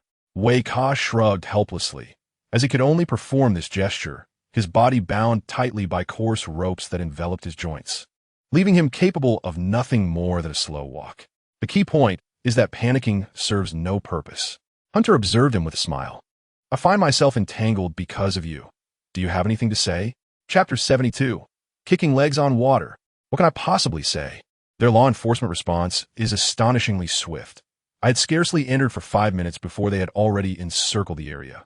Wei Ka analyzed that it seemed as though every resident of the town had been transformed into a surveillance device, with any anomaly sure to be detected. We have indeed made history, as the zero-crime rate has been shattered. No, we are certainly not the first. Many predecessors have vanished, permanently, and we too shall meet the same fate. In due time, this place will still boast a zero-crime rate. "Where is this place?" Hunter inquired, noticing the lights around them beginning to illuminate one by one. "Is this some sort of cliché drama? Hasn't that become outdated?" Hunter leaned in closer to observe, revealing that they were indeed candles. He exhaled, extinguishing one. In the next moment it reignited. As he drew nearer, he discovered that the candles were hollow. The supposed wick was merely a slender tube, seemingly electrified. No wonder it couldn't be blown out. It was embedded with technology. What a bizarre place. "You seem rather idle." Wei Ka sighed. His apprentice truly had a heart of steel. "This is the Shengma Liya de Jiaotang, the religious organization of the town. You do not know where this is? It resembles a church from a horror film." Indeed, at that moment, numerous figures emerged ahead, seemingly clad in white garments. Brides, perhaps? What nonsense. How could there be so many brides at once? These are the attire of nuns. Wei Ka scoffed while Hunter, aided by the light, discerned his features. With deep gray hair and an unremarkable face, he stood at an average height, his voice equally forgettable, dressed in a gray jacket, appearing to be nothing more than an ordinary passerby. "You claim to be a professional thief? You seem like someone born to this profession." "Thank you." Wei Ka scrutinized Hunter's appearance, amused. "If you were in our line of work, you would be apprehended in no time." "Why? You are too handsome, highly recognizable, easily remembered." "That is precisely what I wish to hear." "What about $5? If we survive today, I shall offer you 100.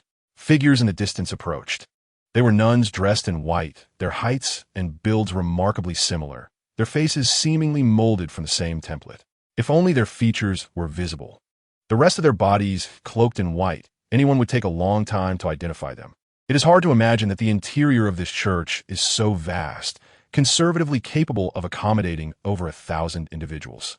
Who knows what it is used for? It certainly cannot be for holding a party. Sinners, you have arrived here, and your fate is already sealed. From among the nuns emerged a rather distinctive woman, adorned with a golden crown, exceptionally beautiful, seemingly crafted with intricate lacework. She possessed a pair of violet eyes. Do you desire it? Ido. It would be wonderful to pluck it off. Even in the face of death, you still think of thievery. It is a professional habit. Do you not think the same? I aspire to rob the rich to aid the poor. Are you serious? Wei Ka squinted, sensing a glimmer of light in the young man's demeanor. Are you a righteous person? Of course. I rob the wealthy to alleviate my own poverty. Very well. It was merely an illusion. All those from a northern orphanage resemble one another. Bring them forth. The crowned nun commanded. Humph. Do you think you can capture me? I am the legendary master of kicking legs on water. In a manner akin to magic, Wei Ka freed himself from all bindings and dashed toward the door. Remember to lock the door next time. You lot have absolutely no sense of security. Bang! He forcefully kicked the exit door. No one pursued him from behind. They could not match his speed. Can I win? I will win. I, Wei Ka, am certainly not the kind of existence this small town can confine. The door did not budge. Wei Ka scrutinized it for a few seconds before beginning to wail. Good grief! Why is this door locked from the outside? What material is it made of? Just as he finished speaking, the nuns behind him closed in. Can we come to an understanding? Wei Ka lamented, feigning innocence as if the previous events had never transpired. His face was met with a solid slap, rolling his eyes as he fell to the ground, whereupon someone injected an unknown liquid into his neck. Now silence ensued, for the white-clad women separated, each grasping Hunter and Wei Ka on either side, administering injections into their arms, then escorting them toward the center of the hall. Given Wei Ka's recent actions, he was injected once more. Their strength was formidable. Who knows what they have consumed to grow so strong? How do you feel? Wei Ka asked, his voice somewhat relaxed. Are your legs starting to weaken? This must be a muscle relaxant. Hunter savored the moment, the soft bodies of the women beside him exuding a pleasant aroma, reminiscent of violet incense. He nodded thoughtfully. It is rich, yet not cloying. It does indeed induce some weakness in the legs. I did not mean that sensation. The two were brought forward, countless white-clad women gazing upon them. I am Luo Yi, the golden-crowned woman at the forefront proclaimed, with violet irises and a voluptuous figure, especially notable in her bosom. What will happen to us? Wei Ka inquired, gazing at her. We shall not harm you. We will allow the divine to render judgment upon you. What do you mean? We shall sacrifice you to the divine, for him to judge. Luo Yi fervently clasped her hands and gazed skyward, the light shining down upon her, creating a scene of tranquil beauty. However, what a hypocritical response. Does this not mean I am destined for death? It is akin to saying that God will judge you, and I am merely responsible for delivering you to him. If a righteous individual spoke such words, it would sound quite heroic. Why does it sound so awkward when spoken by a villain? Indeed, Hunter remarked. Quite so. Wei Ka nodded in agreement. The time is nigh. Noon is the most opportune moment. Luo Yi paid no heed to their protests, turning her head to speak nonchalantly. Without any effort on their part, the nuns beside them lifted them up, transporting them to the center of the hall. There is something on the floor. Wei Ka gestured with his chin, and Hunter noticed faint red markings on the central floor.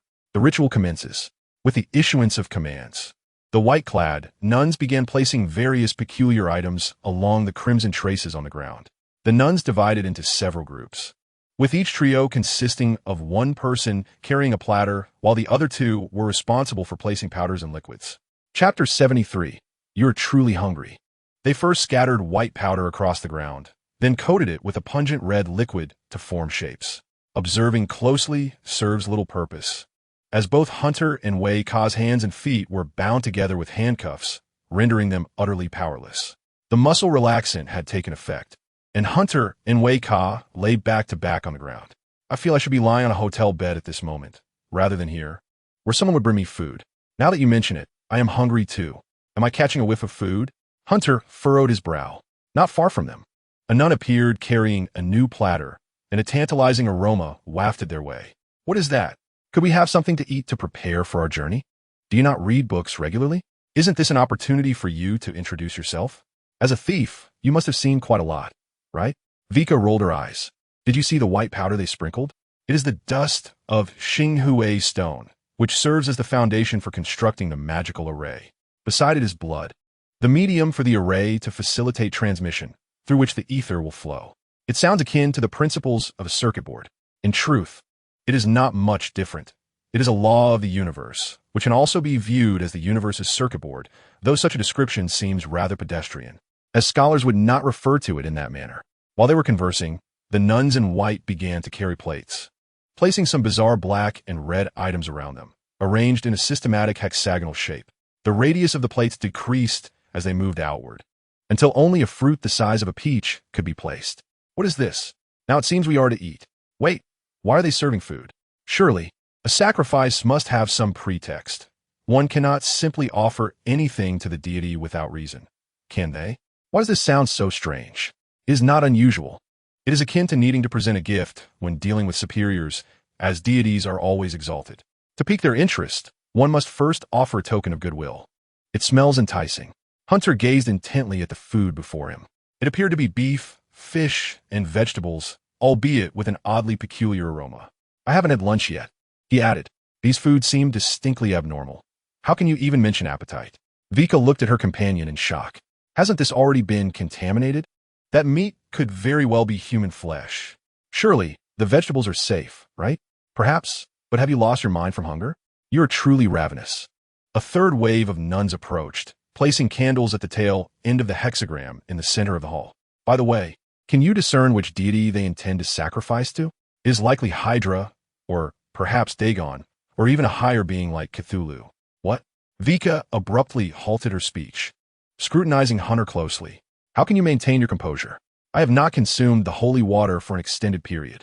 My sanity has dwindled to the point where you resemble a cake. How is it that you appear perfectly fine? You look rather like a steak to me, Hunter replied. I merely have better control over my expressions. Tichiaka, fine. Vika was about to say something when Loy interrupted. You too have a strong desire for redemption. Knowing you are about to meet the deity, yet you still engage in your final confessions. Do you truly believe we are confessing? Beasts, what have you heard? In truth, besides confession, there is little else you can do. For the sake of this beautiful little town, you must vanish from existence. Loy wore a gentle smile, yet her words were chilling. The ritual has commenced. No sooner had she spoken than the lights in the hall suddenly dimmed, replaced by the flickering candlelight at the hexagram's tip. The glow illuminated the faces of the nuns, revealing somewhat terrifying visages. My goodness, it was akin to shining a flashlight from below the face at night. We are doomed. Vika felt a surge of strength return, yet remained motionless, seemingly engulfed by despair. What is happening? Why do I feel so cold? Hunter inquired. A rustling sound began to emanate from the surroundings, as if the nuns were engaged in prayer. It sounded like the buzzing of mosquitoes. What are these mosquitoes doing? Hunter glanced at his wrist, murmuring, 965? Why is the value so slow? Regardless, there is no time to check the history. Forget it. We are doomed. The ritual has commenced, and we are to be sacrificed. Vika replied gloomily, his voice tinged with a hint of tears. He felt the presence of something eerie, watching him, an enormous eye extending countless tiny tentacles. It seemed poised to ascend. This magical array has opened a passage. Don't you feel the chill beside you? What do you mean? That is a sign of ether circulation. It will draw away heat. Vika replied with annoyance. You illiterate. So hungry. Ugh. The chill in his body abruptly ceased. Huh? Why does it feel as if the sacrifice has been interrupted? Why? It seems nothing can disrupt a sacrifice. What has happened? Vika stared blankly for a moment, lifting his head and momentarily regaining consciousness. What met his gaze was an indescribable pool of something exuding a foul odor, which was quite invigorating. It must be a melons of various scents. Vika detected red wine, lobster, crab, and a mixture of seafood, along with some undigested remnants. So disgusting. Just now, it seemed Hunter had suddenly opened his mouth and bitten into the nearby meat and vegetables. Then he vomited. Everywhere. How on earth was he able to move? Wasn't he injected with a muscle relaxant? Could it be that he was driven mad by hunger? What a bizarre constitution. Wait, that pool seems to be flowing over. Vika shifted back slightly, only to sadly realize he and Hunter were bound together and could not escape. Thus, their clothes inevitably became stained. Ugh. He let out a mournful cry.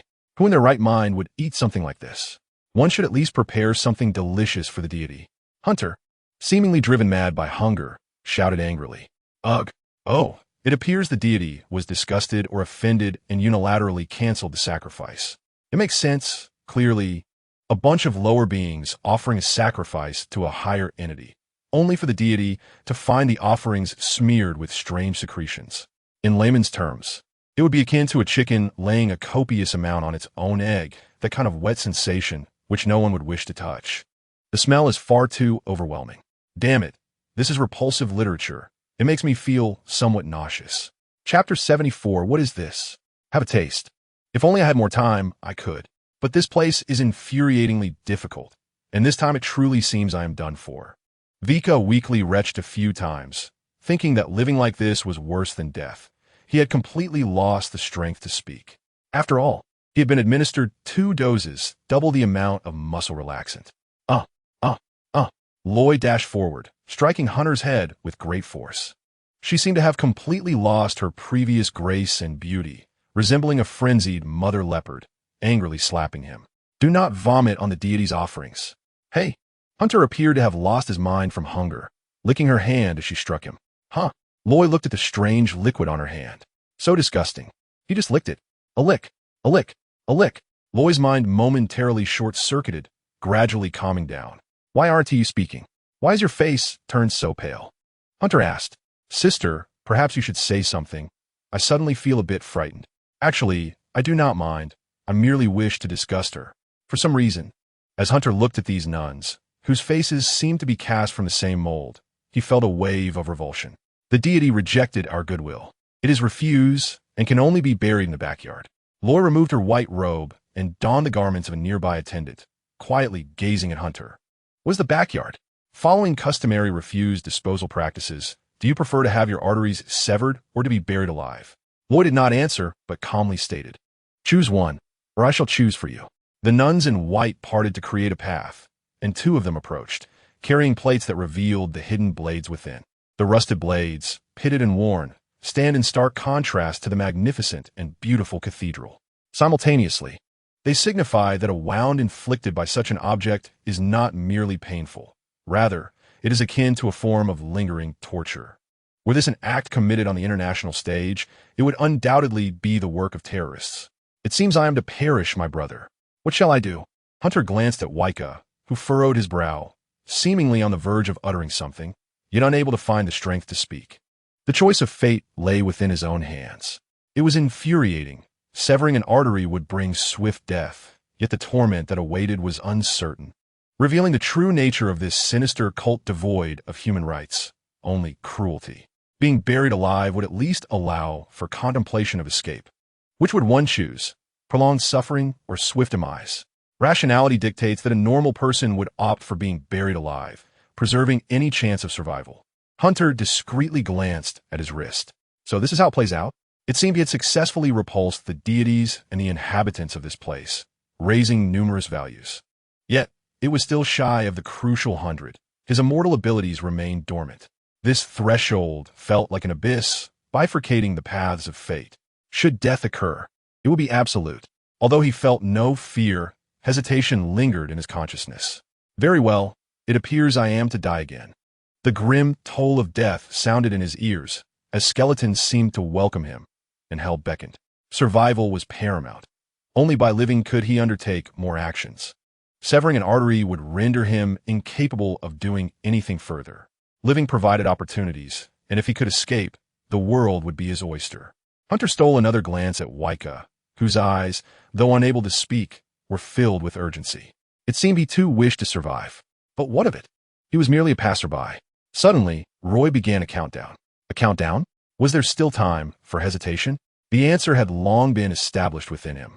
From the very beginning, his emotionless self adhered fervently to a singular principle. Let us explode. 5, you bastard! Hunter scoffed, facing the intangible pressure and the heavy ambience that threatened to engulf him. As if he felt nothing at all. He looked at Waika, who had closed his eyes. Sever an artery, is it? Go ahead, try it. Do you think I fear you? If I possess even one intact artery today, you can forget about it. Hunter grinned mischievously. If you have the guts, kill me. I doubt your frail limbs could even cut my skin. His voice echoed in the hall, resonating with an atmosphere of fearless defiance. Waika suddenly opened his eyes. Proceed with the task. Roy stood frozen for a moment, narrowing her eyes, her violet pupils revealing a hint of confusion and mockery. Shall I send off this arrogant fool? No, I'll do it myself, for the sake of this beautiful town and for the master. The sound of the blade cutting through the air was accompanied by a creaking noise, the scent of rust permeating the atmosphere, all bearing witness to the anguish endured by the young man on stage. The echoing sound of the saw rendered the opulent hall somewhat eerie. In the center of the grand hall, on an almost perfect hexagonal magic circle, Roy was diligently dismantling Hunter's body. She deliberately slowed her movements as she severed the carotid artery in Hunter's neck. The rules dictated that she would only cut the neck, but how she did it was entirely her discretion. The sole instrument she wielded was a rusted scalpel, akin to a saw. Haven't you eaten? Is this all you can manage? Can't even make a proper incision? Does my blood appear red to you? Yours is probably black. What right do you have to serve any master? Such chaotic filth should meet death as penance. Why are your hands trembling? Is this all you can do? Are you in a hurry? Silence. In a hurry? The blade plunged brutally. The taste of rust filled his mouth as Roy left a gash on his tongue. The artery in his neck was severed. Hunter's eyes brimmed with blood, and he could only emit gasps as his complexion swiftly turned ashen. Oh my God! Meanwhile, Waika lay helplessly, the gruesome scene instilling profound terror, causing his sanity to plummet rapidly. Had he not promptly shut his eyes, he might have succumbed to madness. How is the preparation in the backyard? It is complete. Let us commence. Roy stood up, discarding her medical gloves atop the young man. Do you have anything to say? She inquired lightly, her tone laced with disdain. What did you say? Roy leaned closer, her ear attuned. With a swift motion, Hunter licked her ear. Mark a location. He weakly replied, the excessive blood loss rendering speech laborious. Chapter 75. No, this person is deranged. You seem unaware of the gravity of the situation. Wait for me to return to play. Roy paused for a few seconds, swiftly grasping the scalpel and plunging it down, halting just before Hunter's eyes. I will not disrupt the ritual, she chastised, exasperated, her ample form undulating with fervor, all for the sake of the beautiful town. Poor soul, unable to express your emotions. What has your town truly given you? Hunter chuckled softly. I merely remind you, my ultimate move is ready.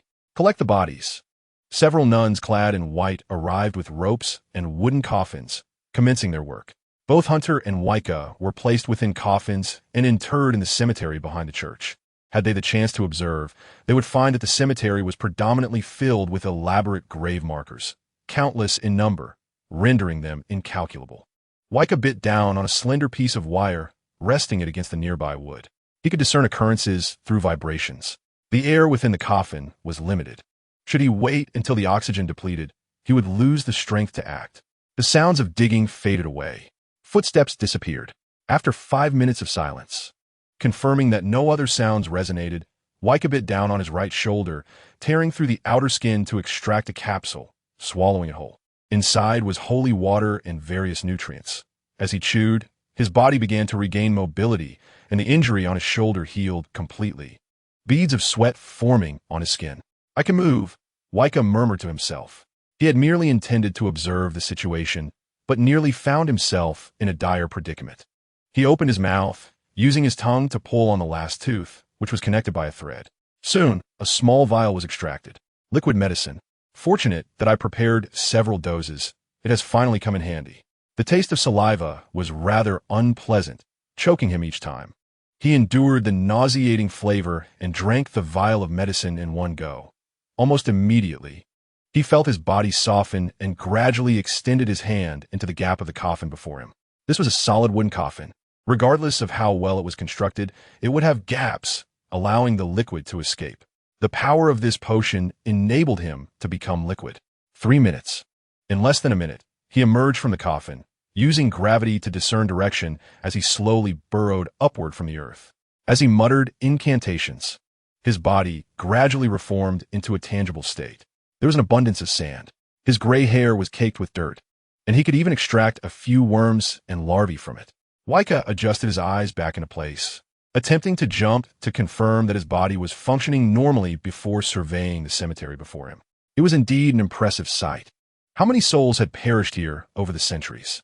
How had this cursed place endured for so long? Good heavens, the worm at the back of my head has vanished. This is truly splendid news.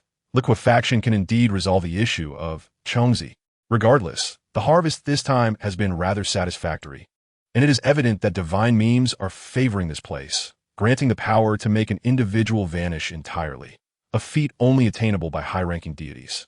Waika surveyed the surroundings and spotted his backpack, carelessly discarded in a corner like refuse. All his belongings remained intact. These creatures seemed indifferent to wealth. After all, the gold upon their foreheads is worth more than what I possess. Upon a renewed glance at the graveyard, he noticed another fresh mound beside his own. This one is called Hunter. Waika gazed at the newly emerged grave with a newfound respect. Although I am no paragon of virtue, your audacity is indeed remarkable. With a swift motion, he produced a card from his bosom and buried it in the soil before Hunter's grave. This is precisely the quality that the scholar's teachings lack: bravery and fearlessness. In contrast, our contemplations often lead to hesitation. It is precisely because I am incapable of such boldness that your reckless courage shines all the more brightly. Of course, I do not suggest that your courage is misguided. Rather, in this world, it is ill-suited for individuals like you, much like how gentle souls are seldom treated gently. Though you have departed this world, I must express my gratitude for the opportunity you afforded me to continue living. I have learned my lesson and shall never again venture to such a place.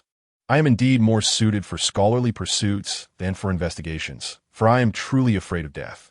If you are still alive, Waika suddenly realized something and dropped to the ground, intently listening for any sounds. Fortunately, there were none. Now I can speak freely. I fear the emergence of an ill omen. If you were alive, I would gladly be your advocate in the scholar's teachings. Henceforth, whenever I have food, I would share half with you. You may do as you please, but should you return as a ghost to seek me out, I would have no choice but to send you back to the earth once more. Waika chuckled as he made a series of impossible wishes. Surely, I have said enough to avoid trouble. After all, you have already passed on. Whispers. In any case, farewell. I shall remember you, dear shitty Hunter. Hunter's mindscape. No.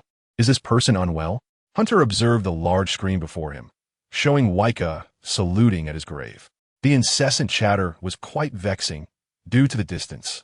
He could not discern what was being said. How can one linger for so long? Is this not a tribute to you? Naya appeared out of nowhere, taking a seat beside him. The scene was rather peculiar. Sipping milk tea and wearing sunglasses, fluffy popcorn continually materialized from the air, being stuffed into his being. Crunchy. It seems quite delectable. May I have a bit? No, these appear to be ordinary popcorn and milk tea, but in reality, Naya grinned slyly. This is a rather dull planet, akin to something from the galaxy. Are you deceiving me? Would you care a taste? If you wish to hasten the conclusion, I would not mind at all. Naya offered a piece of popcorn, while another tendril bit into another kernel, and Hunter seemed to hear some wails from the depths of souls, akin to the sizzling of something fried. Never mind, you may keep it. Hunter chose to decline. After all, not fearing is one thing, but having a troubled mind is quite another. Such food, consumed by deities, is likely unsuitable for humans. Whales can swallow tons of food in one go, while a human would choke on a small fish, requiring a trip to the hospital. Chapter 76. If others believe you can fly, then you shall indeed fly. Fortunately, in the face of crisis, the value finally reached 100. I have once again placed a successful bet. Yes, indeed, I'm quite pleased with my recent performance. Naya reclined comfortably in his chair, patting Hunter's shoulder as if rewarding him. You have successfully disgusted a deity. I am quite delighted. Is there anything you require assistance with? As long as it is within my capabilities, feel free to ask, but limited to one question. Naya's eyes narrowed, fixating on Hunter's gaze. I only appear when the value reaches its maximum. You must seize this opportunity. I recall you mentioned that the duration of the mass effect is random, correct? Hunter picked up the mask, this time adorned with a carving resembling a mask, with golden protrusions and devoid of any other engravings, entirely blank without even a pattern. Just earlier, he had tasted a bit of Roy, successfully accumulating the final 0. 5 of the value. I must say, the pain of having my throat cut is truly unbearable. Fortunately, excessive pain can be mitigated by Naya to prevent madness. Otherwise, I would have lost my sanity long ago. By the way, what does this mask signify? Is it a nesting doll? Indeed. How long will this effect last? You need not tell me.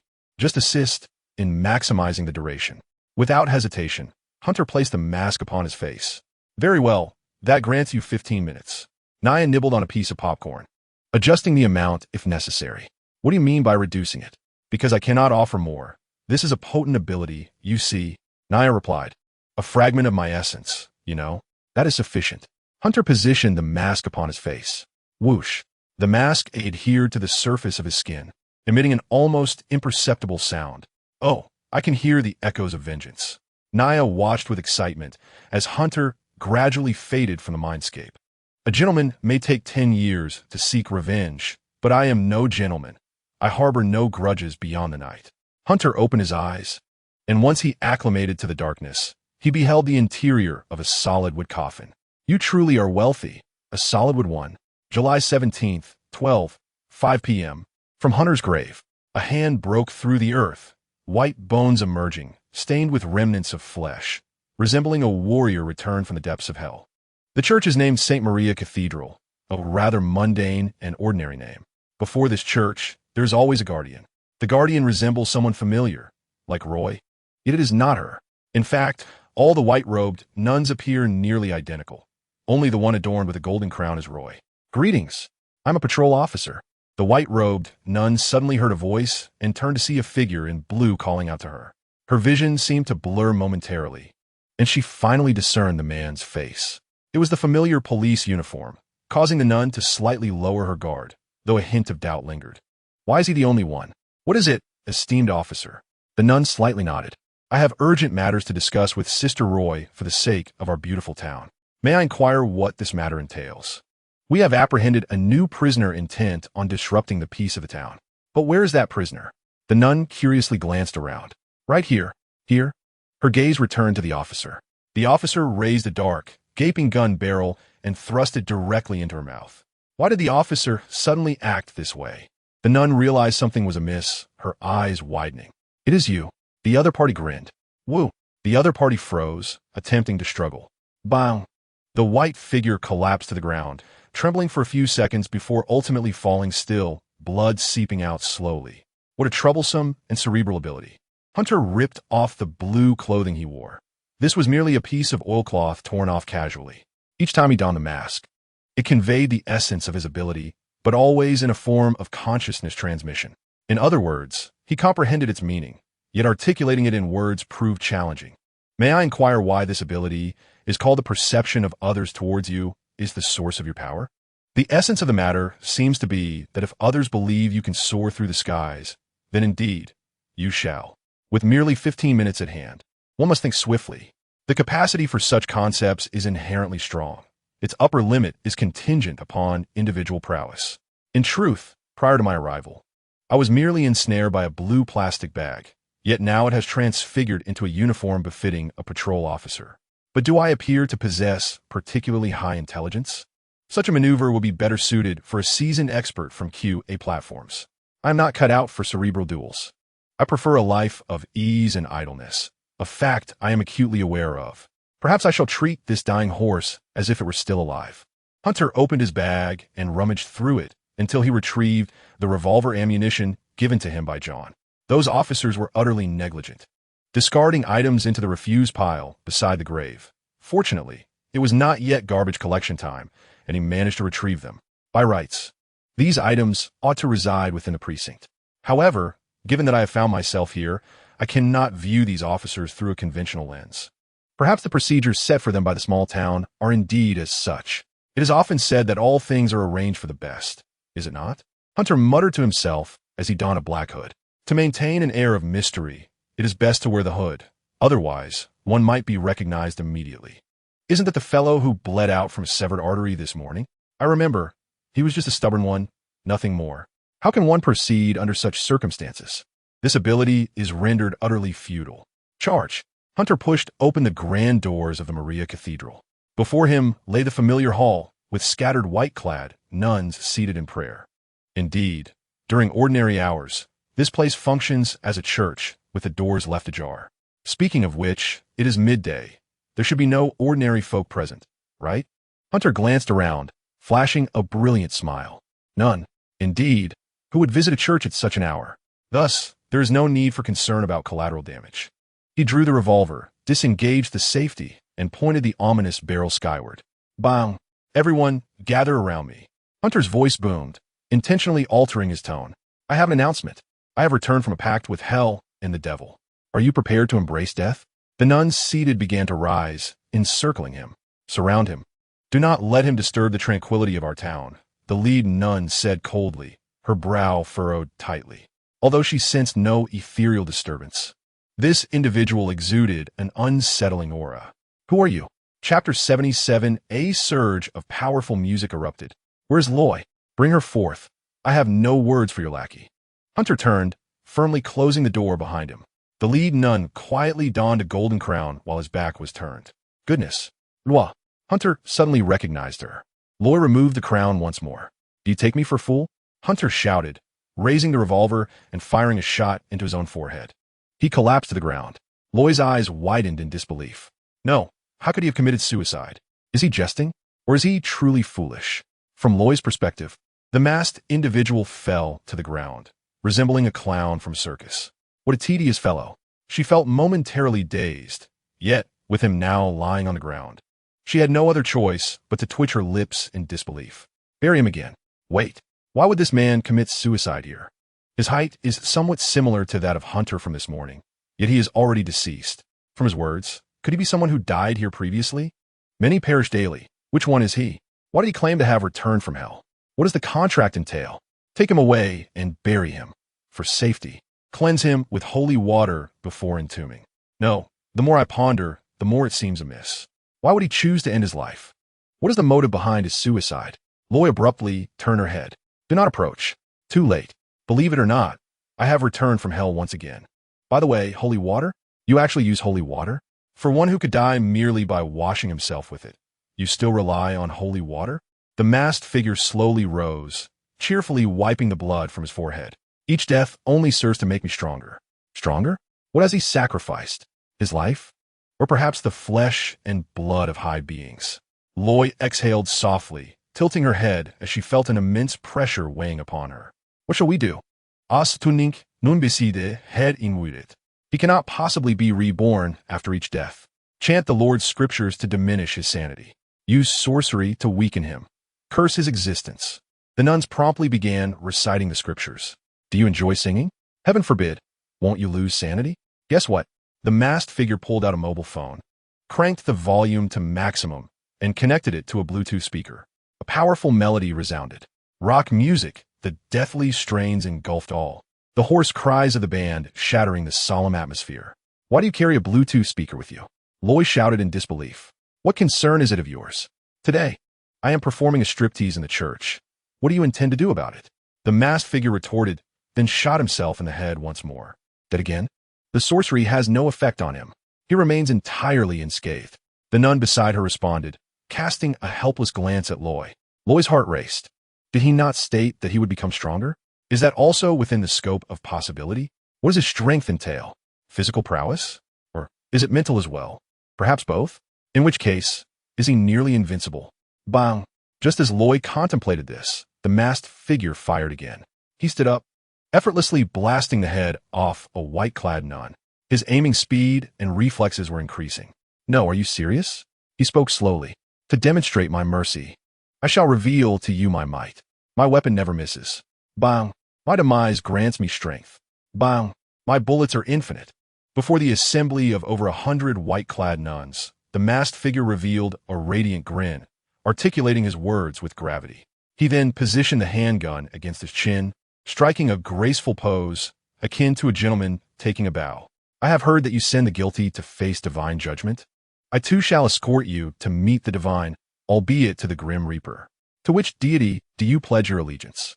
I believe in none, for I embody death itself, and now, the harbinger of death has come to reap you. Bang! He fired again, and the masked figure fell back. Yet this time, he halted his descent mid-air. 1 foot anchored behind him, he managed to prevent his head from striking the ground. He forcefully straightened himself from his backward lean. Once more, we meet. The masked figure spat out a mouthful of blood, revealing his crimson-stained teeth. Eliminate him. For the sake of our deity, we shall not flee. Loy finally issued the command. All for the sake of our beloved town. The white-clad nuns drew blades from their sleeves and charged toward the foe. What manner of being stands before them? Why does he persist in committing suicide? Could it be that he is a divine agent of the gods? Is he repeatedly dying merely to siphon power from them? Sweat trickled down Loy's smooth forehead as she concealed herself behind a pillar, desperately ruminating. It is impossible.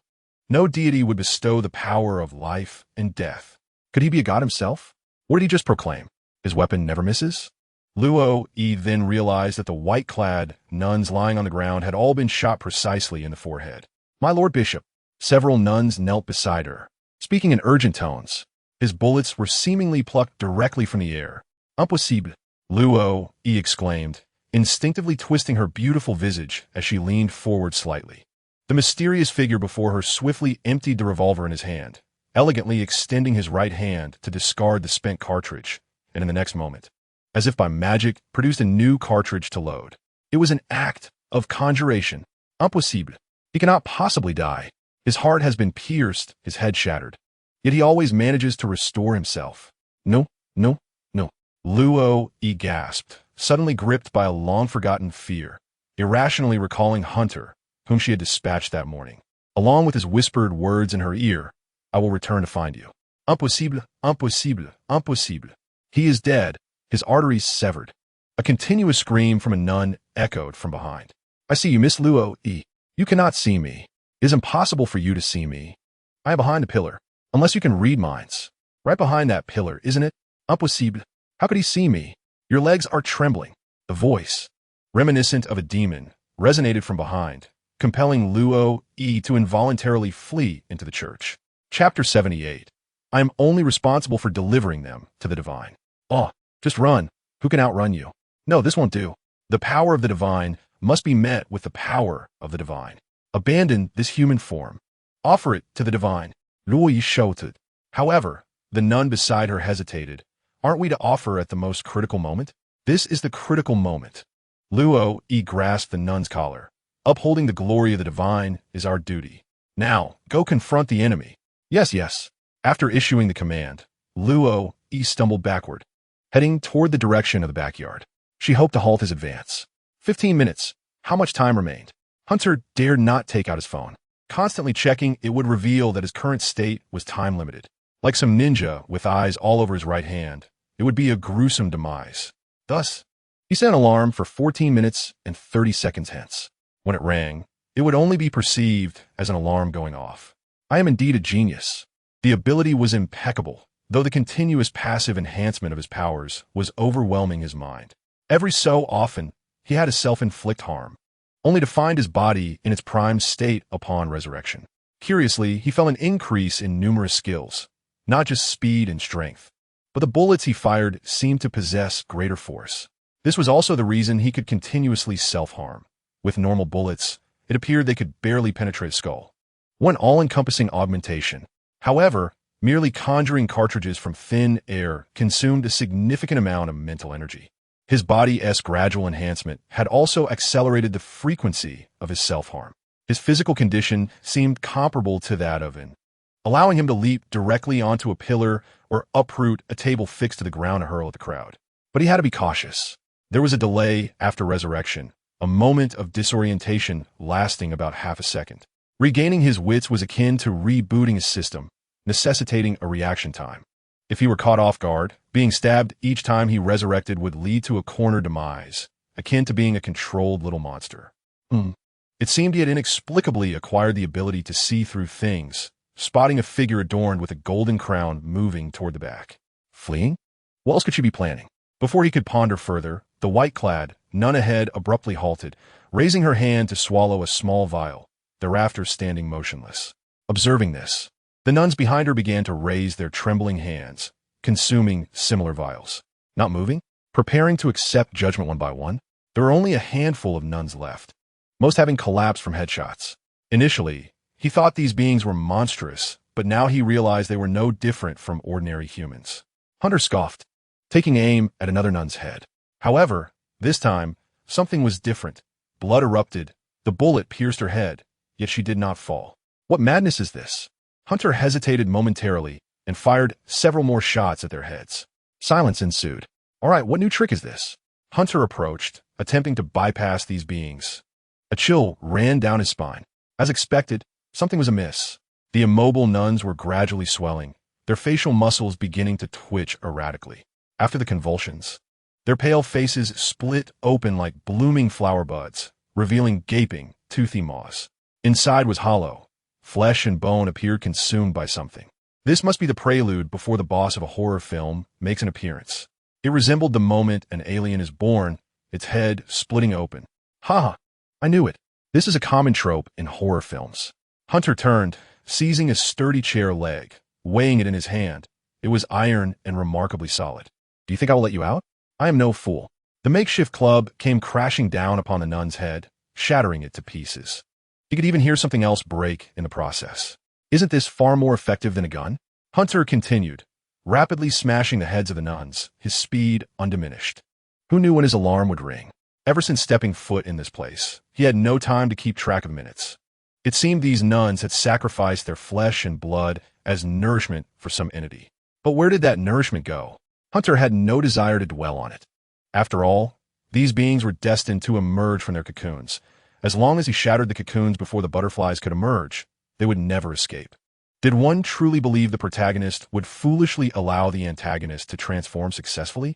Wiping the blood from his face, Hunter laughed as he obliterated another hollow nun's form.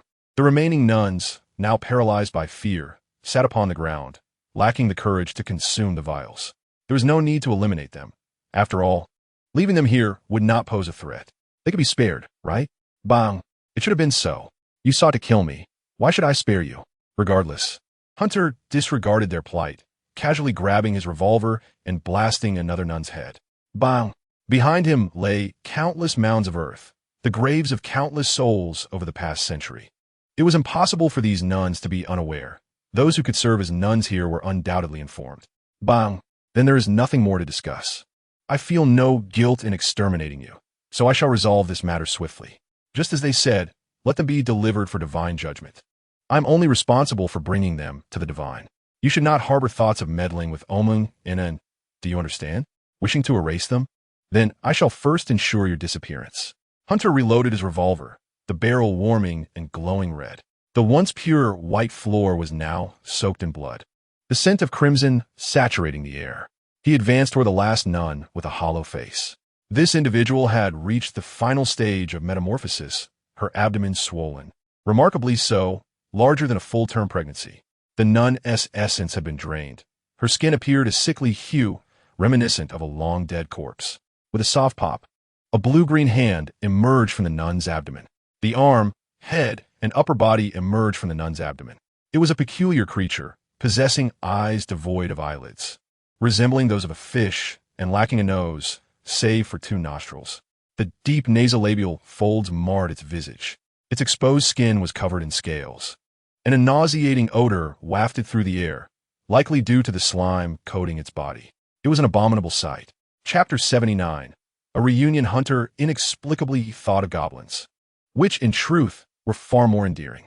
The creature's shrieks were equally unpleasant, tinged with a sense of dread. Was it afraid of me? Then I shall spare you. Hunter slowly turned, declaring, I am not a villain, but should we meet again, we shall be foes. He swiftly pivoted back, thrusting his pistol into the creature's mouth, its eyes widening in terror. Once more, child. This time, I shall not show mercy. Dagon. Bang, bang, bang. The bullets cleanly pierced the creature's throat. Yet, these injuries seemed insufficient to claim its life. The grotesque being raised its head, mouth agape. What purpose does your hardness serve? Are you merely courting suffering? A colossal iron rod swiftly crushed its skull, followed by further blows until it was utterly obliterated. Blood splattered, tinged with a bluish-green hue. It was somewhat unsightly, but of little consequence. How fearsome I have become. What did those nuns imagine me to be? Having dispatched the final monster, Hunter gazed towards a door. Behind it stood a figure adorned with a golden crown. What time is it? Hunter glanced at his phone. 12:16. 4 minutes remaining. Little rabbit, would you kindly open the door? The masked man hummed a tune, resting one hand on the bomb-proof door's railing. Such doors were universally recognized as fire-resistant, robust, and durable. Surely, it could not be opened. Both those inside and outside the door pondered this. Click. In the next moment, the meticulously crafted barrier was effortlessly torn asunder. Reminiscent of opening a can, the sturdy door crumbled like mere paper. "Huh? Ha ha!" A voice of surprise emanated from the doorway. "Ugh! Wah!" A lament echoed from behind the door. At that moment, Luo Yi sat at a table, cluttered with bizarre items seemingly intended for summoning and sacrifice. However, there was no time for complete preparation. The intruder had already arrived. The most effective way to counter a mage was to interrupt their incantation, and the same applied to a ritualist. The masked man kicked over the table, scattering the sacrificial items across the floor. "Miss Luo Yi," the masked figure approached her, casually taking a seat, his attire soaked in blood, which he effortlessly tore away, leaving only the hood intact. This was of little concern. It felt rather comfortable, akin to sleeping in the nude. He extended his hand, restoring the table to its original position and wiping away the grime. "What is it that you desire?" Luo Yi gasped for breath, engulfed by despair. Hundreds of white-clad nuns, each blessed by the divine, had perished as if butchered. Why had they met such a fate? Surely, as long as they were not shot in the head directly, they could advance in a battle without pain. Why had they all succumbed to headshots? Why was he immune to insanity? It was utterly maddening. "Relax." The masked man grinned as he removed his hood. "You should know who I am. Indeed, it is you. Luo Yi Shidiakit. Hunter, what do you intend to do? I have nearly completed my task, and you inquire my intentions?" Hunter gently wiped the blood from his brow. "Do you realize that my current state is transient? Fear not, just 10 minutes. The time has already begun. I never deceive, and I can now be killed." The phrase "I never deceive" was, in itself, a deception. Do you think I would believe you? Luo Yi stepped back, her chair clattering to the ground. "Being able to be killed. What of it? You could easily shoot me at any moment." Hunter drew his revolver, loading a bullet and pointing the barrel at himself, resting it on the table. "Thus, I offer you a chance. I propose a wager on our lives. You trust in the divine, do you not? You relish in allowing the divine to render judgment?" Hunter's lips curled into a slight smirk, his brown eyes glinting with mockery, rendering Luo Yi breathless. "I have my beliefs, and you have yours. Let us allow our convictions to determine our fates. Let us see if your deity permits you to live. Are you certain?" Luo Yi appeared to waver. "If you refuse to play, I shall shoot you." Hunter waved the revolver before her. "This is my last bullet. I never harm women and children, unless they provoke me. And what a many you have killed. Were they not aberrations? Each transformed and no longer human? I have heard you do not recruit nuns, yet the numbers have not diminished over a century. What are these immortal beings? You are the only one who has emerged in recent years. You must be human, for you fear death. One question, do you wager or not? If not, I will shoot. I wager." Luo Yi declared resolutely. "Then I shall begin." Hunter tilted his head, resting the revolver against his chin, closing his eyes, and pulling the trigger. Click. Ah, how frightening. Hunter feigned a look of fear. "Your turn." Luo Yi trembled as she took the revolver. Ordinary humans who enter this town are guided, ultimately succumbing to the influence of the meme. Even if someone dies here, all memories related to them will vanish. It is said to have the power to alter the world. Why, then, has a disruptor emerged? Would it all go awry? Luo Yi shut her eyes, unwilling to witness Hunter's gaze. Click. "Congratulations, congratulations." Hunter clapped, casually reclaiming the revolver and aiming it at his own head. "Let us add some excitement, shall we?" "What do you mean? I will take a few more shots. Either I perish or you do. It depends on whether you wish to wager." Hunter smiled. "Let us see how much your deity cherishes you. I shall offer you a little favor. If the next few shots go off, you may be free. Are you truly so benevolent?" Luo Yi opened her eyes, laced with fear. "Anyone will do. Let this gun fire." Hunter remained silent, opting to prove his intentions through action. "Close your eyes." Click. The third shot. "It appears that the deity I trust loves me dearly. Let's try again." Click. Hunter decisively pulled the trigger for the fourth time. "What are you doing?" Luo Yi cried out.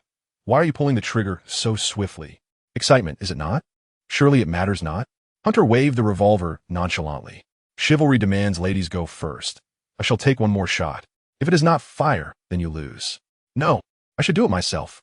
Luo Yi closed her eyes, her ability to think rationally slipping away, watching Hunter pull the trigger. Chapter 80. I am a genius. Let go off. Quickly. If it does not, I dare not imagine the consequences. Click. A sound of despair. It seemed the deity stood with me. Even after 3 successive pulls, there was no response.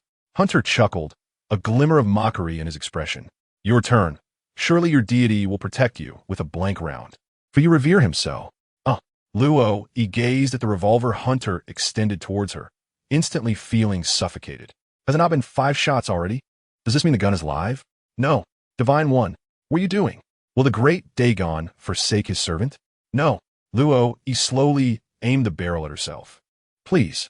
Hunter offered a gentlemanly smile. What deity do you believe in? Quite simply, I am an atheist. Hunter smiled, revealing 8 perfectly aligned teeth. He looked quite handsome, despite being covered in blood. Now is not the time to dwell on that. Death was imminent, and the gun before me was poised to fire. You believe in your God, don't you? I do. But please, do not pull the trigger. You know the rules of the game. Be silent. Then why don't you act? Are you afraid? Just wager that this bullet is a blank. Silence. Luo Yi's lips turned pale, and the white cloth that had been atop her head fell away, revealing a cascade of blue hair. Hunter's words cut through her defenses like a sharp knife, and she faltered. The trigger was slowly pulled. Bang! The figure standing fell, blood splattering. It was over. The atmosphere grew silent. However, it was not Luo Yi who had fallen, but Hunter, his expression frozen in a moment of smile. In the final moment, she had aimed the gun at Hunter. I refuse to die. It cannot be me. Luo Yi gasped, the gun slipping weakly from her hand. It cannot be me. She collapsed to the ground. Although she had survived, there was no elation in her heart. She stared at Hunter's body, the wound on his head glaringly bright. I am alive. Did I win? I won. A cliched plot, yet unexpectedly useful. What gives you the audacity to be so arrogant? Aren't you dead? Aha! Luo Yi let out a hollow laugh, her gaze drifting to the sacrificial materials nearby. The deity did not save me, even as I approached death. I was preoccupied with the thought of offering something to you. Why did you not save me? Luo Yi covered her face, as if lamenting. Dingling. The sudden sound of a phone ringing captured Luo Yi's attention. A phone call? It seemed to belong to Hunter, who had dropped it when he fell. Its scant fabric revealing itself. Why is it ringing? It's not an alarm. I mean, why is it a countdown? A countdown? Why the need for a countdown? Luo Yi's expression twisted in distress. Ah, I knew it. I knew it. You are the Grim Reaper, and you cannot die. Only the Grim Reaper possesses such power. The legendary harbinger guiding souls to the underworld. But that is just a legend, not a reality. There is no such mysterious being as the Grim Reaper. It is all a mirage. Time's nearly up. I shall no longer play with you. A shadow appeared before her, seemingly out of nowhere. Luo Yi fearfully lifted her gaze to see Hunter sitting up as if nothing had happened. You're not dead? The bullet slowly emerged from the wound on Hunter's head, and the injury healed completely, leaving no scar. You are a deceiver. My bones are quite sturdy, are they not? A revolver bullet fired at close range failed to penetrate, remaining lodged in his skull. Hunter stood as if unfazed, snatching the revolver and effortlessly producing a bullet from thin air. He reloaded the weapon, pressing it under Luo Yi's chin, forcing her to look at him. You claimed you would not harm women and children. Luo Yi murmured, Hertots indisare, no longer questioning why Hunter had not perished. Perhaps she sensed something, but felt powerless to prevent it, numb to everything. You're not a child. Why should I not kill you? What a ridiculous rationale. But I'm a woman. Really? I do not believe it. Are you the Grim Reaper? Do you still believe in that? Imagine as you wish. Hunter flashed a smile, revealing his white teeth, while black streaks began to form on his face. 3 dark lines rising from his chin. Luo, he felt despair envelop her. Whenever someone dies, the priest draws this mark and places a cross upon their head, said to guide the deceased soul to the Grim Reaper. You are untrustworthy. Luo Yi struggled, her superhuman strength rendered as futile as that of a chick in Hunter's grasp, deepening her sense of despair. You are the same. Do not move, I cannot aim. It appears your deity has not saved you. Your faith is dead. Hunter reached out, positioning Luo Yi's face with ease. She remained still. Learn from me. I am an atheist, and there is no deity worthy of my belief. It is meaningless. Luo Yi's vacant eyes scanned the surroundings. That shattered faith reflected a deep sorrow. It seemed like I did this. Haha, how embarrassing. Wait, allow me to accompany you. I have seen your soul, your death, and your countdown to demise. Hunter pressed the revolver into her mouth, speaking coldly and cruelly. Where will I go? Heaven or hell? Unable to close her mouth, saliva uncontrollably dribbled from the corner of Luo Yi's lips, her response indistinct. What, you believe in a different deity, yet yearn for the existence of God? Is that not contradictory? Please no. Luo Yi's beautiful face contorted in anguish. Be obedient and die. Hunter whispered calmly in her ear. Luo Yi trembled at the provocation, tears spilling forth. Bang! Time's up. Hunter slowly emerged from the small room of the church, returning to the center of the hall. He found a higher spot, devoid of blood, and sat down on the ground. He was lost in thought for a while. Goodness, what have I just done? It seems I glimpsed Luo Yi's lifeline, and a countdown of all other entities. What exactly does she envision me as? It felt as though I would never tire. Akin to becoming a deity. The sensation was akin to dreaming, with little turbulence in my heart. If I am not mistaken, it seems I was my first time taking a life. The first was Cain, but he was struck by lightning. This act felt entirely unreal. Have my previous thoughts become a reality? Am I destined to become a murderer? Is that not akin to being a pervert? Goodness, will I become a clown-like figure? That would be true madness. Well, enough of this. In any case, I am filled with regret. Why did I not let Luo Yi envision that Hunter is the smartest person in the world? Or perhaps imagine herself as a tentacle of Nyarlathotep, traversing space to deliver a slap to the bewildered Nyarlathotep himself? Goodness, wouldn't that have fulfilled the wish? Would this book not then conclude? I am indeed a genius. Chapter 81, a familiar voice. Hunter slapped his face, bringing his thoughts back to reality. Speaking of which, Hunter retrieved a card from his bag, seemingly crafted from plastic. Its blue theme and golden lines created an artistic aura. Scholar Society appeared to be a blank card, with only those 4 characters inscribed. Who the hell gave me this? Vika? Would that bushy-browed fellow truly give me this? Is he part of the Scholar Society? Is this a token for me? No. Is this an invitation for me to enter? Hunter scratched his head. Wasn't it said that only those with advanced degrees could enter? I have yet to enroll in graduate school. Surely Vika did not give me an invitation out of guilt, thinking I was on the verge of death? Because giving a dead person an invitation is inconsequential, much like a posthumous title, grand as it may be. After all, the person has passed, and the dead cannot rise to converse. Forget it, it's not my concern. My clothes are already tattered, and my hair, drenched in blood, has become quite sticky. Hunter decided to tuck the invitation into his hair. I must find some clothes. I am freezing. Hunter felt his skin, which was smeared with blood. Thick and viscous like glue. The viscous fluid of the nun's blood is utterly unlike that of normal humans, faintly tinged with blue. In contrast, Luo Yi's blood appears normal. Or perhaps it has not undergone such grotesque transformation as that of these nuns. A creaking sound reverberates, not from the main door, but from a small iron gate beside it. Someone is attempting to pry it open with tools, not a key, as the clattering sounds echo. Familiar to Hunter. It reminds him of the days when the orphanage taught lock-picking skills, the entire place resonating with such sounds. A thief? Hunter observes as the lock begins to turn and the door is pushed open. He contemplates while inserting the last few bullets into the revolver. The bullets are substances conjured from thin air, unaffected by his powers, and fortunately, he managed to generate a magazine before time ran out. Such a terrifying ability. The enemy's cunning. He steadies his aim with his right hand and releases the safety. As the iron gate fully opens, a woman clad in a black suit steps inside. Her black boots clatter against the marble floor, mixing with the sticky blue blood, creating an eerie squeaking sound. She stands there, her eyes reflecting shock amidst the overwhelming sight of severed limbs and blood. An ordinary person would surely lose their sanity upon witnessing this, wouldn't they? She remarks, "Put down the gun. I harbor no ill intentions. By the way, do you plan to sleep here?" This voice seems to suggest, "Are you John S. bodyguard?" "Indeed, I am Marcel. We met just this morning. It is a pleasure to see you again, Mr. Hunter. I mean you no harm." Before him, the bodyguard removes her sunglasses, revealing violet irises akin to Luo Yi's. "What do you intend to do?" Hunter slowly lowers his revolver. Resisting would be futile. If this bodyguard had wanted him dead, she could have acted long ago. She appears quite composed, unaffected by the gruesome scene. "I arrived not long ago with the intention of checking on your grave. However, it seems you possess numerous means to slaughter here. Few seasoned investigators could accomplish such a feat," Marceau states, crossing her arms while surveying the surroundings. Countless blood and limbs litter the ground, releasing a foul odor. Did one person truly conquer this church? Mr. Hunter, you are quite impressive. At least I could not achieve this. Your sanity remains formidable, and your mind quite perverse. Merceau praises, her black suit exuding an aura that renders her seemingly inaccessible. Is that a compliment? Indeed. Mr. Hunter must have many questions. I can answer some of them. What did John summon you for? To see if you were alive.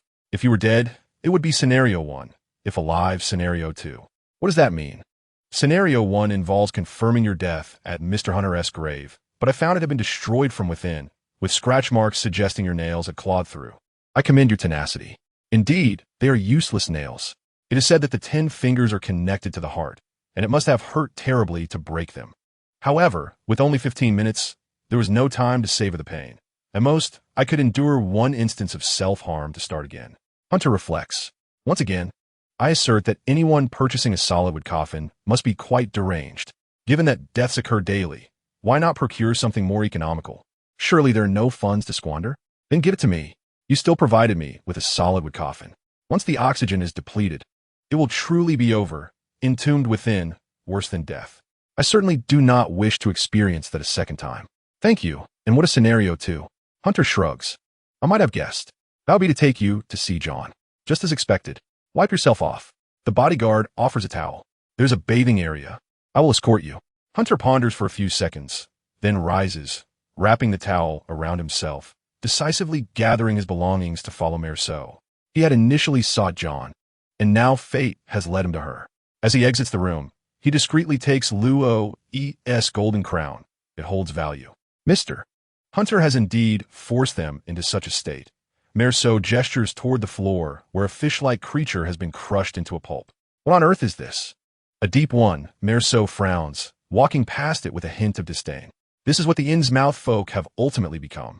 But it is evident that these nuns used their own blood and flesh to forcibly catalyze this process, resulting in such a malnourished being. I recall this creature being quite resilient. Do all Innsmouth folk possess this ability? Hunter rubs his hands, as if still feeling that eerie, slick sensation. Not at all. Only female Innsmouth folk can do this, and it must be with human progeny. Why is that? Humans make the finest sacrifices, particularly female humans. Merceau takes a deep breath. But do not worry too much. Their current form is merely a result of divine influence, and their true nature is rather fragile. They can be easily dispatched during the hatching period. Very well, Hunter shrugs. What does John intend? To meet you. Otherwise, he would not have sent me to find Mr. Hunter. Merceau walks, pointing to a room. That is where the nuns usually bathe. There are tubs and soap inside. Wait, how do you know so much? Have you visited here before? Hunter gazes into Merceau's eyes, which are strikingly beautiful violet orbs. This individual shares a resemblance with Luo. They must have some connection. Because I was once a member here, Merceau smiles, unreserved about the topic, the one wearing the golden crown, until John rescued me from this place a few years ago. Could it be that all the leaders here have violet eyes? Chapter 82. Heartless and unfeeling. How intriguing. It must be a tale of heroism, John rescuing Merceau, who then became his bodyguard out of gratitude. Is there no men's bathhouse? Only women here, Merceau replies. It is the divine will that only those capable of reproduction may work within the church.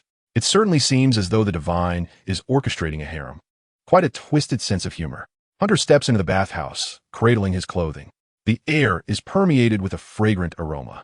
It is somewhat stimulating. Though no one is present, one can imagine the myriad of nuns bathing here daily, which is rather amusing. Stop, he chides himself, feeling rather unmanly for such thoughts. Merceau leans against the door, pulling out a cigar, placing it in her mouth, and lighting it. Why the silence? What are you doing? After a while, Merceau exhales a puff of smoke and inquires. It is my first time in a women's bathhouse. I feel a bit shy. A hesitant voice responds. Just an excuse. It must be the fear from having just killed someone. It is perfectly normal. Novices often experience such feelings. After all, he had just eliminated all the nuns bathing here. Feeling frightened is to be expected. From the records, this is likely his first act of murder. He will probably feel queasy for a while. Some people cry for hours during their first time, while others seek a place to vent. He likely falls somewhere in between. Yet, judging by his methods, he appears to be a natural-born killer. What was he like in the past? Merceau lifts her head, contemplating for a moment. I have mostly forgotten. I only recall John mentioning that I used to be an assassin. Suddenly, a loud noise interrupts. What was that? Woo! Hunter's voice resonates, seemingly filled with excitement. What are you doing? Merceau questions, puzzled, wondering if he's shouting to bolster his courage out of fear. Wow, why is there also a sound of friction? Upon reflection, a spirited young man enters the women's bathhouse. The sound of friction is palpable. If this were the first occasion of committing murder, one would inevitably seek an outlet, whether through tears or some other means of release. Such expressions of catharsis come in myriad forms. The body itself can be a medium. I dare not dwell on it further, as I can surmise what this fellow is engaged in. What a lunatic! Merceau's cheeks convulsed, his striking violet pupils quivering. What the hell are you doing here? Are you venting your insatiable desires in a women's bathhouse? Hearing this bizarre commotion, the bodyguard could no longer contain herself and abruptly swung open the door.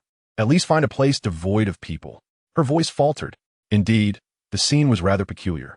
The vast bathing pool, hewn from a single block of stone, featured sloped edges, with the center lower than the surrounding perimeter. Hunter sat at the higher edge, lathering himself with soap, gliding down into the basin below. To prevent slipping, grooves had been carved along the edge, allowing him to nestle securely within. From top to bottom, he slid down smoothly, akin to the thrill of a pirate ship ride. What a joyous display! He bore no semblance of someone grappling with the psychological aftermath of murder. Is this individual truly sane? There's a slide in here. Hunter excitedly began to explain, yet abruptly halted, a shy expression overtaking his features. Bodyguard, I'm still undressed. Blushing, Hunter covered his body with a towel. Although I am aware my physique is splendid, muscular, and perfectly proportioned, is it not a tad audacious of you? I'm only 22, you know. Who would be interested in your modesty? Merceau felt his blood pressure rise. Are you seriously playing around? Yet this is an enormous bathhouse, larger than my own home. Hurry up and finish bathing. Would you care to join me? It's quite enjoyable. Hunter stood, dramatically tossing aside the towel. What are you doing? Merceau instinctively attempted to evade, only to realize Hunter was wrapped in a bath towel. Aren't you covered in a towel? I'll give you a push. It's so smooth. This bath is undoubtedly artfully polished. No machine could achieve such a silky texture. Hunter did not respond to her inquiry. Rather, he enthusiastically detailed the swimming pool, slide, mechanics. Get lost. Merceau felt his vision assaulted. Is this fellow utterly devoid of sensitivity? Or is he simply a pervert? Ultimately, he finished his bath. Hunter donned a fresh shirt and trousers, hastily procured by Merceau. Despite the bloodbath inside the church, the shops outside remained open for business. You actually know my size? Hunter expressed surprise. It was a simple observation. Merceau exhaled in relief. At least there remains something this fellow is unaware of. Otherwise, he would seem too omnipotent, capable of fighting with a clear mind, making me feel like the younger one. Don't forget to put this on. Merceau handed him a pair of sunglasses. What's this for?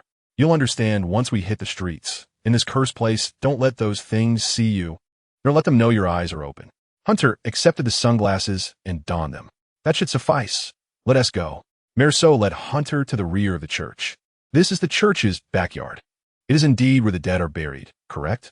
Yes. Merceau gestured toward the distance, indicating that the town had consumed countless souls since a century ago. You are aware of these graves, are you not? Hunter turned his head. Could I not broadcast this place to the world? No one would believe any other matter. You may leave that to John. Merceau replied, pointing toward an exit. We'll take that route, circling the perimeter of the town to return to John. Why? According to the accurate history here, you are already dead, and in everyone's memory, it is as if you never existed. Or rather, it would be more fitting to say you have not existed. Then what do they perceive me as? Air? Or a corpse walking? No, it should be someone they remember most vividly, perhaps a beloved figure or one they loathe. How do you know? Hunter scrutinized Merceau's profile. Have you been buried as well? I remained silent. Merceau replied with a semblance of a smile. Very well. So if I were to appear carelessly, it would cause significant trouble, correct? As long as you comprehend. Merceau glanced back, and Hunter mirrored his gaze.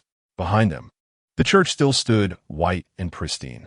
No one is aware that within the white church, a sea of dark red now envelopes the interior. The heavy doors seal tightly, isolating all sense from the outside. White bread with chocolate filling. Hunter mumbled. You possess a sense of humor, Mr. Hunter. Merceau smirked. Relax a little. as though nothing is amiss.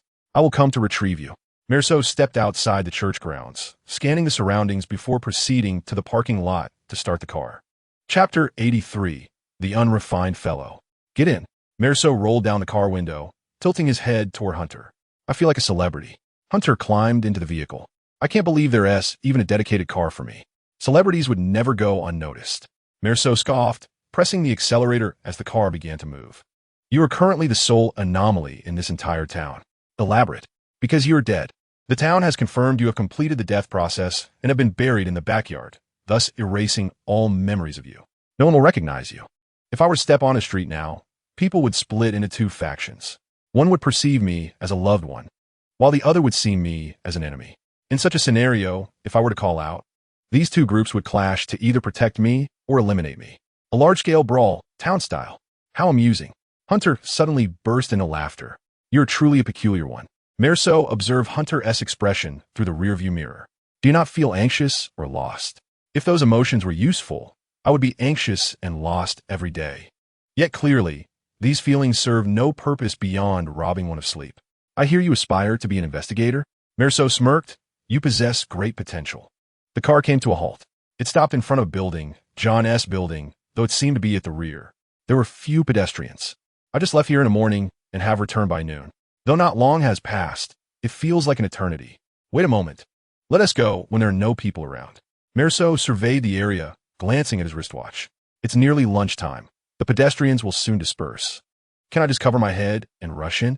In the eyes of passers-by, your figure would resemble someone they know intimately, and they would still recognize you. Mirso observed the nearby pedestrians. For instance, if Miss Anastasia's head were covered, revealing only her body, would you still be able to recognize her? I could recognize her even if she turned to ash. Hunter promptly replied, then realized, oh, a flat figure. Who wouldn't he recognize that? For example, if someone's child went missing and they suddenly spotted a familiar silhouette, they would surely rush to seek them out, and there would be no way to clear their name. Quite troublesome. It's likely that even if you claim to be Hunter, they still wouldn't recognize you, for you do not exist in their memories. The street was nearly deserted. Mirso opened the car door. Let's head upstairs, Mr. Hunter. John is on the top floor. Mirso guided Hunter into the exclusive elevator. They soon arrived at the door to the top floor. After you. Thus, after all the twists and turns, they ultimately returned to this place. Hunter reluctantly pushed the door open. Good afternoon. It is a pleasure to see you again. John, holding a cup of coffee, sat gracefully in his chair. It is truly wonderful to see that you are still alive. Haha, I recall that when guests usually arrive, you would stand up. Hunter stepped forward, peered ahead, and nodded in understanding. You went to the hospital, didn't you? You've developed quite a large bump. Snap. The glass cup in John's hand shattered. Who do you think is responsible for this? You're all bruised. If it weren't for the resilience of the people from Yin's Mayos, you would likely be in dire straits. I truly wish to put an end to you, Mr. Hunter. I appreciate that sentiment. For I too wish to do the same to you, Mr. John. Hunter seated himself directly on the desk before him. If it weren't for your damn plan, I would still be enjoying my splendid summer vacation. And now, no one recognizes you. Miss Anastasia does not recognize you, nor does Mr. Ormond. And even if you were to contact all your old friends, they would be puzzled by the sudden appearance of a new acquaintance. You're feeling quite enraged, are you not? John nodded in acknowledgement. I feel the same, after many years. So let us dispense with the trivialities and discuss these matters with clarity. Hunter fixed his gaze upon him. I am your only option. Please forgive my underhanded tactics in bringing you onto the same battlefield as you surely wish to reclaim your existence and step back into the world, while I long to have my daughter returned. John cracked a smile. It seems our objectives align. Allow me to see how my uncle and sister are faring. They're doing well. John turned the computer around. This is the surveillance. Hunter glanced casually at the screen. Ormond seemed to have noticed something amiss. His desk was cluttered with various bottles and jars, and his bed was strewn with an abundance of books and materials, while he himself was typing busily at the computer. It was evident that he was organizing all the information at hand and was preparing to leave, seemingly undertaking a task assigned by Ormond, which involved investigating the truth about John's wife and daughter. What a thoughtless fellow. Am I not your lifeline? You should be aware of the connections you hold. According to the usual script, shouldn't you have been the first to notice? Did you install cameras in their bedroom? Hunter scoffed. You are quite the pervert. A necessary measure, At least I did not install one in the bathroom, which is the only time you can observe their situation. Je ne lis a cigarette. Brushing off the shards of glass from his hands. If you were to appear before them, it would spell disaster. Start from the beginning. Hunter crossed his arms. I have not read extensively, particularly on the mystical. Very well. You have yet to eat, correct? Merceau, please instruct the chef to prepare a Western meal. After giving his instructions, John turned to say, let me first introduce you to the fundamental operations of this town. Firstly, on the back of everyone's head, there exists a parasitic Chongzi. Of course, this is merely a metaphor, as my understanding of mystical studies is limited. As far as I know, the Chongzi's mouthparts enter the back of the head, gradually influencing one's judgment. For instance, what you see may very well be different from reality. For example, unwashed dishes can suddenly appear remarkably clean. John squinted. These Chongzi can render everything seemingly rational.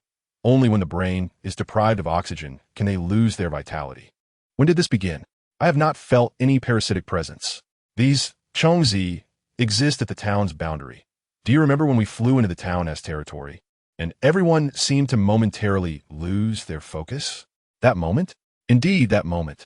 You must have died at least once, and I am glad you have witnessed the true world. John exhaled a puff of smoke, gazing at Hunter seated at the table. Could you kindly descend from the table? I do not favor looking up at others, yet I find pleasure in looking down at you while you smoke. John sulkily extinguished his cigarette, muttering under his breath, what an uncouth individual. Chapter 84. The God of the New Era. In summary, the town itself harbors a colossal malevolent formation capable of disseminating memes and altering human consciousness. As long as everyone believes you are dead, then indeed, in their hearts, you are truly deceased. In other words, as long as everyone perceives this as a normal town, it shall remain a beautiful and ordinary town. The Chongzi and the formation complement each other. One alters perception while the other modifies memory, leaving ordinary humans with no chance of escape. Memes? Please elaborate. Just as I say drink water, you instinctively think of opening your mouth. Similarly, if I instill the concept of Hunter never existing into you, others will inevitably adopt that belief as well. It operates like a virus, prompting behaviors that are entirely manipulated post-infection. The traces I leave behind, Hunter attempted to respond, would be recognized as familiar to them. Impressive. Then I could commit robbery, and it would be effortless, for no one recognizes me. Since I have never existed, I remain indescribable and unidentifiable.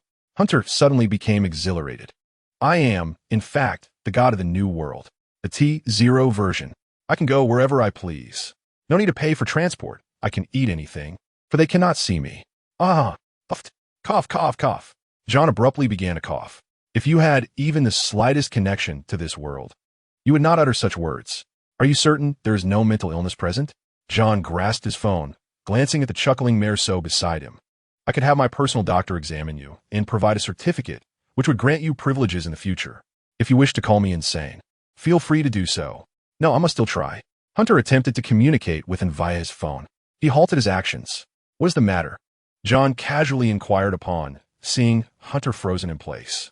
She asked who I was, how I became her friend, and then deleted me. A vein throbbed on Hunter's forehead. She also called me a perverted freak. I find that description quite fitting. John nodded in agreement. TCH. Then, let me begin from the start. Merceau promptly brought forth the Western meal, and as he observed Hunter devouring it voraciously, John began to reminisce. In my early years, I engaged in divination, and my seer advised me to avoid the seaside throughout my life. Yet here you are now. Hunter had already perused John's past experiences, all documented in the mission report. But hearing them again was not unwelcome. Indeed, while fate may seem elusive, it guides you. John retrieved the ring. After my retirement, I yearned for an ordinary life, adhering to the belief that as long as one does not court danger, they shall not meet their end.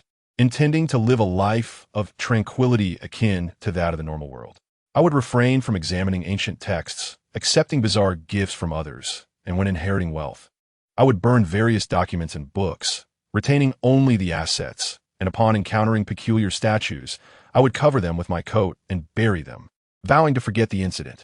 Vacation destinations should be popular, steering clear of remote places. Furthermore, I would avoid engaging in artistic endeavors, for curiosity may lead to peril. However, this fate did not befall me, but rather my daughter, who vanished while traveling with my wife. Yes, I too failed to notice, and thereafter, my memories were solely of my solitary existence. I had never married.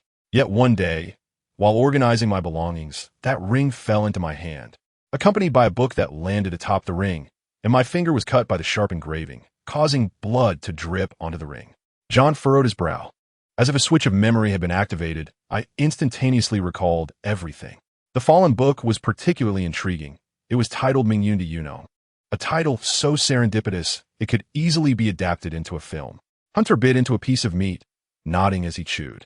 Previously, John had mentioned gold coins, but now it had transformed into a ring. It seemed the coins were merely a ruse, with the ring being the true key object. A realization that dawned upon me at that moment.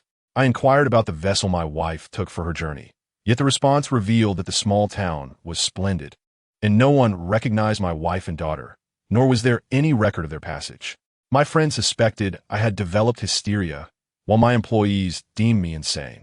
I alone retained the memories of my wife and daughter's likeness and demeanor. John displayed a wistful expression. It was only since that day that I discovered there were 2 additional rooms within my own, belonging to my wife's study and my daughter's bedroom, long unopened and now shrouded in a layer of dust. It struck me that I had indeed become ensnared in this quagmire. Such was the design of fate. John exhaled deeply. If I were to evade destiny, my family would suffer misfortune in my stead, and my friends would bear the burden. I must confront it myself. Could that ring dispel the mimetic influence of the town? It resembled more of a passport.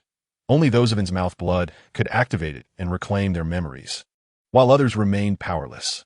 What are your kin? They do not exist. I am an orphan. John suddenly smiled bitterly. Have I not mentioned my identity to you? Yet, you must have inferred it. What identity? Hunter asked, somewhat perplexed. Are you not a business magnate? Over a decade ago, I was an agent of the Arkham Federation, which could be interpreted as a killer, John stated calmly. Huh? So formidable? When you previously insulted me, calling me a killer, I assumed you were already aware. That was merely in the heat of the moment, Hunter shrugged. A coincidence. Initially, I sought the assistance of the patrolling constables, the equestrian kind. John shook his head. They were too ineffectual. At that time, I was also oblivious to the horrors of the town. Thus, when I returned to inquire about progress, I was informed that no such person existed. How many individuals did you seek? Hunter suddenly realized something and asked earnestly. In recent years, we have attracted over 100 detectives and private investigators, yet they have all returned empty-handed, while the genuine investigators scoffed at this place, finding money of no use. I heard that a certain investigator was in need of funds, which is how we found Ormond. Over 100? The information we truly received indicated that you had only about a dozen. I thought you had already amassed a considerable number of people. Hunter responded in astonishment. In other words, those individuals have permanently vanished? Yes, they have become part of the church's backyard.